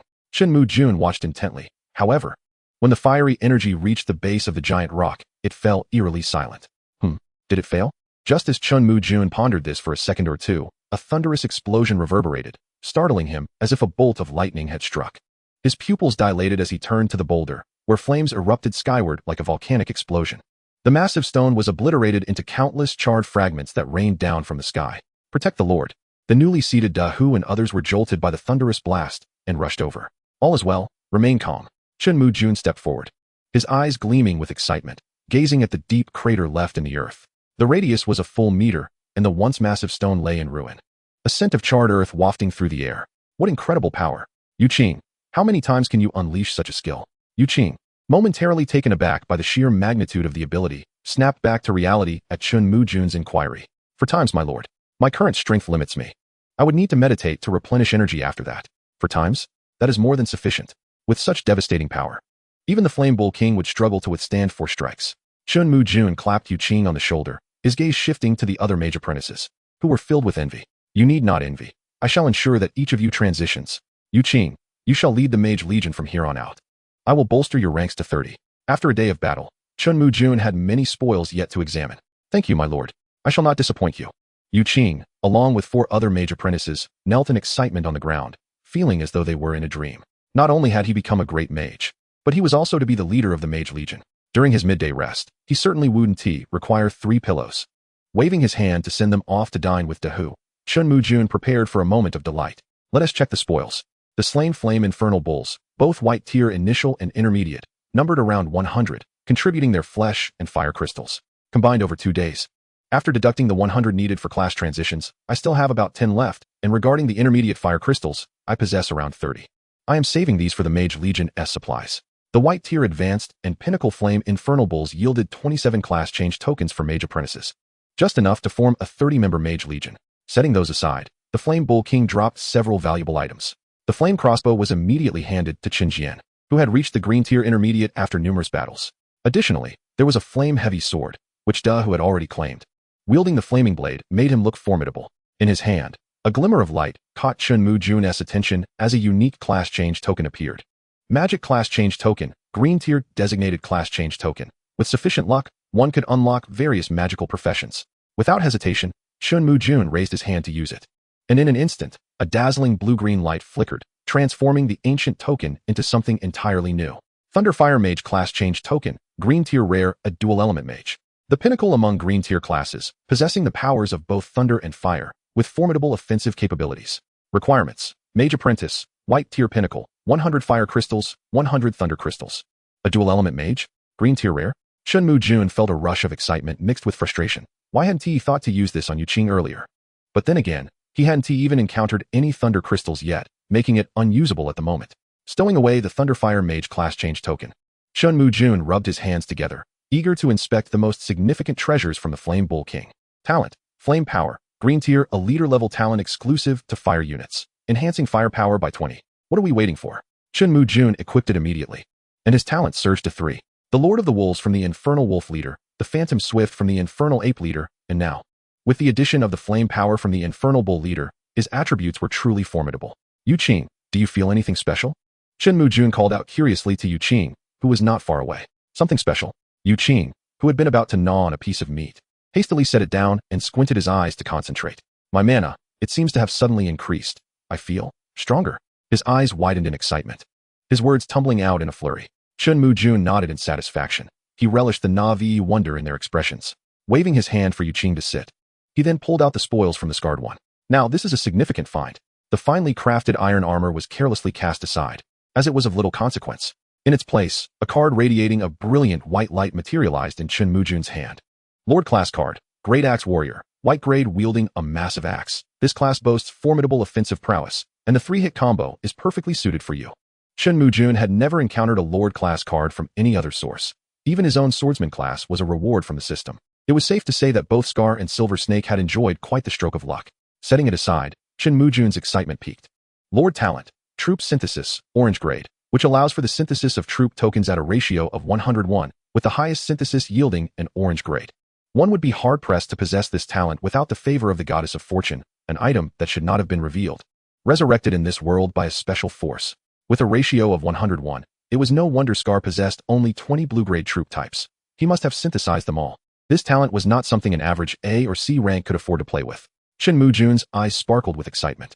It felt as though it was tailor-made for him, for who else could boast as many blue-grade troop types as he? Synthesis. Commence. Chapter 051, Blue-Grade Troop, Flame Warrior. The instant the Lord Talent melded with his being, Chen Mujun felt a profound stream of information flood into his mind. Instinctively, he grasped the method of troop synthesis. Hardly pausing to eat dinner before he turned back to his lord's chamber. With a wave of his hand, the wooden table was adorned with 10 elite swordsman class tokens.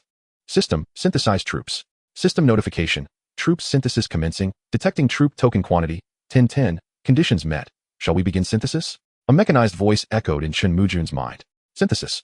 The 10 troop class tokens radiated a dazzling azure glow, slowly levitating and swirling in the air.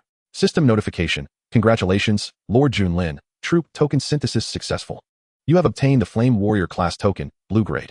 Flame Warrior class token, blue grade, a powerful warrior commanding the force of flames, possessing immense explosive power, and serving as a mainstay in the battles among the myriad races. Requirements. Warrior class troop, blue grade peak, fire crystals, blue grade, X100. In an instant, the blue troop token transformed into a searing red token, adorned with the etching of a flame. Why isn't it rare? With a smile playing on his lips, Chen Mujun couldn't help but voice his thoughts. Could different types of troop tokens be synthesized together? Suddenly, an idea sparked in his mind, and he acted upon it. With a gesture, he arranged 120 blue-grade class tokens neatly on the table, resembling a small mountain. Had this scene been witnessed by other lords, envy would surely have led them to question their very existence. After a brief contemplation, Chen Mujun sifted through the array of class tokens. Selecting 2 types, the Heavy Cavalry class token, blue grade, and the Fire Mage class token, blue grade, 5 of each. What would this combination yield? A mage cavalry? Or perhaps a cavalry mage? The thrill of DIY filled Chen Mujun with excitement as he rubbed his hands together. System, begin synthesis. System notification, troop synthesis commencing. Detecting troop token quantity, 1010, conditions met. Shall we begin synthesis? Begin. As the command left his lips, 10 tokens gracefully ascended into the air. The Fire Mage tokens shimmering with a fiery red glow, while the Heavy Cavalry tokens emanated a dark radiance. Under the enchanting influence of the Lord Talent, the 2 beams of light merged into one, and the system's notification chimed once more. System notification, congratulations, Lord Junlin, troop token synthesis successful. You have obtained the Flame Knight class token, blue grade. Flame Knight class token, blue grade, a formidable knight wielding the power of flames, capable of engaging in melee combat while unleashing fiery spells. Requirements. Knight class troop, blue grade peak, fire crystals, blue grade, X100. A cavalry enhanced by the power of flames? What distinguishes this evolution from the previous Flame Warrior? Chen Mujun examined the Flame Knight class token in his hand, clearly dissatisfied. What if the elite shield trooper was combined with the elite swordsman? No, using a sword with a shield seems incongruous. Perhaps the elite axe warrior would be more fitting? Muttering to himself, Chen Mujun swiftly selected 5 elite shield trooper class tokens and 5 elite axe warrior class tokens. System, commence synthesis. The system's notification chimed again, and Chen Mujun confirmed directly. His gaze fixed intently on the 10 tokens swirling in the air. They ultimately coalesced into one. System notification, congratulations, Lord Junlin. Troop token synthesis successful. You have obtained the Blade Shield Warrior class token, blue grade. Blade Shield Warrior class token, blue grade, a powerful troop adept at wielding both shield and great sword, boasting exceptional solo combat capabilities. Requirements. Elite Shield Trooper, blue grade peak. Elite Axe Warrior, blue grade peak. The pale blue token bore the engraving of a shield on its front, while the reverse depicted a lifelike long sword. A dual-class troop? Chen Mujun nodded slightly. The Blade Shield Warrior's solo combat prowess was impressive and could very well become the king of field battles. Yet, why wasn't it classified as a rare troop? Was attaining a rare troop truly that difficult? With a soft sigh, Chen Mujun felt a tinge of dissatisfaction. Rare troops were indeed elusive. Let us experiment with this combination. A glimmer of inspiration sparked in Chen Mujun's eyes as he produced a pitch-black bronze token. Skeleton Warrior class token, blue-grade, a necromantic troop commanding the power of the undead, possessing the ability to reconstitute and regenerate. Their combat strength is average.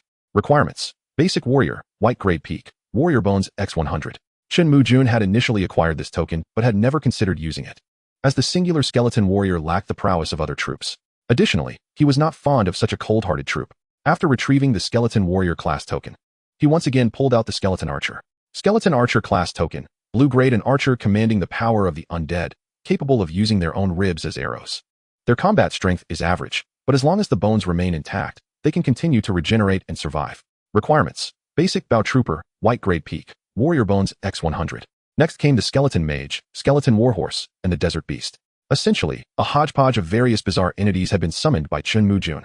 Would this eclectic mix cause an explosion? With 10 troop class tokens, each unique in its own right, Chen Mujun felt a moment of uncertainty. System: commence synthesis. System notification: troop synthesis commencing, detecting troop token quantity, 1010, conditions met. Shall we begin synthesis? Confirmed, let us begin. Chen Mujun spoke with palpable excitement. Swish. The 10 tokens shrouded in black light gradually ascended, their rotational speed increasing. Chen Mujun cast a deep glance at them before hastily stepping back a few paces, fearful of an impending explosion that might harm the innocent.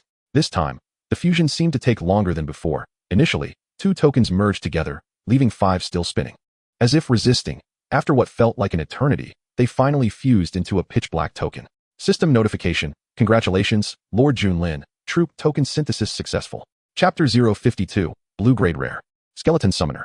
System notification: congratulations, Lord Junlin, troop token synthesis successful. You have obtained the skeleton summoner class token, blue-grade rare. Skull summoner class change token, rare blue mastery over the powers of the undead, a rare breed from the realm of the dead, capable of summoning skeletons to serve as soldiers on the battlefield, and can also call upon skeletons from another world to assist in combat. Requirements: undead troop, peak green. 100 green quality bones. Oh, is this truly what I have? Ding. The pitch-black token landed on the table, emitting a crisp sound. Chen Mujun eagerly picked it up, examining it repeatedly. Skull summoner? Necromancer? What distinguishes these two classes? Regrettably, Chen Mujun currently possessed no necromancer class change token, rendering a comparison impossible at the moment. Perhaps he could inquire with that undead fellow when time permits? Surely he must have a fair share of necromancers, right? A fair share? If the undead lord were privy to Chen Mujun's thoughts, he would undoubtedly erupt into a furious tirade. A fair share of necromancers? He is not a single one at present. Moving on. The remaining 80 tokens were all synthesized by Chen Mujun. A kaleidoscope of colors flickered, and 8 heavy tokens radiating blue light appeared on the table. Chen Mujun hurriedly picked them up one by one to inspect. Hurricane Archer class change token. Blue, an archer wielding the power of hurricanes. Arrows enveloped in a fearsome tempest that can rend asunder anything in its path. Possessing formidable combat prowess. Requirements: elite archers, peak green, 100 wind crystals, green. What a splendid item. Chen Jian would surely be enamored, particularly with these wind crystals. Boulder Shield Soldier class change token. Blue, a shield soldier who commands the energies of the earth, capable of unleashing earth-based skills and endowed with immense defensive capabilities. As solid as rock. Requirements: elite shield soldiers, peak green, 100 earth crystals, green. Is it now commonplace for elemental mastery to extend beyond blue quality? Clutching the Boulder Shield Soldier class change token, Chen Mujun's eyes sparkled with excitement. Presently, he only had access to fire crystals, while other elemental crystals would have to be procured. It remains to be seen whether other lords are aware of the significance of elemental crystals. Shall I exploit this information gap? Chen Mujun sensed that it would not be so simple. Few lords of strength in the myriad races were devoid of intellect. Let us continue. We shall discuss elemental crystals later. Shaking his head, Chen Mujun pressed on, discovering 2 more class change tokens for the Blazing Warrior. 2 more for the Hurricane Archer as well. What is this? Upon picking up the 7th token, Chen Mujun's eyes gleamed. Prominently inscribed upon it were the characters for rare. Demon Breaker Warrior, rare blue, a warrior endowed with extraordinary powers, capable of shattering myriad spells, while simultaneously wielding elemental forces. Exceedingly rare. Requirements: elite warriors, peak green, 100 crystals of 5 elements. A Demon Breaker Warrior? Could this be the entity I envisioned? Chen Mujun's heart surged with exhilaration as he scrutinized the description, unable to contain his excitement. Invincible, no matter how arduous the conditions. He must ensure that who undergoes a class change to become a Demon Breaker Warrior. The 8th token turned out to be a light system healing priest, possessing formidable healing capabilities. A priest? This class is indeed quite practical in combat. However, regrettably, Chen Mujun currently lacked the prerequisite tokens for both priest apprentice and priest. The prerequisite class change tokens are relatively easy to procure. It is time to focus on enhancing his strength. Stowing away the 12 blue class change tokens, Chen Mujun felt a sense of satisfaction. He had essentially secured all the necessary class change tokens for his troops, merely awaiting their ascension to peak green. With this thought, Chen Mujun retrieved a black inner sac. Special item, Mother Serpent Inner Sac, an antidote capable of neutralizing toxins below blue quality. An antidote, indeed? Chen Mujun felt a tinge of disappointment, having initially hoped for an experience booster. It seems the sole avenues for that are the source of spiritual energy or the monkey wine. As for the Black Crow's nether elixir, the white quality is utterly insufficient for Chen Mujun. The source of spiritual energy is far too wasteful of the nether cores. The green quality nether cores are still lacking. It appears I must discuss the green quality monkey wine with the marmoset tomorrow. Stepping out of the Lord's wooden abode, Chen Mujun's stomach growled audibly. The night had deepened, and his companions, Dahu and the others, had returned to camp early, already lost in slumber, their snores resonating. Lord, do try our millet porridge. A suddenly soft voice chimed beside him. Chen Mujun turned in surprise to see Wang Xiu holding a fragrant bowl of millet porridge. Has the rice crop already matured? No, I recall it was still a few days away. Upon seeing the millet porridge, Chen Mujun couldn't help but swallow hard. Consuming meat daily had left him weary of it. It still needs 2 more days, but it is edible now. I wanted to let the Lord have a taste first. How long have you been here? Bowing his head, the steaming millet porridge felt warm, contrasting with the typically frigid nights of the lost continent.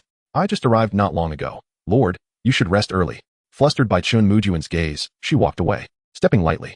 Observing her retreating figure, Chen Mujun felt warmth from the millet porridge in his hands seep into his heart. Wang Xiu is quite the remarkable girl. Slurp. Delightful. Delicious. Returning to the Lord's wooden abode, Chen Mujun savored the sweet and delectable millet porridge while opening the chat channel. The lords were engaged in fervent discussions. Damn it. That bald-headed lord next door is always scheming to invade me, looking all lecherous, and his troops are so unorthodox. It's infuriating. Hey, don't run. Stick with me. And you'll eat 3 meals a day, each with meat. Being my makeshift wife would be splendid. Curious. What kind of troops can be deemed unorthodox? I am most intrigued. Have you heard of a troop called Cockdread? A fire-breathing wild chicken, with a head the size of half its body. My goodness.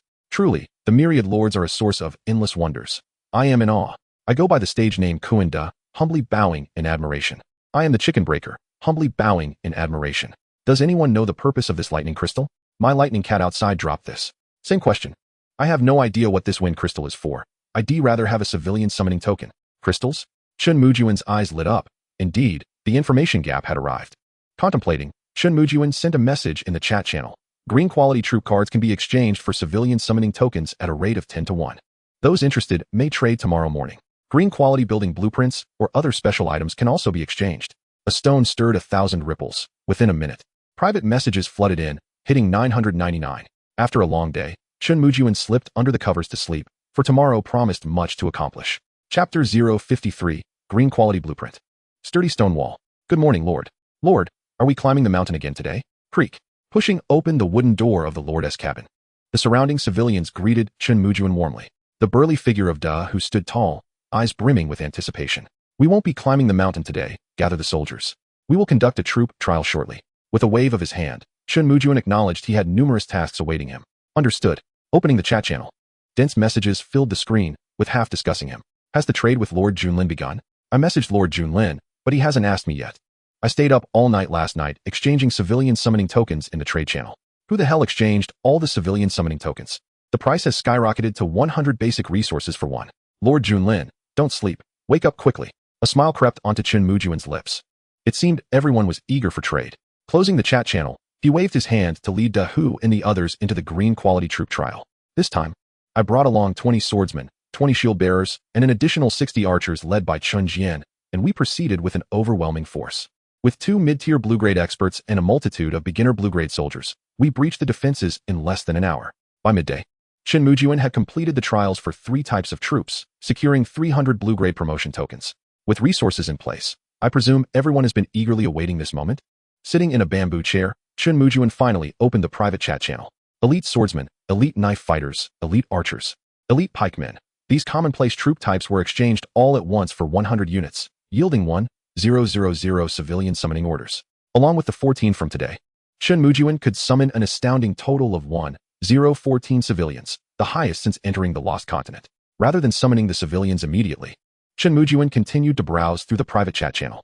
Lord Junlin, I wonder if this blueprint can be exchanged for 5 blue-grade troop promotion tokens? Building blueprint, solid stone wall, blue-grade. The solid stone wall, an upgraded version of the fence, boasts exceptional defensive capabilities, reaching the pinnacle of blue-grade defense. A stone wall? What a splendid item. Chen Mujun's eyes lit up. He had long been dissatisfied with the basic fence, which was utterly insufficient for his needs. 3 such widely used building blueprints would soon be his. While he indeed possessed blue-grade promotion tokens, Chen Mujun maintained a frugal approach. For tokens, my lord. This is already a generous offer. Please do not haggle further. The response came swiftly, evidently from someone who had been awaiting this moment. For tokens, you say? That is acceptable. Chen Mujun nodded and promptly chose to proceed with the transaction. After some further browsing, he purchased various experience potions and similar items. A recipe indeed. Chen Mujun suddenly spotted a message that left him momentarily stunned. Manya? Brother Junlin, why are you ignoring me? Brother Junlin, what are you busy with? Please pay attention to me. Woe is me. It's the first day that Brother Junlin is ignoring me. Upon reading the preceding messages, Chen Mujun was instantly filled with exasperation. This mischievous girl was attempting to disrupt his focus. Special item, Spirit Gathering Pill Recipe, white grade, which gathers the spiritual energy of heaven and earth, accelerating the speed of cultivation, a truly rare treasure, requiring 100 spirit grass and true spirit flower. What do you need? The spirit gathering pill, of course. This is precisely what I lack the most. Wah, Brother Junlin, you finally replied. You have no idea. She launched into a flurry of complaints, leaving Chen Mujun utterly perplexed. Hold on, pause for a moment. Let us discuss this recipe. What do you require? How about 5 blue-grade troop promotion tokens? Or perhaps a glimpse of Brother Junlin's handsome visage? 4 tokens would suffice. Mingya sent a cheeky message, her eagerness unmistakable. Without a moment's hesitation, Chen Mujun decided to forego haggling and sent over 5 blue-grade troop promotion tokens. By the way, do you have those medicinal materials? I do, though not in great quantity. Mingya replied, trading some over, evidently having begun her own alchemical endeavors. He promptly traded 2 blue-grade professional tokens back to her and called for Lu Urban and Wang Xiao. Wang Xiao, quickly plant these medicinal materials and take this recipe to practice diligently. The spirit gathering pill. My lord, you actually found this elixir? Wang Xiao exclaimed with excitement, her eyes gleaming with joy. Among white-grade recipes, the spirit gathering pill is considered quite precious. The materials are scarce. Plant what you have first, and then proceed to refine the rest. Prioritize crafting the hemostatic pill. Nodding, Wang Xiao hurried off to her tasks while Lu Urban curiously regarded Chen Mujun. My lord, do you have any instructions? Take these 2 blue-grade building plans and expedite their construction. Chen Mujun handed over the blueprints for the solid stone wall and the falcon's nest. 2 blue-grade building plans?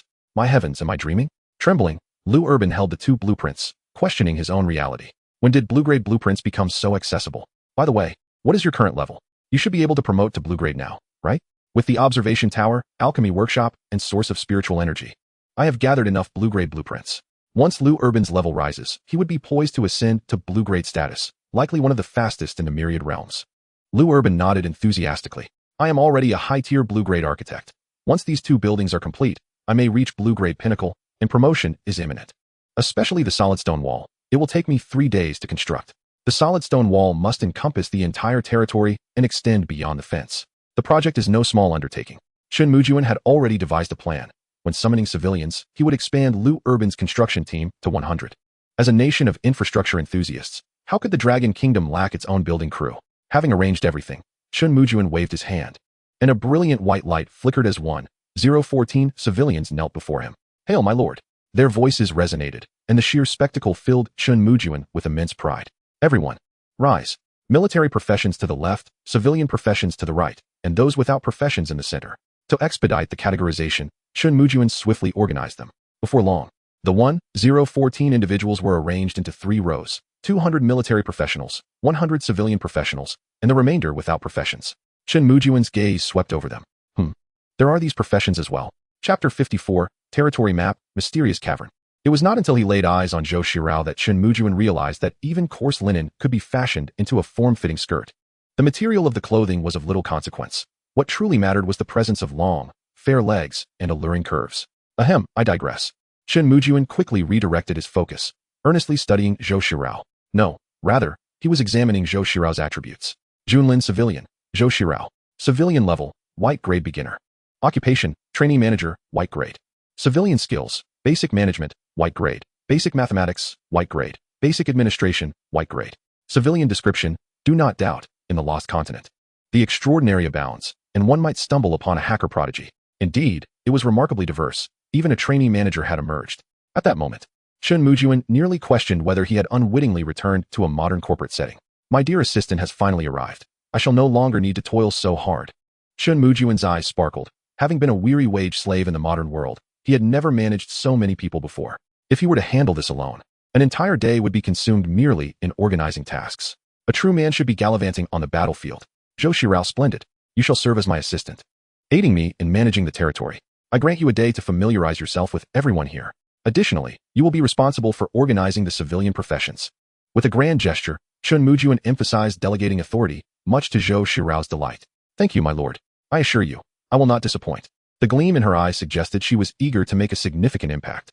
Chen Mujun could not help but feel emotional. Indeed, his civilians were understanding, diligent, and deeply appreciative. Liu Urban, select suitable civilians from this batch and expand the construction team to 100. Thank you, my lord. The same excitement was mirrored in their eyes. Chen Mujun nodded and proceeded to categorize the military professions, expanding the ranks of swordsmen, shield-bearers, archers, and cavalry to 100 each.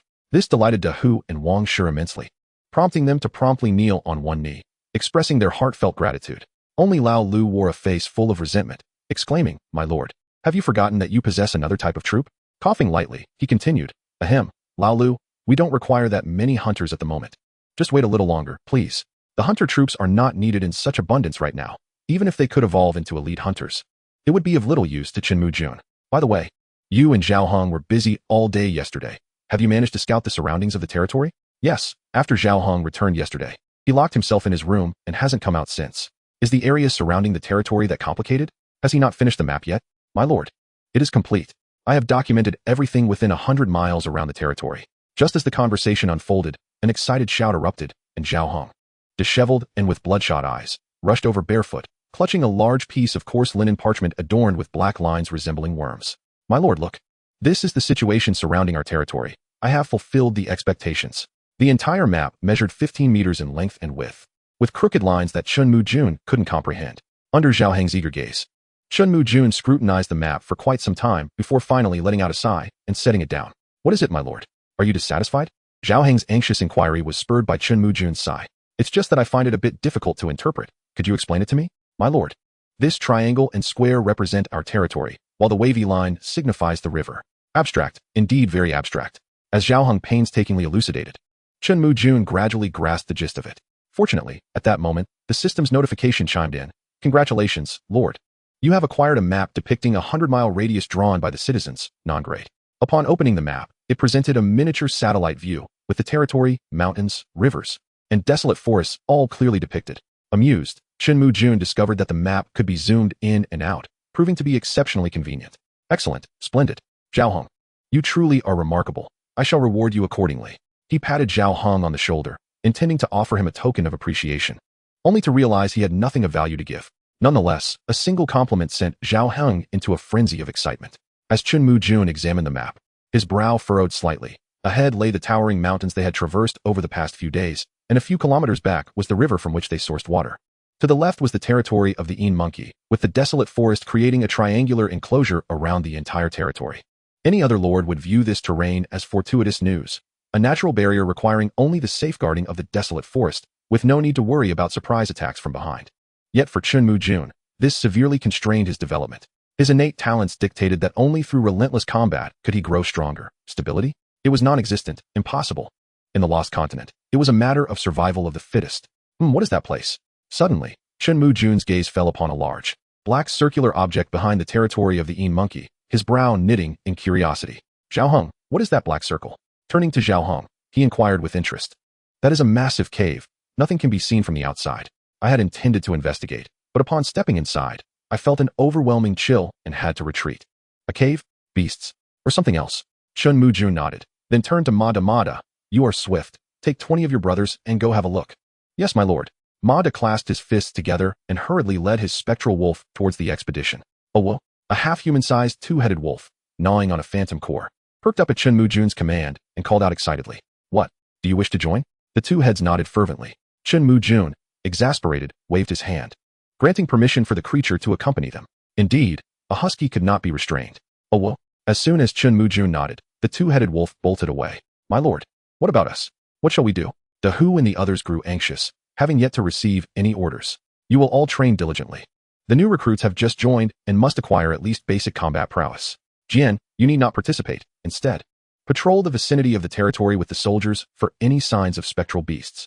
The archers suffered the least casualties. Out of 100 archers, 90% were veterans. Their strength primarily at the high tier of white grade. Chapter 055, Ma Da's Dread, Skeleton Soldiers.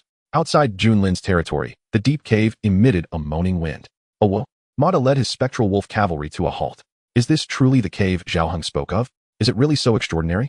The cave entrance stood 3 meters high, accommodating a person's entry comfortably. Ma Da promptly signaled for the spectral wolves to advance. What is this chilling sensation? As soon as his foot crossed the threshold, Ma Da's expression changed dramatically. A bone-chilling sensation coursed from his feet to the crown of his head, raising goosebumps all over his body. Damn it, this place is eerie. I must press on. Swallowing hard, Ma Da gritted his teeth and continued forward, the spectral cavalry trailing cautiously behind him. Crack, crack. What sound is that? The cave was exceedingly narrow and dark, with visibility dwindling the deeper they ventured. Suddenly, a faint noise caused Ma Da to tense, raising his spear in vigilance toward the front. Crack, crack. The sound resembled bones clashing together, growing increasingly frequent. What further terrified Ma Da was that the depths of the pitch-black cave suddenly ignited with ghostly green flames, resembling pairs of eyes fixated on them. Come out, you supernatural trickster. Gritting his teeth, Ma Da thrust his spear forward. The cavalry behind him wore expressions of alertness. Oh well. Just then, the enthusiastic two-headed wolf lunged forward, barking excitedly. No, don't go in there. This alarmed Ma Da, who shouted desperately, but it was too late.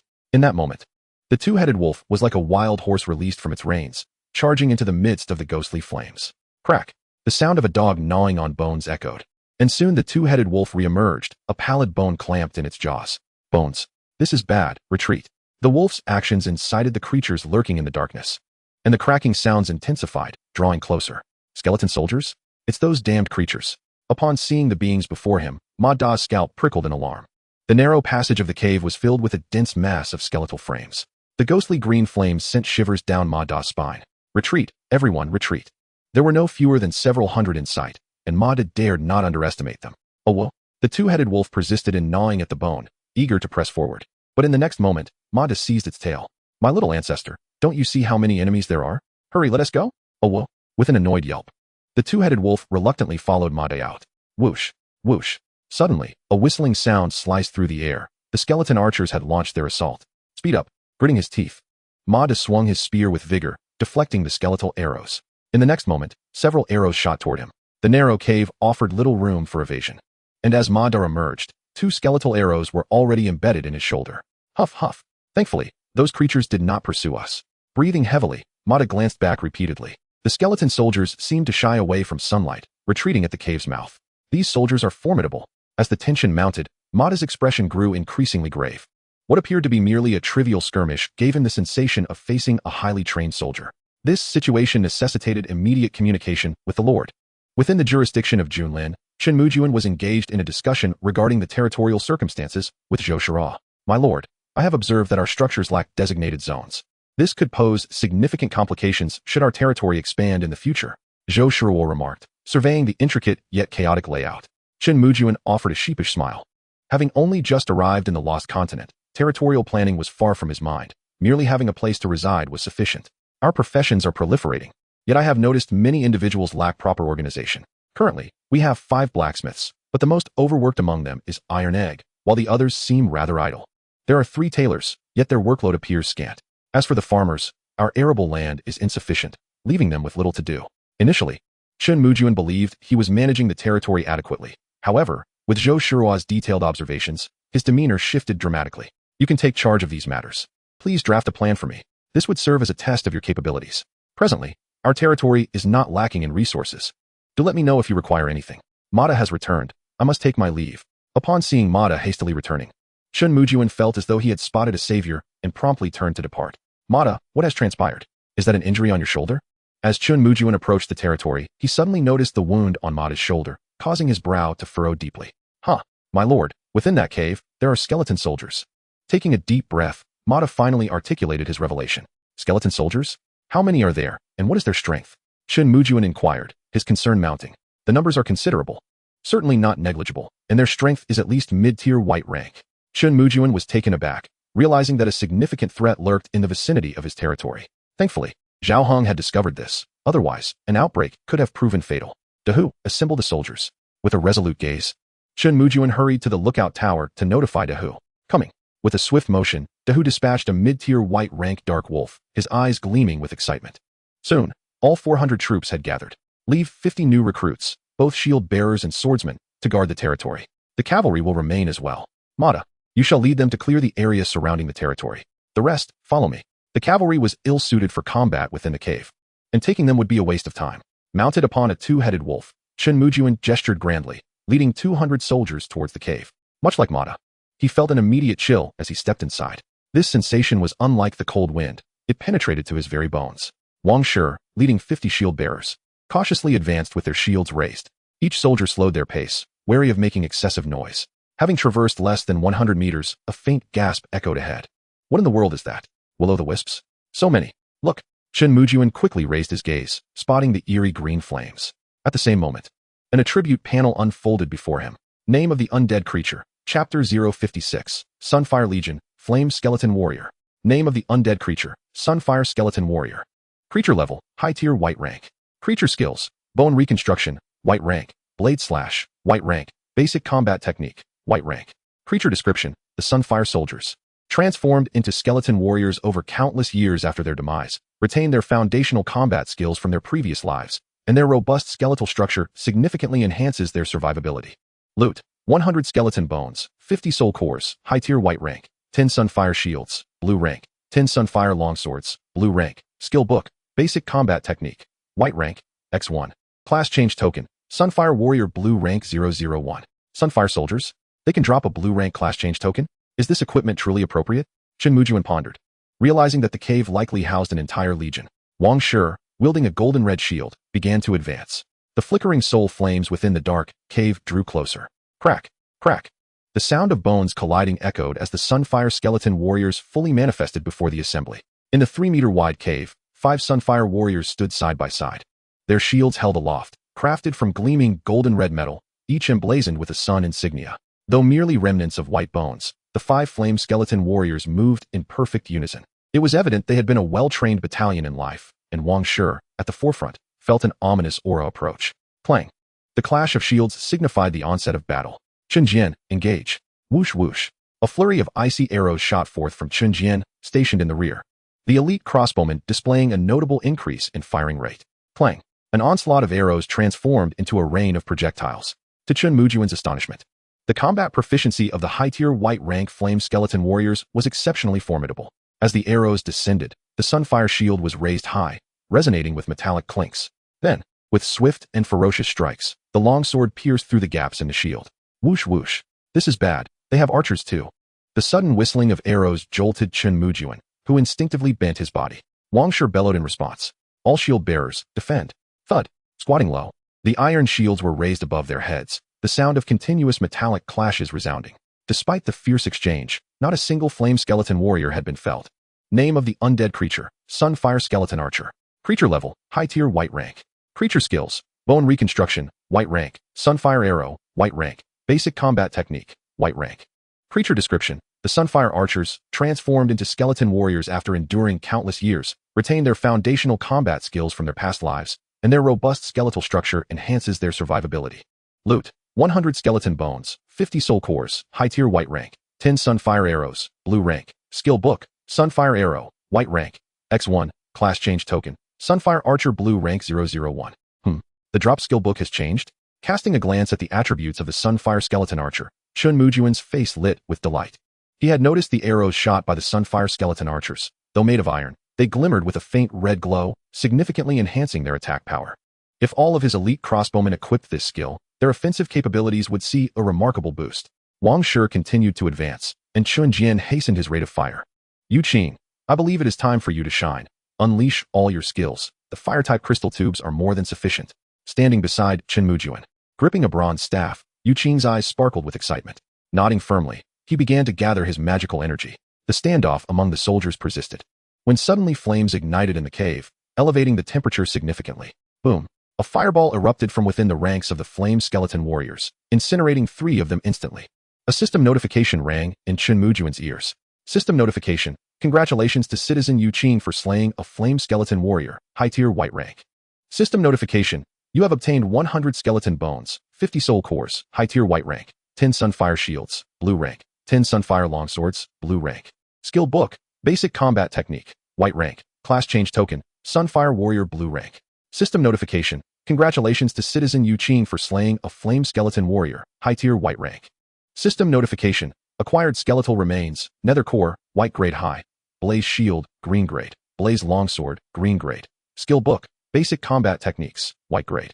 Job change token, Blaze warrior, green grade. 3 pieces of information flooded the screen, and despite having previously verified Yu Qing's skills, the sight was still astonishing. Yu Qing, proceed with the earth-shattering flames, and strike with all your might. In an instant, the cave resonated with explosions. The notifications echoing in Chen Mujun's mind fell like snowflakes. The unfortunate flame skeleton warriors managed to shield against arrows, yet they could not withstand the flames surging from beneath. Waves of them fell, bestowing Chen Mujun with bountiful spoils. After a rough count, there were at least 20 flame skeleton warriors in the entire passage, accompanied by 10 flame skeleton archers behind them. The moment the foremost blaze skeleton warrior collapsed, the archers behind became helpless lambs awaiting slaughter. This left Dahu and the others in a state of panic, for they hadn't even had the opportunity to strike. Were all these bony figures dismantled by Yu Qing? Following a wave of extermination, Yu Qing, who had just advanced to the initial stage of green grade, experienced yet another surge in power. System notification, congratulations. Your subject Yu Qing, initial stage green grade, has been promoted, intermediate stage green grade. After consecutively casting over 10 skills, Yu Qing appeared pale and unsteady, his hand gripping the bronze staff, trembling incessantly. When Chen Mujun glanced over, Yu Qing shivered involuntarily. My lord, there's not a single drop left. Well done, keep moving forward. Satisfied. Chen Mujun patted Yu Qing on the shoulder as all troops continued their advance. The further they ventured, the colder the environment became. Intrigued, Chen Mujun observed the surrounding rock walls. Discovering they had been meticulously carved, it resembled not a natural cave, but rather a deliberately constructed underground fortress. Crack, crack, combat. The sound of clashing bones resounded once more, and eerie green flames flickered in the dark cave. Here I come. The burly Da who brandished the blaze greatsword, charging in like a rampaging bull. Damn these skeletal fiends. Watch me dismantle you all. Bang, bang. The blazing sword traced a brilliant arc in the darkness, each strike accompanied by the sound of splintering bones. Chapter 057, Skeleton Centurion. Blaze Battle Array. A flurry of chaotic strikes. Chen Mujun was about to call out to stop Da Hu when he realized that this rampaging bull charge seemed to be yielding satisfactory results. The flame skeleton warriors at the front raised their blaze shields only to be sent flying upon impact. Their formation shattered before it could even be established. System notification, congratulations. Subject Da Hu has slain a blaze skeleton warrior, white grade high. System notification, acquired skeletal remains, nether core, white grade high. Blaze shield, green grade. Blaze longsword, green grade. Skill book, basic combat techniques, white grade. Job change token, blaze warrior, green grade. All elite, swordsmen charged forth. Basic swordsman targeting the isolated enemies. Chen Jian, you are free to shoot. With the formation in disarray, what was there to wait for? The howling swordsman pierced like a spear into the ranks of the flame skeleton warriors.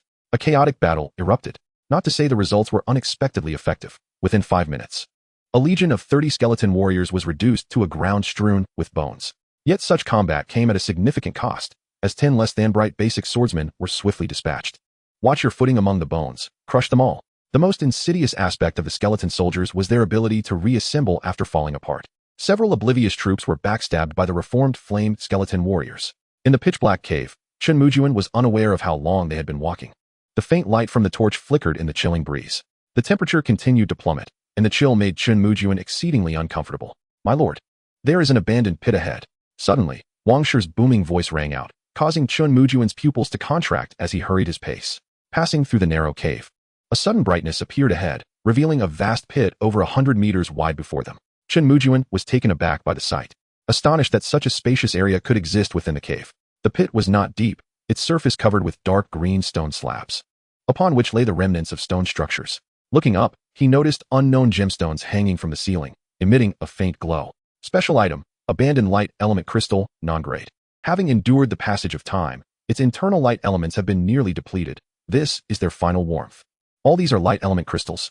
Chen Mujun's eyes widened in shock, feeling a pang of regret. Such a waste. There were at least 1,000 densely packed gemstones, and they were all used for illumination? He was not mistaken. This was indeed an underground fortress, a forsaken underground stronghold. Crack, crack.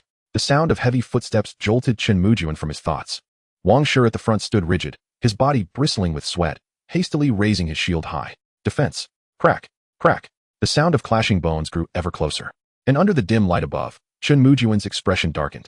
Before them stood a regiment of skeletons, neatly arranged. A rough estimate indicated at least 300. With blaze skeleton warriors wielding blaze shields at the forefront, followed by blaze skeleton spearmen holding long spears in the center, and neatly aligned flame skeleton archers pulling their bows taut at the back. Chen Mujun's gaze ultimately settled on the last figure in the ranks. A skeleton mounted on a skeletal warhorse, wearing a general's cap. Nether beast name, Blaze Skeleton Centurion. Nether beast level, green grade high. Nether beast skills, Blaze battle array, green grade. Blaze spear technique, green grade. Blaze charge, green grade. Blaze power, green grade. Nether beast description. In life, he was the centurion of the Blaze Legion, possessing formidable combat prowess. Even in death, his combat capabilities remain undiminished. Be cautious. The Blaze battle array is not to be underestimated. Loot. 100 skeletal remains, 50 nether cores, green grade high. 10 blaze spears, green grade. Job change token, Blaze cavalry, green grade, 01. Legion token, green grade, 0001. A legion token. It has actually appeared. Chen Mujun's pupils constricted. Fixated on the legion token among the loot. The last time he acquired a legion token was during the first invasion of the beasts. He never expected to see one here. Furrowing his brow, he speculated that it was related to the Blaze battle array. Perhaps it was a legion skill. Yuqing, are you ready? The shield bearers formed a line, and Dahu no longer acted recklessly, gripping the Blaze greatsword with a serious expression. The aura emanating from the 300 Blaze skeleton warriors far surpassed that of their novice group. My lord, I am ready at any moment. Nodding, Chen Mujun's gaze sharpened as he fixed his eyes ahead, the frost blade appearing in his hand. Compared to the regular army before them, their only advantage lay in their superior individual strength. Wang Shi, do whatever it takes to hold the line. Dahu, Chen Jian, look for opportunities to attack. Yuqing, gather your magic, and focus on the Blaze skeleton centurion at the rear. Understood. Understood. The grand battle was on the verge of igniting. Crack. Crack. Attack. The Blaze skeleton warriors marched in unison, colliding first with Wang Shi's shield bearers. The sound of metal clashing echoed repeatedly, and following that, Dahu led the swordsmen in a frenzy, seeking opportunities to strike. Chen Jian squinted, stringing his bow and letting fly 2 arrows that shimmered with a fiery glow. Whoosh. The archers from both sides released their arrows almost simultaneously, and a rain of arrows descended upon the battlefield. The cries of battle soared to the heavens. Indeed, they were still being suppressed. The blazing sun skeleton warrior held the radiant shield aloft, creating an almost impenetrable barrier that made it exceedingly difficult for the great tiger to find an opportunity to strike. In stark contrast, the fiery skeleton spearmen behind the blazing skeleton warrior launched their attacks with remarkable speed, precision, and ferocity, often inflicting grievous wounds upon Chen Mujun's shield bearers. Great tiger, wait for my signal. I will create an opening for you to lead the swordsman forward. With a furrowed brow, Chen Mujun slowly raised his frost blade, his fighting spirit surging to unprecedented heights. Skill. Sword chi surge. 2 crescent-shaped waves of sword energy erupted from Chen Mujun's sweeping motion. The terrifying force instantaneously sent the 2 foremost fiery skeleton warriors flying, and the residual sword energy shattered the unsuspecting fiery skeleton spearmen. Now's our chance, brothers. Charge with me. The ever-impatient great tiger raised his fiery greatsword high and roared as he surged through the breach into the ranks of the radiant sun skeletons. Kill! Kill! The throng of swordsmen followed, their iron swords swinging wildly. Once the gap was opened, the ensuing chaos became manageable. In an instant, over a dozen fiery skeleton spearmen were felled, powerless against the might of the great tiger. Yet, the very situation that Chen Mujun feared most unfolded before his eyes. Chapter 058. The BGM begins. Invincible sovereignty. Crack. Crack. The fiery skeleton centurion slowly lifted its head, the ghostly flames flickering within its hollow skull as if it were locking eyes with Chen Mujun. In that moment, a chilling aura began to spread from beneath Chen Mujun's feet, filling his heart with a sense of foreboding. A roar erupted. Those skeletons were incapable of sound. Chen Mujun felt a buzzing in his head. In the next heartbeat, a sanguine aura radiated from every fiery skeleton soldier, intertwining in midair until it coalesced with the fiery skeleton centurion. A tattered banner appeared abruptly in the air, stained with blood, emblazoned with the formidable words, Radiant Sunday. In an instant, Chen Mujun was momentarily dazed, as if he could see the once-living fiery warriors unleashing their battle cries. Radiant Sun battle formation. Chen Mujun gritted his teeth, forcing himself back to reality, and shouted to Great Tiger, retreat. Do not push further. Alas, it was too late. Crack. Crack. Enveloped in the sanguine aura, all skeleton soldiers moved along predetermined paths, swiftly ensnaring the great tiger within their ranks. The gap that had just been created vanished without a trace. Simultaneously, the combat prowess of the entire Radiant Sun Legion of skeletons surged dramatically. At the forefront, Wang Shi was the first to sense it. the overwhelming force causing his grip to fracture. Damn it, the enhancement from the battle formation is immense. Yuqing, do not hold back. Eliminate the soldiers surrounding Great Tiger. Chen Jinyan shielded Great Tiger, while Wang Shi charged forward. Gritting his teeth, Chen Mujun raised his frostblade once more, and a formidable wave of sword energy manifested anew. Boom. The assault from Yuqing commenced, a fiery skeleton spearman prepared to ambush Great Tiger from behind. Suddenly, a burst of flames erupted from beneath, engulfing its entire form. Possessing the skill of shooting with pinpoint accuracy, Chen Jian's hands moved at a speed that would astonish any onlooker. In a flurry of images, he unleashed a veritable rain of arrows. Whoosh! The flaming bolts from the fiery crossbow bore the added effect of fire, amplified by Chen Mujun's flame-infused power, significantly increasing their lethality. Continue again. At that moment, Chen Mujun knew he had to give it his all, having just unleashed his sword energy surge. He raised his hand for another strike. Great Tiger, do not be afraid to waste the blood-stopping pills. Consume them in large quantities. While attacking, Chen Mujun anxiously monitored the situation with Great Tiger. The high-tier blue-grade Great Tiger unleashed his powerful techniques, ensuring that no fiery skeleton spearman could stand within a 3-meter radius. Wang Shi gritted his teeth, enduring the hail of arrows as he charged to Great Tiger's side, the golden shield thundering against the ground. I will protect you. Was the Radiant Sun battle formation powerful? Indeed. Had any other lord been present, they would have faced dire consequences. Unfortunately, it was Chen Mujun who stood here. Without the formation, dozens of initial blue-grade troops, along with a host of high-tier white-grade units, were not to be trifled with. The battle cries echoed thunderously. Great Tiger. Little Tiger, Wang Shi Lida. These warriors relentlessly tore apart the spiny Radiant Sun formation, dividing it into numerous fragments.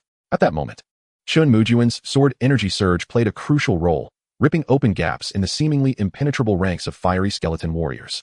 Beside him, Yuqing's complexion grew increasingly pale. He felt as though he had been drained of energy 5 times over, gripping his bronze staff as his legs trembled. Crack! Crack! Just as Great Tiger was joyfully decapitating a fiery skeleton spearman, he suddenly heard a whistling sound. His reflexes kicked in, and he instinctively stepped back. Whoosh! Looking up, he saw the fiery skeleton centurion had closed the distance, its eyes ablaze with the fire of souls. You dare attempt to ambush me? Accursed skeleton. Let me see if I can dismantle you. Stabilizing his fury, the flames atop the fiery great sword blazed brighter. With his hands raised high, Great Tiger charged forward. All these fire crystals are yours. Unleash a powerful attack and aid Great Tiger. Gasping for breath, Yuqing looked up in terror at Chen Mujun's words. Trembling, he accepted the blue-grade fire crystals from Chen Mujun, gritting his teeth as he transformed into a conduit, fervently absorbing the spiritual energy. At this moment, Chen Mujun was equally trembling, his strength waning to the point where he could barely lift the frostblade. This surge of power? Suddenly, Chen Mujun's eyes widened as pure energy radiated from his dantian, swiftly converging throughout his body. The feeling of weakness dissipated entirely in that instant. Gripping the frostblade, he felt invigorated. System notification. Congratulations, Lord Junlin, white-grade peak, has advanced to blue-grade initial. System notification. Congratulations, Lord Junlin, the skill Sword Heart, passive, white-grade, has advanced to blue-grade. System notification. Congratulations, Lord Junlin, the skill Sword Chi Surge, white-grade, has advanced to blue-grade. He had finally advanced. While Great Tiger had reached high-tier blue-grade, Chen Mujun had only just ascended to initial blue-grade. For a moment, he questioned whether his talent was lacking. System, open the attribute panel. Lord name, Junlin. Lord profession, swordsman. Lord level, blue-grade initial. Swordsman skills, Sword Heart, passive, growth potential, blue-grade. Sword Chi Surge, growth potential, blue-grade, / white-grade. Swordsman description. Do you yearn for a myriad of swords to return to their origin? Do you wish to cleave open the gates of heaven with a single sword? Do you desire to soar through the skies on a blade? Alas, these abilities elude you, but you are indeed stronger than before. Swordsman skill, Sword Heart, passive, growth potential, blue-grade amplifies sword-related skills by 150. Swordsman skill, Sword Chi Surge, growth potential, blue-grade harnesses spiritual energy to wield sword-type weapons. Mastering 2 sword energies and unleashing the might of peak blue-grade. Chen Mujun's eyes widened, his breath quickening. Incredible, invincible, peak blue-grade. The enhancement of Sword Chi Surge had propelled its power to peak blue-grade. This was not even accounting for the augmentation from Sword Heart. In that moment, Chen Mujun felt as though he were possessed by a sword immortal, exuding extraordinary strength. Narrowing his eyes, Chen Mujun gradually raised the frostblade. A terrifying sword intent swirling around the blade. The fiery skeleton centurion, currently engaged with Great Tiger, instinctively sensed an impending threat. Raising its head as the ghostly green flames flickered violently, tightening the reins of its skeletal steed, it disregarded Great Tiger entirely and turned to flee. Flee! Can you outrun my sword? Here it comes. The familiar sensation returns. The BGM begins. In an instant, for streams of sword energy sliced through the air, magnifying before the trembling soul flame of the blazing sun skeleton centurion. Crack. The head shattered, and the system's prompt resonated simultaneously. System prompt. Congratulations. Lord Junlin has slain the blazing sun skeleton centurion, advanced blue grade. System prompt. Acquired. Chapter 059. Skeleton General, Swordsman Legion. System prompt. Congratulations.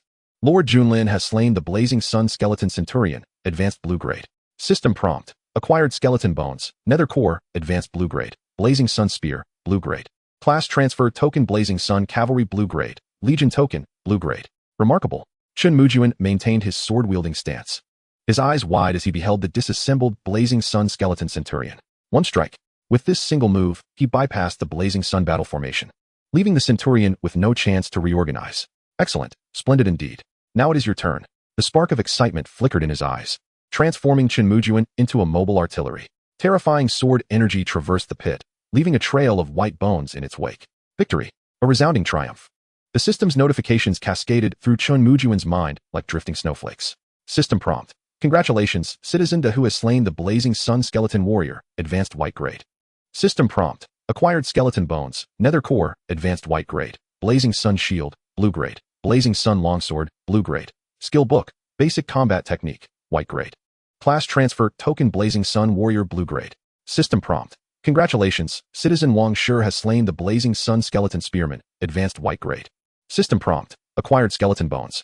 Nether core, advanced white grade. Blazing sun shield, blue grade. Blazing sun spear, blue grade. Skill book, basic combat technique, white grade. Class transfer token blazing sun spearman blue grade. To Chen Mujun's delight, amidst the flurry of notifications, both Wang Shi and Chen Jian successfully ascended to advanced blue grade. Even Yu Qing, who had overdrawn his strength countless times, saw a significant elevation, reaching intermediate blue grade. In this moment, Chen Mujun profoundly grasped the formidable power of the swordsman profession. Of course, the losses were equally devastating. Of the 200 troops brought along, a staggering 100 had perished in this battle. The might of the blazing sun formation instilling a sense of dread. Crack, crack. The jarring sound of colliding bones echoed once more, causing Chen Mujun to narrow his gaze and frown. In the corner of the pit, the silhouettes of rows of blazing sun skeleton soldiers reappeared, the most unsettling sight being a general clad in red armor, wielding a great sword at the rear of the skeleton legion. He was of blue grade. Nether beast name, Blazing Sun Skeleton General, Blazing Sun Leader. Nether beast level, initial blue grade. Leader talent, Blazing Sun Strong Army, blue grade. Nether beast skills, Blazing Sun Battle Formation, blue grade. Military orders like mountains, blue grade. Blazing Sun 9 Swords, blue grade. Blazing Sun Heart Method, blue grade. Nether beast description. In life, he was a general of the Blazing Sun Legion, possessing terrifying power. The Blazing Sun Heart Method enables him to unleash formidable fiery strength. Though it remains uncertain how much remains after being corroded by nether energy, an adversary not to be underestimated. Loot. 100 skeleton bones, 50 nether cores, initial blue grade. 10 Blazing Sun Great Swords, blue grade. 10 Blazing Sun Heavy Armors, blue grade. Class transfer token Blazing Sun General blue grade 001. Blazing Sun Heart Method, blue grade 0001. Dahu, Wang Shi, we must depart. We shall return to confront this foe. With a determined glint in his eyes, Chen Mujun resolutely chose to retreat. Yes. The remaining 100 troops swiftly withdrew from the cave. Chen Mujun dared not gamble. Perhaps his sword energy could extinguish the skeleton general, but Dahu and the others would undoubtedly perish here. From what he had glimpsed, behind the imposing ranks of Blazing Sun skeleton warriors lurked 3 fierce Blazing Sun skeleton centurions, watching hungrily. Fortunately, it seemed the Blazing Sun skeleton legion was guarding something.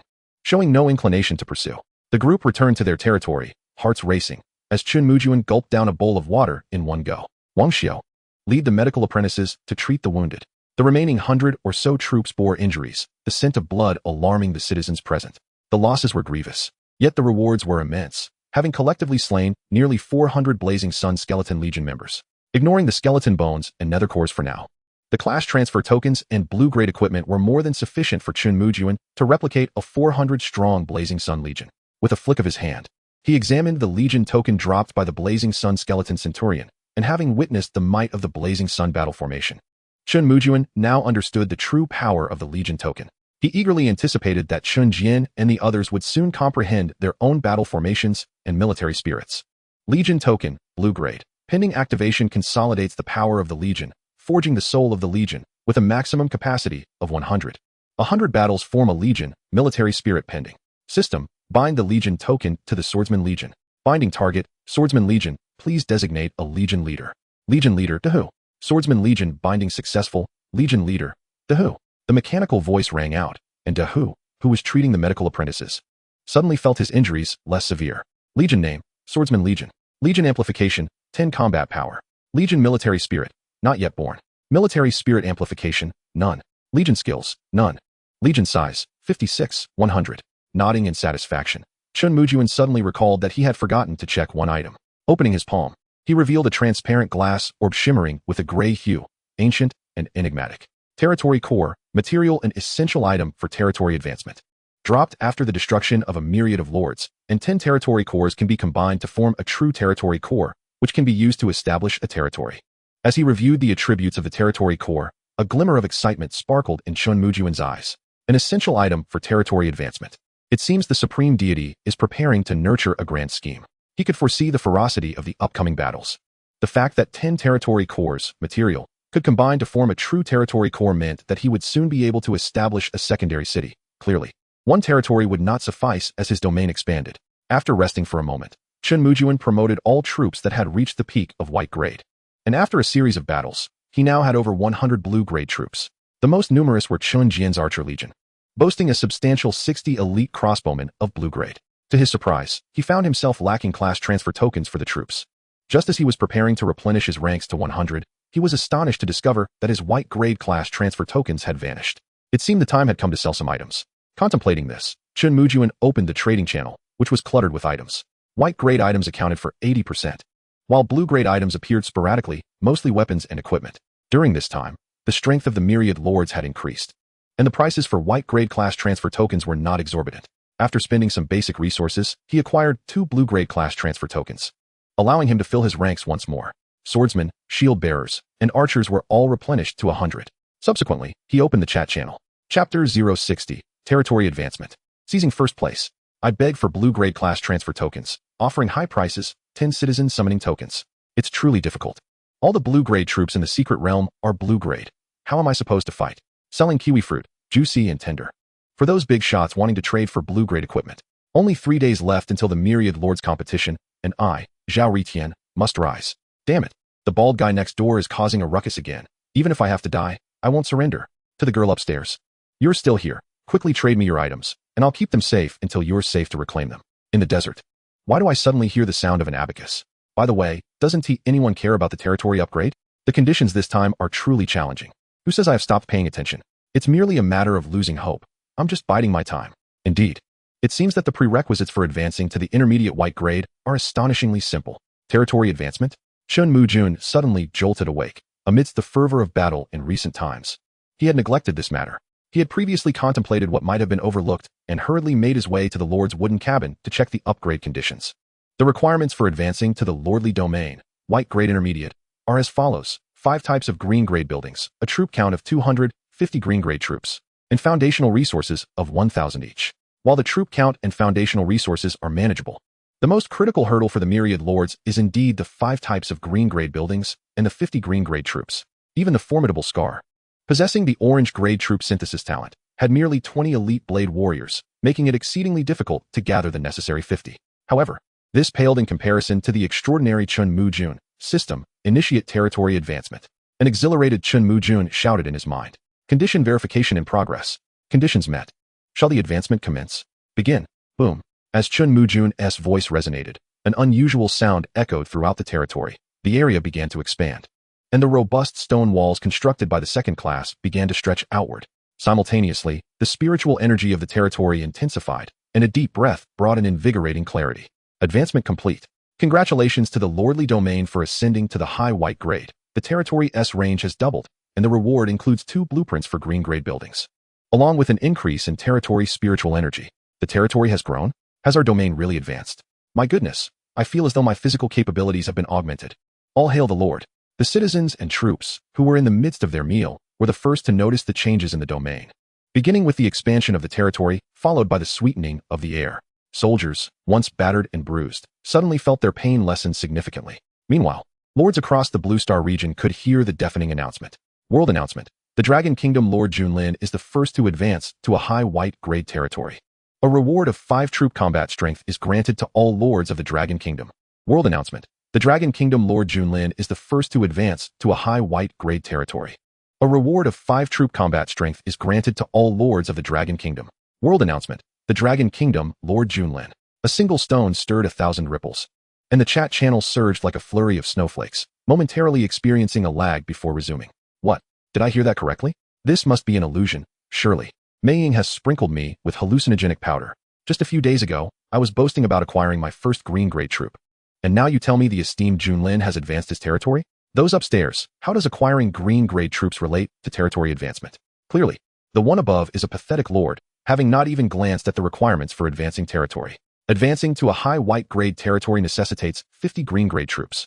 You know, oh dear, in this moment, I realize that the gap between me and the esteemed Junlin is even greater than that between myself and the external shadow hounds. What a formidable figure. The overall combat strength of the Dragon Kingdom has once again risen, thanks to the esteemed one. Esteemed one, do you need a warm bed attendant? I've brought 18 outfits and can even perform backflips. Are the advancement conditions for a high white grade lord truly this arduous? What shall come next? I can't take it anymore. The world channel must be abuzz right now. I must go boast. No one is to stop me. I'm going to. I want to see the expressions of Eagle Sauce and John Bull. In the world chat channel, the fury of lords outside the Dragon Kingdom was reaching a boiling point. Damn that well-dweller. Have your ninja army perished? Getting robbed twice in succession, you might as well commit seppuku. Daily boasting in the regional channel. Claiming first place belongs solely to our island nation. And now? Bah, scoundrel. Where's the holy light? Are we, the Eagle Sauce, once again being suppressed? Damn that holy light. Aren't they proclaim to be the strongest? And the undead? Aren't your troops formidable? How is it that even the first place has been snatched away? Damn it. How did the Dragon Kingdom's Junlin manage this? 5 types of green grade buildings are one thing, but 50 green grade troops are utterly impossible. Supreme God, you've erred. Junlin belongs to our cosmic nation, and you ought to bestow the reward upon us. Ha ha ha. Who is more shameless, you cosmic nation or us? Go ahead, shout, and see if the Supreme God responds to you. Life is truly solitary as snow. The Dragon Kingdom has held this top position for far too long, seeking to defeat all challengers. Speaking of which, well-dweller, are you hiding in the depths of the well, too frightened to emerge? I advise you to commit seppuku to avoid the overwhelming pressure of comparing yourself to the esteemed Junlin. It is simply too comfortable with the esteemed Junlin around. It's like coasting effortlessly. I urge you all to surrender quickly. There's no need to struggle. Not only was the chat channel lively, but Chen Mujun's private chat channel was also bombarded at this moment. Messages surged to 10,086 within a minute. Yet, he had no time to dwell on these. The system's notifications were still unfolding, and his rewards were arriving. System notification. Congratulations, Lord Junlin, for being the first to advance to a high white grade territory. You are now awarded a Lord Profession Advancement Token, green grade, a True Profession Skill, green grade, and a Spiritual Elixir Recipe, green grade. A Lord Profession Advancement Token? The familiar description and recipe brought a glimmer of excitement to Chen Mujun's eyes. The swordsman was already so formidable. How much more powerful could he become with further enhancement? Lord Profession Advancement Token, green grade, an essential item for Lord Profession promotion. Capable of elevating to white grade Lord Profession. Requirements. Lord, Strength green grade initial stage or above. What more needs to be said? System, initiate my profession advancement. An ecstatic Chen Mujun was instantly enveloped in a golden radiance. Chapter 061, green grade elixir recipe, powerful spirit gathering elixir. Within the domain of Junlin, Chen Mujun found himself shrouded in golden light. The dazzling brilliance surged from the Lord's cabin, astonishing all the citizens. A sword. What a grand sword. The golden sword silhouette. Could it be that the Lord is advancing? I feel as though I'm being locked in by a sword intent. Even a beam of golden light could obliterate me. How powerful. Even as a green grade, I feel diminutive before this golden light. Such an imposing aura. The Lord's swordsmanship far surpasses mine. Dahu tightly gripped the blazing heavy sword, his eyes filled with envy. The golden light persisted for a full 2 minutes before finally dissipating into the ether, and Chen Mujun slowly opened his eyes, 2 piercing sword intents radiating forth. In that moment, Chen Mujun resembled a drawn sword, clenching his fists, feeling an overwhelming power coursing through him. System, check attributes. Lord name, Junlin. Lord profession, swordsman, green grade. Lord level, green grade initial stage. Swordsman skills, sword heart, passive, growth potential, green grade. Sword chi across the sky, growth potential, green grade. Sword drawing technique, growth potential, green grade, / white grade. Swordsman introduction. Do you wish for a myriad of swords to return to their origin? Do you wish to open the gate to heaven with a single stroke? Do you wish to fly with your sword? You may yet have the chance, with your sword. Traverse the world, and you shall be the most dazzling swordsman. Swordsman skill, sword heart, passive, growth potential, green grade amplifies sword-based skills by 150. Swordsman skill, sword chi across the sky, growth potential, green grade utilizes spiritual energy to wield sword-type weapons, mastering 2 sword chi to unleash peak green grade power. Swordsman skill, sword drawing technique, growth potential, green grade a sword's cold light seals the throat. As a swordsman, you must understand the sword drawing technique. Striking like lightning to instantly eliminate enemies within a 5-meter radius, with peak green grade power. Sword drawing technique? Chen Mujun's eyes sparkled. What a splendid skill. Striking a handsome pose, and it's an area attack. Who would dare stand before him now? Subsequently, Chen Mujun retrieved the skill selection for his chosen military class, and a flicker of azure light illuminated the air as a shield warrior's skill card materialized in his grasp. The skill, Heavy Shield Strike, Azure. Proclaimed. Who says a shield is merely for defense? When wielded with might, its lethality rivals that of a heavy blade. Chen Mujun found himself quite pleased with this shield warrior skill, given Wang Shi's overly simplistic offensive approach. Heavy Shield Strike was precisely the enhancement he required to bolster his combat prowess. With the skill book tucked away, Chen Mujun produced the Azure recipe for the Spirit Connecting Pill. Recipe, Spirit Connecting Pill, Azure, imbued with formidable spiritual energy, accelerates cultivation speed, a rare and coveted elixir. Required ingredients, spirit grass, gathering flower. The Spirit Connecting Pill was essentially a fortified version of the gathering pill, and he wondered if Wang Xiu had managed to concoct any. Putting his belongings away, Chen Mujun stepped out of the Lord's cabin to find a throng of enthusiastic villagers gazing in his direction. My lord, you've grown even stronger, they exclaimed. Wang Shi, wrapped in coarse bandages, had spent the day in close proximity to the great tiger, absorbing the brunt of the attacks. The end result left him nearly mummified, and upon returning, he had nearly frightened Wang Xiu to death, her eyes filled with reproach. What is this? Wang Shi limped toward Chen Mujun, curiosity evident as he accepted the skill book.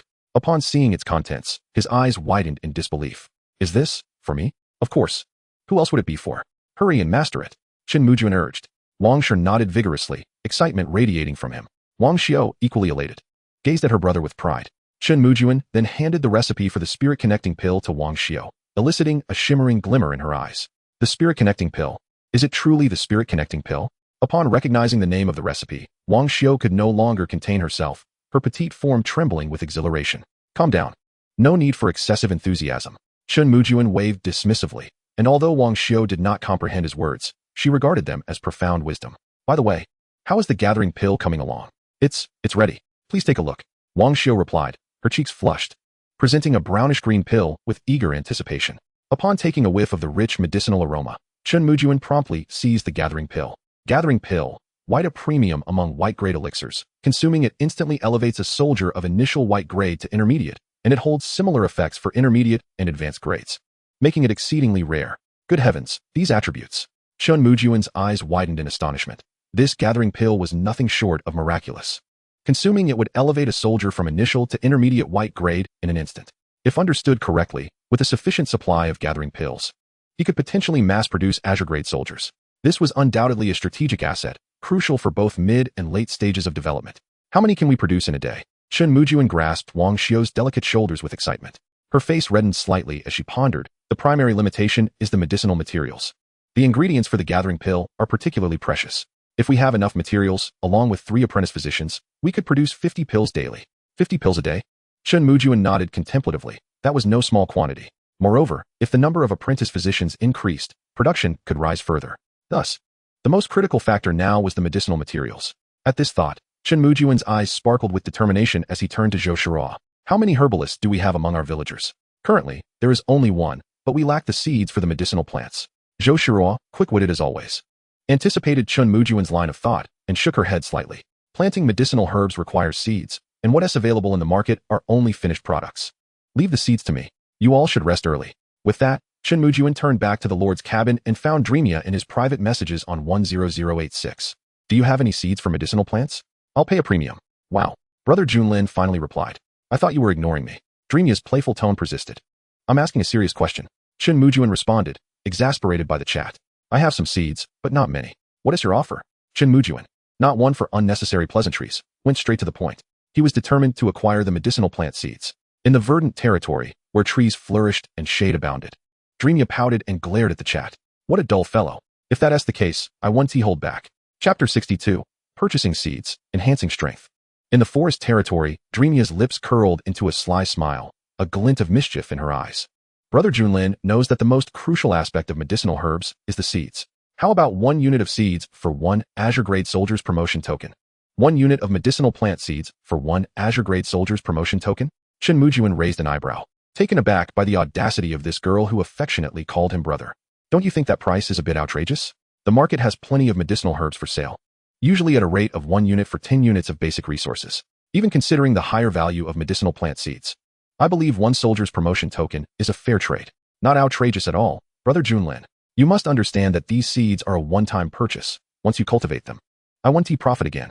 Dreamia was forthright, suggesting that if he didn't buy seeds, he intended to grow his own. It seemed that a successful lord was never simple. I'll take 10 units. After a moment's consideration, Chen Mujun opted for the transaction. Time was of the essence. He swiftly produced 10 Azure Grade Soldier promotion tokens and completed the trade with Dreamia. Wang Xiao, here are the seeds for you.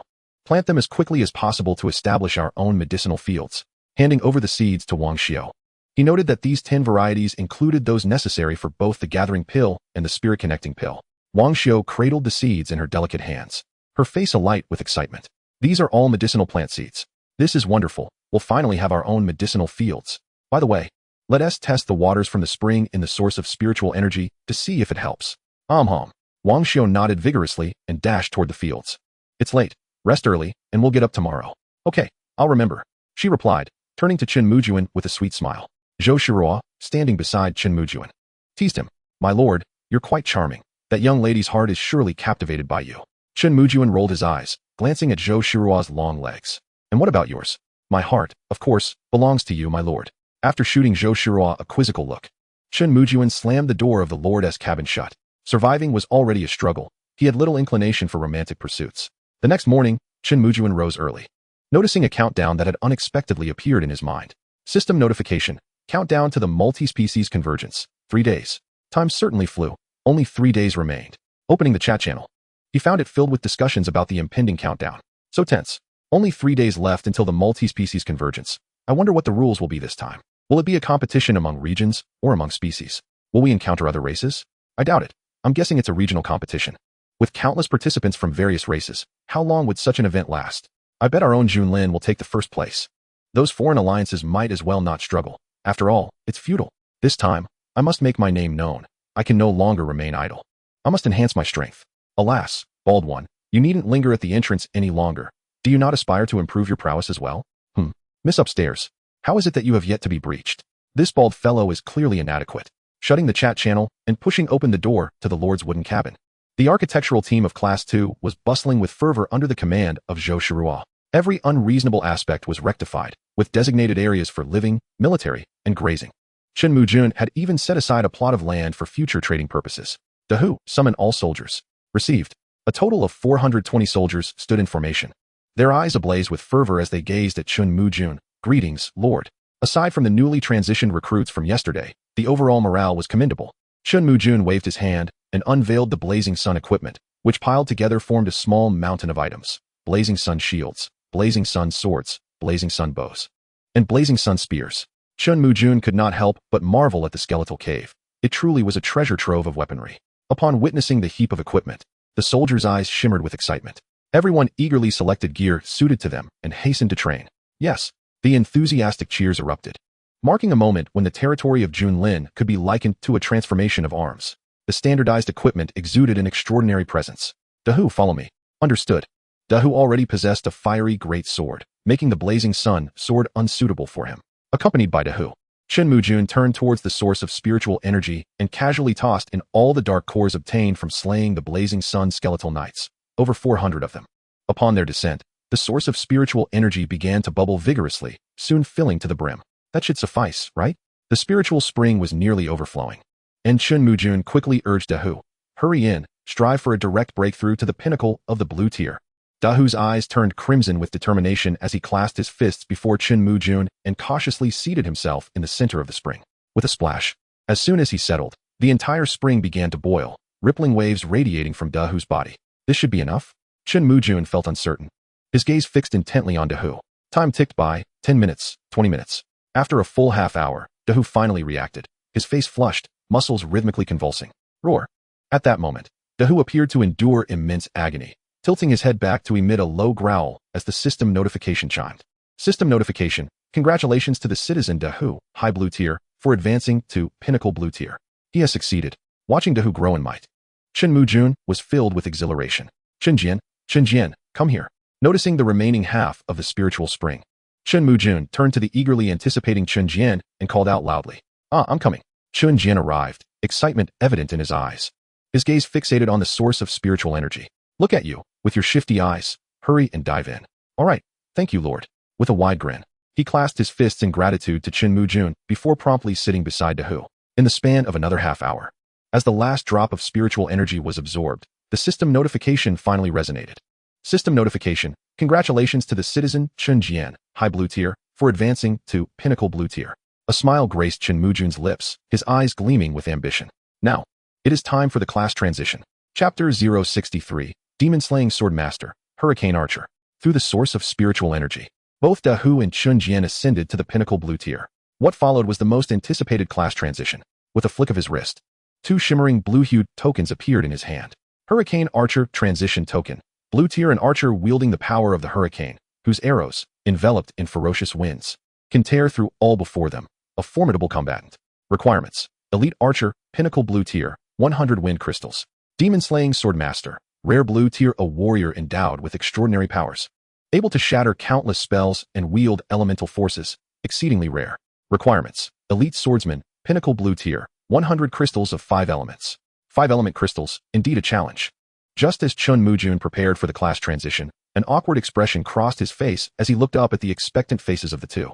He stored the 2 tokens away. Ahem, we still require some additional items. You two should proceed to train the soldiers for now. I will notify you when the time for your transition arrives. Yes, Lord. Opening the trade channel, scattered elemental crystals were listed. Some priced at 1 Lord Summoning Token, others at 1 Blue Transition Token, and some at 100 units of resources. Furrowing his brow, Chen Mujun promptly sent a message in the chat channel. Purchasing a large quantity of elemental crystals, Blue Tier, 10 in exchange for 1 Blue Tier Class Transition Token. Purchasing a large quantity of elemental crystals, White Tier, 50 in exchange for 1 Blue Tier Class Transition Token. Fire type not needed. As soon as the message was sent, the chat channel erupted in fervor. My goodness. Yet another Blue Tier Class Transition Token. The Lord of Junlin must have exchanged quite a few in recent days. Could it be that the Lord of Junlin is in the wholesale business of class transition tokens? Elemental crystals. Finally someone is buying them. I have a warehouse full of them, specifically from the wood ghost flower. I may not have Blue Tier ones, but I do have White Tier. How does the Lord of Junlin manage this? Calculating closely, it seems the Lord possesses at least 100 Blue Tier Class Transition Tokens. Thinking bolder. Perhaps he has several hundred.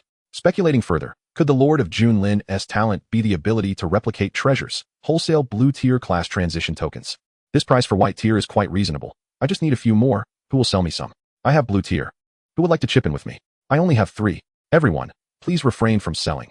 Elemental crystals will undoubtedly have special uses in the future. It is best to keep them. The Lord's emphasis on them indicates their significant importance. Among the Lords, there are indeed shrewd individuals, though not all possess such wisdom. Before long, Chen Mujun had gathered sufficient elemental crystals, spending a total of 18 Blue Tier Class Transition Tokens. Finally, it was achieved. Sometimes, having weak lords was not advantageous. Chen Mujun began to feel a headache. If these lords remained too feeble, he would be unable to procure quality items.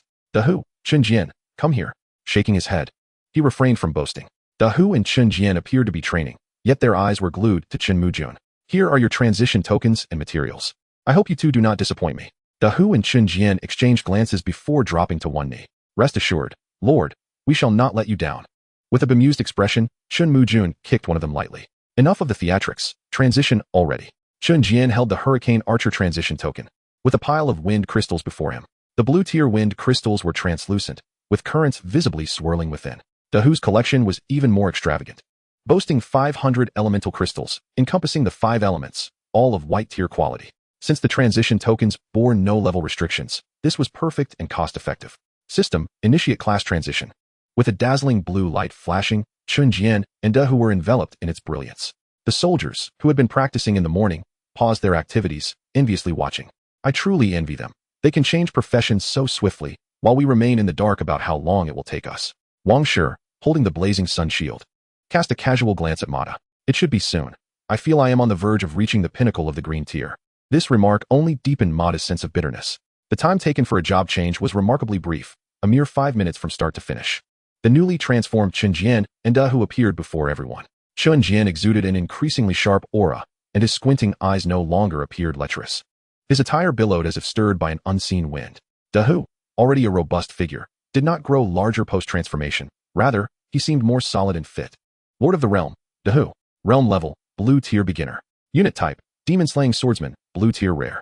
Unit equipment, refined iron heavy armor, green tier. Blazing heavy sword, green tier. Unit skills, demon-slaying sword technique, blue tier. Enchanted blade strike, blue tier. Basic elemental blade techniques, blue tier. Unit description, a swordsman endowed with extraordinary powers, capable of dismantling myriad spells while wielding elemental forces, exceedingly rare, and evidently formidable in combat. Lord of the Realm, Chen Jian. Realm level, blue tier beginner. Unit type, hurricane archer, blue tier. Unit equipment, blazing leather armor, green tier. Blazing crossbow arrows, green tier. Unit skills, hurricane archery, blue tier. Hurricane assault, blue tier. Dual arrow release, blue tier. 100 steps to penetration, white tier. Unit description, an archer wielding the power of hurricanes, with fearsome winds enveloping his arrows. Capable of rending anything in their path. One might say to him, you shoot remarkably well. The most significant distinction between blue and green tier units lies in their elemental powers, as reaching the blue tier permits the use of certain elemental techniques. This is precisely why the demon-slaying swordsman is considered a rare unit. Among those of the same tier, Dahu is undoubtedly invincible. Come now, showcase your skills. Commanded Chen Mujun, assessing the strength of the two. Behind them, atop the towering mountains, a throng of figures stirred, archers, spearmen, and even fierce cavalry. At the forefront stood 3 lords, panting heavily. Damn it, it took me 3 hours to climb this mountain. Silver Snake, you better not be deceiving us. The slender Silver Snake's eyes briefly flickered with shadow as he nodded and smiled ingratiatingly. Brother Hu, how could I deceive you? That grand prize is undoubtedly behind the mountain, and he has several green tier units at his disposal. There are surely numerous treasures. Chapter 064, The Terrifying Newbie Lord Chirp Chirp. Just as Dahu executed an elemental sword technique, Chen Jian raised his blazing crossbow, preparing to shoot. Suddenly, Chen Mujun furrowed his brow, squinting towards the mountain's direction, where a small black dot was approaching. A hawk? Instinctively sensing something amiss, Chen Mujun turned to Chen Jian. Do you see that small black dot? Wait for it to come closer, then shoot it down. Understood. Bending to draw the bow, Chen Jian emanated a fierce aura. Chirp chirp. The hawk in the sky remained oblivious to the imminent threat, diving towards Junlin territory. Hurricane archery. Whoosh. Arrows surrounded by tempestuous winds surged forward with a deafening whoosh. Chirp.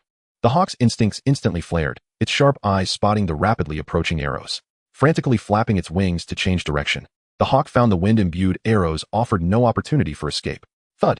The merciless arrow pierced through the hawk's body, vanishing into the vast sky. Chirp.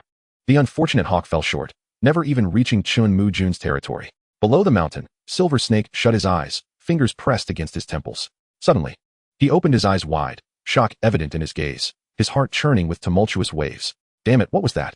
How could it be so fast? Gritting his teeth, Silver Snake quickly closed his eyes again, attempting to calm his racing heart. You snake, why haven't you finished? It's been 10 minutes. Is it really necessary to observe such a minuscule territory for so long? Grumbled the burly tiger beside him. Only then did Silver Snake slowly open his eyes. I am merely being cautious. After all, the opponent possesses some strength. Strength? Killing a mere 20-unit weakling like Scarface is considered power? If it weren't for your procrastination, I would have already obliterated that entire territory. Quickly tell me, what is the status of that territory? Silver Snake's eyes glinted as he replied with a smile. Indeed. I was correct. This fellow's territory boasts extensive farmlands filled with vegetables. He also has a ranch, complete with cattle and sheep. Silver Snake was adept at spinning tales. Oh, so there are cattle and sheep? That damn wealthy lord. Vegetables and fruits are now valuable commodities. And a ranch too? Is his talent in farming? Tiger, though brash, wasn't a fool. He shot a fierce glare at Silver Snake. A chill ran through Silver Snake, but he maintained an air of nonchalance. Brothers, let us not forget we are in this together. What benefit would I gain from deceiving you? Moreover, I currently possess no units. What would I gain from lying? And what of the opponent's units? How many are there? A total of 100. I have already joined forces with Scarface to dispatch dozens of them. So now is their weakest moment. Silver Snake spoke with unwavering conviction, with no hint of falsehood. All right, lads, follow me into battle. The opportunity for luxury and indulgence has arrived. The two lords gathered a formidable force of 100 units and charged forth from the base of the mountain. Within Junlin territory, Chen Mujun's brow furrowed, a playful smile gracing his lips. Interesting. It seems that little snake is becoming restless. Dahu, at your service. Lead the swordsman units to the southern gate and lie in ambush. Wait for the enemy's retreat before striking. Enemies approaching? The newly promoted Dahu was instantly excited, his eyes gleaming with eagerness. I assure you, the task will be completed. Chen Jian, at your service. Lead the archer regiment to conceal themselves atop the city walls. Do not reveal yourselves until the enemy is fully engaged. I assure you, the task will be completed. Mata, at your service. Send 5 cavalry to patrol outside the city. Once the enemy approaches, draw them towards the southern gate, and ensure that all deployed cavalry are of the white tier. Light cavalry should remain within the city. Poised for action. I assure you, the task will be completed. Well then, my lord, what about us? Seeing Chen Mujun pause, Wang Shi grew anxious. The enemy is not particularly strong. You should rest well. In an instant, Wang Shi was taken aback. The enemy is not strong. Damn it. Why can't we face a more formidable opponent? He had just learned the heavy shield smash technique and had yet to showcase it. At the foot of the mountain, the burly Hu Tiger, Silver Snake, and another lord charged forth with great fervor. Stop. There are foes ahead. Suddenly, Hu Tiger raised his hand, causing all units to slow their advance. Before them stood 5 cavalrymen, meandering in a disorganized formation. Is this the kind of unit this lord commands? White tier beginner. Yet, that wolf cub seems promising. It appears this fat sheep is merely a farmer. Hu Tiger cavalry, charge. Gazing at the wolf beneath the cavalry, Hu Tiger's eyes gleamed with excitement as he waved his hand, and the 5 Hu Tiger knights surged forward. Roar. The sound of their charge echoed deafeningly, startling the 5 cavalrymen like startled birds. Enemy attack, run. Quickly report back to the lord. They fled in a panic, scattering. Useless, lacking even the courage to fight. Everyone, charge with me. The tiger's eyes brimmed with disdain as he waved his hand, signaling a full-scale assault. What strategies were needed against such a lord? A straightforward advance was all that was required. Roar. 200 soldiers sprang into motion, while the silver serpent gradually slowed his pace, his gaze growing ever colder. A bait? What audacity did he possess to face us 3 simultaneously? The novice cavalry might deceive the tiger and his companion, the hammer, but they could not fool the silver serpent. Run. The enemy approaches. We are doomed. The enemy is formidable. We cannot hold them back. Quickly, open the city gates. The display of the cavalry ahead was nothing short of theatrical, their cries so pitiful that laughter was stifled.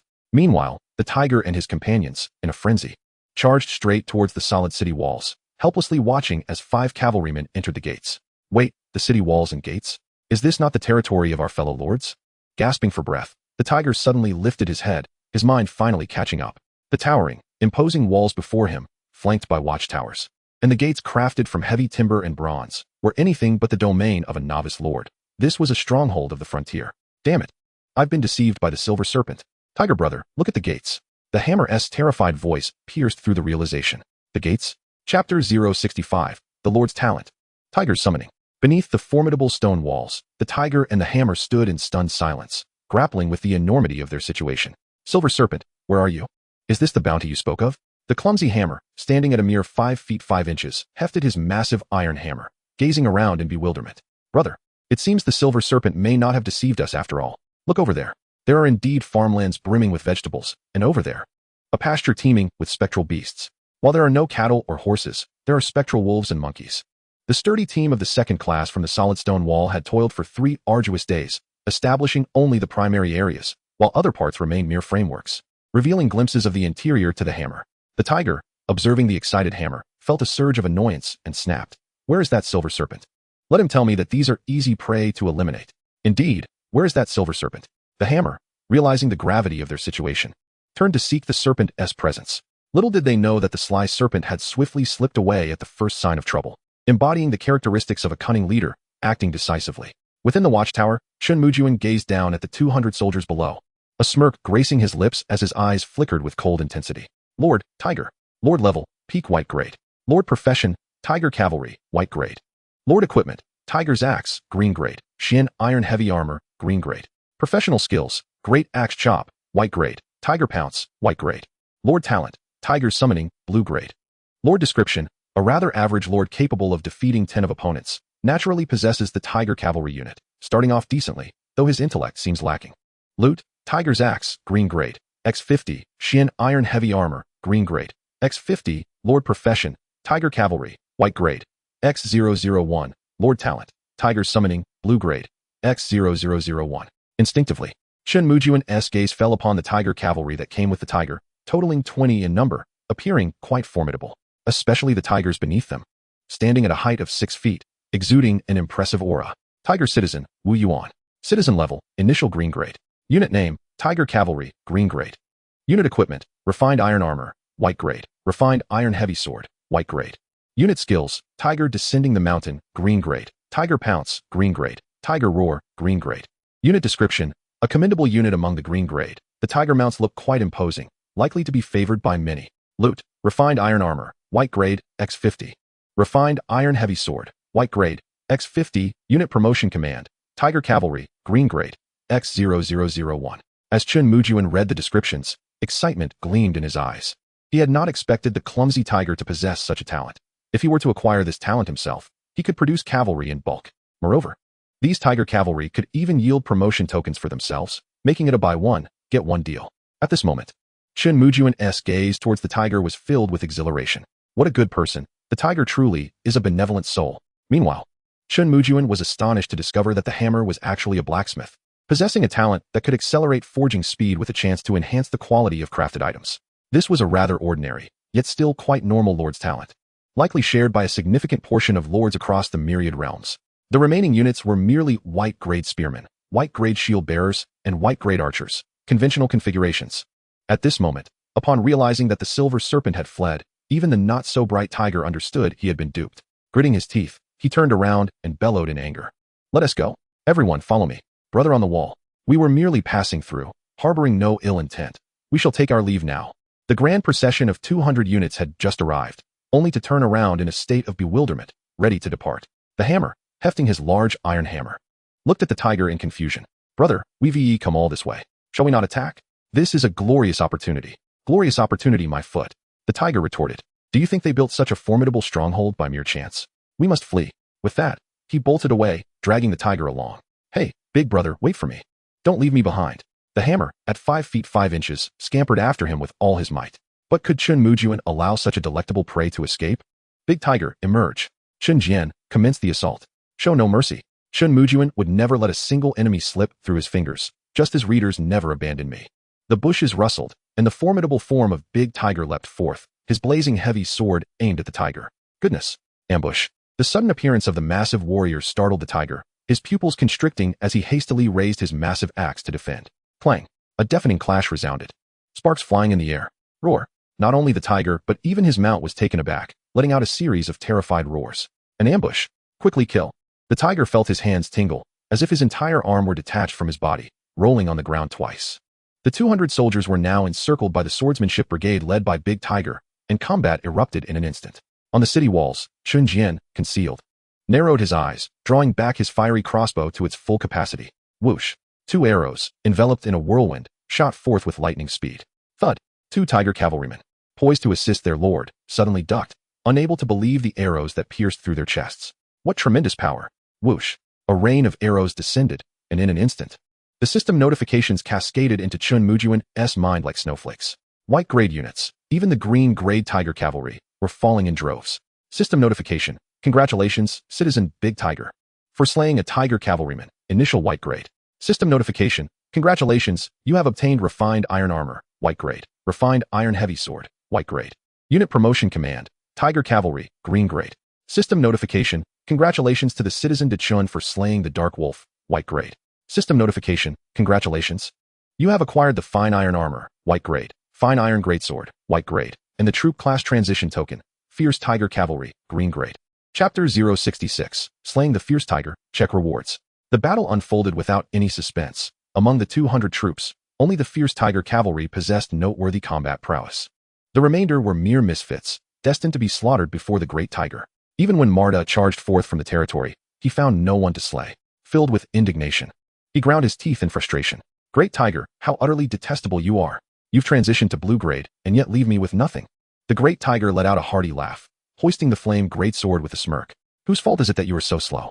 Had you rushed out sooner, you could have slain many. Marta, fuming, impaled a white grade swordsman with his spear, choosing to disregard the taunts. In the viewing tower, Chen Mujun reclined in his chair, delightfully examining his spoils. System notification. Congratulations to the Citizen Great Tiger for slaying the Lord Fierce Tiger, white grade peak. System notification. Congratulations. You have acquired the Fierce Tiger Axe, green grade. Dark Iron Heavy Armor, green grade. Lord Class Card, Fierce Tiger Cavalry, white grade. And Lord Talent, Fierce Tiger Summoning, blue grade. The Lord class card, Fierce Tiger Cavalry, white grade. Post-transition, naturally summons a fierce tiger. Among cavalry, you are the brightest of the bunch, boasting formidable combat strength. Requirements, cavalry class, white grade peak. Flipping the Lord class card in his hand, Chen Mujun recalled that he also possessed a card dropped by the scarred one, intending to list them all on the trading platform shortly. Such items were now quite valuable, as many lords lacked classes. Additionally, there was the Lord class card of the Iron Hammer, whose class was directly that of a blacksmith, leaving Chen Mujun momentarily stunned. Indeed, this fellow seemed somewhat lacking in wit. Lord Talent, Fierce Tiger Summoning, blue grade, allows for the daily summoning of one Fierce Tiger, while also acquiring one troop class transition token, Fierce Tiger Cavalry, green grade, or by consuming 10 white grade troop class transition tokens, one can obtain a green grade token. Additionally, by consuming 10 green grade beginner nether cores, one can summon a Fierce Tiger. Upon reading the initial part, Chen Mujun felt a tinge of disappointment. Summoning merely one Fierce Tiger daily and obtaining just one transition token was hardly sufficient to form a legion in a short span. However, the latter part piqued his interest. The ability to exchange 10 white grade transition tokens for one green grade was essentially a generous clearance sale. Furthermore, summoning one Fierce Tiger required only 10 green grade beginner nether cores, a reasonable condition. 20 Fierce Tiger Cavalry could simultaneously yield 20 transition tokens, allowing for the exchange of 80, which would be enough to promote Marta's entire knightly regiment. As for the worthless white grade equipment, Chen Mujun had no interest and promptly discarded it onto the trading platform for basic resources. Now, it was time to deal with this fellow, he thought with a smirk, as he adjusted the viewing mirror before glancing towards a massive locust tree not far from the battlefield. At that moment, Silver Serpent lay concealed in the grass, his gaze shrouded in malice as he observed the direction of Junlin territory. His fists were tightly clenched, teeth grinding in anxiety, and an overwhelming sense of dread enveloped him. Upon witnessing the formidable stone walls of Junlin, he sensed something was amiss and discreetly retreated while the Great Tiger and Iron Hammer remained oblivious. Yet, he did not venture far. He was well aware of the Great Tiger's strength and pondered the possibility of victory. Reality, however, proved harsh. Before the forces of Junlin, the Great Tiger and Iron Hammer appeared as mere chicks, utterly powerless. Damn it, how has this fellow advanced? Who exactly is he? Desperation surged within him. He realized he could not linger any longer and needed to flee immediately. Silver Serpent, ever cautious, gritted his teeth and stealthily backed away, even refraining from standing up until he was several hundred meters from Junlin territory. Little did he realize that Chen Mujun possessed the viewing tower, a significant advantage. Whoosh! A sudden sound of slicing air reached him, causing Silver Serpent's body to tremble, his pupils contracting. Gritting his teeth, he forcefully pivoted 180 degrees. In that instant, disbelief washed over his face. Standing a mere 100 meters away was Chen Jian, coldly aiming the flame crossbow at him. Damn it! How did you discover me? He exclaimed. Rising swiftly, Chen Jian remained silent, drawing his bow once more. Hurricane breakthrough. Whoosh! 2 arrows shot forth, gleaming with sharp light as they swiftly approached Silver Serpent. Run! He cried, vigorously shaking his sleeves as several black snakes surged forth, attempting to shield him. Alas, he underestimated the speed of the arrows enhanced by the hurricane. Thud! The black snakes had no chance to intervene, as 2 arrows struck Silver Serpent squarely in the chest. The excruciating pain blurred his vision, and in his final moments, he could scarcely comprehend how Chen Jian had detected him. Simultaneously, Chen Mujun received a notification from the system. System notification. Congratulations to the citizen Chen Jian for slaying Silver Serpent, white grade high tier. System notification. Congratulations, you have acquired beast hide armor, white grade. Iron bamboo flute, white grade. Lord class, spirit apprentice, white grade, and Lord talent. Beast communication, purple grade. Lord class, spirit apprentice, white grade. Possesses the remarkable ability to communicate with beasts, enabling simple exchanges and enhancing the combat strength of beast-type troops by 10.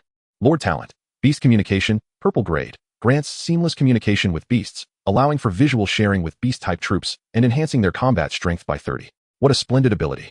The prospect of conversing effortlessly with beasts was truly extraordinary. Immediately, Chen Mujun put this newfound talent to use, experiencing an array of mystical sensations that heightened his visual, olfactory, and auditory perception. His ears trembled slightly, enabling him to hear the calls of the bright Ming bird outside, along with a group of female citizens giggling softly. Wang Xiao, if you adore the Lord so much, why not take action quickly, lest you be outpaced by Li Yu's thunderous presence or Zhou Xi's long legs, leaving you with nowhere to weep. Listen to your elder sister. Though the Lord is exceptional, he is, in essence, a blockhead. Just get him drunk, and the opportunity will present itself. Oh dear, elder sister, what are you saying? The voices belonged to the chef elder sister chatting with Wang Xiao. Chen Mujun could easily imagine Wang Xiao's face turning as red as a monkey's bottom at that moment. Get him drunk? What on earth transpired that day? Chen Mujun pondered, suddenly recalling the scene from the day they drank monkey wine, realizing that Wang Xiu had been acting strangely the following day. No, why am I even thinking about this?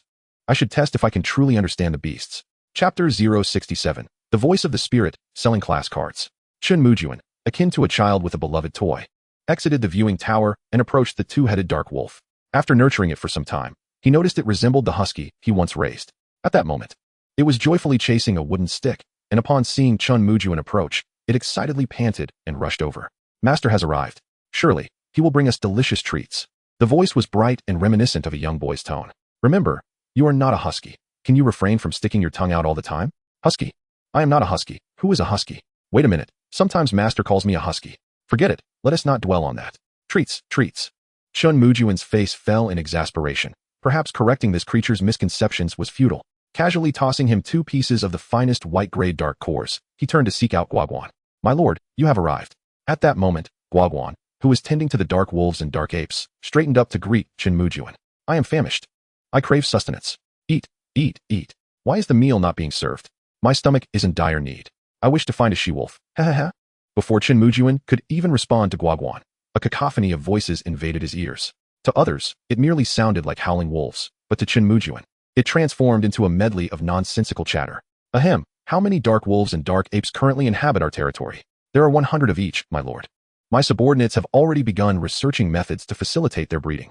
In due time, we will achieve self-sufficiency. My lord, did you know that a single male dark wolf can service 10 females in a day? Stop, stop, stop. I did not come here to discuss this. Upon hearing Guaguan's words, Chen Mujun felt a wave of frustration wash over him. Was he here to deliberate on the breeding plan of dark wolves? Is there a way to swiftly enhance the strength of the dark wolves? With the addition of fierce tigers, the cavalry had become less reliant on the dark wolves. If they were all merely white-grade, they would soon be rendered obsolete. Enhancing their strength?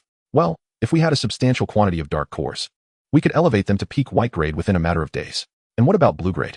Is there a way to elevate them to that level? To Chen Lingfeng, peak white-grade and high-tier white-grade were no longer sufficient. Blue-grade? Guaguan's brow furrowed, his speech faltering. What is there no way? There is a method, but it is somewhat cruel. Cruel? A glint of excitement sparked in Chen Mujun's eyes as the term cultivation flashed in his mind. How many dark wolves would it take to cultivate a single blue-grade wolf king? Guaguan's eyes widened in disbelief as he stared at Chen Mujun. How do you know this? Chen Mujun rolled his eyes. My intelligence is not to be underestimated. Was that really necessary to mention?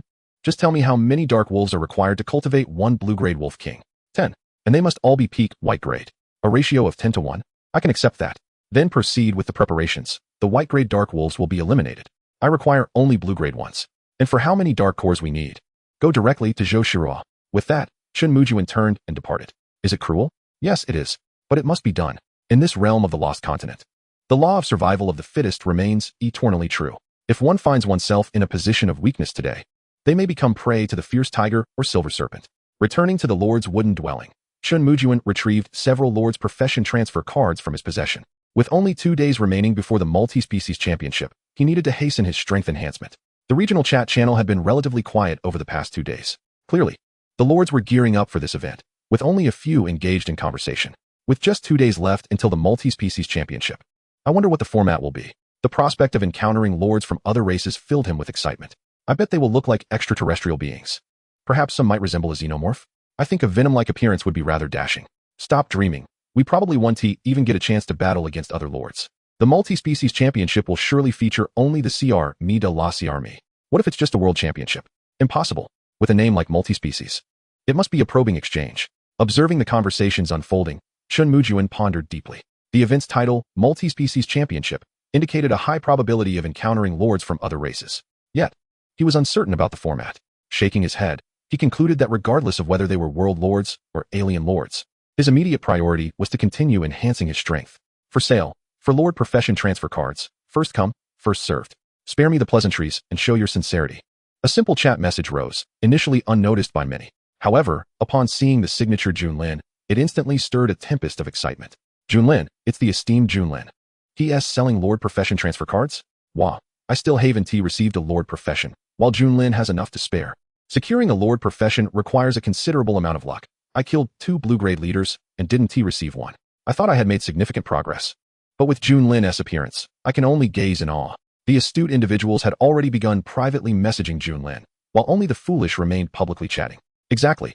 The moment Chen Mujun's message was released, the private chat channel erupted once more, inundated with messages. Delete nonsense. If you've come to your senses, delete. Random bizarre images, delete. The big light is broken. Are you trying to ask Chen Mujun to fix it? What? One fix or two? Where's the time? Delete. Can we take a shortcut? A burly man. Delete. Block. Never to be seen again. Having discarded a multitude of useless messages, Chen Mujun finally spotted a serious inquiry. Hello. Esteemed Junlin. I possess a blue-grade secret realm card. Would it be possible to exchange it for one Lord Profession transfer card? A blue-grade secret realm card? Chen Mujun's eyes sparkled. This was a prized item. He decided to hold on to it for now and only trade if something better came along.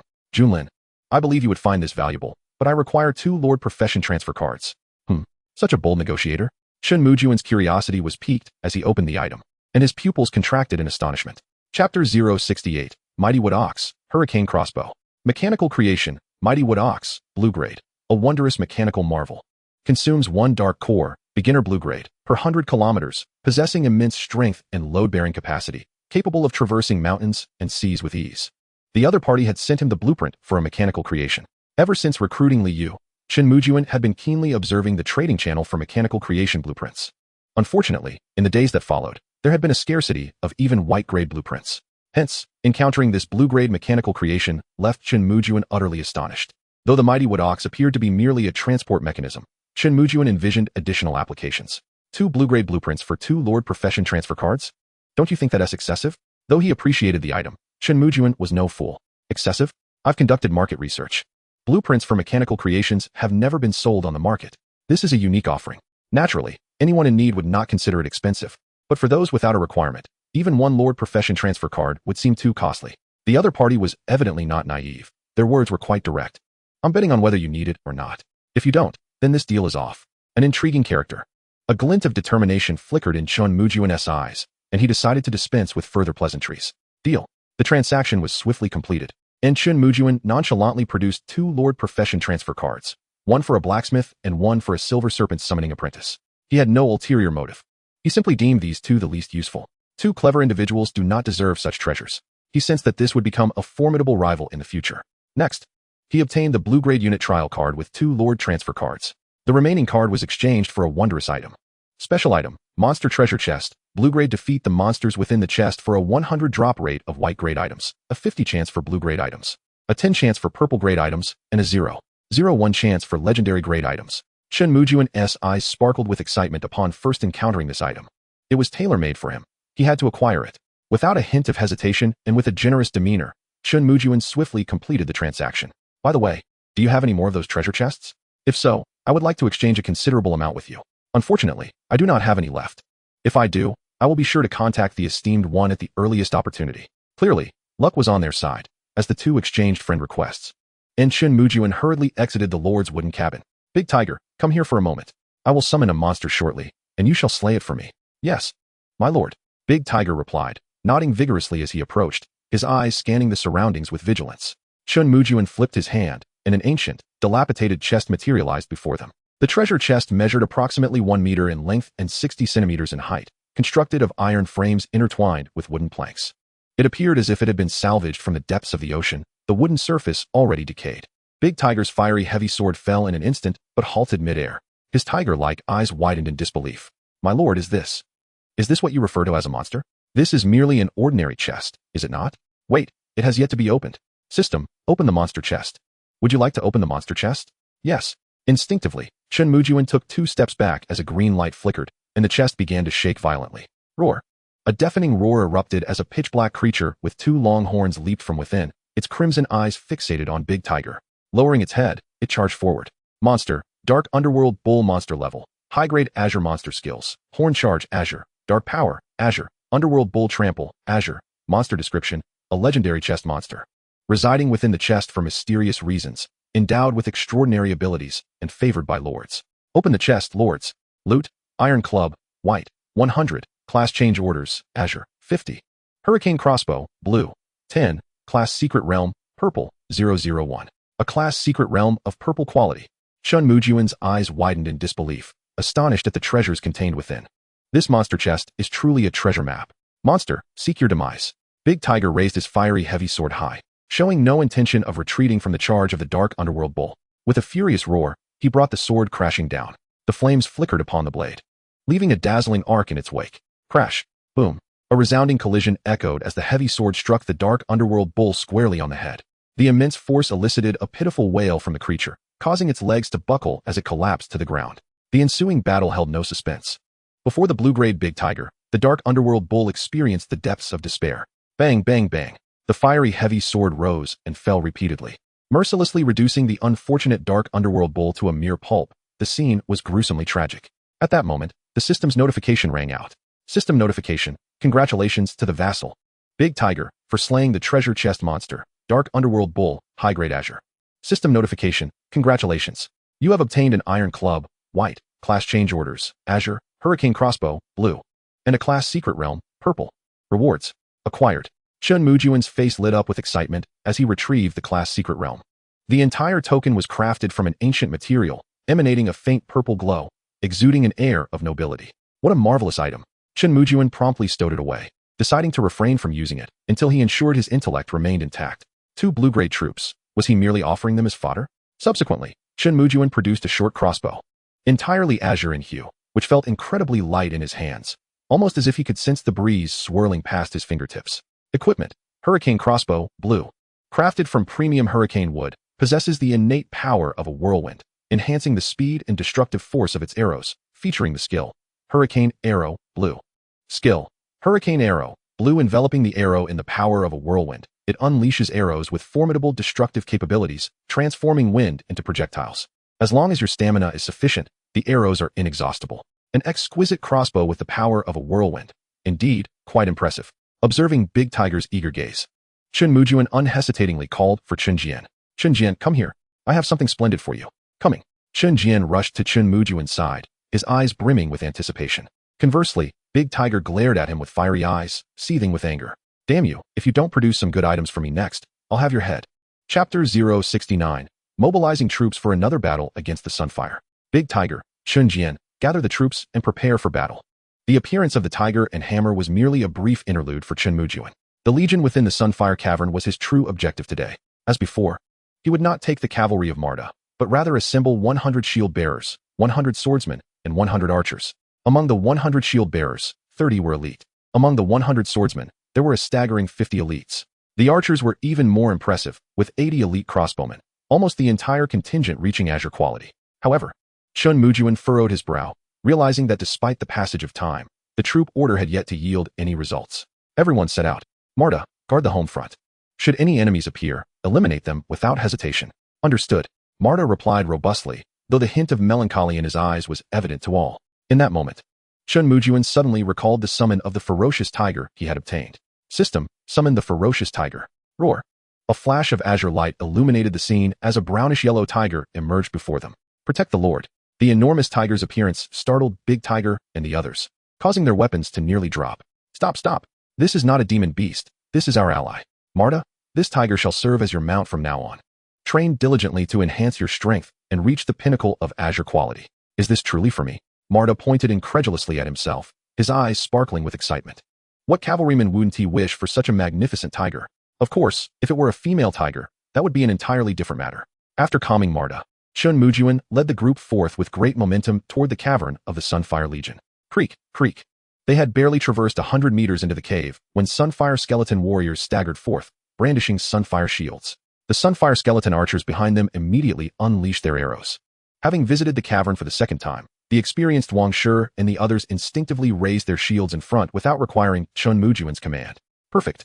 Time to test my new weapon, Chen Jian exclaimed, excitement radiating from him as he grasped the hurricane crossbow, channeling the power of the whirlwind into 2 ethereal arrows. Whoosh, whoosh. The dual arrows were released simultaneously, invoking the hurricane arrow. The combination of the 2 skills generated a powerful gale within the cavern. Boom. Chen Mujun witnessed 2 azure beams flash through the air, resulting in a massive explosion amidst the ranks of the Sunfire skeleton archers. The tremendous blast caused the cavern to tremble slightly. The system notifications cascaded down like snowflakes amidst the chaos. With this single maneuver, 10 Sunfire skeleton cavalry were dispatched, and even several of the Sunfire skeleton warriors at the forefront were eliminated. My goodness, is the disparity between blue and azure really so vast? The entire 50-strong Sunfire skeleton legion succumbed to Chen Jian's might in mere moments, crumbling entirely. This left Big Tiger feeling disgruntled. You've killed them all. What are we swordsmen supposed to do? Let us move forward. They continued along the path taken yesterday, soon arriving at the edge of the great pit. The crystalline orb above continued to emit a faint glow, casting an eerie silence over the vast pit. Are they not coming out yet? Chen Jian. Unleash 2 skills to summon them forth. As you command, my lord. Nodding in compliance, Chen Jian directed a powerful gale strike deep into the pit. Whoosh. Boom. The sounds of wind and explosions melded together, stirring a cloud of dust into the air. Crack. Crack. The sound of bones clashing echoed. As the 300 radiant sun skeletons marched forward in precise formation, Chen Mujun immediately focused on the figure at the rear, the skeletal general seated upon a skeletal steed. The flickering green flames of its soul sparkled in its empty eye sockets, slowly raising its head under Chen Mujun's gaze. Though void of eyes, Chen Mujun felt its piercing stare, cold, domineering, and volatile. Wang Shi, prepare your shield defense. Chen Jian, target the rear and eliminate all radiant sun skeleton archers. Yu Qing, hold your fire for now. Conserve your mana to find an opportunity to strike the radiant sun skeleton general. Dahu, be cautious and adapt to the situation. The pit's elevation was slightly lower than their current position, presenting an excellent vantage point for sniping. The 100 archers swiftly nocked their arrows, the sound of arrows slicing through the air resonating in unison. Whoosh, whoosh. An arrow storm descended from the sky. Crack, crack. The disciplined army of radiant sun skeleton warriors reacted with remarkable speed, raising their radiant shields to form an iron wall. Clang. Most arrows were deflected by the radiant shields, producing metallic clangs. Only a handful pierced through to strike the radiant sun skeleton archers. Suddenly, amidst the rain of arrows, 2 arrows, infused with gale force, descended, and the radiant sun skeleton warrior, attempting to block with its shield, was sent flying. Whoosh! The gale ravaged the battlefield, causing arrows to detonate among the radiant sun skeleton archers. 10 radiant sun skeleton archers slain. Well done, Chen Jian. Continue. Chen Jian nodded in satisfaction, raising the gale crossbow to initiate the second wave of assault. The radiant sun skeleton general moved, lifting its heavy sword high, its body emanating a flickering red light. Crack, crack. All the radiant sun skeleton warriors raised their weapons in unison, creating a sea of red light. Radiant sun battle array.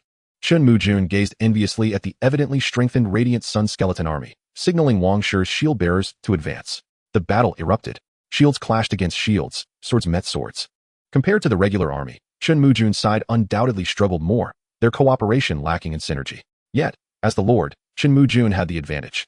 Dahu, wielding the radiant heavy sword, charged through the ranks of the skeleton army like a human battering ram. Each swing of the radiant heavy sword felled 2 radiant sun skeleton warriors. Simultaneously, Chen Jian's assault did not cease. Gale strikes, gale force, dual arrows unleashed. Each shot hitting its mark. Every skill available was deployed in succession.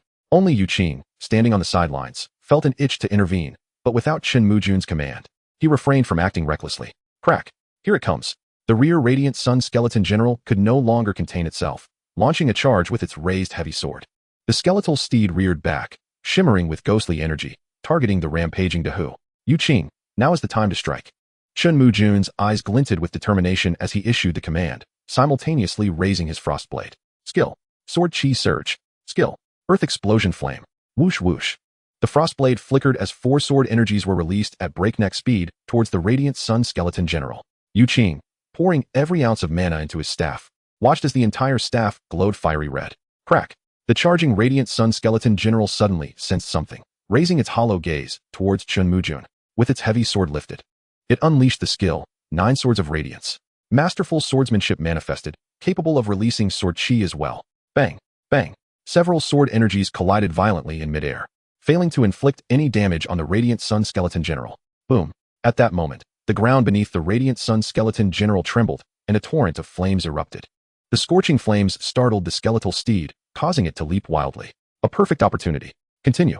With the warhorse startled, Chen Mujun seized the chance, once more swinging the frostblade. Another 4 sword energies shot forth, while Yu Qing, drenched in sweat from his previous exertion, could only sigh in resignation at Chen Mujun's demanding gaze and continue to gather mana. My lord, allow me to assist you. After dispatching a radiant sun skeleton archer with ease, Chen Jian quickly shifted his focus to join Chen Mujun in attacking the radiant sun skeleton general. Crack, crack. He patted the skeletal steed on the head to calm it, as the radiant sun skeleton general launched into a series of 9 swords of radiance. 9 sword energies ravaged the air, shattering the sword chi from Chen Mujun and the dual arrows from Chen Jian, leaving only 3 that surged toward them. Truly, as a blue-tier general, its combat prowess was formidable. Chen Jian gritted his teeth, firing rapidly to block the three sword energies. This adversary was indeed no easy foe. Dahu, let us attack together. Here it comes. With a swing of the radiant heavy sword, Dahu decapitated a radiant sun skeleton warrior, boldly charging towards the radiant sun skeleton general. Thus, a scene unfolded where four warriors surrounded a single skeleton. To be fair, the radiant sun skeleton general, trained in swordsmanship, was significantly stronger than Dahu. Its sword skills nearly pinned Dahu to the ground, with every sword energy radiating a burning aura. Chen Mujun was somewhat astonished, never expecting that even in skeletal form, such skills could still be utilized. Come at me. I fear you not. What if your swordsmanship surpasses mine? Do not forget, Dahu is a demon slayer. As long as the foe is not overwhelmingly superior, under the demon slayer's magic, any attribute attack would be rendered ineffective. Ultimately, they wore down the radiant sun skeleton general's stamina, and as it collapsed to the ground, Dahu was instantly elated. That cunning creature even flipped over, making it impossible for Chen Mujun to aim, its heavy sword raised high. Huh, you wretched creature, you think you can snatch this kill from me? Apologies. But the radiant sun skeleton general is mine today. Wait, Wang Shi, what are you doing? Just as the heavy sword was about to descend, a massive figure approached, slamming down a shield. Skill. Heavy shield bash. Thud. A thunderous collision echoed as the weighty radiant shield descended. At that moment, a system notification resounded in Chen Mujun's mind. System notification. Congratulations to the citizen Wang Shi for slaying the radiant sun skeleton general, blue tier, initial stage. System notification. Congratulations. You have acquired skeleton bones, soul core, blue tier, initial stage, radiant heavy sword, blue tier, radiant heavy armor, blue tier. Class change token, radiant war general, blue tier, radiant heart method, blue tier. System notification. Congratulations to the citizen Wang Shi, blue tier, high stage, for advancing, blue tier, pinnacle. What the hell? A sneak attack? Chen Mujun was taken aback by Wang Shi's unexpected maneuver. Dahu's eyes widened in disbelief. His own good brother had come to snatch his kill. Wang Shi, you rascal. Hee, you've all reached blue tier, at least let me level up a bit too. Quickly, let us kill. There are still many skeleton warriors here. With a smile directed at the great tiger, Wang Shi turned and rejoined the fray. The furious great tiger, equally powerless, could only grit his teeth and vent his irritation upon the skeletal warriors. The ensuing battle was almost one-sided. The death of the solar skeleton general signified the collapse of the solar battle array. System notification. Congratulations, subject Great Tiger has slain the solar skeleton warrior, white grade. System notification. Acquired skeleton bones, soul core, white grade. Solar shield, green grade. Solar longsword, green grade. Skill book, basic combat techniques, white grade. Class change token, solar warrior, green grade. System notification. Congratulations, subject Wang Shi has slain the solar skeleton spearman, white grade. System notification. Acquired skeleton bones, soul core, white grade. Solar shield, green grade. Solar lance, green grade. Skill book, basic combat techniques, white grade. Class change token, solar spearman, green grade. The system notifications seemed almost unprecedented, interspersed with the announcement of the death of the skeleton centurion. System notification. Congratulations, subject Chen Mujun has slain the solar skeleton centurion, green grade. System notification. Acquired skeleton bones.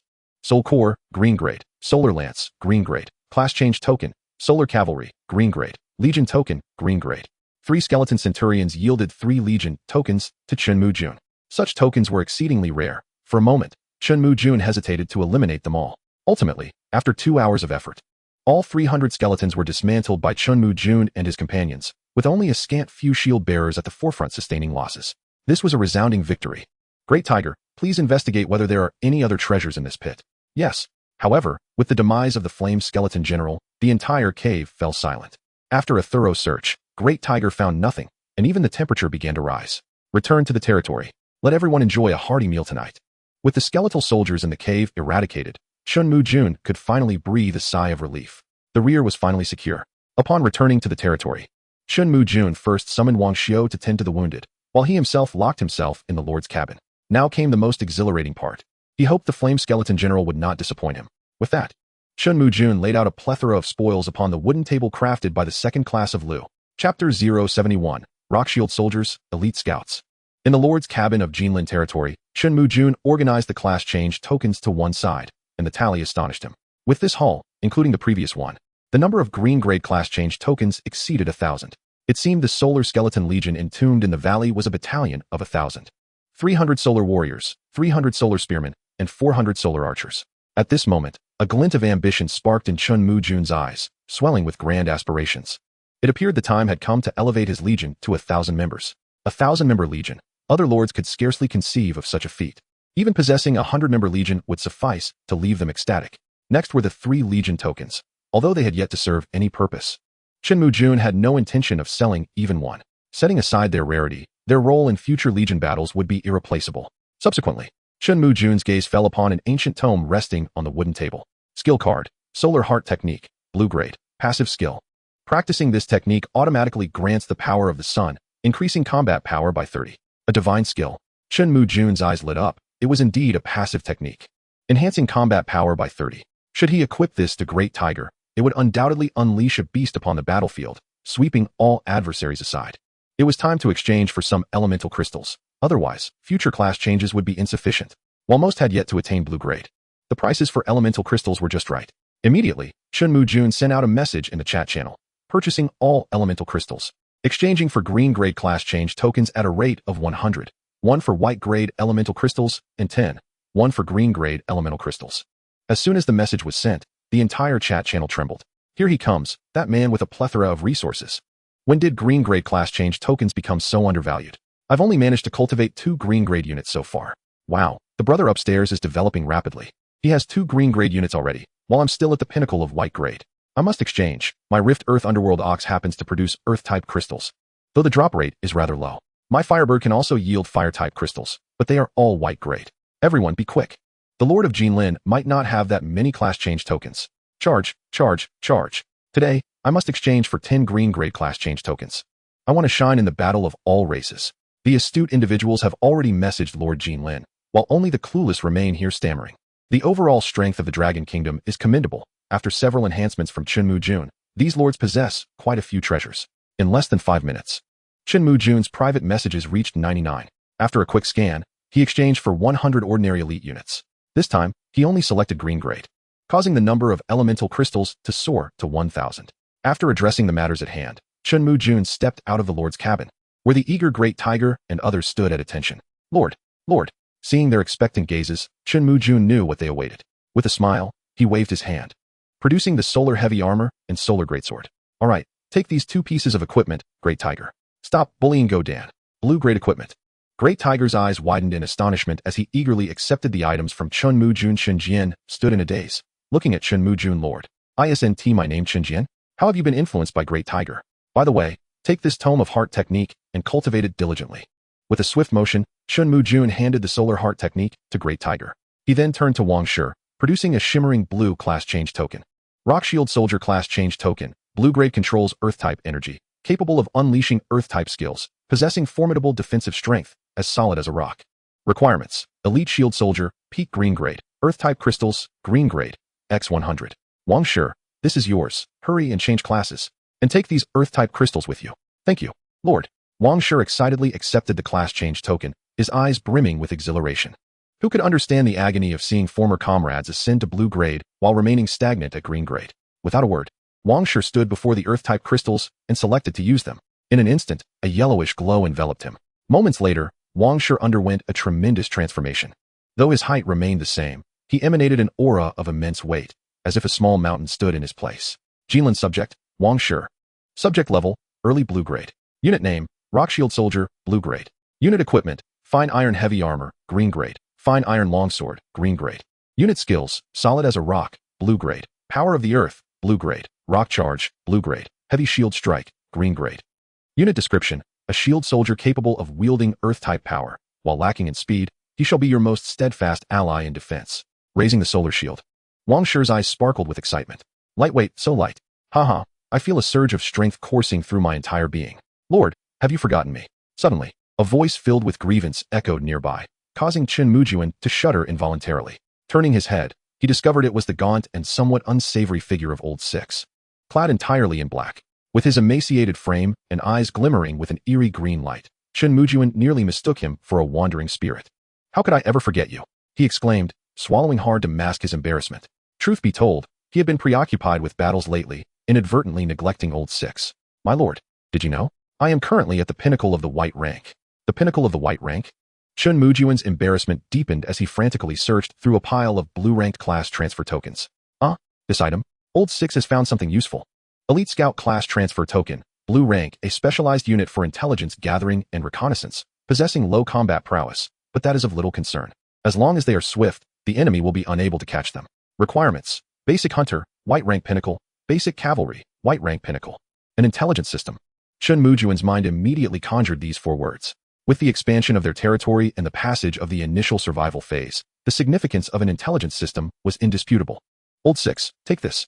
By the way, summon all the hunters who have reached the White Rank Pinnacle. I will facilitate their class transfers. Alright, the brothers will arrive shortly. Chapter 072, Countdown, 1 day, Cavalry Promotion. As a full 20 hunters stood before Chen Mujun, the atmosphere grew increasingly awkward. All 20 hunters have reached the White Rank Pinnacle? Old 6 nodded vigorously, clenching his fists. During this time, we traversed the desolate forest and slayed numerous nether beasts. Everyone has improved. Excellent. Here are 20 class transfer tokens. You may all use them. With a series of flickering blue lights, 20 elite scouts materialized. Lord of Junlin, Old 6. Citizen level, blue rank beginner. Unit name, Elite Scout, blue rank. Unit equipment, sturdy leather armor, white rank. Solid wood short bow, white rank. Unit skills, agile movement, blue rank. Beast mastery, blue rank. Weapon poisoning, blue rank.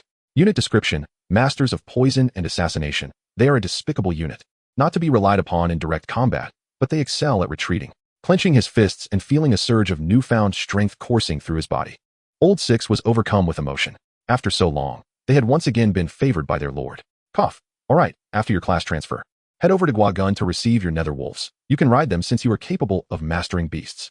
Wait, Marta. Have the cavalry return all the nether wolves to the pasture, keeping the blue-ranked ones for Old 6. Huh. Marta was momentarily taken aback. He already had a fierce tiger. But the brothers don't have any. Should they rely on their own 2 feet? Fear not. I shall summon tigers for you shortly. You will henceforth be the tiger cavalry. Tigers? Marta, who had been stunned a moment ago, now wore a beaming smile. To be honest, exchanging for 100 tigers weighed heavily on Chen Mujun's heart, as it required a full 1,000 blue-ranked nether cores. This nearly drained his resources. Yet he had to maintain an air of nonchalance. That night, the roar of tigers reverberated throughout the Junlin territory. With Marta so excited that he began training the soldiers in the dead of night. The following morning, upon awakening, Chen Mujun's first action was to check the countdown in his mind. System notification. Countdown to the multitude clash. 1 day? Opening the chat channel. A plethora of quirky lords had risen early and were fervently discussing matters. I'm so anxious. Only 1 day left. I must gather more blue-ranked units.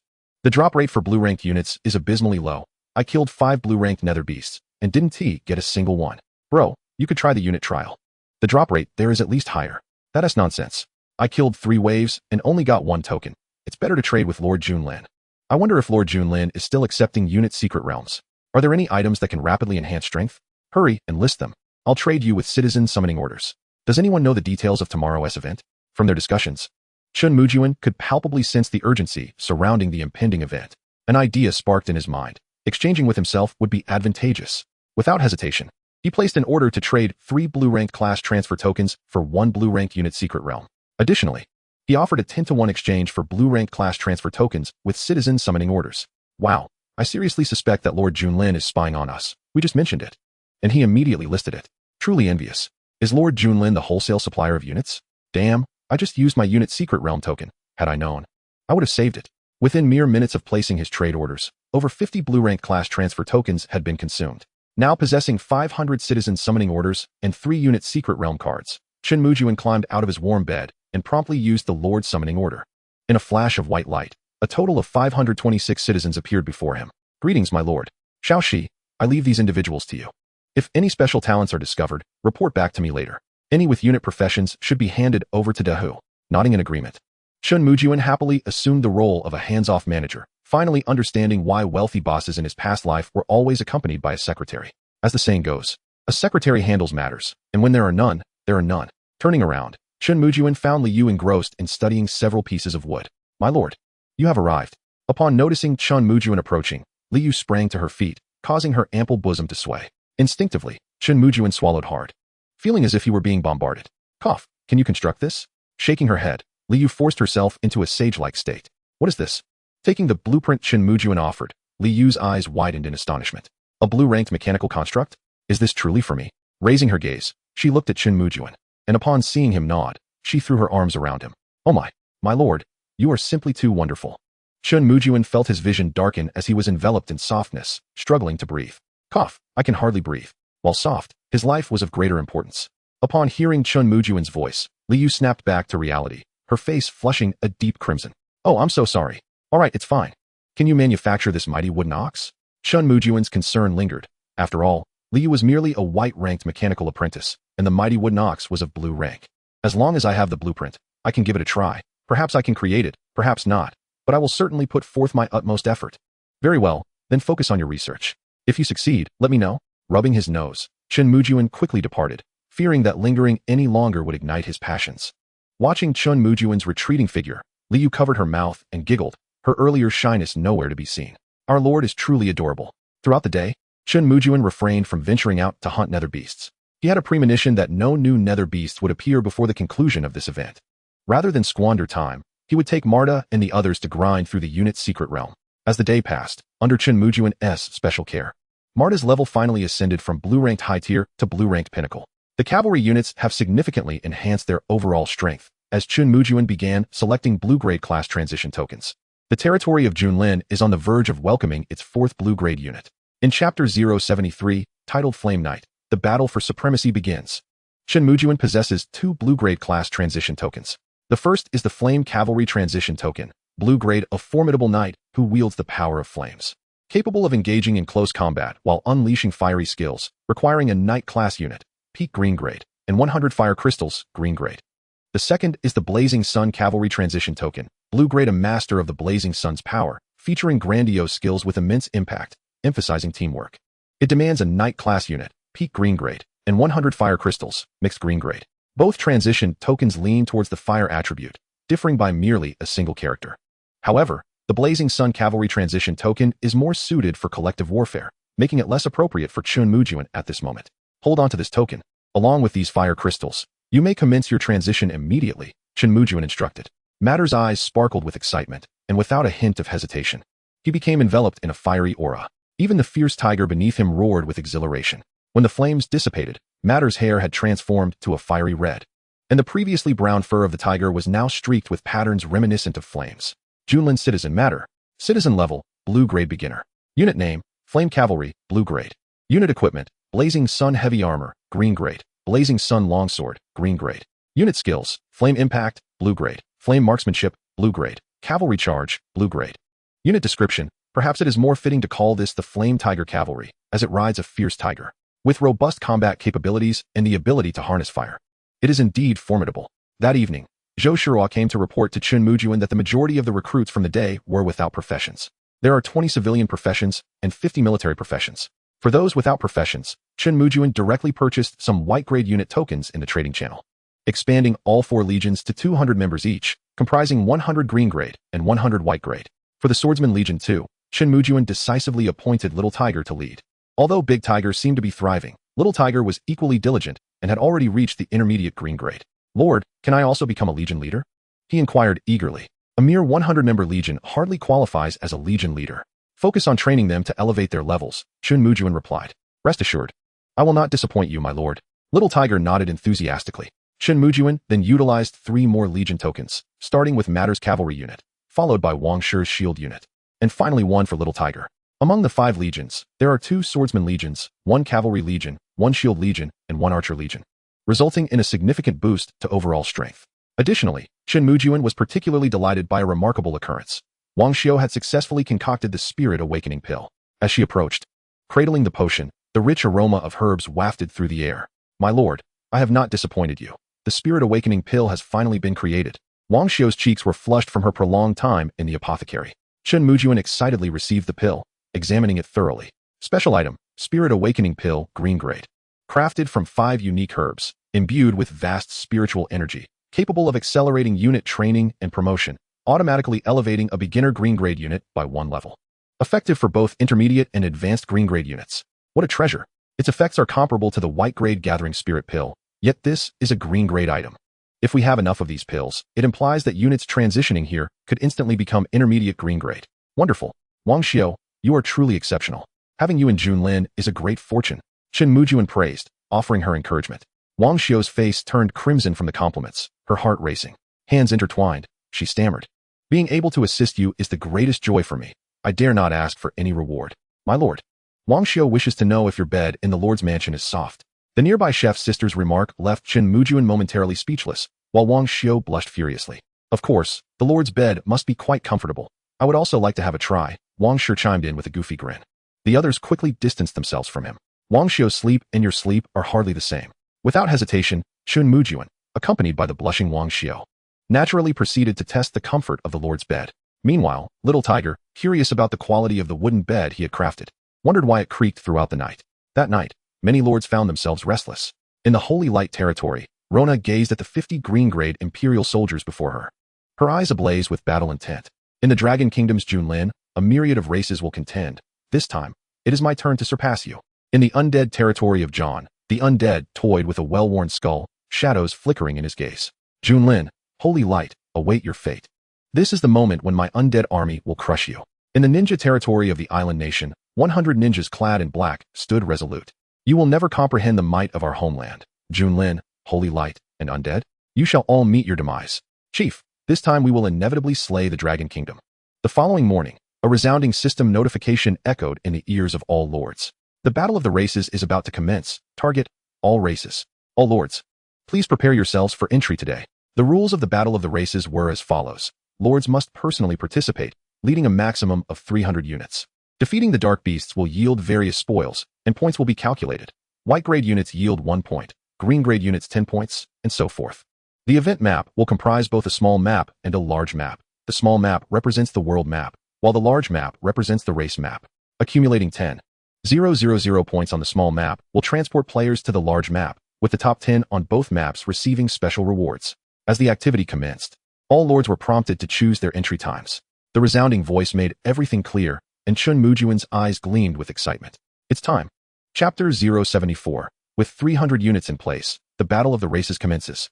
The Battle of the Races is about to begin. Target, all races. All lords, please prepare yourselves for entry today. The thundering system notification reverberated in Chen Mujun's mind, jolting him awake. The soft sensation beneath him indicated he had pressed against something. Lowering his gaze, he was greeted by Wang Xiu's bashful yet affectionate, watery eyes. Take the day to rest. Let the other apprentice physicians handle the alchemy tasks, he advised, affectionately placing a light kiss on her forehead. Revitalized, Chen Mujun pushed open the wooden door of the Lord's chamber. Big Tiger, assemble. His resounding voice echoed throughout Junlin territory, stirring a flurry of activity. Soon, 800 units stood proudly before Chen Mujun, ready for battle. With eyes gleaming with intensity, Chen Mujun commenced deliberating on the roster for this upcoming expedition. Among the 300 available units, the formidable Sword Legion of the Great Tiger and Chen Jian's bowmen must certainly be included. This leaves a remainder of 100 units. And the role of Wang Shi's Shield Legion in a battleground scenario is indisputable. However, given that this mission entails the hunting of nether beasts, the Shield Legion's lack of mobility proves to be a significant drawback. After a moment of contemplation, Chen Mujun felt a sense of clarity. Mata, you shall lead 79 of the fierce tiger cavalry alongside me. Lao Lu, here. Lao Lu, the quintessential outsider, initially presumed this battle had no bearing on him. Upon hearing Chen Mujun's call, he involuntarily shuddered, pressing his hands against his thighs and craning his neck in response. A few elite scouts have been equipped with nether wolves. Report to my lord, 23 elite scouts are outfitted with Azure Tier nether wolves, while 7 are yet to be fully equipped. Led 19 elite scouts to accompany me. Oh, and let us not forget this. Suddenly, Chen Mujun recalled the Azure Tier building, the falcon's nest, intended for hunting silver serpents, which he had yet to inspect. With this thought, he promptly summoned Guaguan. Guaguan, how many falcons does the falcon's nest currently possess? Report to my lord, at present. Only 1 Azure Tier falcon has been birthed, along with over 10 White Tier falcons. The combination of falcons and nether wolves is an ideal enhancement for our scouts. Equip Lao Lu with the Azure Tier falcon, and ensure the remaining 19 elite scouts are all outfitted with White Tier falcons. Understood, my lord. With that, Guaguan pinched his fingers together and blew a piercing whistle. At the edge of the pasture, atop a grand tree, several small black dots took flight, rapidly soaring toward the gathering. 20 falcons flapped their wings like warships, circling majestically above the crowd. This spectacle filled Lao Lu with excitement, his face alight with anticipation as he gazed skyward. Unit classification, Falcon. Unit tier, Azure Tier, initial stage. Unit name, Elite Falcon, Azure Tier. Unit equipment, none. Unit skills, Dive Kill, Azure Tier. Keen Vision, Azure Tier. Beak Charge, Azure Tier. Unit description, a commendable beast unit, possessing tremendous explosive power and aggression, with the significant advantage of soaring high above for reconnaissance. Remarkable, indeed. The attributes are quite commendable. Have Guaguan expedite his instruction on how to utilize the falcons with Lao Lu. Chen Mujun opened the chat channel to glean some insights. Charge. At last it begins. I scarcely slept a wink last night. The multitude clash of races is upon us. Who would have thought it would truly be a battle among myriad races? This time, the name Zhao Ritian will resonate throughout the universe. Do not be careless. Such clashes are fraught with peril. It is likely many will perish within. This is our opportunity. It is far better than languishing in our territory, slowly fading away. If we do not succeed, we shall perish valiantly. Forward. To all esteemed leaders, should our paths cross, I kindly ask for your mercy. We must unite against external threats. With the event just commencing, it was evidently impossible to procure substantial information. As for the prevalent discourse on unity and mercy, Chen Mujun scoffed at the notion. In the face of self-interest, even the second-in-command could slay the first and third, confining their own father. What of the lords, who are strangers to one another? Those who clamored for cooperation would likely be the first to meet their demise. A general's success is built upon the bones of countless others. Yet here they are, vying for supremacy while espousing benevolence. Before long, Guaguan's instruction concluded. The tamed falcons required no overly intricate maneuvers. The 99 Azure Tier elite swordsmen led by the Great Tiger. The 99 Azure Tier elite archers commanded by Chun Jian. The 79 Azure Tier Fierce Tiger Cavalry led by Mata. And the 19 Azure Tier elite scouts under Lao Lu's command constituted the entirety of Chen Mujun's forces for the impending multitude clash of races. Their combat prowess was truly daunting, instilling despair in countless lords, as each unit was at least of Azure Tier, initial stage. Any other lord encountering them would surely tremble in fear. Naturally, aside from the units, Chen Mujun had additional preparations to make. Potions were indispensable. Who could predict how long this endeavor might last? It would be prudent to stock up in case of unforeseen circumstances. Forget that. Let us enlist a healing apprentice. Suddenly inspired, Chen Mujun amended his request. My lord, these are the potions we have labored over in the past few days. Please take them with you. A soft, melodious voice interrupted, and Chen Mujun turned in surprise. Dressed in a simple white hemp robe, with a faint scent of herbs, Wang Xiu approached, albeit with some difficulty, taking small steps that wrinkled her brow with each movement. Why are you up? My lord is embarking on an expedition. How could I possibly remain in bed? After a night of unspoken trials, Wang Xiu appeared even more enchanting, offering a warm smile to Chen Mujun. Nodding in acknowledgement, Chen Mujun observed the 50 white tier spirit gathering pills and 50 hemostatic pills she had brought, evidently products of their recent nocturnal endeavors. With a solemn nod, he accepted the potions. Such delicate hands. Suddenly, the urgent howls of wolves echoed as a two-headed wolf, tongue lolling, rushed over, casting a mournful glance at Chen Mujun. Almost forgetting about this little creature, he realized that, after a period of nurturing, it had grown rapidly, resembling a young calf. Alas, it increasingly bore the traits of a Siberian husky, perpetually panting and prone to mischief. Perched atop the two-headed wolf, Chen Mujun surveyed the 300 imposing units, inhaling deeply. System. Initiate the multitude clash of races. Target Lord, Junlin, now entering the multitude clash of races. Teleportation commencing. As the proclamation concluded, a brilliant white light abruptly enveloped Chen Mujun and his soldiers, their figures vanishing from the territory's square. Chapter 075, Shattered World, Gale Netherwolf. On a peak within the minimap of the multitude clash of races, the white light materialized, bringing with it Chen Mujun and his contingent of around 300 individuals. Indeed, it was Chen Mujun and his companions. As their vision restored, Chen Mujun immediately adopted a vigilant stance, observing his surroundings. The 100 elite swordsmen led by the Great Tiger fanned out in a defensive formation, their long swords gripped tightly. Chun Jian and his archers drew their bows, ready to unleash a volley at the slightest sign of danger. Why is it so dark here? Chen Mujun frowned, lifting his gaze. The atmosphere was thick with an oppressive chill. The ground lay barren, riddled with cracks. The sky resembled a shattered mirror. Hollow fissures emitting chilling winds that sent shivers down one's spine. Desolation and silence. This was Chen Mujun's immediate impression. Scanning the area, he noted the absence of even the smallest life form, let alone a nether beast. Welcome to the Shattered Continent. Your journey for the multitude clash of races begins. Event duration, 10 days. 10 days? Chen Mujun nodded slightly. The duration was not excessively long, but he estimated that at least 2 or 3 days would be spent accumulating the required 10,000 points. Opening the chat channel, he noted that many lords were similarly expressing their grievances. What a desolate place. The air here is unbearable. To think we must endure this for 10 days.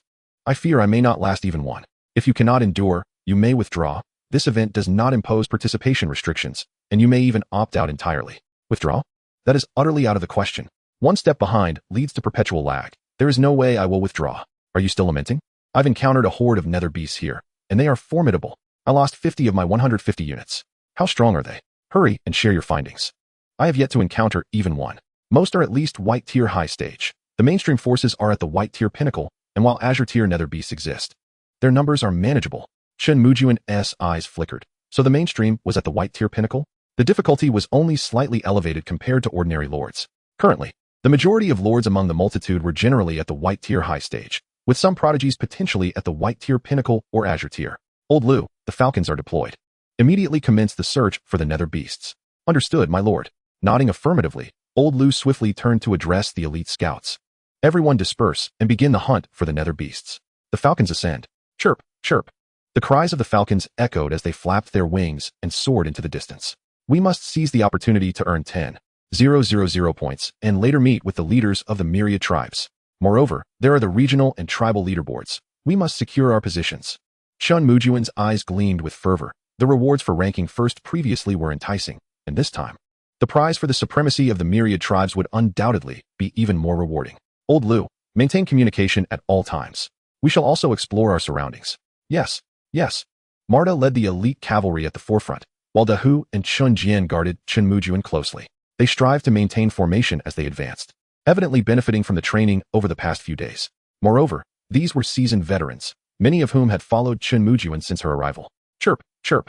Having ventured less than 500 meters, a rather large falcon descended rapidly, flapping its wings. Old Lu, riding the nether wolf, hurried back. My lord, we have discovered the nether beasts behind the hillside ahead. The quality appears to be nether wolves, but their fur is a striking azure. Most of them seem to be of high-grade white quality, with several larger specimens. My subordinates dared not approach too closely for fear of alarming them. Their numbers are approximately 100. Old Lu's reconnaissance was quite detailed, and Chen Mujun nodded in satisfaction, her eyes sparkling with excitement. Is it possible for a single group to number so many? 100? It seems I have stumbled upon a veritable bounty. Everyone, redirect your course. We shall hunt the nether wolves, with Old Lu leading the way. Excellent. 300, what of it? Chen Mujun declared, raising her hand in readiness. A mere few azure nether beasts are hardly sufficient for Chun Jian and the others to hone their skills. Old Lu led the charge. No, it was a wolf leading the way, with Marta and his 79 cavalrymen closely following. As they crested the hillside, they finally beheld the nether wolves that Old Lu had mentioned. Nether beast name, Raging Gale, Nether Wolf. Nether beast level, high-grade white. Nether beast skills, rapid charge, white. Nether wolf pounce, white. Gale force, white. Nether beast description, a branch of the nether wolf species. The Raging Gale variant can wield the power of the gale upon reaching azure grade, boasting remarkable speed. However, the high-grade white nether wolves are just SOSO. Loot, 100 nether wolf flesh, 40 nether cores, high-grade white. 20 cavalry class change orders, white. 2 citizen summoning orders, 1 wind element crystal, white. Nether beast name, Raging Gale elite nether wolf. Nether beast level, initial azure grade. Nether beast skills, Gale blade, azure. Nether wolf fangs, azure. Gale force, azure. Nether beast description, a branch of the nether wolf species. The Raging Gale variant can wield the power of the gale upon reaching azure grade, boasting remarkable speed. However, the high-grade white nether wolves are just SOSO. Loot, 100 nether wolf flesh, 40 nether cores, initial azure grade, 20 unit class change orders, azure, 10 citizen summoning orders, 5 building blueprints, azure, 1 wind element crystal, azure. Building blueprints as loot? Chen Mujun felt a surge of delight.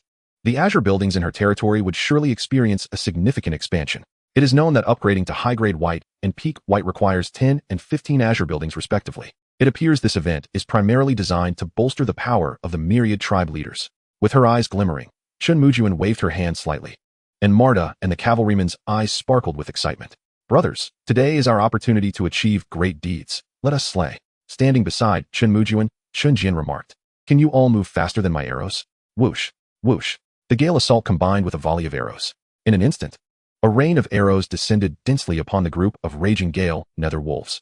Awoo, awoo. The Raging Gale nether wolves reacted swiftly, sensing danger and raising their heads to flee. But as Chun Jian indicated, no matter how fast you are, can you outrun my gale arrows? Thud, thud. 1 azure Raging Gale elite nether wolf and 1 high-grade white Raging Gale nether wolf were instantaneously slain, and the system's notification echoed in Chen Mujun's mind. System notification, congratulations to Citizen Chen Jian for slaying a Raging Gale nether wolf elite, initial azure grade. System notification, congratulations, you have obtained nether wolf flesh. Nether core, initial azure grade. Unit class change order, azure. Citizen summoning order, building blueprint, azure. Wind element crystal, azure. System notification, congratulations to Citizen Chen Jian for slaying a Raging Gale nether wolf, high-grade white. System notification, congratulations, you have obtained nether wolf flesh, nether wolf flesh. Nether core, high-grade white. Chapter 76, Supreme Sovereignty, Reactions from All Sides. When Marta and the elite cavalry charged towards the Raging Gale wolves, they sadly discovered that only a handful of the original 100 Raging Gale nether wolves remained. Turning around, they glared resentfully at Chen Jian atop the hillside.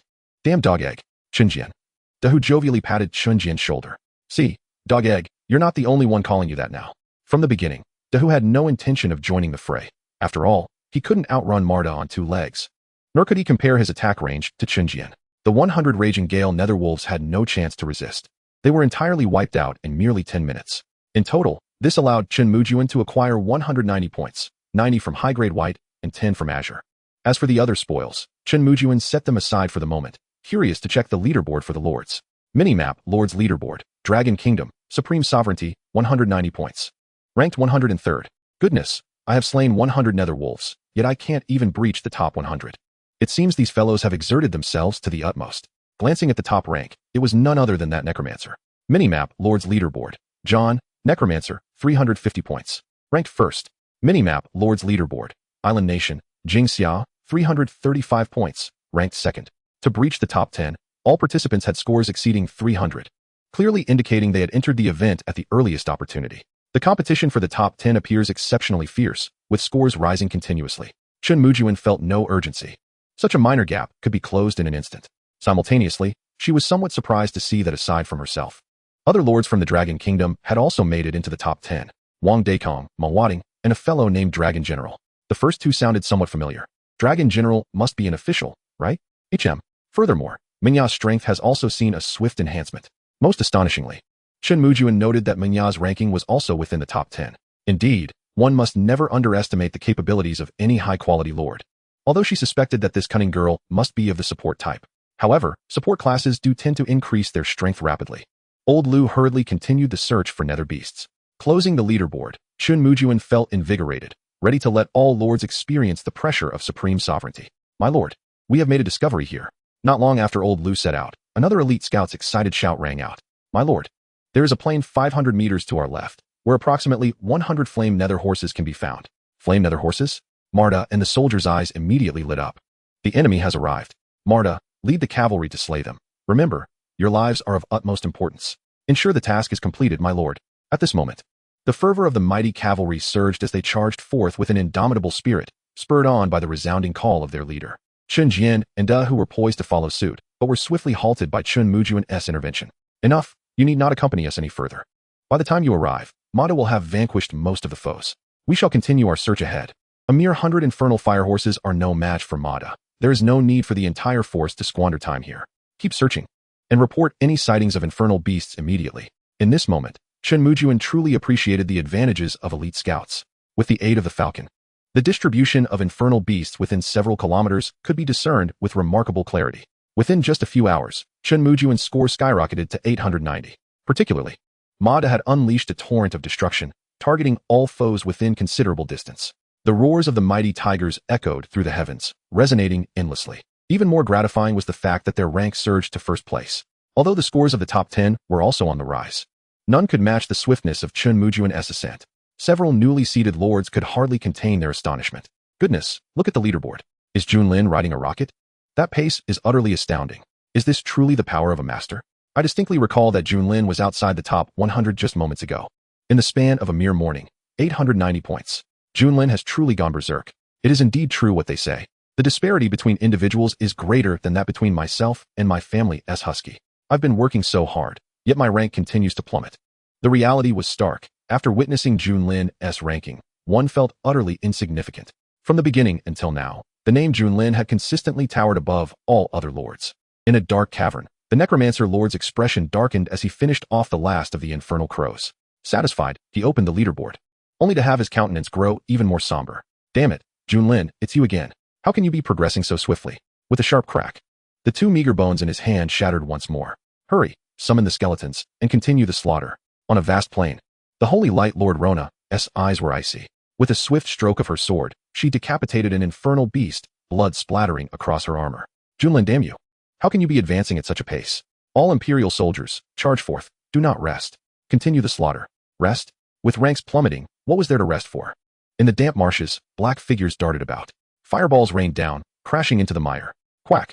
An infernal frog, barely peeking its head above water, was struck in the face by a fireball, becoming scant spoils and points. Humph, in the face of my ninja army, you are but worthless. The first place is undoubtedly mine. Clapping his hands, the underling eagerly opened the leaderboard. What? How is this possible? Damn Junlin, cheating. This fellow must be cheating. It's inconceivable, absolutely inconceivable. The underling's face flushed bright red, akin to a monkey's backside. No, this fellow must die. First place must belong to our island nation. Matsushita, Tanaka, have you two located that damn Junlin yet? Gritting his teeth, the underling accessed the private chat channel to communicate with the two. All dark operatives have been dispatched and are still in search. Do not worry, maintain your ranking, and we will inform you the moment we have news. Closing the private chat channel, the underling coldly lifted his head. Junlin, this time, await your demise. Chapter 077, The Thick Earth Infernal Bear, the Azure Grade Beast Horde. Brothers, let us take a breather. Since their arrival, Chen Mujun's legion had either been engaged in battle or on the march to battle. After claiming the top spot, they could finally afford a moment of rest. This was no mere game. Although Dahu was still boasting that he could take on 100 foes, it was evident to Chen Mujun that this fellow's stamina was waning. Producing the rations he had prepared long ago, Chen Mujun opened the chat channel to gather information. Nightfall was approaching, and one could only wonder if dangers awaited them that night. Caw, I've already found a cave, and if my shield soldiers push ahead, we can sleep soundly. Are there any brothers pulling an all-nighter to grind for monsters? At least aim for the top 100. Pulling an all-nighter to grind? That's real courage, my brother. The last fellow who did so at midnight has grass 3 feet high on his grave. I've uncovered some intel. Our spawn point should be on the outskirts of the minimap. The deeper we venture, the higher the level of the infernal beasts. Goodness, the brother upstairs is spot on. There are dozens of Azure-grade infernal beasts in the valley ahead, causing me to hastily flee with my mount. I've spotted a big one, a mammoth infernal elephant. Towering at 3 meters, tough-skinned and thick-fleshed, and they're in droves. It's only the first day. Let us not get too competitive. Cherish your troops. We still have 9 days left. With a glint of determination in his eyes, Chen Mujun reached a resolution. Dozens of Azure-grade infernal beasts? Was this not precisely his forte? White-grade infernal beasts, regardless of being high or mid-tier, only yielded a single point. The focus of the illustrious lords should be entirely on the Azure-grade beasts. Even if a legion of 100 infernal beasts approached, they could be overwhelmed by sheer numbers. However, for Chen Mujun, even 100 infernal beasts would merely be a delivery of provisions. With his decision made, Chen Mujun found a cave that night, sleeping exceptionally well, only to be roused at dawn by the furious sounds of battle. Roar. Enemy attack. Slay them. Elite archers, blind their eyes with your arrows. Mighty tiger cavalry, charge forth. Charge forth. Move, pick up the pace, or you'll miss out on even the broth. An infernal beast assault? Narrowing his eyes, Chen Mujun quickly exited the cave. Before him, chaos reigned as Chun Jian's archers unleashed a torrential downpour of arrows into the skies.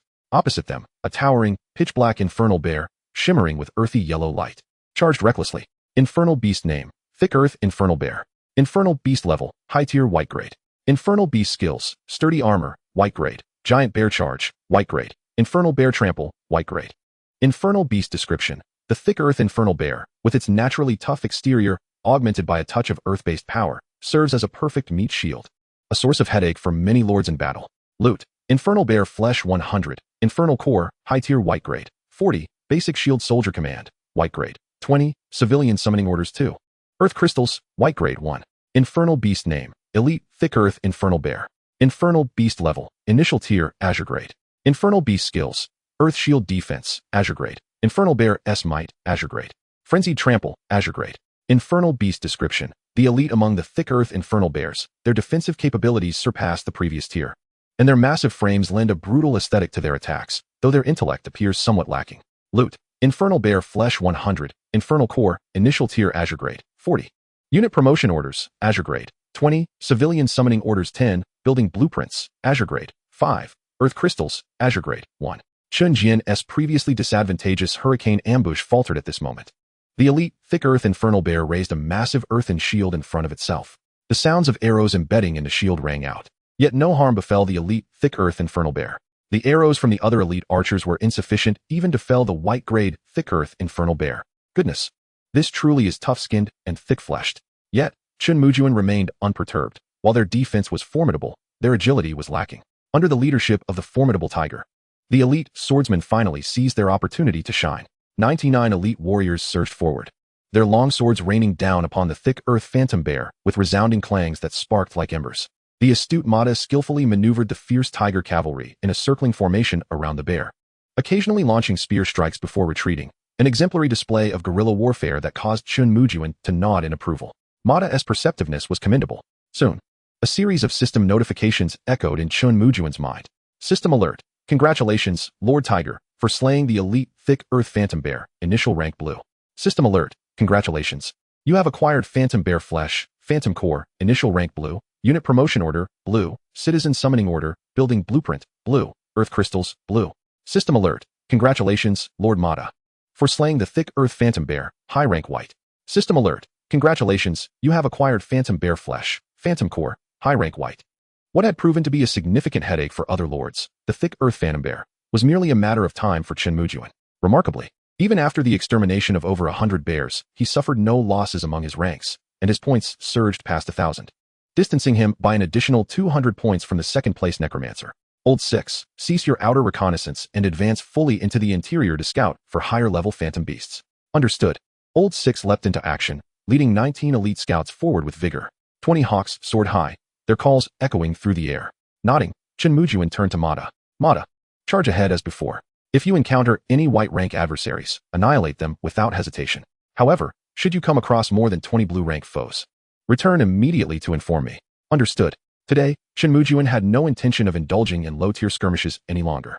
A full day of reconnaissance had provided ample information. They would adhere to yesterday's tactics, with Mada leading the charge and engaging small clusters of phantom beasts directly. Chen Mujun, accompanied by Tiger and Chen Jian, would advance in 2 separate flanks. Only Chen Mujun dared to employ such a strategy in this expansive realm, as most other lords struggled to muster even 300 troops, let alone divide their forces.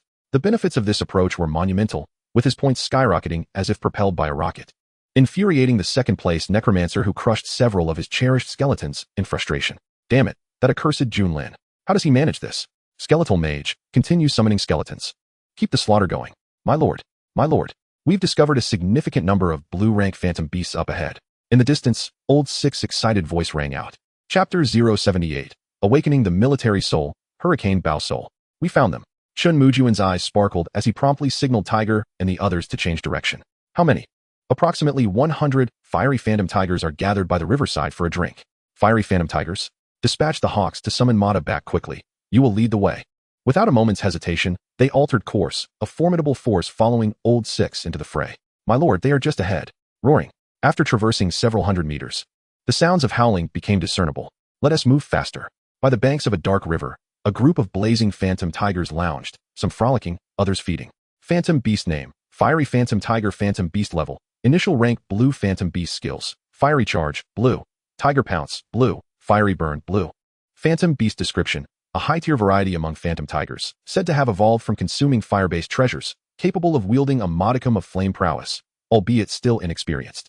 Loot, 100 phantom tiger flesh, 40 phantom cores, initial rank blue, 20 unit promotion orders, blue, 10 citizen summoning orders, 5 building blueprints, blue, 1 fire crystal, blue.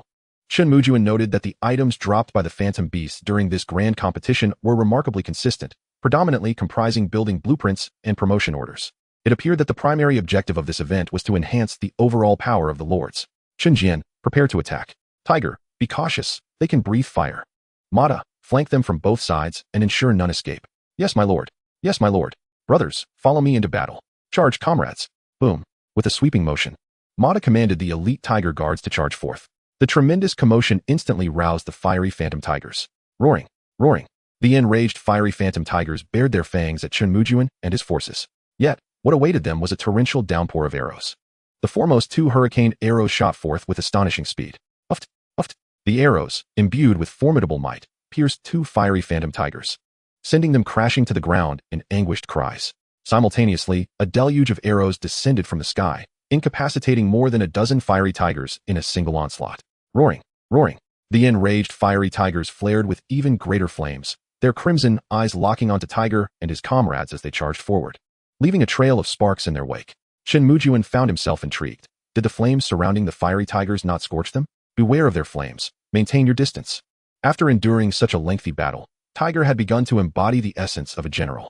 Raising his blazing sword high, he rallied his comrades with a commanding shout before unleashing the demon sword technique amidst the throng of fiery tigers, moving through them as if through an unguarded realm. A cacophony of system notifications resonated in Chen Mujun's mind.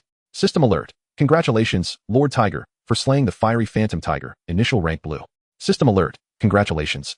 You have acquired phantom tiger flesh, phantom core, initial rank blue, unit promotion order, blue, citizen summoning order, building blueprint, blue, fire crystal, blue. System alert, congratulations, Lord Tiger. For slaying the fiery phantom tiger, initial rank blue.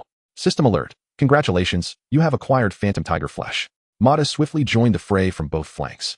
The 100 fiery phantom tigers stood no chance against Chen Mujun's overwhelming forces, utterly powerless to retaliate. Within 10 minutes, the final fiery tiger was dispatched by Chen Jian's hurricane assault, its head exploding in a burst of fury. Phew, Chen Mujun nodded in satisfaction, only to suddenly feel a powerful gust of wind swirling above him, intensifying moment by moment. Where was this tempest coming from? Did this fragmented world even experience winds? No. That direction, it's Chen Jian.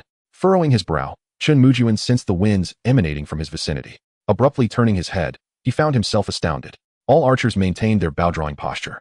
Yet a faint aura of wind elements emanated from them. Particularly, Chen Jian appeared to be channeling an intense whirlwind, his hair standing on end, as a small tornado formed above his head. What was happening? Chen Mujun stood in a daze, taken aback by the sight before him. Wind, inherently formless, began to coalesce above Chen Jian, gradually manifesting the ethereal silhouette of an archer, so elusive that its features remained indistinct. Was this a battle formation? Had Chen Jian finally grasped the concept of a battle formation? Suddenly struck by realization, Chen Mujun's face lit up with joy. After a brief period, the wind subsided, and system notifications rang out in Chen Mujun's mind. System alert, congratulations to your subordinate, the Archery Legion, led by Commander Chen Jian, for successfully comprehending the military soul. Hurricane Bao Soul. System alert, congratulations to your subordinate, the Archery Legion, led by Commander Chen Jian, for successfully mastering the Legion skill, Hurricane 7 kills. The resounding system notifications filled Chen Mujun with overwhelming delight.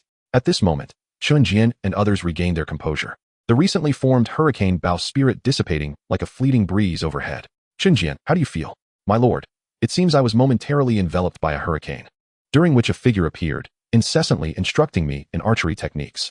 However, the visage of this individual was too indistinct for me to discern. In summary, it was a mystery shrouded in enigma. The other archers echoed similar sentiments. System, open the Archer Legion panel.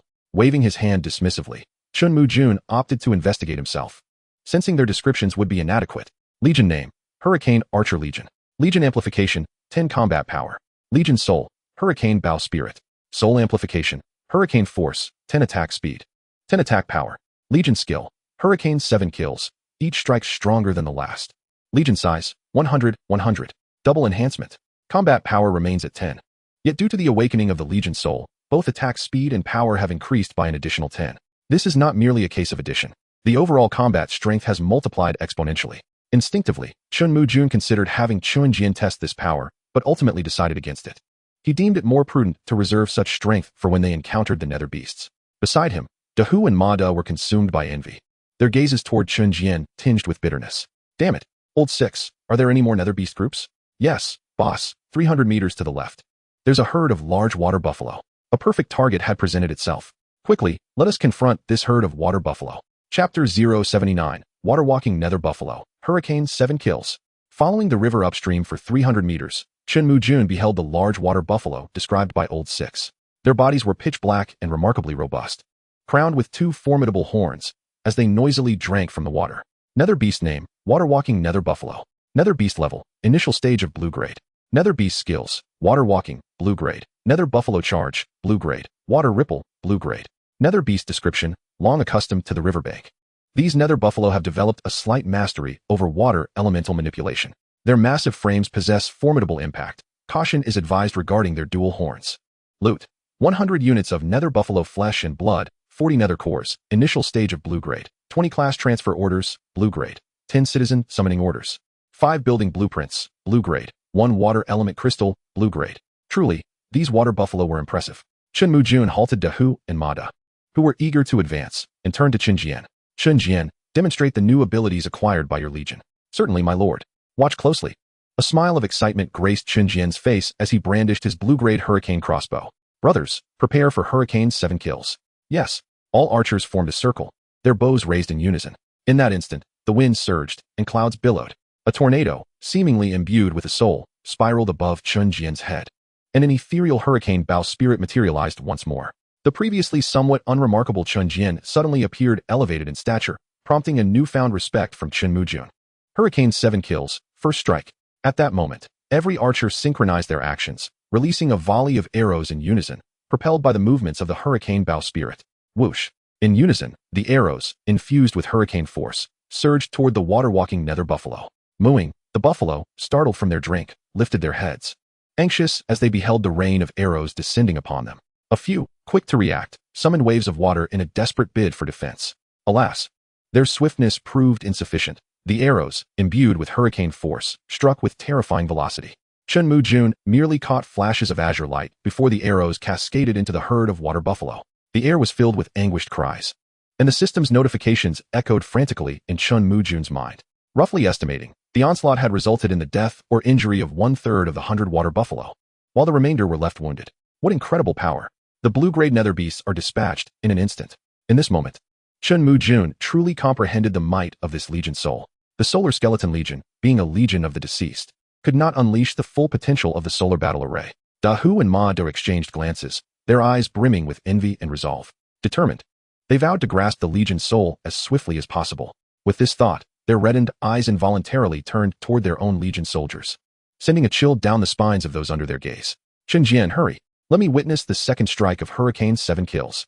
An excited Chen Mujun turned to Chen Jian, only to be met with a look of embarrassment. My lord, we can currently only execute the first strike of Hurricane 7 kills. It seems we are unable to unleash the second strike just yet. Chen Mujun was momentarily taken aback, then realization dawned upon him.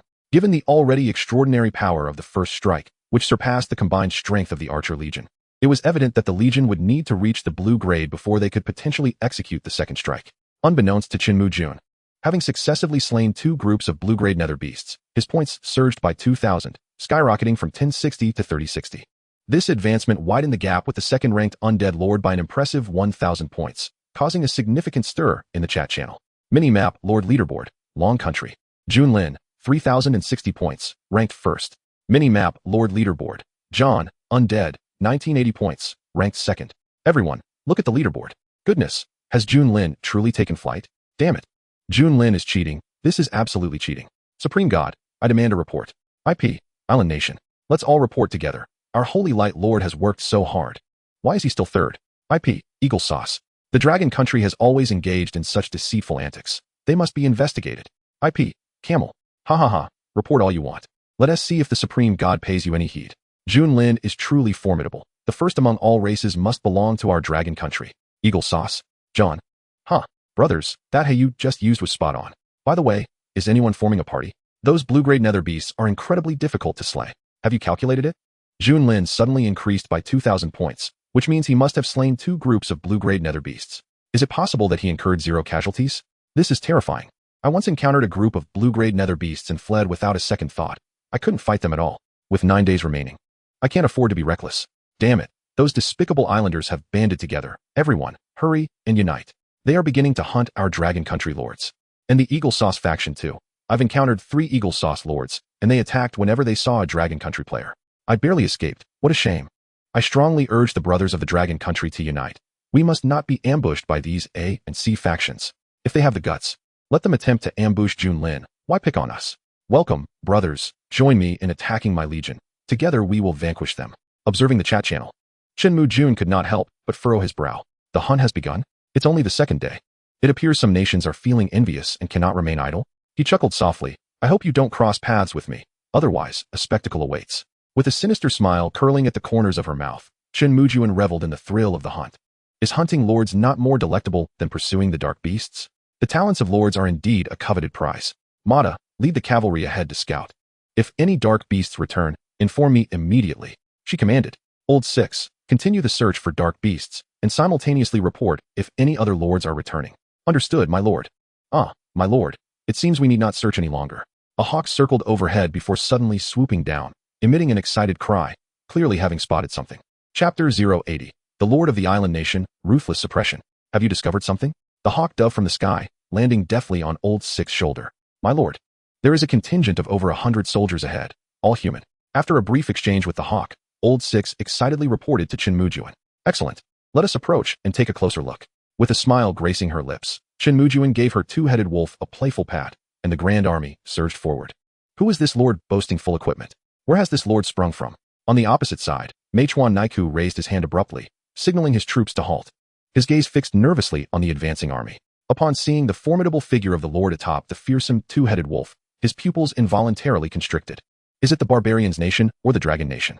It cannot possibly be from the island nation. Such towering stature and an aura of righteousness could never be cultivated there. From her vantage point on the two-headed wolf, Chen Mujun also spotted Manhwaedit, her eyes narrowing in intrigue. How fascinating, the lord of the island nation. Is this a unique breed of soldiers? Lord introduction, Manhwaedit. Lord level, high tier white rank. Lord profession, bandit swordsman, white rank. Lord equipment, sturdy vine armor, green rank. Fine iron machete, green rank. Professional skills, bandit swordplay, white rank. Chaotic slash, white rank. Lord talent, hero of the wilderness, blue rank.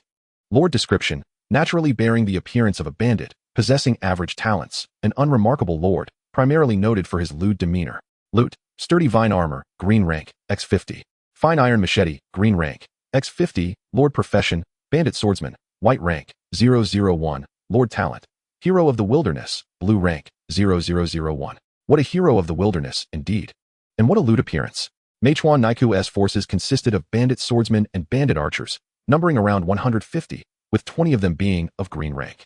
Among all lords, this placed him in the upper middle tier as Chen Mujun assessed him. Meanwhile, Mata and the tiger cavalry had already flanked him, encircling their prey. This greatly alarmed Manhwaedit, prompting his bandit troops to go on high alert. Esteemed lord, please, do not act hastily. I am merely passing through, with no ill intentions. I shall leave at once. Manhwaedit raised his hands in surrender, calling out urgently. Indeed, the concept of pride seemed to hold little weight in the island nation. How intriguing, passing through his fate. Now, present your treasures, Chen Mujun remarked, a smile playing on her lips. Those words sent a shiver through Manhwaedit's body, his expression darkening. Robbery? Esteemed lord, I believe this is inappropriate. We bear no grudge, and does not your dragon nation pride itself on welcoming guests from afar? He attempted to appeal to camaraderie. Unfortunately, Chen Mujun was unmoved. She turned to Qin Jian, who understood her intent, his lips curling into a smile as he raised his hand, releasing an arrow that sliced through the air with the force of a tempest. In a flash, a scream erupted as Manhwaedit turned in horror to witness one of his green-rank elite bandits struck down. Impressive. Swallowing hard, beads of sweat adorned Manhwaedit's brow as he glared at Chen Mujun, his teeth clenched in frustration. Dragon Nation Lord, I advise you not to overstep. Leave a thread of mercy for future encounters. Have you heard the saying, one should not converse with dogs?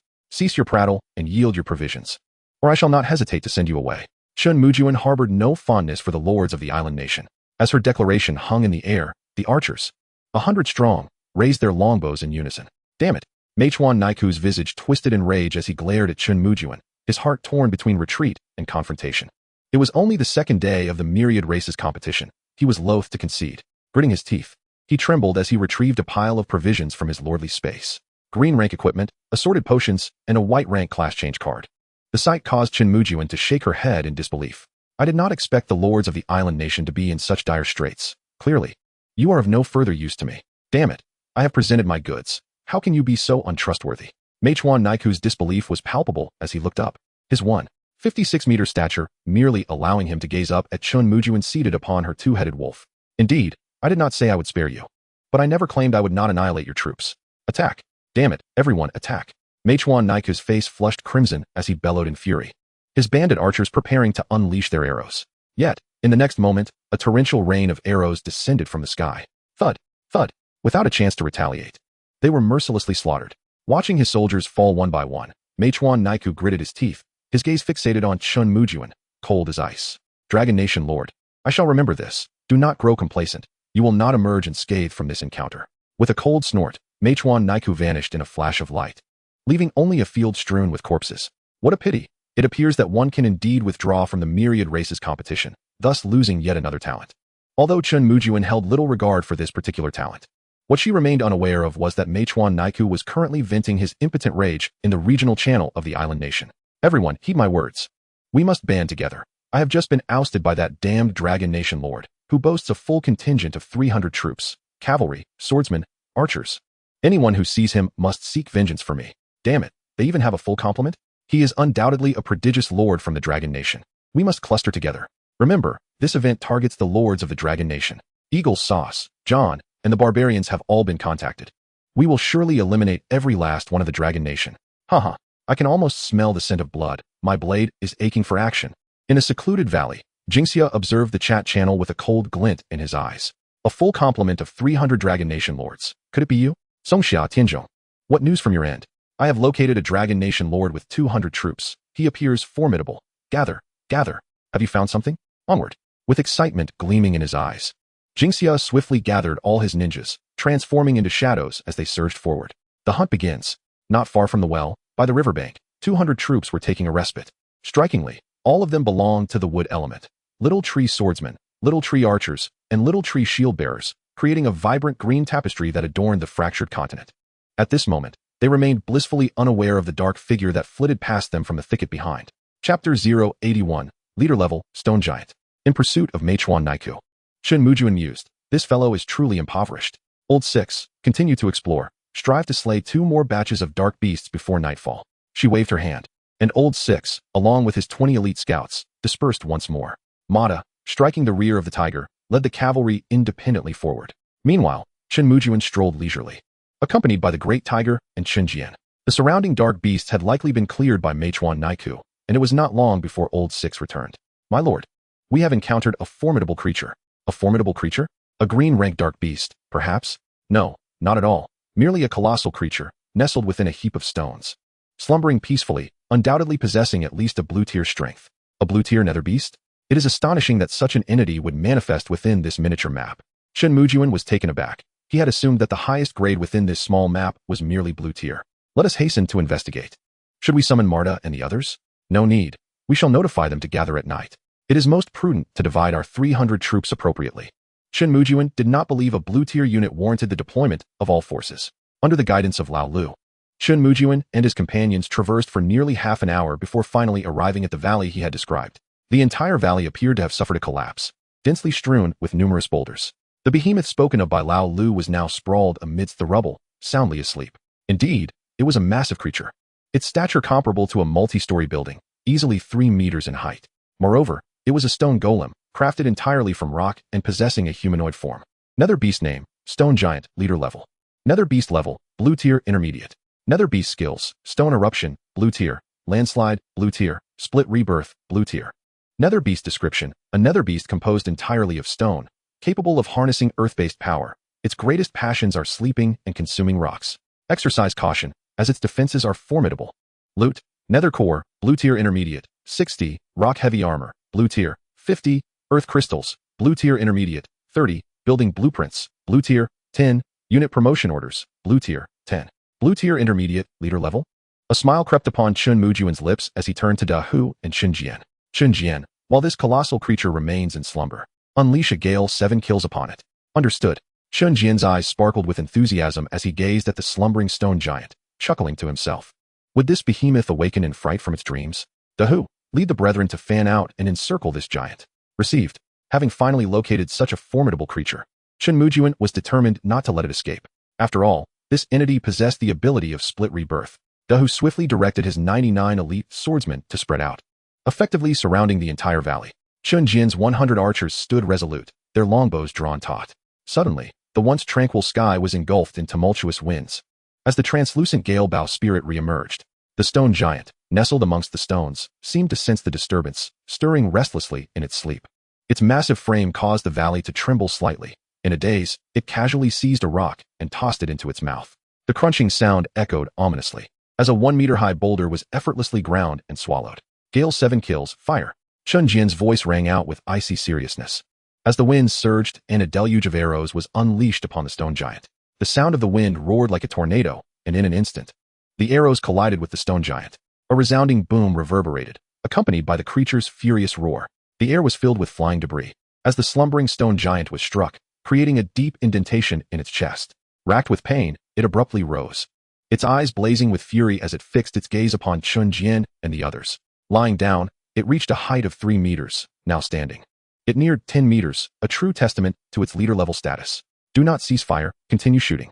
Chen Mujun felt a twinge of disappointment as the Gale 7 kills only managed to create a single dent. However, understanding that it was a leader-level monster tempered his expectations. Gale Assault. Double arrows launched. Chen Jian bellowed, releasing 2 arrows from his gale bow. The remaining archers did not hesitate.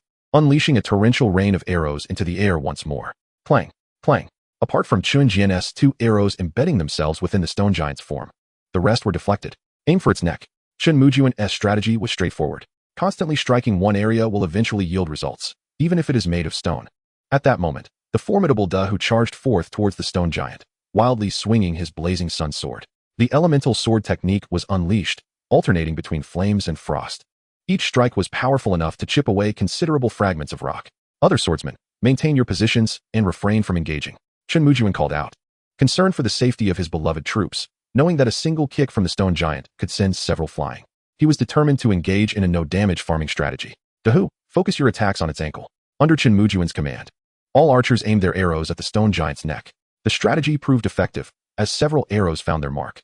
With fragments flying, a few more waves might very well sever its head. Dahu's relentless attacks also paid off, as the enraged stone giant, charging towards Chen Mujun, was momentarily delayed. Simultaneously, Chen Mujun slowly raised his frostlight sword, the aura of sword energy swirling around him, releasing 4 powerful sword energies. With a whoosh, slicing through the air, his enhanced sword energy cleaved away a third of the stone giant's neck. Roar! In that moment, the stone giant erupted with rage, raising its head and pounding its chest with its fists, lifting a foot to bring it crashing down. Dahu, be careful. Skill. Landslide. The tremendous shockwave reverberated through the valley, as countless boulders plummeted. Troops stationed at the valley's edge were sent tumbling, and a cloud of dust billowed forth. Chen Mujun's heart raced. Dahu was still down there. Damn it, Chen Jian, aim for the fractured area. Continue with the gale 7 kills. Dahu, are you alright? Chapter 082, Slaying the Leader, Map Announcement. Chen Mujun's expression was grave as he gazed into the valley, now piled high with stones, thicker than before. He had not anticipated the sheer ferocity of the stone giant's skills. Fortunately, the swordsman legion had not all been swept away. Otherwise, the casualties would have been catastrophic. Ugh, my lord, I am unscathed. Dahu emerged, dusty and disheveled, from between 2 boulders, shouting to Chen Mujun, before gritting his teeth and once more launching an assault against the stone giant. Damn it, you think you can stomp so easily? Watch me sever your foot. The infuriated stone giant was nearly driven mad by the ant at its feet, stomping violently. Yet, Dahu's reflexes proved adept, narrowly evading each stomp. Roar! With eyes ablaze, the stone giant disregarded Dahu, its resentment directed solely at Chen Jian, charging forth with intent to strike. Clearly, Chen Jian posed a greater threat. It must break. Put more effort into it. Gale 7 kills. Raising his frostlight sword once more, Chen Mujun unleashed 4 sword energies without hesitation. The terrifying sword energies whistled through the air, targeting the fractured section of the stone giant's neck. Chen Jian, too, gritting his teeth, unleashed the gale 7 kills anew. The winds howled, arrows like thunder, colliding with a cacophony of sound, almost simultaneously striking the stone giant's neck. It was known that the neck is the most vulnerable part of any creature. As Chen Mujun lowered his frostlight sword, he watched intently as the stone giant's entire form seemed to freeze, its movement stilled. Under the forceful onslaught, the colossal head was finally severed. Had we succeeded?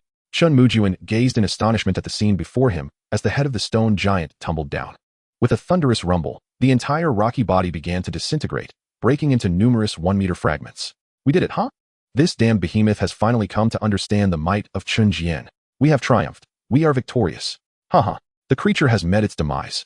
Observing the spectacle, the soldiers raised their arms in jubilant cheer. Yet, a sudden unease gripped Chen Mujun, his brow furrowing deeply. Why is there no notification sound? As he surveyed the scattered stones, his heart sank again. He scrutinized the system prompts in his mind repeatedly, but there was still nothing. Crack, crack. The stones were moving. What the hell is happening?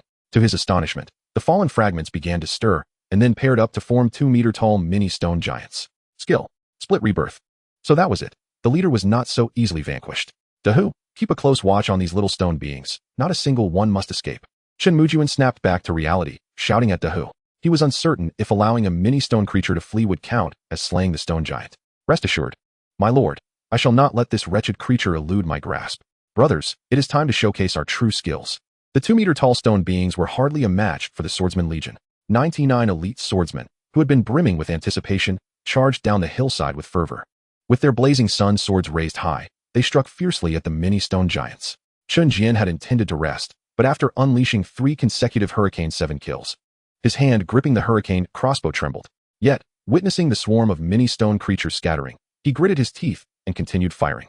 Once transformed into mini-stone beings, the stone giant's power had evidently diminished, allowing Dahu to effortlessly crush their heads. Soon, waves of mini-stone giants were eradicated, And when the last mini-stone creature let out a defiant roar before perishing beneath Dahu's blazing sword, the system notification finally echoed in Chen Mujun's mind. System notification: congratulations to Lord Dahu for slaying the stone giant, blue grade. System notification: congratulations on obtaining a nether core, mid-level blue grade. Rock heavy armor, blue grade. Earth crystal, mid-level blue grade. Building blueprint, blue grade. And unit class change order, blue grade. System notification: congratulations to Lord Junlin, initial green grade, for being promoted to mid-level green grade. Alongside the notification of slaying the stone giant, Chen Mujun felt a surge of immense power welling up within him. His level had finally reached mid-level green grade. He couldn't help but marvel at how much more challenging the Lord's job was compared to that of a soldier. However, the notifications did not end there, unexpectedly. This time it was an announcement for the entire minimap. Congratulations to Lord Junlin. Successfully slayed the boss, rewarded with 1,000 points. Congratulations to Lord Junlin. Successfully slayed the boss, rewarded with 1,000 points. Congratulations. The announcement reverberated 3 times, as if fearing that other lords had not heard, shaking everyone to their core. My heavens! What manner of creature is this boss? And what has Lord Junlin accomplished? 3 system announcements. Just how formidable is this boss to elicit such excitement from the system? Damn it. Cheating. Those damn Dragon Country people are cheating. IP. Island Nation. If I am not mistaken, the points for a green grade nether beast are 10. A reward of 1,000 points can't possibly be for anything less than a purple grade nether beast, right? What am I thinking? It's probably just a blue grade nether beast. If it were purple, it would have directly rewarded points without any system announcement. Right, it's definitely blue grade. I saw the points. Lord Junlin has surged directly to 1,100 points. You two up there, when did we start being able to handle blue grades? We're barely managing against green grades. Haha, Junlin must have suffered heavy losses, allowing you to flaunt between A and C. Just wait until I hunt down Junlin. IP John. Absolutely, that's undoubtedly the case. Encountering a blue grade nether beast without fleeing. Everyone, join me in hunting down Junlin. IP, Eagle Sauce. No way, these damned folks. Brothers. Quickly protect Lord Junlin. He has brought us so many benefits. We must ensure his safety. Does anyone know the whereabouts of Lord Junlin? Chen Mujun had not anticipated that this blue grade would yield such a bounty, soaring from 3060 to 4160 points in just 2 days. He had already completed half of his goal of 10,000, gazing at the chat channel filled with messages from other nations. A glint of cold determination flashed in his eyes. So, you wish to hunt me? Very well, let us see if you possess the capability. Chapter 083, Envy Abounds. Dreamya Seeksade. In the tranquil valley, Eagle Sauce removed her armor helmet, allowing her golden locks to cascade down. Her fair cheeks were etched with astonishment as she stared blankly at the sky. Slaying a blue-grade boss? Just how powerful is Junlin? Earlier in the day, she had encountered a rock-earth dragon and, with a spirit of experimentation, had allowed 10 Imperial swordsmen to test its might. The result? The rock-earth dragon's earth spike left the 10 swordsmen utterly defenseless. The disparity between green and blue grades may seem minimal, but one must not forget the boss title that significantly amplifies power. She had considered a kite strategy, yet against the tough-skinned rock-earth dragon. The ultimate outcome was merely a waste of arrows. How on earth did he manage it? Could it truly be as the lords proclaimed, heavy casualties? Rona's gaze was complex. She had envisioned that slaying this rock-earth dragon was feasible, but the price would be the loss of all melee units. Such a cost was far too great and utterly unwarranted. Even during the day, she had been confident that no lord could slay a blue-grade boss. Who would have thought, before nightfall, Chen Mujun would once again surprise her? Junlin commands the world? How intriguing. I will never concede. In the dark, damp cave, John, the undead lord, roared, his voice echoing hollowly through the cavern. Damn you, Junlin. How could you? Skeleton elite swordsman, press onward. I too shall hunt the blue-grade boss. The announcement from Chen Mujun sent tremors through all factions, yet at this moment, Chen Mujun remained unfazed, seeking a place to rest with Dahu and the others. Dahu, take the hemostatic elixir. Outside a cave near the valley, Chen Mujun frowned at Dahu, who was covered in blood. The stone giant had no blood, so it must have belonged to Dahu. The simple-minded Dahu scratched his head. Shouldn't be necessary. I just need to rest for a night. No need to waste the elixir. Eat it when I tell you to eat it. Spare me the nonsense. Chen Mujun rolled his eyes without hesitation. The following morning, Chen Mujun was finally awakened not by the sounds of battle. Today marked the 3rd day of the 10,000 races competition, and as per routine, he opened the chat channel to see what the foolish lords were up to. It was already the 3rd day, and I still haven't even reached 1,000 points. How can I enter the large map? Haha, do you really think the large map is accessible to ordinary lords like us? That's reserved for the prodigies. Judging by Lord Junlin's pace, he should be able to enter by the 5th day, right? When that happens, Lord Junlin must tell me about the appearances of the other races. I am exceedingly curious. Damn it, the island nation lords have gone mad.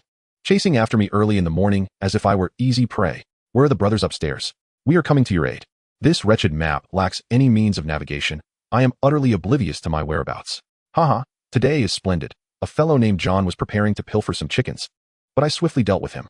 Oh dear, my comrades. I am in dire straits. I've stumbled into a well, and 3 shameless rogues are relentlessly pursuing me. Huh. A well? Chen Mujun's eyes sparkled with intrigue as she focused on this message. The barking dog had been yapping for quite a while, yet alas, this fractured world afforded no coordinates. At that moment, the private chat channel chimed incessantly. Curiously, Chen Mujun opened it to find a flurry of messages from Manya. Help! Brother Junlin, that brazen scoundrel in the well, is after me. Boo-hoo. I am far too pitiful. 3 burly men are chasing a mere girl. Brother Junlin, are you awake? Please save me. Chen Mujun was momentarily taken aback. She never anticipated the unfortunate soul in the chat would be her. With a twitch of her lips, she replied. Are you on the outskirts or deep inside? Is there any notable terrain nearby? Alive. Brother Junlin is alive. I'm in a vast canyon with 2 towering mountains. I've managed to flee into the gorge.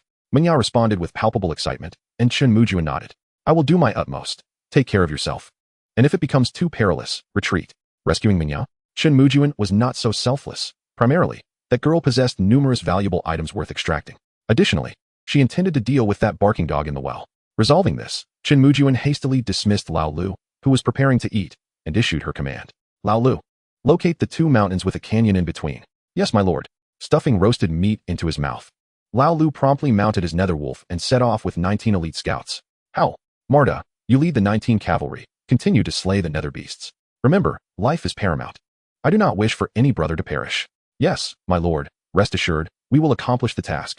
Dahu, Chen Jian, let us move. The forces split into 2, and Chen Mujun's hunt commenced.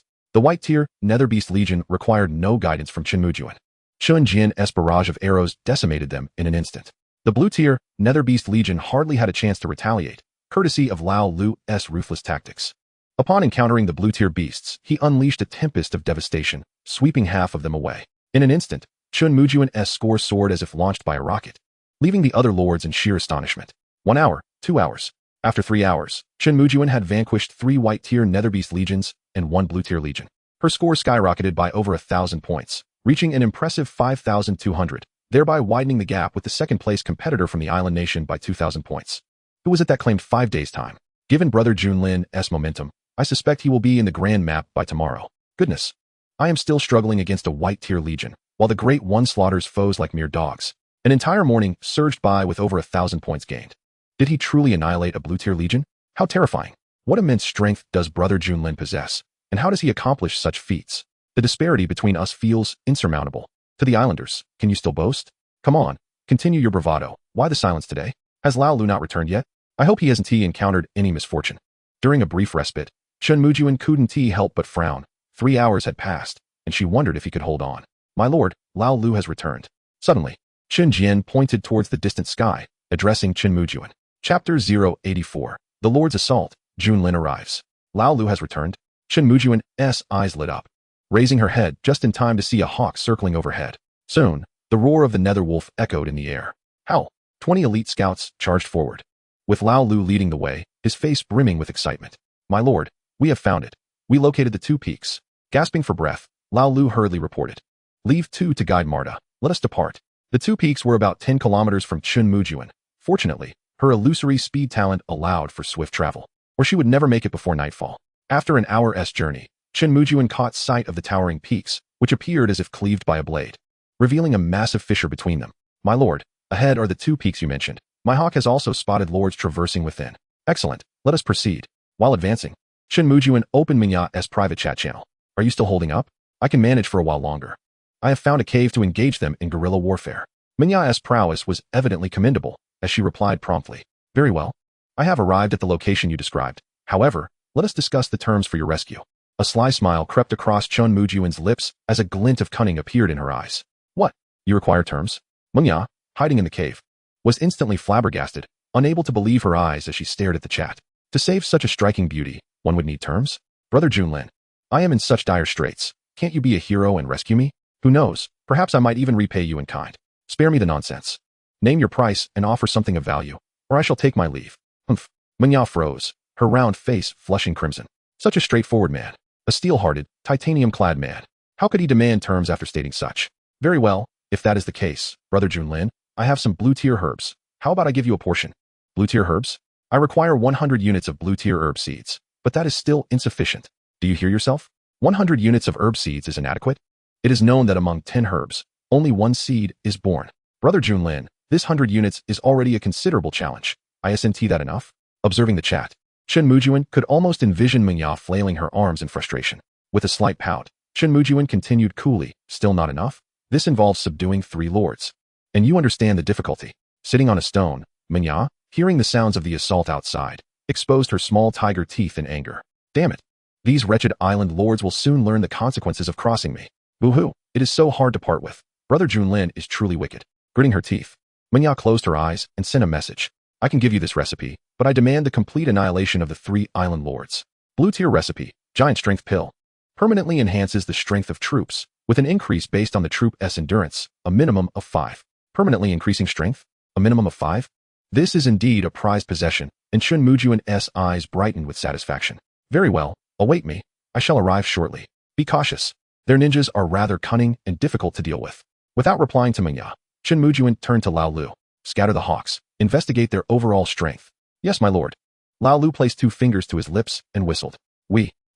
The 20 hawks swiftly unfurled their wings and soared towards the mountains. Soon, Lao Lu successfully gathered intelligence on the forces below. The leader commanded, there are over 600 troops, their strength currently remains uncertain, and they are positioned within a canyon. Approximately 300 meters away from us. Forward. With a grand gesture, Chen Mujun led his 220 troops onward with great momentum. Not far from him, within the canyon, Jingxia stood alongside Tianzhong and Songxia, their brows furrowed as they observed the relentless assault of the enemy forces. Have you not eaten breakfast this morning? After such a lengthy siege, Yu Haven Tea even breached the entrance. The fire-type ninjas, fire release. Burn those damn trees to ashes. The cave chosen by Mingya could only accommodate 5 individuals at a time, while several sturdy little trees formed a barrier ahead. Enough to occupy Jingxia and his companions for quite some time. What truly infuriated them was the cunning nature of this female leader. As soon as a few of the sturdy trees fell, they were immediately replaced. For over an hour, they had seen countless replacements. Yet they could not break through the defenses. We shouldn't waste any more time here, should we? This little lady seems more formidable than expected. No way. Humph. Once I capture her, she will pay dearly. Jingxia's face contorted into an indescribable grin as he fixated on the cave entrance. We must enter. We must. At that moment, a flicker of black shadow materialized, and a black-clad ninja coalesced beside Songxia. Reporting to the lord, an enemy lord approaches from the rear. How many troops do they have? Approximately 200, consisting of swordsmen and archers. They are nearly upon us. It seemed this little lady had summoned reinforcements. 200 troops. A surefire path to death. Jingxia, continue your assault. Tianzhong, and I will deal with them. The weary Songxia smirked, leading Tianzhong and 300 troops with great flair towards the canyon's entrance. Here they come. Chen Mujun spotted the dense mass of troops approaching from a distance, raised his hand to signal his soldiers to halt, and squinted his eyes at the oncoming force. Interesting, Tengu warriors? And grassland archers? Shadow ninjas? This troop is quite impressive. Tianzhong's troop, Yuchuan. Troop level, blue grade initial. Troop name, Shadow Ninja, blue grade. Troop equipment, Ninja leather armor, blue grade. Dark iron kunai, blue grade. Troop skills, Shadow strike, blue grade. Kunai throw, blue grade. Ninja tactics, blue grade. Troop description, basic lower ninja, proficient in several ninjutsu techniques. Possessing formidable reconnaissance capabilities, a commendable scouting force. The lord in front, you truly have gall. You think 200 troops can perform a daring rescue? State your name. I am eager to meet the valiant warrior of the Dragon Kingdom. Tianzhong and Songxia exchanged mocking glances with Chen Mujun, waving their hands to arrange their soldiers in formation. Chapter 085, Shadow Ninja, Ruthless Slaughter. At the canyon's mouth, Chen Mujun narrowed his eyes at Tianzhong and Songxia. One was a lower ninja, the other a basic warrior. Both possessing only the most mediocre blue-grade talents. With disdain evident in his gaze, he chose not to engage in idle chatter, slowly raising his hand. Chen Jian understood the signal, a sinister smile illuminating his face. Brothers, upon spotting our distant friends, let's send them a welcoming gift. Prepare the hurricane 7 kills. Yes. The 100 archers drew their bows with great force, their arrows gleaming ominously as they aimed at Tianzhong and Songxia. The expressions of the 2 mockers darkened instantly. A brave lord indeed. I had intended to offer you a chance to surrender, but it appears you are eager to meet your demise. The Tengu warriors advanced, pushing forward. Grassland archers, eliminate them. Shadow ninjas, shadow assault, kill them. Let the blood stain this canyon. Hi. The 400 soldiers dispersed, while 200 Tengu warriors, wielding long swords and shields, advanced in unison. The shadow ninjas transformed into a swirling mass of darkness, while 150 grassland archers pulled their bows taut, observing their movements. Chen Mujun's eyes were filled with contempt. The 100 swordsmen led by Dahu stood at the forefront, their expressions mocking. Suddenly, a fierce wind swept through the tranquil canyon, stirring up a cloud of dust. Tianzhong and Songxiao froze, bewildered by the unnatural gust. Why is the wind rising? This shattered world hasn't had wind in the 3 days I've been here. No, look quickly. What is that above the heads of those archers? Tianzhong exclaimed in a panic, pointing at Chun Jian's head. A whirlwind of wind swirled through the canyon, finally coalescing into the form of a hurricane bow spirit above Chun Jian and his companions. Its colossal silhouette, though ethereal, was unmistakable to the discerning eye. Damn it! What is this monstrous apparition? Who is this lord? What kind of attack is this? I have never seen anything like it. Grassland archers, advance, attack. The appearance of the hurricane bow spirit instinctively sent a shiver down the spines of Tianzhong and Songxia, prompting them to shout loudly. Hurricane 7 kills, unleash hell. Chun Jian had already fully drawn his bow. With a commanding shout, the hurricane roared, and a rain of arrows descended. Whoosh, whoosh. The arrows, infused with the hurricane's force, tore through the air with a deafening rush. The arrows shot by the grassland archers were swiftly affected by the hurricane, plummeting to the ground. Damn it, evade, evade. Tengu warriors, defend. As they witnessed the spectacle above, Tianzhong and Songxia's eyes widened in horror, hastily crouching behind the Tengu warriors for shelter. Thud, thud, The hurricane arrows rained down, echoing with cries of anguish. A significant number of grassland archers fell victim to the onslaught, the stench of blood overwhelming their senses. With just this one maneuver, Hurricane 7 kills, the grassland archers suffered devastating casualties. Interesting, let us do it again. Chun Jian did not lower his hurricane crossbow, drawing it back once more. Hurricane 7 kills. First strike. The wind howled like the call of death, and the terrifying barrage of arrows fell once more. Just as Tianzhong had proclaimed, they succeeded in staining the canyon with blood at that moment. As the second volley of Hurricane 7 kills rained down, every single grassland archer collapsed, leaving a scene of carnage. Damn it, who is this kid? What level are his archers, and what skill was that? Tianzhong and Songxia, filled with dread, lifted their heads to gaze at Chun Jian's direction, their faces etched with fear. Humph, do not be afraid. Such a powerful skill cannot be used frequently. It is our turn now, Tengu warriors, advance and eliminate them. With bloodshot eyes, Songxia growled through gritted teeth. Over 200 Tengu warriors surged forward once more. Cannot be used frequently? Chun Jian's eyes sparkled with intensity as he coldly regarded Tianzhong. This time, he refrained from unleashing Hurricane 7 kills, instead aiming his hurricane crossbow directly at the two adversaries. Hurricane assault, dual arrows released, 100-step accuracy. As the various BF filled, the two arrows, resembling venomous serpents, hurtled toward Tianzhong and Jingxia. In an instant, both men felt a chill run down their spines, their eyes wide with terror. Damn it, we cannot be hit. In a moment of desperation, they seized the nearby Tengu warriors for cover. Thud! The sound of arrows piercing flesh echoed, as even the heavily armored Tengu warriors were not spared. Gazing at the rapidly approaching arrows, both men were drenched in sweat, their bodies trembling uncontrollably. So close, just a hair's breadth away from death. Damn it, that archer, he cannot possibly be of blue grade. Who on earth is he? How powerful? All blue grade troops, retreat, retreat. In that moment, panic seized them, as they hid behind the fallen Tengu warriors, fearfully watching the battle unfold.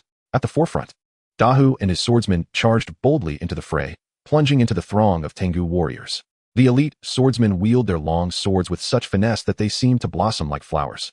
The uniform azure-hued sunfire swords proved to be exceptionally effective, causing a staggering number of vine-armored soldiers to fall into pools of blood. At the forefront, the mighty tiger strides through the fray as if traversing an uninhabited realm, brandishing his heavy sunfire sword with grandiose sweeps while unleashing elemental sword techniques. Flames roar skyward one moment, while biting frost pierces the bones the next. Each sweeping strike claims the life of a vine-armored soldier, resembling a human harvesting machine, leaving the two onlookers wide-eyed with terror. Matsushita, where are your shadow ninjas? Let them eliminate this lord first.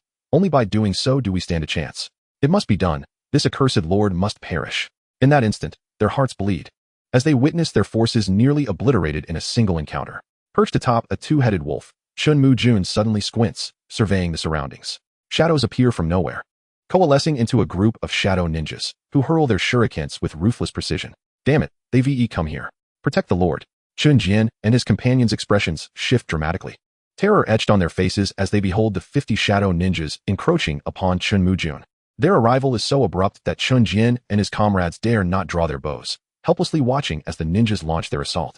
Concealed behind the vine-armored soldiers, Tianzhong and Inaka erupt into laughter. Ha ha ha, cursed lord, Before my shadow ninjas, you'll obediently meet your demise. If you withdraw from the event, I shall not hesitate to claim your remaining forces. Matsushita, these shadow ninjas are indeed impressive.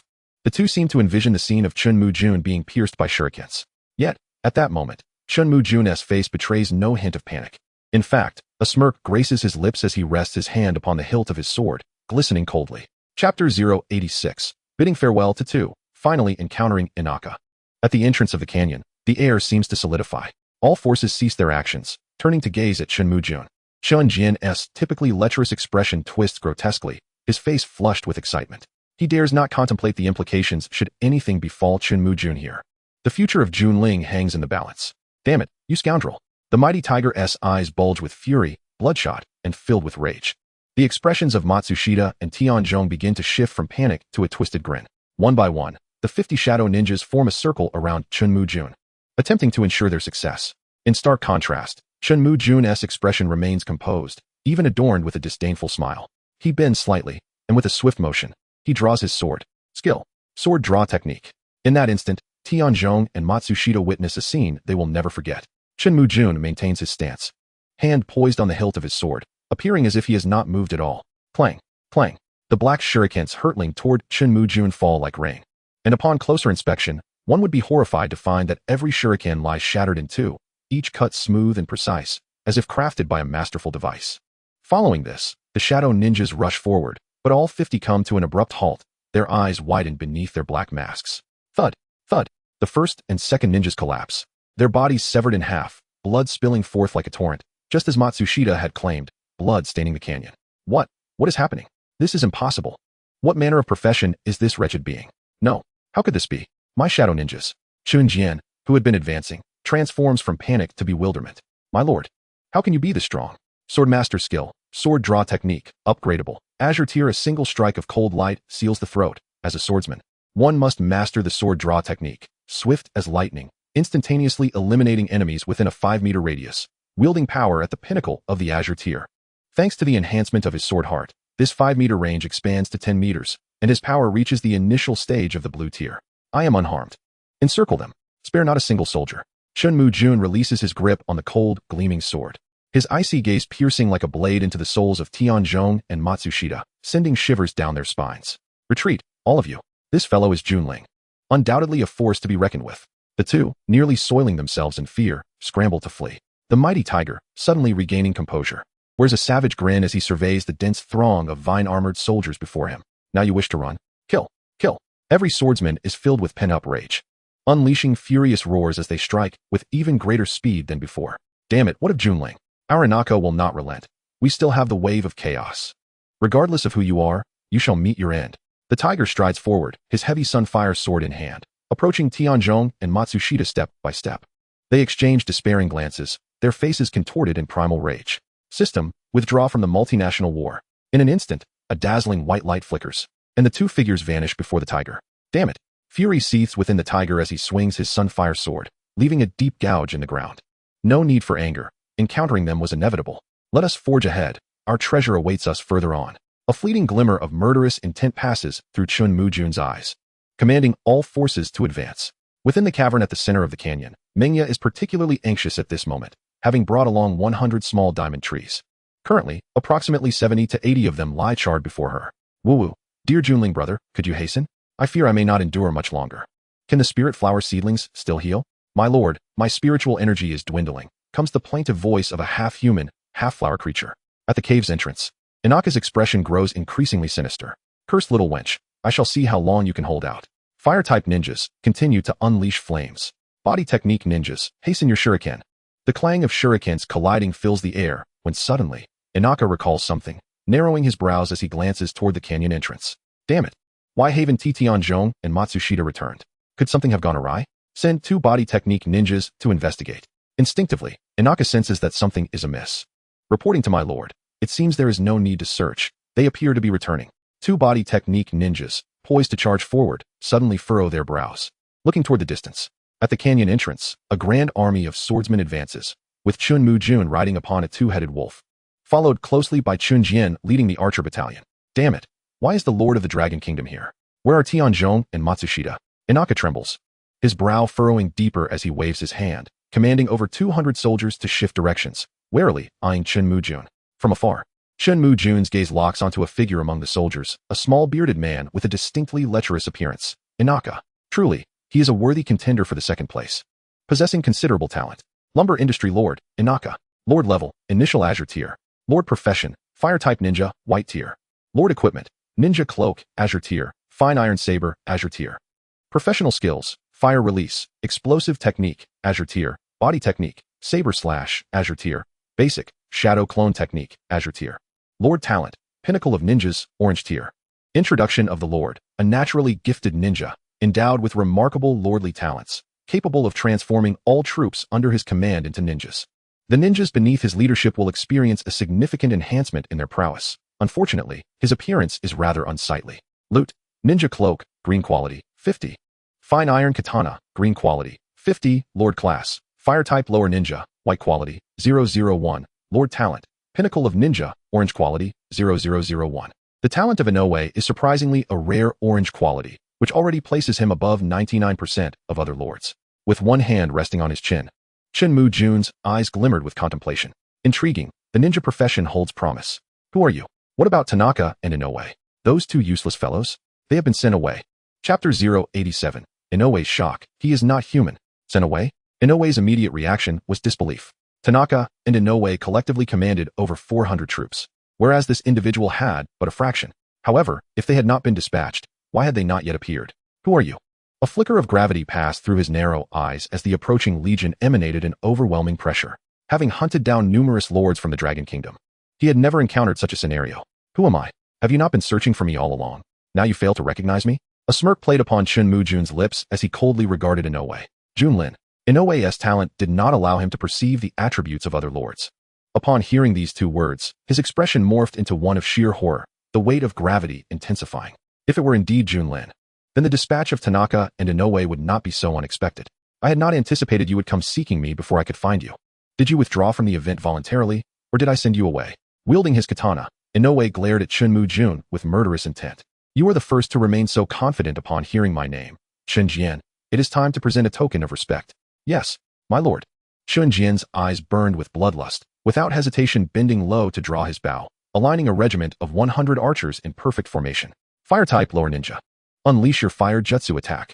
Body technique lower ninja. Seek an opportunity to break through and annihilate them. Shadow lower ninja. Execute a shadow assault. Capture the leader first. Having reached this point, Inoue was not without cunning. His arrangements were quite orderly. The musculature of the body technique lower ninja rivaled that of Wang Shi's shield soldiers. Each a formidable figure, the fire-type lower ninja shimmered with crimson radiance, preparing to unleash their flames.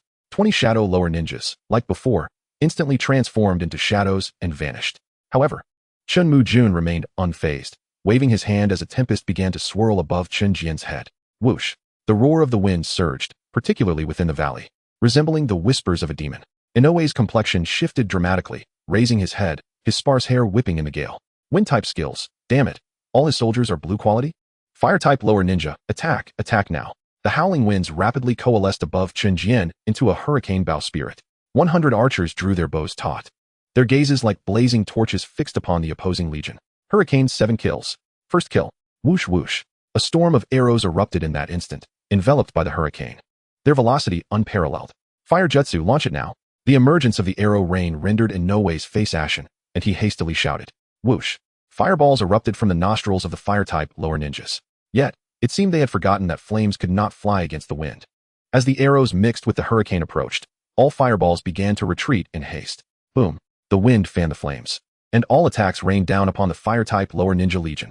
Ah, it's on fire. Damn it. System notification. Congratulations to Citizen Chen Jian for slaying fire-type lower ninja, green quality, initial stage. System notification. Congratulations to Citizen Go Sheng for slaying fire-type lower ninja, green quality. Initial stage. A cacophony of notifications echoed within Chen Mujun's mind. In a single encounter, the death toll of the fire-type lower ninja reached an astonishing 60. Simultaneously, an incongruent system notification resounded in Chen Mujun's mind. System notification. Congratulations to Chen Jian, blue quality, initial stage, for advancing to blue quality, intermediate stage. Chen Jian actually leveled up? Chen Mujun looked on with delight. Indeed, the aura surrounding Chen Jian had grown stronger. Continue. Hurricane 7 kills. First kill. The tumultuous winds once more coalesced into a hurricane. In that moment, Inoue stood utterly frozen, unable to believe the scene before him. Green quality. All your archers are of green quality. How is that possible? How could the disparity be so vast? Fire-type lower ninja, disperse. All of you disperse. Damn it. We cannot confront them head-on. Body technique lower ninja, hurry up and advance. I refuse to believe his melee troops are all of blue quality. Disperse? Would Chen Jian grant him the opportunity to scatter? A torrent of arrows once again filled the sky, raining down. Whoosh whoosh. This time, their speed far surpassed that of the previous assault, leaving no time for the fire-type lower ninja to evade. A chorus of screams erupted, and under Hurricane 7 kills, the entire fire-type lower ninja force was annihilated. Damn it. Damn Junlin. Inoue's eyes burned red, teeth gritted in fury. In that instant, the body technique lower ninja charged fiercely towards the Great Tiger's Swordsman Legion. Humph. My body technique lower ninja are all of green quality, plus my augmentations. How can you withstand this? And can you fend off the assassination of my shadow lower ninjas? In a flash, hiding behind a rock, Inoue envisioned the scene of his shadow lower ninjas wreaking havoc. Soon, cries of despair echoed, and elated, Inoue peeked out. The smile that graced his face just moments ago froze instantly. Indeed, chaos reigned. But to his dismay, his body technique lower ninjas were the ones being slaughtered. Especially the Great Tiger at the forefront, his robust form akin to a rampaging truck. The blazing sun heavy sword swung like a door panel, each strike precise. All the screams emanating from the body technique lower ninja side. Even in one-on-one duels, the body technique lower ninjas were overwhelmed by the Swordsman Legion. Each soldier of the Swordsman Legion seemed to possess the speed of a whirlwind, outpacing the body technique lower ninjas. The hunt has begun. One by one, death notifications for body technique lower ninjas rang in Inoue's mind. It felt as if his heart was gripped by a colossal hand, squeezing with relentless force. Pain seared through his core. This was all his wealth, now vanished, all of it gone. Damn it, Junlin, I will never let you off the hook. Where are my shadow lower ninjas? Hurry. Veins bulging on his forehead, Inoue realized defeat was inevitable, yet he remained unwilling to accept it. Even in failure, he would take Chen Mujun down with him. Hearing his roar, 20 shadow lower ninjas appeared in unison beside Chen Mujun, kunai in hand. They unleashed a volley towards Chen Mujun. Inoue, emboldened, leaned forward, eager to witness Chen Mujun exiting the myriad races event before him. In the next moment, the malice in his eyes morphed into shock, then despair. A glimmer of cold light flashed by. The same technique, the same elegance. All 20 shadow lower ninjas fell, collapsing into pools of blood. How is this possible? He is not human. Chapter 088, Legion Awakening, Bloodthirsty War Tiger. Sword Technique. Chen Mujun silently intoned. Cold light shimmering. The 20 shadow lower ninjas fell before the astonished gazes, collapsing into blood-soaked earth. To Chen Mujun's delight, amidst the flurry of system notifications like snowflakes, a unique notification emerged. System notification. Congratulations to the Swordman Legion under the Lord, headed by the Commander Dahu, for successfully comprehending the Legion Soul. The Battle Tiger Sword Soul. System notification. Congratulations to the Swordman Legion under the Lord, commanded by Dahu, for successfully mastering the Legion skill, the Battle Tiger Slaughter Array. The deafening sound of the system notifications was so overwhelming that it almost begged for a dramatic background score. Chen Mujun was instantly filled with joy, eagerly casting his gaze towards Dahu's direction. After defeating all the taijutsu ninjas, the swordmen remained motionless, their bloodthirsty aura thickening to the point of forming a mist. As a gentle breeze swept through, the mist-like blood aura began to converge around Dahu. At the moment when Jingxia chose to withdraw, he witnessed a scene that would haunt his nightmares for days to come. Roar. The blood aura coalesced in midair, taking the form of a battle tiger, which let out a deafening roar, resembling a soul-devouring beast. The roar caused Jingxia to feel as though his heartbeat had ceased, his pupils dilating as if he had beheld a mountain of corpses and a sea of blood. How could Junlin be so powerful? How did he achieve this? Filled with endless questions, Jingxia transformed into a white beam of light and vanished from the spot. Chen Mujun, however, paid him no mind and lifted his gaze to the bloodthirsty battle tiger roaring above. System. Open the panel for the Battle Tiger Swordman Legion. Legion name, Battle Tiger Swordman Legion. Legion enhancement, 10 battle power. Legion soul, Bloodthirsty Battle Tiger. Soul enhancement, Bloodthirsty power, enhances physique by 10, enhances attack power by 10. Legion skill, Battle Tiger Slaughter Array, Bloodthirsty Battle Tiger, Soul Devouring Blood. Legion count, 100100. The Bloodthirsty power could indeed enhance both physique and attack power, significantly boosting the overall combat effectiveness of the Battle Tiger Swordman Legion. Truly, Dahu is remarkable. The Legion soul he comprehended is related to tigers, and it is quite impressive and dashing. Thankfully, Mado is not here. Otherwise, the jealousy would have been palpable. Ha ha ha, dog egg, look at my battle tiger. Isn't it magnificent? Isn't it far more impressive than your so-called Bao Soul? Chen Jian shot a glance at Dahu, speaking nonchalantly. I have Hurricane 7 kills. I have the Battle Tiger Slaughter Array. I have 7 kills. Damn it, dog egg. Observing the two bickering, Chen Mujun felt a wave of exasperation. Enough. Set an example. You two are both commanders of the same legion. With his words, the two exchanged irritated glances before falling silent. Organize the soldiers. All the injured must use the healing pills, bleeding stop pills, and spirit pills. Do not hold back. Chen Mujun has always cherished his soldiers. Dahu scratched his head, ready to say something, but was instantly silenced by a sharp glare from Chen Mujun inside the cave. Mengya felt her heart plunge to the depths of despair. This was the last batch of diamond saplings. If Chen Mujun did not arrive soon, she would truly have to withdraw from this grand event of the myriad races. Brother Junlin, are you here? Woo-woo, Brother Junlin, please respond quickly. Have you not come? If you haven't, you need to tell me. A flurry of messages seemed to vanish into a void, causing Mengya to panic. Is it possible that I have sacrificed so much and it still isn't enough? Or is Brother Junlin too afraid to come? Just as Mengya was caught in her whirlwind of thoughts, the sapling archer suddenly exclaimed with delight. My lord, I hear sounds of battle outside. Could it be our reinforcements have arrived? Sounds of battle? Mengya looked up in surprise, her ears perked to listen intently. Indeed, there were sounds of battle outside.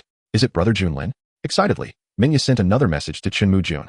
However, Chen Mujun, amidst the battle, did not notice until the fight concluded, and he finally replied. It's me, come out. Woo-woo, it really is Brother Junlin. Let us hurry out and help. Let those despicable dog-egg nations meet their end.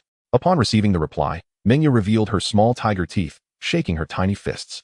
The diamond saplings, hearing their lord's words, exhaled deeply. As Mengya stormed out of the cave, her eyes widened in shock at the scene before her, her mouth agape, revealing her pearly whites. Is this already over? All of them. All of them have been slain by the great Junlin, 3 lords from the island nations. All gone. Mengya felt her mind spinning, caught in a state of utter bewilderment. Her head buzzed, as if she were dreaming. Outside the cave, the overwhelming scent of blood assaulted her senses, the once earthy ground of the canyon now stained crimson. Looking up, she saw 2 imposing legions staring intently at her. At the back, a tall, striking man mounted on a 2-headed wolf gazed at her with a teasing expression. Their eyes locked, and in that instant, Mengya felt her cheeks flush. My goodness, I think I'm falling in love. Meanwhile, the moment Jingxia was kicked out by Chen Mujun, the entire chat channel erupted as if a magnitude 9 earthquake had struck. You guys, look at the leaderboard. Something big has happened. What could possibly be so significant on the leaderboard? Has someone surpassed the great Junlin? No, it's not that. The second place Jingxia has vanished. His name completely gone. Holy smokes, this is real. Jingxia's name has disappeared. What on earth happened? Could he have been eliminated? That is quite normal. Isn't it? No, it's impossible. I've checked from 2nd to 10th place. Jingxia's name is nowhere to be found. He has been eliminated. Eliminated? All the lords felt their heads buzzing. Even Saint Light Rona and the undead lord paused to check the leaderboard. Indeed, Jingxia's name was nowhere to be found. An astonishment filled their eyes. My goodness, it's truly gone. Who could have done this? Humph, to eliminate Jingxia and not even give him a chance to escape. That must have been the doing of the great Junlin. Junlin, was this your doing? Junlin, it's obvious it was. Who else possesses such strength? Haha, I can't wait to see how arrogant the island nations are now. Meanwhile, the great Junlin, whom they had tagged, was watching Mengya with great interest. This fellow possesses quite the talent. Could there be an opportunity to capitalize on? Chapter 089, Pastoral Mengya, the Ironclad Man Pastoral Lord, Mengya. Lord level, green grade beginner. Lord profession, planting apprentice, white grade. Lord equipment, exquisite cloth skirt, green grade. Fine iron dagger, green grade. Profession skills, rapid growth, green grade. Troop conversion, green grade. Healing boost, green grade. Lord talent, with spirit, red grade. Lord description, a naturally gifted logistical lord, possessing the power to communicate with nature. They are the spirit of the wilderness, capable of imparting immense vitality to their troops. Loot, exquisite cloth skirt, green grade. 50, fine iron dagger, green grade. 50. Lord profession, planting apprentice, white grade, 001. Lord talent, with spirit, red grade, 0001. Brother Junlin, what about those 3 fearsome lords? With stars in her eyes, Mengya approached Chen Mujun, looking up at him curiously. They've all been sent away. Remember what you promised me? With a teasing glance at the little girl, Chen Mujun pondered how a punch would make her cry for ages. Fortunately, the shy Mengya was oblivious to his thoughts, or she would surely have exploded with rage. Yet, hearing his words, she was momentarily stunned. Things? Here I am, a stunning beauty standing before you. And you're only thinking about things? Typical man. Ironclad man. The little devil in Mengya's heart was grinding her teeth in frustration. Wildly waving a tiny black fork, Chen Mujun merely cast a dismissive glance at her petite frame, barely standing at 5 feet tall. Now, hand it over to me. Cash in hand. Dreamya, visibly distressed, gritted her teeth as she transferred all the items to Chen Mujun. Then, contemplating something, she clasped her hands tightly and gazed at Chen Mujun with a pitiful expression. Brother Junlin, may I accompany you? Your soldiers appear remarkably formidable. No way. Without further ado, Chen Mujun turned away, jesting, why would I need a burden while farming monsters? Dreamya was momentarily speechless, her large, watery eyes looking at Chen Mujun with a mournful gaze. Brother Junlin, can you really bear to leave a little girl like me in such a perilous world? Rest assured, my logistical units are quite strong. They can assist you as support. Support? Chen Mujun cast her a sidelong glance, shaking his head in disdain. Put away that look of yours. Your forces are more than capable of overwhelming most lords. Observing Dreamya's troops with a knowing gaze, Chen Mujun recognized that this young girl possessed a certain degree of talent. With the golden tree, the life spirit flower, and the tree archers, she had a well-rounded composition featuring both melee and ranged units, along with healers. Had they not encountered the ambush from Inoue and his companions, she could have easily vanquished one of them. Shaking his head, Chen Mujun ceased the idle chatter and turned to leave. This was already the third day. He could not afford to squander any more time. Watching Chen Mujun's retreating figure, Dreamya withdrew her pitiful expression. The swordsmen and archers were not to be underestimated. Brother Junlin was truly formidable. As she approached Da Hu and the others, a heavy pressure settled upon her heart. With 200 troops, was Brother Junlin still not fully equipped, or was he stationed elsewhere? Upon departing the canyon, Chen Mujun sought a place to rest, raising his head to observe the sky darkening. Lao Lu, where are Ma Da and the others? How long until they arrive? Reporting to you, my lord. Ma Da and his team are not far off. They will arrive in about an hour. Lao Lu dispatched 2 elite scouts to maintain contact with their falcon. At the edge of the canyon, at the foot of the mountain, Chen Mujun found a flat area to set up camp. The tiger cavalry led by Ma Da galloped in, each member reeking of blood. Clearly, they had been hunting the underworld beast legion throughout the afternoon. Casting a glance at the score, it had surged to 6,800, not far from the coveted 10,000, firmly securing the top position. The second place, which had vanished from the mines, was now held by the undead lord with a score of 4,500, a rapid increase. The third place, the radiant lord Rona, had a score of 4,100, but had fallen behind the undead lord by 400 points. My lord, this afternoon, I obliterated 3 underworld beast legions, 1 of blue grade and 2 of white grade, Ma Da reported proudly to Chen Mujun, raising an eyebrow at Da Hu and Chen Jian. How about that? Am I impressive? Da Hu scoffed disdainfully and patted Ma Da's shoulder with a knowing look. Brother, you still lack effort. I have already comprehended the legion skill, while you haven't even scratched the surface. You comprehended the legion skill? Ma Da's eyes widened in disbelief as he looked at Da Hu. When did you achieve that? What happened this afternoon? Haha, it's a pity you weren't here. We annihilated 3 lord legions this afternoon, and the battle was exhilarating. Ma Da's initial excitement was swiftly dampened by Da Hu and Chen Jian's remarks. Chen Mujun shook his head and opened the system chat channel. On the third day, he could distinctly sense that the chat density had diminished. A large number of underperforming lords had chosen to withdraw from the event. On the third day, I feel I may not last until the 10th. I wonder if there are any rewards for exiting. Otherwise, my troops would have died in vain. There should be, he pondered. I have a bold hypothesis that these points must surely be redeemable for something.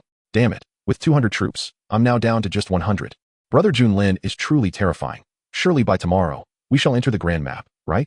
Absolutely, at this rate, it's as good as certain. Haha indeed. First place will always belong to our Dragon Nation. I eagerly anticipate what rewards this time will bring. Other lords of the Dragon Nation, step up. We cannot allow Brother Junlin to bear the burden alone. And the lords of the Island Nation, where are you? Weren't you boasting about driving us out? Where are your taunts? It feels unsettling not to hear you for a day. With their minds cleared, how many from the Island Nation will manage to enter the grand map this time? Ever since their minds were cleared, the lords from the Island Nation who once pursued me now flee upon sight. Tomorrow? Chen Mujun's eyes sparkled with anticipation.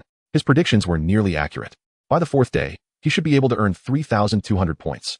After a comfortable night resting on the back of a 2-headed wolf, the next morning, Lao Lu's excited voice echoed from afar. My lord, we have discovered the blue-grade leader, right across the mountain. A blue-grade leader? Chen Mujun's eyes brightened, and he sprang to his feet. Gather everyone, let us move out. Chapter 090, Fangtooth Black Pig, 10,000 points. Today, Chen Mujun employed the same strategy, sending Ma Da to act independently while taking along 10 elite scouts to maintain constant communication. Bringing along 20 elite scouts proved to be the wisest decision Chen Mujun could make. In the shattered continent, all lords had lost their visibility, and the elite scouts served as his eyes. Leading the charge, Lao Lu guided them through a grove of dead trees, where Chen Mujun encountered the second blue-grade leader. Underworld Beast name, Fangtooth Black Pig, leader level. Underworld Beast level, blue intermediate. Underworld Beast skills, Fangtooth Piercing, blue. Black Pig Charge, blue. Mountain Stomp, blue.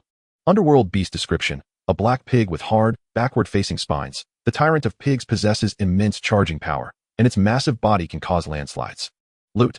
Underworld core, blue intermediate, X50, black pig fong, blue, X50, earth crystals, blue intermediate, X30, upgrade card blueprint, blue, X10, troop class change order, blue, X10. Chen Mujun was taken aback to discover that a black pig could reach blue grade, standing a full 3 meters tall. Even when lying down, it was more imposing than Dahu. Its coat of black fur was incredibly tough, resembling a spiky hedgehog that glimmered with sharp light. As Chen Mujun's army approached, the fong-toothed black pig was busy devouring a fallen underworld bear. With a roar, it turned, its crimson eyes causing Chen Mujun to furrow his brow. Lowering its head, the pig's hooves began to stomp on the ground, charging directly at them. Dahu. Be careful. Activate the battle formation. Chen Jian, look for an opportunity to attack. The rampaging fong-toothed black pig shook the ground, and Dahu stood firm at the forefront. Mighty Tiger formation activate. With a low growl, the bloodlust surged within the 100 swordsmen, their muscles bulging prominently. In the sky, a blood-red tiger rapidly coalesced, emitting a thunderous roar. Damn this wild boar, come at me. Empowered by the Mighty Tiger formation, Dahu's body expanded further. His eyes fixated on the charging fong-toothed black pig. Stop. Dahu's massive hand seized the pig's gigantic fong at the right moment, forcing it to a halt. The immense force drove his feet deep into the ground. This Dahu was nothing short of a human beast. Swallowing hard, Chen Jian looked on with trepidation. It seemed wise to avoid contesting monsters with this fellow in the future. A single slap could send his head flying. Roar. The thwarted fong-toothed black pig let out an enraged bellow, its short legs stomping forcefully on the ground. Skill, mountain stomp. Boom. The tremendous impact caused Chen Mujun, standing at a distance, to sway unsteadily. The ground beneath erupted with fissures that spread outward. Get away, be cautious. The elite swordsmen fled in a state of panic, only to raise their blazing sun swords in a frenzy of assault amidst the resounding roars of the great tiger. Clang, clang, clang. As the long sword struck the bristly hide of the tusked black boar, the metallic sounds of collision rang out repeatedly. Roar. In an instant, the entire forest echoed with the cries of the tusked black boar and the great tiger. The combat prowess of the swordsman legion, bolstered by the formation, had evidently surged to a higher echelon. Particularly, the great tiger had truly transformed into a humanoid beast, grappling directly with the tusked black boar, leaving Chen Mujun with a pang of discomfort in her teeth. Chen Jian, standing beside her, felt equally helpless, without a chance to strike. The swordsman had already enveloped the tusked black boar, rendering any rain of arrows impossible. My lord, perhaps we should ask the great tiger to step aside a bit? Chen Jian hesitantly suggested to Chen Mujun. Never mind, the great tiger has its own intentions. As long as there are no casualties, that suffices. Shaking her head slightly, Chen Mujun fixated her gaze on the battle unfolding. The tusked black boar thrashed wildly, attempting to shake off the great tiger. The great tiger, fierce and unwavering, clung to the boar, its muscles beginning to bleed from the strain. Everyone, have you not eaten? Attack with more force. The veins on the great tiger's forehead bulged as it let out a furious roar. Kill! Kill! The cries of slaughter reverberated, and astonishingly, such a massive tusked black boar was ground down by the great tiger. With a resounding thud, the blood-soaked tusked black boar emitted a defiant roar before collapsing to the ground. A booming system notification echoed in Chen Mujun's mind. System notification, congratulations to the vassal great tiger for slaying the tusked black boar, blue grade. System notification, congratulations on acquiring the nether core, blue grade mid-tier. Tusk of the black boar, blue grade. Earth crystal, blue grade mid-tier. Upgrade card, blue grade. And unit class change order, blue grade. System notification, congratulations to the lord for defeating a leader-level nether beast, earning 1,000 points. This time there was no system notification, but the 1,000 points were nonetheless accounted for. Chen Mujun's points skyrocketed from 6,800 to 7,900 in an instant, leaving many lords who had just risen startled. This must be a dream, with such dark skies. I could certainly sleep a bit longer. The sudden surge of 1,000 points left everyone astonished. Had the revered Lord Junlin slain another blue-grade leader? It was utterly preposterous. Was this blue-grade leader truly so weak? Should I attempt it as well? I advise against it. I have encountered blue-grade leaders before, and a single skill could annihilate my entire legion. Oh dear, Lord Junlin, must you be so powerful? You make me feel as though I might achieve the same. I've only just awakened, and Lord Junlin has already bestowed such a surprise upon me. Indeed, the joys and sorrows of humanity differ vastly. The second-ranked undead also experienced a rapid rise, albeit only marginally in white and green grades. Just 2,100 points remained, and the Lord would soon enter the grand map. Oh, how I envy that. I wish to see the grand map too. I have yet to encounter other world lords.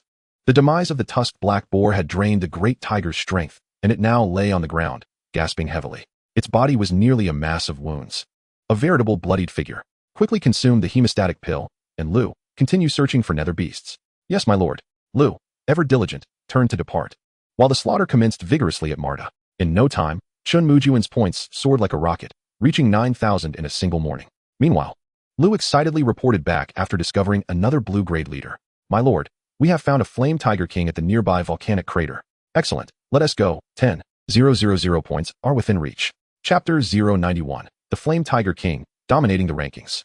Upon arriving at the pitch-black dead volcanic crater, Chen Mujun and her soldiers found the Flame Tiger King resting beneath a stone. From a distance, it appeared as if engulfed in flames, slowly rising as it noticed Chen Mujun and her party approach. Nether Beast name, Flame Tiger King, leader level.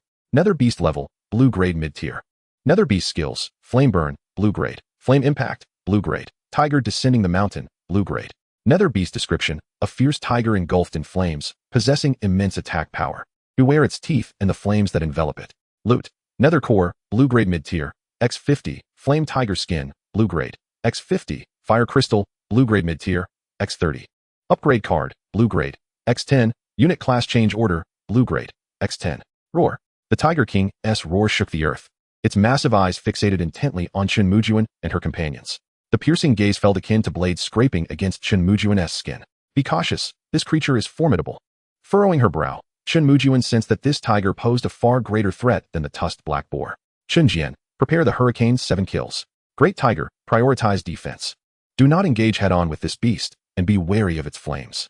The Flame Tiger King, shrouded in fire, was most dangerous not for its claws or teeth, but for the flames that could distort the very air around them. Understood. Chen Jian swiftly bent to draw his bow, the sound of rushing wind filling the air once more. Hurricane's 7 kills. First kill. The howling winds coalesced above Chen Jian, forming the hurricane bowsprit. With a mighty roar, the hurricane enveloped the arrows as they descended from the sky. Swoosh, swoosh. A torrential rain of arrows cascaded down, nearly covering the area within 10 meters of the Flame Tiger King. The speed of the hurricane arrows was astonishing as the azure lights descended. They violently collided with the Flame Tiger King. Boom. The explosive sounds mingled with the roars of the Flame Tiger King, creating a cacophony. Great Tiger, be ready. Here it comes. Chen Mujun did not believe that a single Hurricane's 7 kills would be sufficient to vanquish the Flame Tiger King. As expected, in the next moment, a fiery shadow lunged directly at the Great Tiger. Skill. Tiger descending the mountain. With the skill activated, the Flame Tiger King's speed surged, akin to a meteor plummeting from the heavens. Demon-slaying sword technique.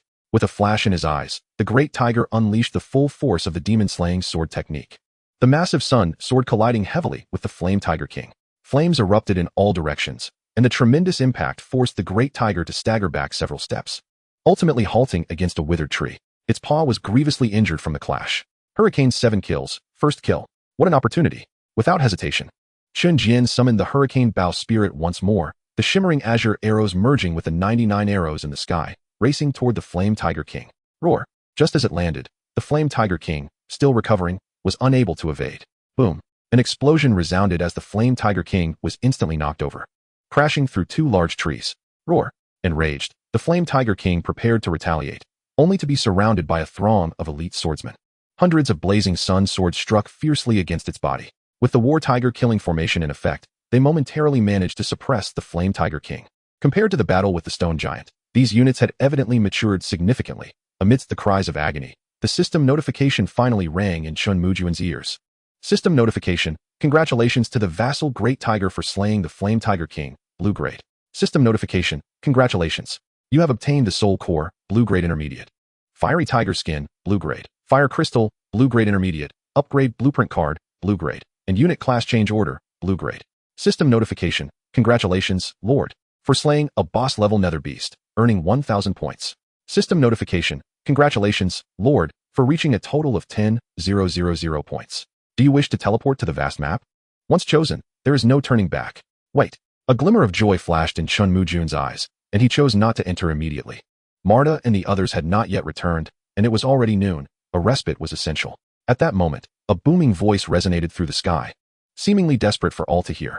System notification, congratulations to Lord Junlin of the Dragon Kingdom. You have successfully reached 10,000 points, becoming the first to enter the vast map. The overall strength of the Dragon Kingdom is enhanced by 10, limited to this event. System notification, congratulations to Lord Junlin of the Dragon Kingdom. The repeated notifications left everyone wide-eyed, frozen in place.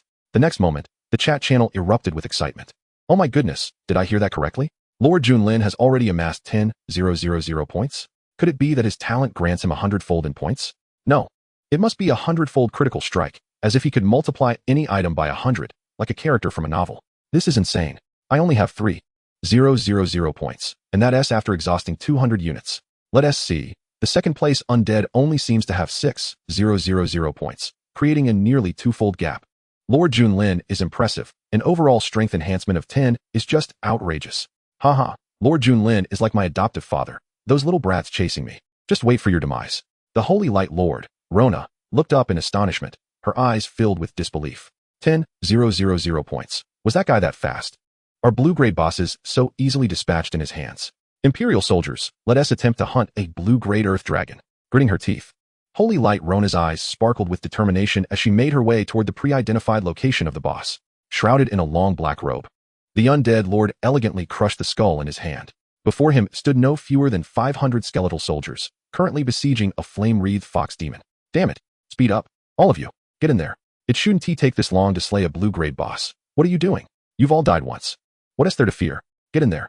Damn you, Junlin, I will catch up. Roars of anger echoed, leaving all the lords deeply shaken by Chen Mujun's prowess. Chen Mujun remained oblivious to their reactions. Even if he were aware, it mattered not. When Marta finally returned, Chen Mujun looked up with eager anticipation. System, I choose to enter the vast map. Chapter 092, Entering the Vast Map. Slaying the Withered Wood Nether Tree. System, I wish to enter the vast map. Behind Chen Mujun stood 300 formidable units, their spirits high after a refreshing midday rest.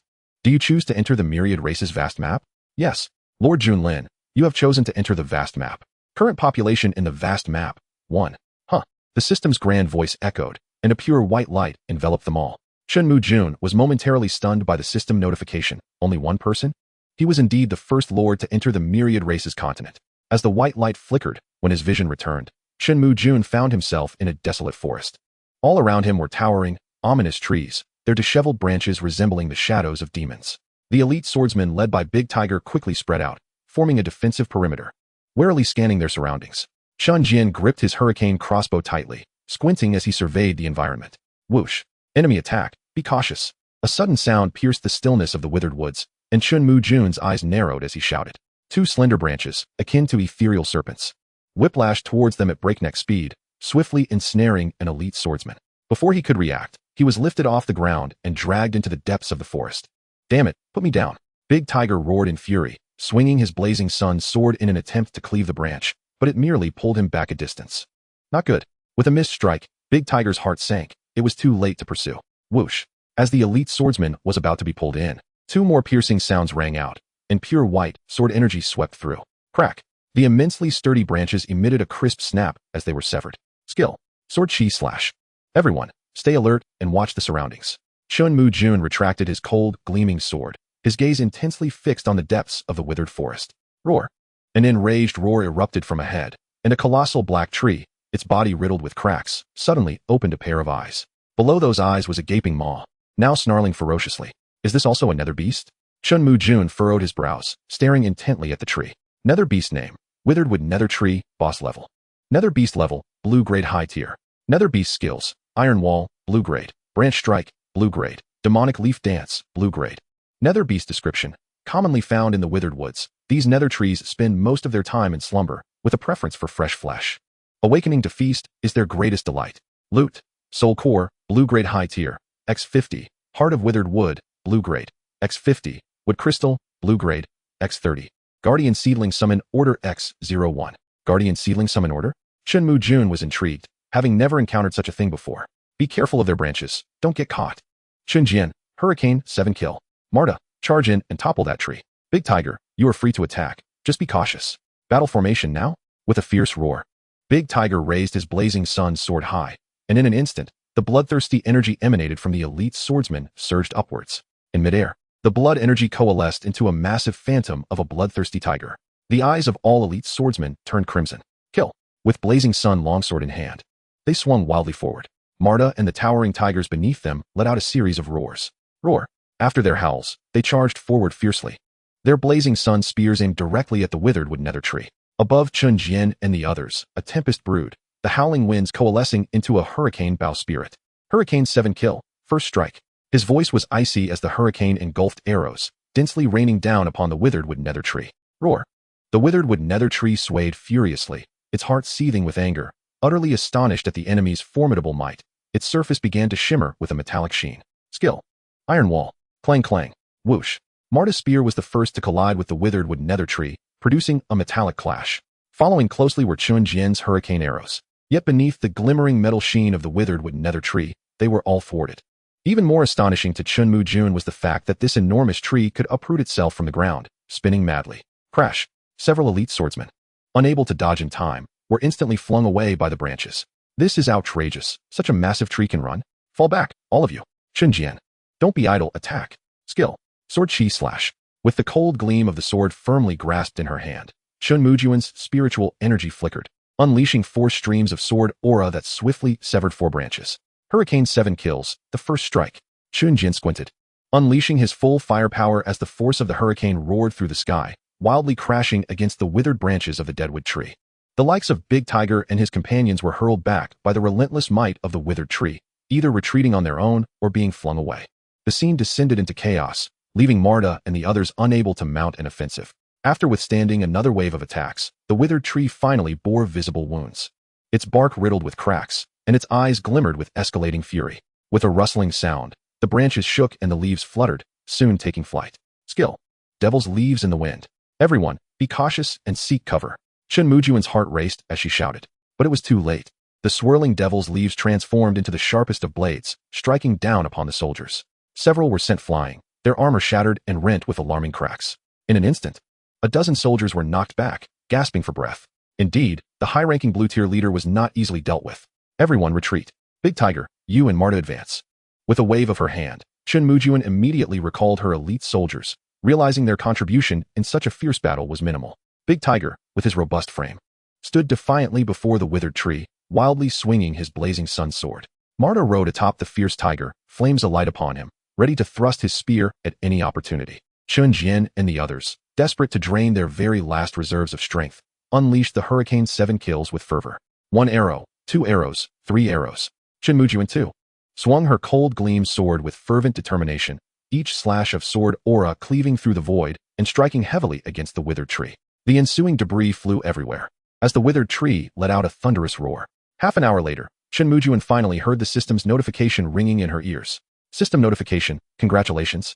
Lord Junlin has slain the withered tree, blue tier high grade. System notification, congratulations, Lord has obtained loot. Chapter 093, Heart of the Withered Wood, Encounter with Other Lords. System notification, congratulations, Lord Junlin has slain the withered tree, blue tier high grade. System notification, congratulations, Lord has obtained loot. Nether core, blue tier high grade. Heart of the Withered Wood, blue tier. Wood element crystal, blue tier. Guardian seedling summoning order. Among these spoils, Chen Mujun found herself particularly intrigued by the Heart of the Withered Wood and the Guardian seedling summoning order. Special item, Heart of the Withered Wood, blue tier. The essence of the withered tree, capable of transforming green tier spiritual plants into blue tier units. You decide what to transform. The ability to convert spiritual plants into combat units? Indeed. The vast world was full of wonders, and visions of various walking plants filled Chen Mujun's mind. Indeed, the possibilities are endless. Summoning order, Guardian seedling summoning order.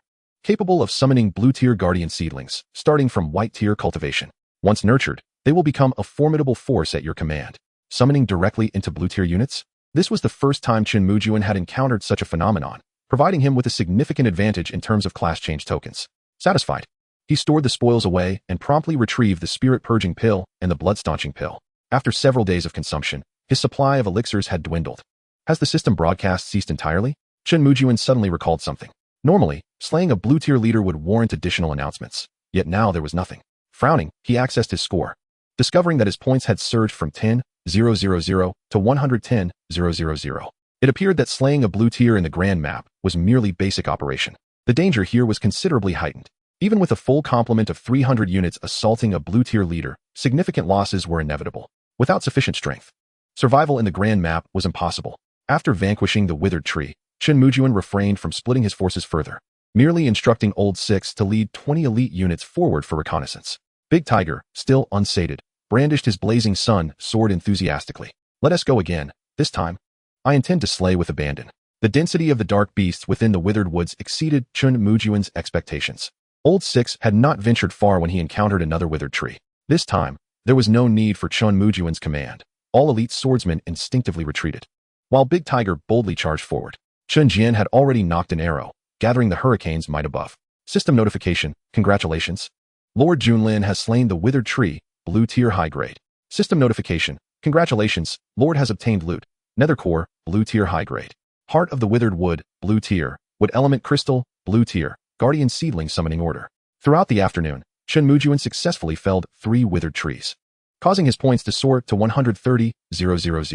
The withered woods were expansive. Was the withered tree the only type of magical beast here? Arriving at a clearing, he ignited a campfire, his gaze flickering around the surroundings. The entire withered woods was eerily silent, devoid of even the chirping of insects or the calls of birds, casting an ominous shadow of fear. My lord, we have discovered other lords. Old Six rushed over, panting, his eyes gleaming with excitement. Chen Mujun was momentarily taken aback. He hadn't anticipated other lords would arrive so soon. How far are they from us, and what is their strength? About 3,000 meters away, at the foot of the mountain outside the withered woods. As for their strength, my subordinates are uncertain, but their units possess wings.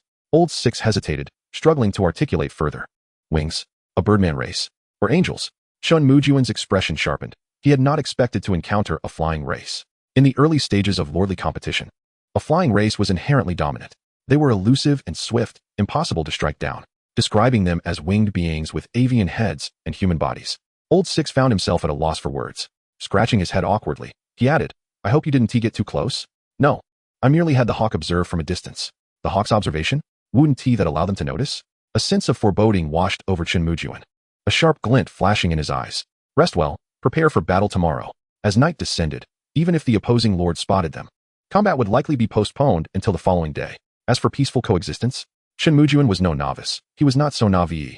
Those not of our kind must be eradicated, no matter how far. 3,000 meters away from Chen Mujun, amidst the dimly lit withered woods, over 200 winged beings with human bodies flapped their wings.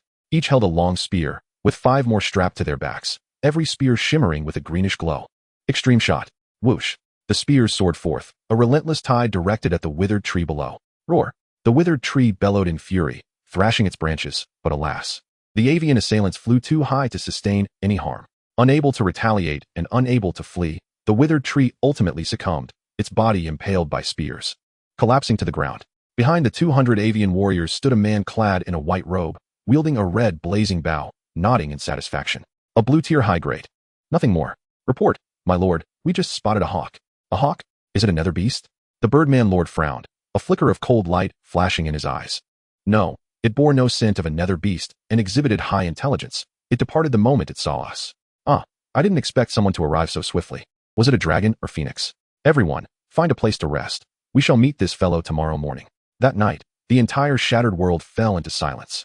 In the minimap of Blue Star, Rona, drenched in sweat, clutched her imperial sword, her eyes burning with indignation as she gazed ahead. Over 300 imperial soldiers lay grievously wounded, and aside from those injured, the death toll reached a staggering 60. Damn it. How could the Blue Pinnacle leader be so powerful? What on earth allowed him to achieve such strength? Did he truly disregard the losses of his troops? If the casualties were indeed so severe, how did he manage to slay 3 individuals in the depths below? Gasping for breath, Rona's mind incessantly replayed the announcement of Chen Mujun's victory over the Blue Pinnacle leader. In the frigid cave, the Lord of the Undead let out a series of furious roars. Damn the Blue Pinnacle leader, damn Liming. Continue summoning skeleton soldiers. Bury him under their numbers. Before him, the imposing figure of the Blue Pinnacle leader bellowed in rage. The 600 skeletal soldiers he had summoned were now nearly all lost. At this moment, his fury towards Chen Mujun intensified. Why must that insufferable brat be so formidable? Dawn broke. Chen Mujun suddenly opened his eyes, swiftly rallying his soldiers. Dahumada. Each of you take a shield. Chen Jian, spread out and prepare for assault. Chapter 094. The Humble Human Race? A Forcible Suppression. In the Witheredwood Forest, the Birdman Lord flapped his wings, leading a grand legion of 200 towards Chen Mujun. My lord, do we not need our subordinates to scout ahead? A soldier hesitantly inquired, flying beside the Birdman Lord. No need. In the face of absolute strength, any schemes are superfluous. His sharp gaze was filled with disdain. As a lord who had entered the great map on the 4th day, he possessed unwavering confidence. Having spent so long in the Lord's continent, he had yet to fear anyone. Advance at full speed. Caw-caw. The hawk soared through the sky, emitting a piercing cry. Below, Lao Lu's eyes brightened as he addressed Chen Mujun. My lord, you were right. They have come. Have the hawks descend. With a casual wave of his hand, Chen Mujun gripped his frostblade, the sword's intent gradually rising.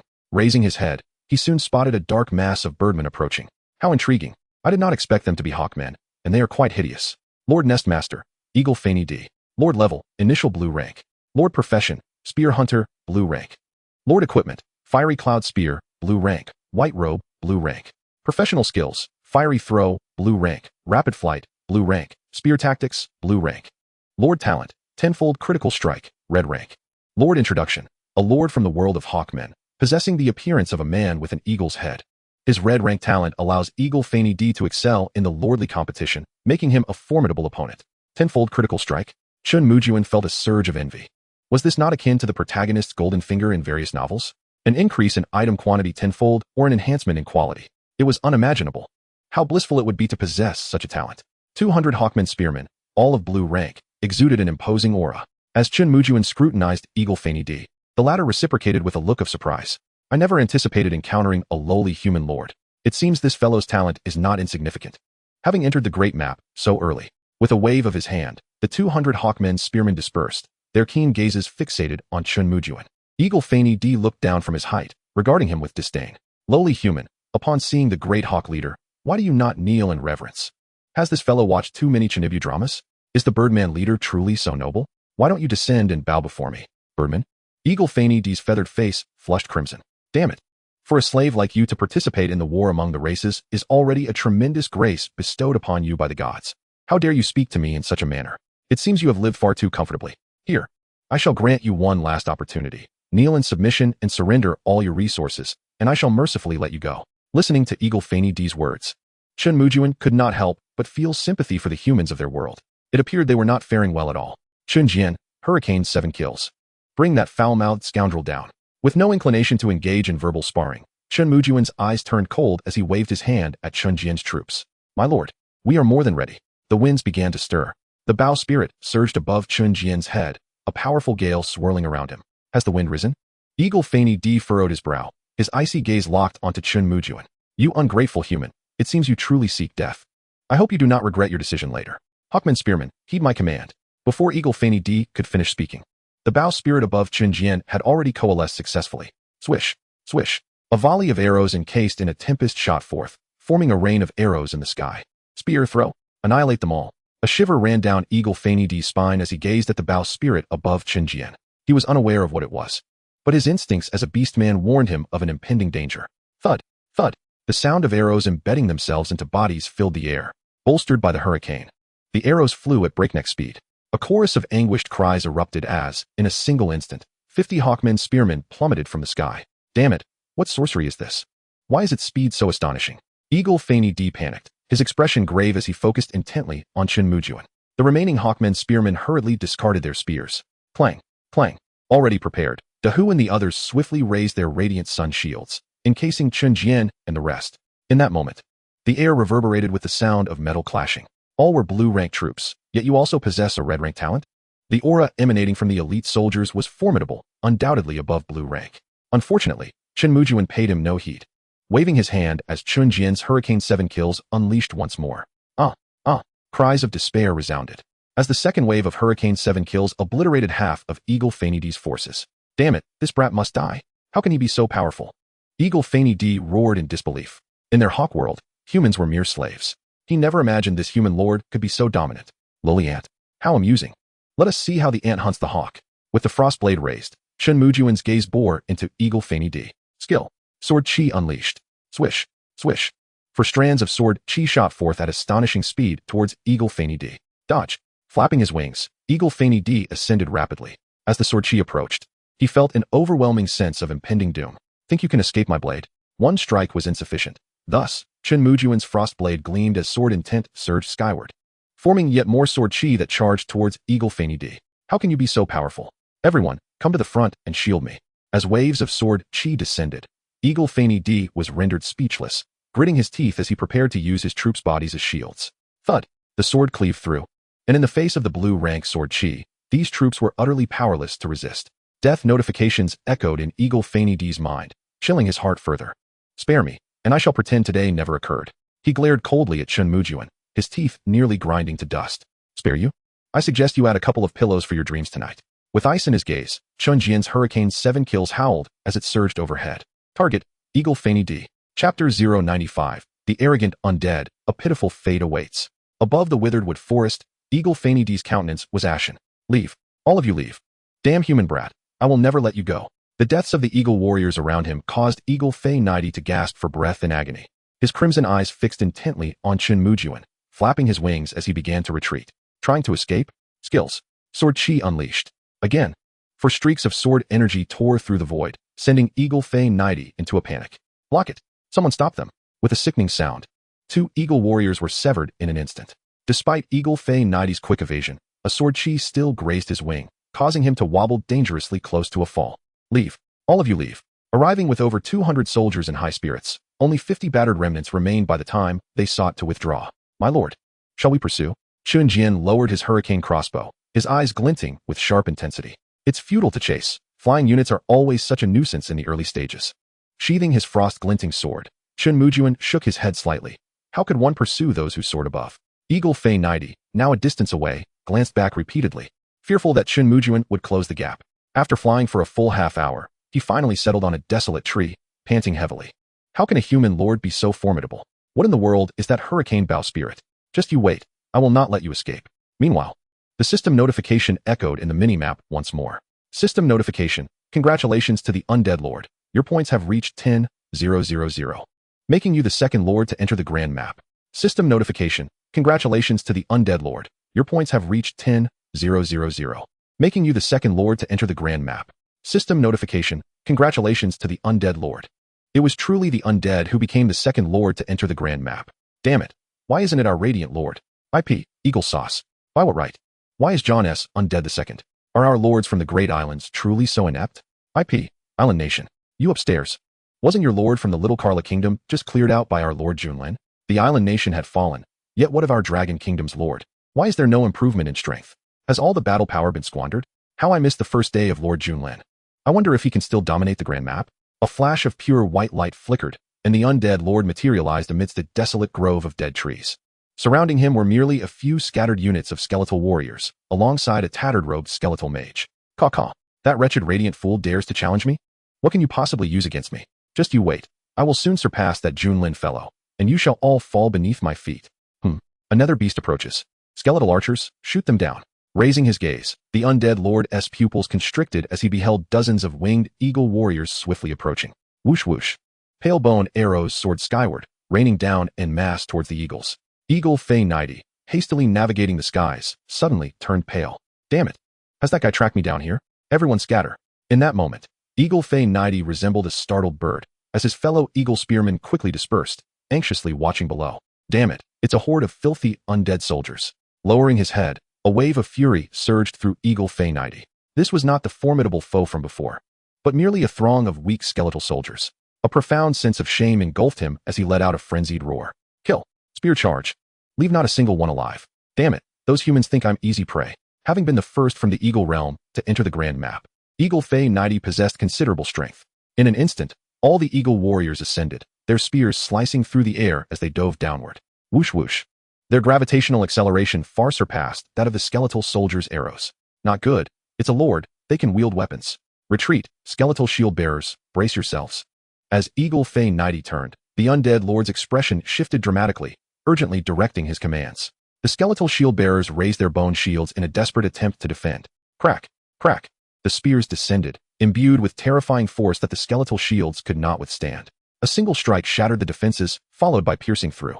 The undead lord was in dire straits. Not only had his initial assault been thwarted, but he also suffered a loss of at least 50 soldiers in a single wave.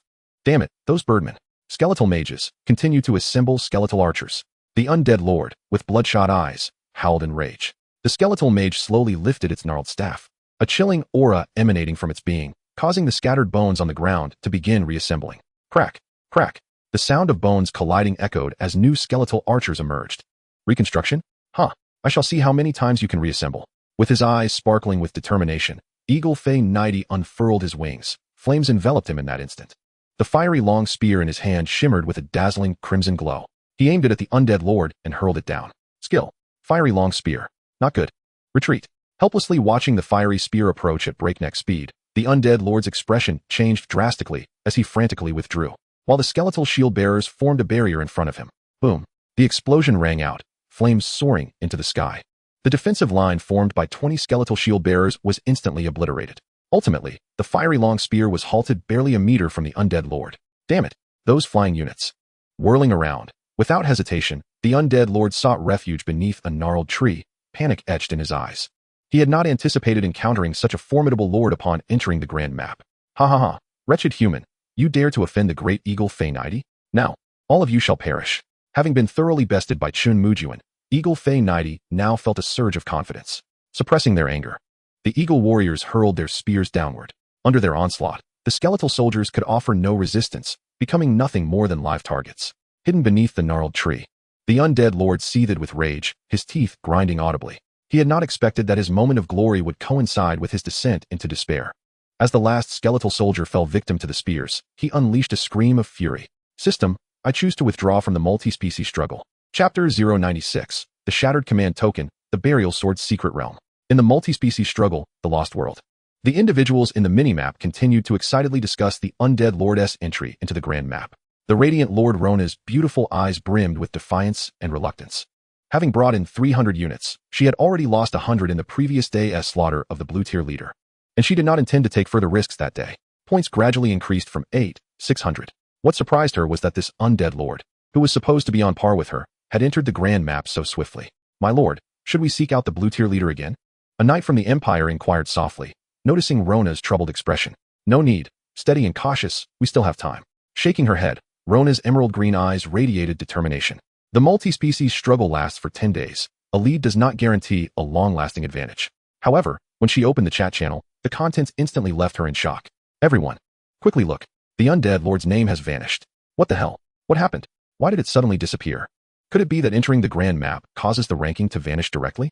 No, it is simply inconceivable. Behold, the esteemed Junlin has amassed a staggering 140,000 points. Could it truly be? What other explanation could there be? Haha. O John S. Lords, it appears your prodigy has suffered a grievous fall from grace. How pitiful. The ascent and subsequent downfall of the undead lord is indeed a tragic tale. One might as well engage in monster hunting on the smaller map. Fallen. Rona widened her eyes in disbelief as she opened the world rankings. The top rank still belongs to Chen Mujun, yet the second place has now shifted to herself. A heavy weight settled in her heart. It seems the grand map is not as forgiving as it appears. Equally dazed was Chen Mujun, who was situated within the withered wood forest. After a brief respite, he, too, gazed at the Lord's chat channel. What is happening? Has the undead lord encountered the myriad lords upon his arrival? Or perhaps he fell victim to the blue pig leader? No, that seems implausible. Chen Mujun did not believe that the blue pig leader possessed the strength to vanquish the undead lord. To enter the grand map a day later than himself suggested a capability to defeat the blue pig leader.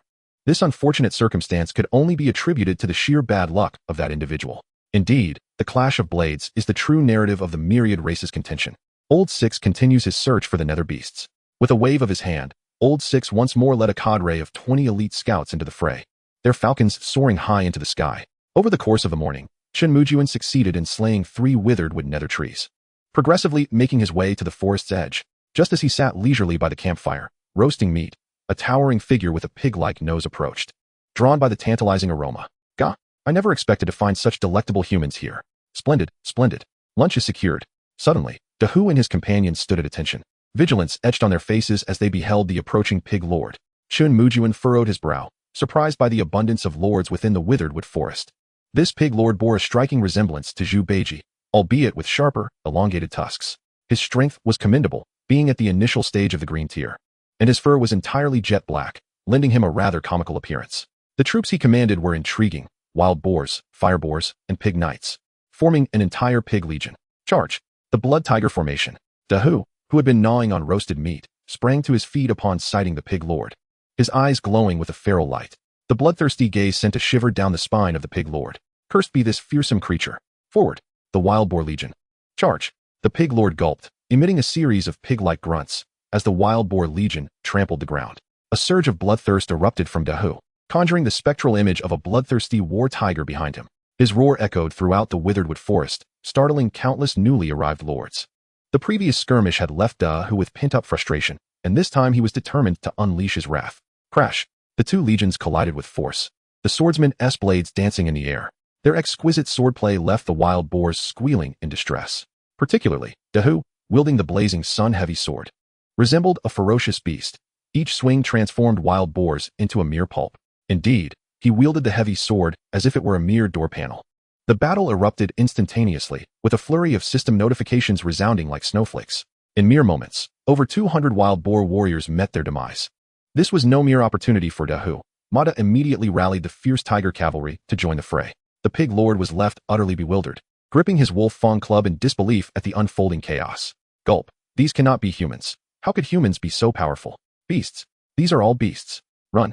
Everyone run. Run. Forgive me, but did Mada's fierce tiger cavalry seem like mere decorations? Thrust. The spears struck, and wild boar knights fell, their faces marred with reluctance.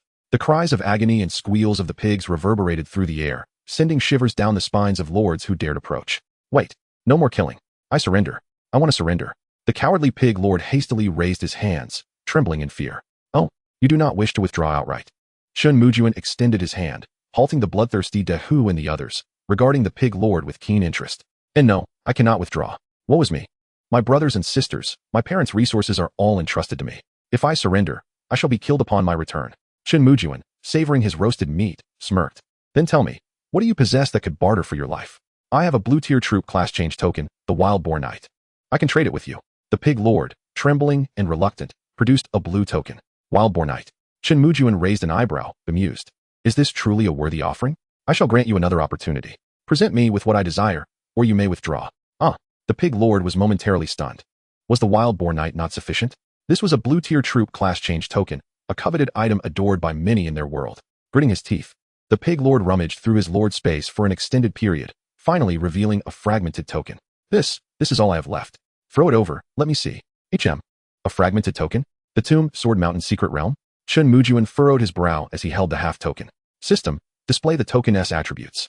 Chapter 097, Netherwater Octopus. Touch of the Octopus. Special item, Tomb Sword Mountain token, a token to access the tomb, Sword Mountain Secret Realm. Unfortunately, it was split into two during a past conflict.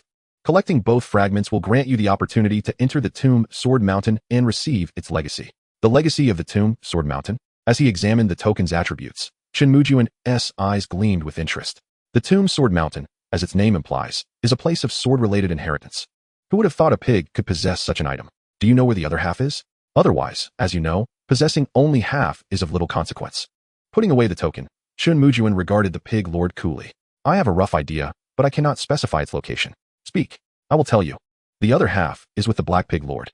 We jointly defeated a leader at the time, and each of us obtained one half. However, I do not know where the black pig lord resides.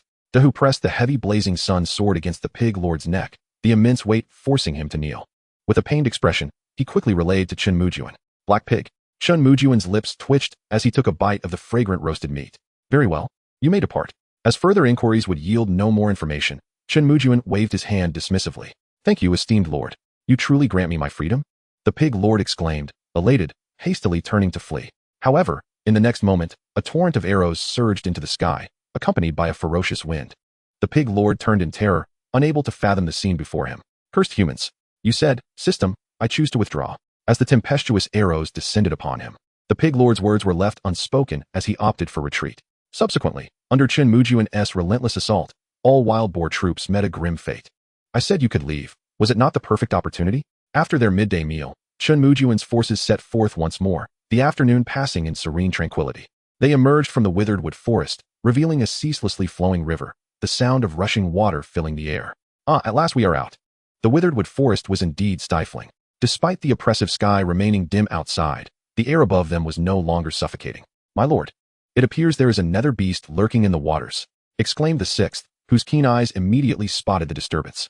A water-based nether beast, perhaps? Lifting his gaze, he beheld a colossal dark blue octopus leisurely gliding through the water. Nether beast name, Netherwater Octopus, leader level, Nether beast rank, mid-tier blue Nether beast abilities, Netherwater jet, blue, tentacle frenzy, blue, limb regeneration, blue. Nether beast description. Though the octopus does not boast formidable combat prowess, it possesses a particularly repugnant ability to regenerate, making its extermination a troublesome endeavor. Loot. Nether core, high tier blue, x50, water crystals, blue, x30, special item, touch of the octopus, blue, 0001. Upon reading the description, Chen Mujun grimaced, preparing to lead his soldiers past the creature. However, the moment he laid eyes on the loot, he halted abruptly. 0001. What is this touch of the octopus? The drop rate is astoundingly low. My lord, shall we eliminate this creature? Chen Jin asked, his hurricane crossbow trained unwaveringly on the netherwater octopus, awaiting Chen Mujun's command. Do it. Right away. Chen Jin's eyes lit up as he rallied his comrades to unleash a Hurricane 7 kill. A tempest roared forth, arrows raining down like a deluge upon the octopus. Swish. Crash. The netherwater octopus immediately began to thrash, sending waves crashing around it. Subsequently, its entire form vanished beneath the netherwater. Whoosh. Almost simultaneously, the barrage of arrows struck the water, creating a tumult of splashes. Damn it, it escaped. Chen Mujun's lips twitched. This aquatic creature was indeed challenging to slay. My lord, shall I dive in and confront it? Dahu eagerly suggested. But Chen Mujun shook his head slightly. You would not stand a chance against it underwater. Let me devise a plan. His eyes glimmered with thought as he fixated on the undulating octopus beneath the surface. Perhaps, food? Everyone, retreat and conceal yourselves behind the dead trees. Dahu, prepare to roast some meat. Roast meat? Dahu looked bewildered, glancing between the octopus and Chen Mujun, his expression seemingly questioning. My lord, are you jesting? Just do as instructed. The octopus has a carnivorous nature. Even this large specimen should be no different. Chen Jian and the others swiftly retreated into the grove of dead trees, while Dahu began to gather several elite swordsmen to follow Chen Mujun's instructions. Crackle, sizzle. The aroma of roasting meat soon wafted through the air. Chen Mujun cast a sidelong glance at the nether river and, sure enough, saw the submerged octopus resurface at that moment. This could work. His eyes brightened, and he began to blow into the river. As the enticing scent filled the air, he stood and addressed Dahu. Let us go. Dahu, place the roasted meat here. Gulp, my lord. Aren't we going to eat? Eat. Chen Mujun shot an incredulous look at Dahu. What was this muscle-bound fellow thinking? Hurry up and move. You won't be able to eat it all. He gave Dahu a kick, leading the group back to the grove of dead trees. All that remained was the fragrant roasted meat placed over the bonfire. When that octopus emerges, Marta, you will lead the brothers to encircle it. It must not escape back into the river.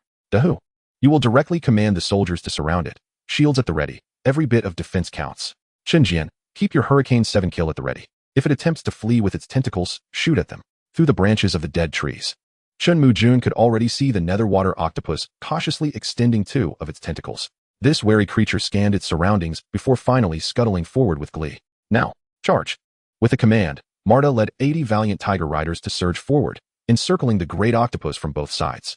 Dahu sprinted ahead wielding his blazing sun sword. Roar. The netherwater octopus, still clutching the roasted meat, froze in shock. Damn, a trap. As it grasped the meat, it instinctively extended its tentacles to retreat towards the river. Thinking to escape? Did it consult with my Hurricane 7 kill? Hurricane 7 kill, first strike. Chen Jian had already drawn back his bow, eyes blazing, and released his arrow. The wind howled as the projectile soared. Chapter 098. Touch of the octopus, substitute function. Gurgle, gurgle. The netherwater octopus, with its 8 tentacles rising, was moving at a swift pace towards the riverbank. The arrows shot by Chen Jian plummeted with ferocious speed. Thud. The arrow struck true, pinning one of the octopus's tentacles into the ground. Gurgle, gurgle. The netherwater octopus halted, its body immobilized as a barrage of arrows descended from the sky. Thud, thud. The sound of arrows piercing flesh echoed, transforming the netherwater octopus into a pincushion. Gurgle, gurgle. Enraged, the netherwater octopus thrashed its body violently, swelling its mouth to unleash a netherwater jet. Splash. The inky black liquid mixed with the netherwater sent the approaching elite swordsman flying. Its entire form became shrouded in darkness. But that was not the end. Skill. Tentacle frenzy. 8 tentacles began to flail wildly, sweeping away the arrows embedded in its body. Then, the pinned tentacle was forcefully torn from the ground. Desperately, it dragged itself towards the river. Chen Mujun furrowed his brow, watching as the netherwater octopus's severed limb began to regenerate almost instantaneously. The regeneration effect was astonishingly potent. Unfortunately for the netherwater octopus, it would not reach the river. Roar. Marta led the encircling tiger soldiers, brandishing their blazing sun spears with fervor. The soft body of the octopus could scarcely withstand such assault. In a matter of moments, it was riddled with countless wounds. Concurrently, Chen Mujun wielded his frost blade, slicing through 2 of its tentacles in a swift arc. Hurricane 7 kill, first strike. Battle tiger formation, rise and annihilate this wretched creature. Furious, Dahu was now entirely engulfed in darkness. The damage was minimal, but the humiliation was profound. Enraged elite swordsmen surged forward, their swords slashing mercilessly. The unfortunate netherwater octopus, even with its regenerative abilities, could not withstand the onslaught, and it became a mere paste in the end. In Chen Mujun's mind, the system's notification rang out promptly. System notification. Congratulations, Citizen Marta has slain a nether wolf, mid-tier blue. System notification. Congratulations, you have obtained a nether core, high-tier blue. Water crystals, blue. Special item. Touch of the octopus, blue. System notification. Congratulations, Citizen Marta, initial tier blue, has advanced to mid-tier blue. Success. Marta has even leveled up. A smile crept across Chen Mujun's face as he retrieved the touch of the octopus. This item was a tentacle from the netherwater octopus. And Chen Mujun was equally curious about its remarkably low drop rate. Special item. Touch of the octopus, blue, possesses the formidable regenerative capabilities of the netherwater octopus, allowing it to be integrated into oneself, granting a single opportunity to withstand a fatal injury. Please treasure it. Limited to blue rank and below. Withstand a fatal injury? This is simply a treasure. Chen Mujun's eyes sparkled as he held it reverently. He scanned Dahu, Chen Jian, and Marta, ultimately calling for Dahu. Take this and try to imagine integrating it into your body. Integrate this into my body. Dahu stared in bewilderment, his lips twitching as he looked at the tentacle in Chen Mujun's hand. How on earth would that work? It was as thick as an arm and half a meter long. Could it be? A chilling thought struck, and Dahu's expression darkened to a deep shade of blue. His eyes widened, brimming with fear, and his legs instinctively tightened. Witnessing Dahu's reaction left Chen Mujun momentarily stunned, until a realization dawned upon her, causing her own countenance to darken. What was she thinking? She simply needed to integrate it into her own essence within her mind. Casually tossing the octopus touch into Dahu's embrace, Chen Mujun made her way to the riverbank.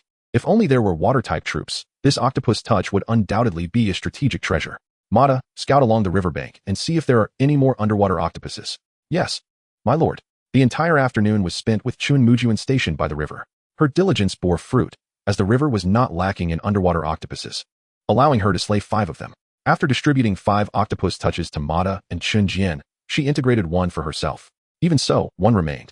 All right, let us sit down and take a breather. Everyone is weary. As night descended, Chen Mujun plopped down on a large stone. The soldiers promptly lit bonfires, grilling delicious meat. For those seeking variety, octopus meat was also an excellent choice. At that moment, a magnificent voice resonated in Chen Mujun's mind. System notification. Currently, there are 1,000 participants in the Grand Map, and the Grand Map chat channel is officially open. The rankings of all races have commenced. Rankings of all races, first place, Dragon Race. Aotion, score, 40,000. Rankings of all races, second place, Phoenix Race, Huofeng, score, 380,000. As Chen Mujun scrolled down the rankings, she was taken aback to find herself in 19th place.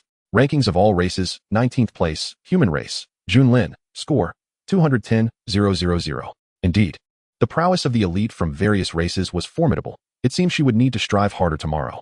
With a gleam of determination in her eyes, she fixated on the top rank, clenching her fists. That first place would eventually be hers. She then opened the Grand Map chat channel, and a flurry of messages surged in. Congratulations to Dragon Brother for securing first place. He is truly a formidable warrior. Our Phoenix sister is no less.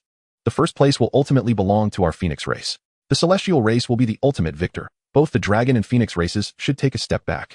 Do you think your Celestial race is so impressive? Let me tell you, our Elven race has yet to unleash its full potential. There's even a human in here, in 19th place. When did those feeble humans become so strong? Damn those humans, wherever they are. I'll hunt them down and devour them. Observing the chat channel, Chen Mujun felt a wave of frustration wash over her. The standing of the human race among the myriad races seemed rather dismal, as even the slightest race looked down upon them. It appeared her methods had been too lenient. Next time, she would devise a plan to eliminate 2, leaving them in astonishment. Meanwhile, at the edge of the Witheredwood Forest, the Eagle People, led by Ing Fei NID, glared at the rankings with gritted teeth. Beside him, a massive black pig, entirely dark, was grunting as it gnawed on a cow's hoof. Brother Eagle, you promised me, if you take down that human brat, you'll give me the treasure.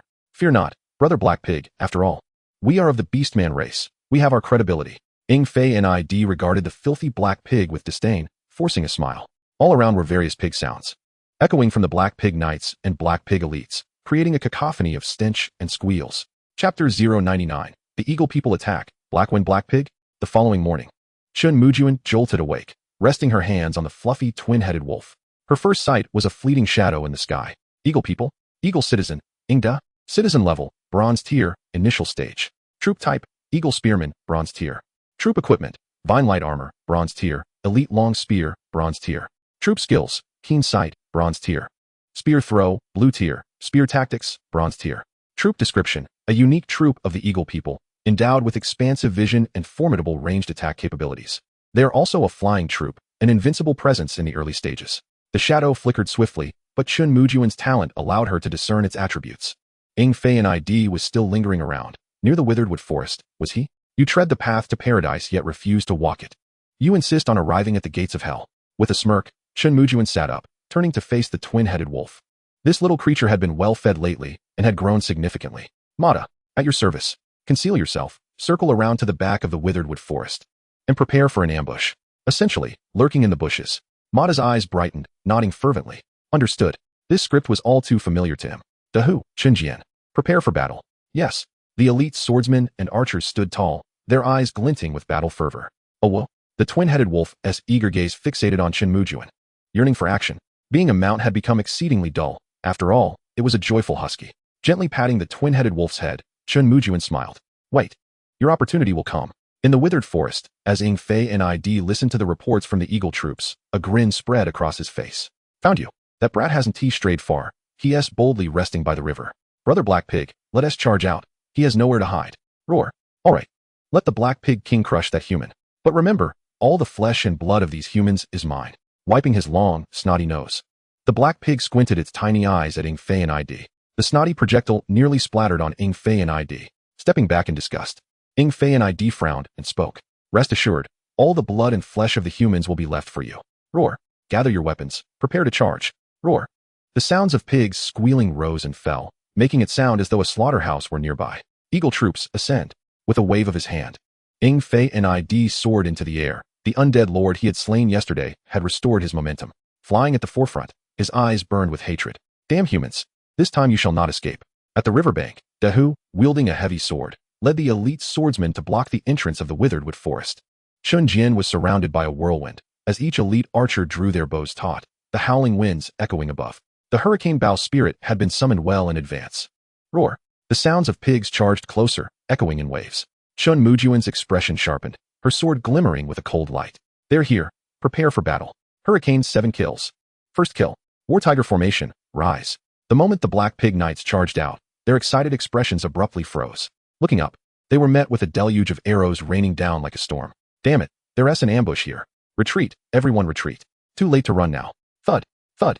The sound of arrows piercing flesh rang out, the arrows wrapped in the hurricane exerting tremendous force. In an instant, they decimated over half of the Black Pig Knights. Damn it, how did the humans discover us? In the sky, Ing Fei and ID's expression darkened, gritting his teeth as he raised his flame cloud spear. Damn humans. You shall die. Spear throw. With a powerful fling, the fiery spear surged downward. Chen Mujun abruptly lifted her head, a disdainful smile gracing her lips. With a flourish of her sword, 4 waves of sword energy sliced through the air. Whoosh, whoosh. The sounds of slicing air resonated as the sword energy clashed with the flame cloud spear. Damn it. Everyone attack. The avian warriors raised their long spears, poised to launch their assault. Yet, in the next instant, they were met with a relentless barrage of arrows, intertwined with the fury of a tempest. The winds of 7 kills. The first strike.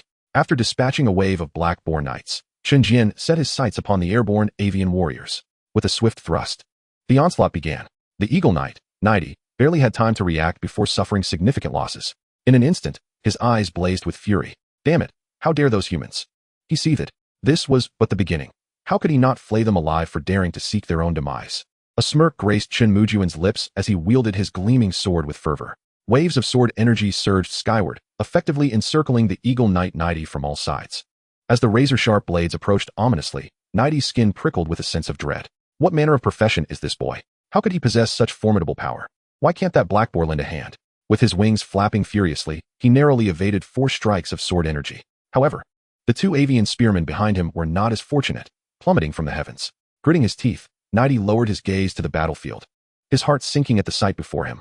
The Black Boar Lord emerged with an imposing swagger, his wolf-tooth club swinging menacingly as he prepared for a savage slaughter. Upon witnessing the chaos unfolding, he was left utterly dumbfounded, his long snot dripping into his mouth. Before him, a blood-red, ferocious tiger roared from the skies. On the ground, the rampaging beast was even more formidable, wielding a heavy sword that claimed the lives of the Black Boar soldiers with each swing. In mere moments, over half of the 200 Black Boar troops had been decimated. The Black Boar Knights suffered particularly grievous losses, with the few remaining sprawled upon the ground, gasping for breath. The elite Black Boar fighters found themselves ensnared by a cadre of swordsmen, bolstered by the formation's elite warriors, their combat prowess overwhelming. In an instant, all of the Black Boar forces were suppressed, rendered powerless in the face of the onslaught. At that moment, Chen Mujun spotted the Black Boar Lord stepping forth, and his eyes sparkled with intrigue. What a stroke of luck. I was just contemplating where to locate the Black Boar Lord, and here he is, delivered right to my doorstep. He commanded the system to assess the attributes of the Black Boar Lord. Black Wind Stronghold Lord, Black Boar,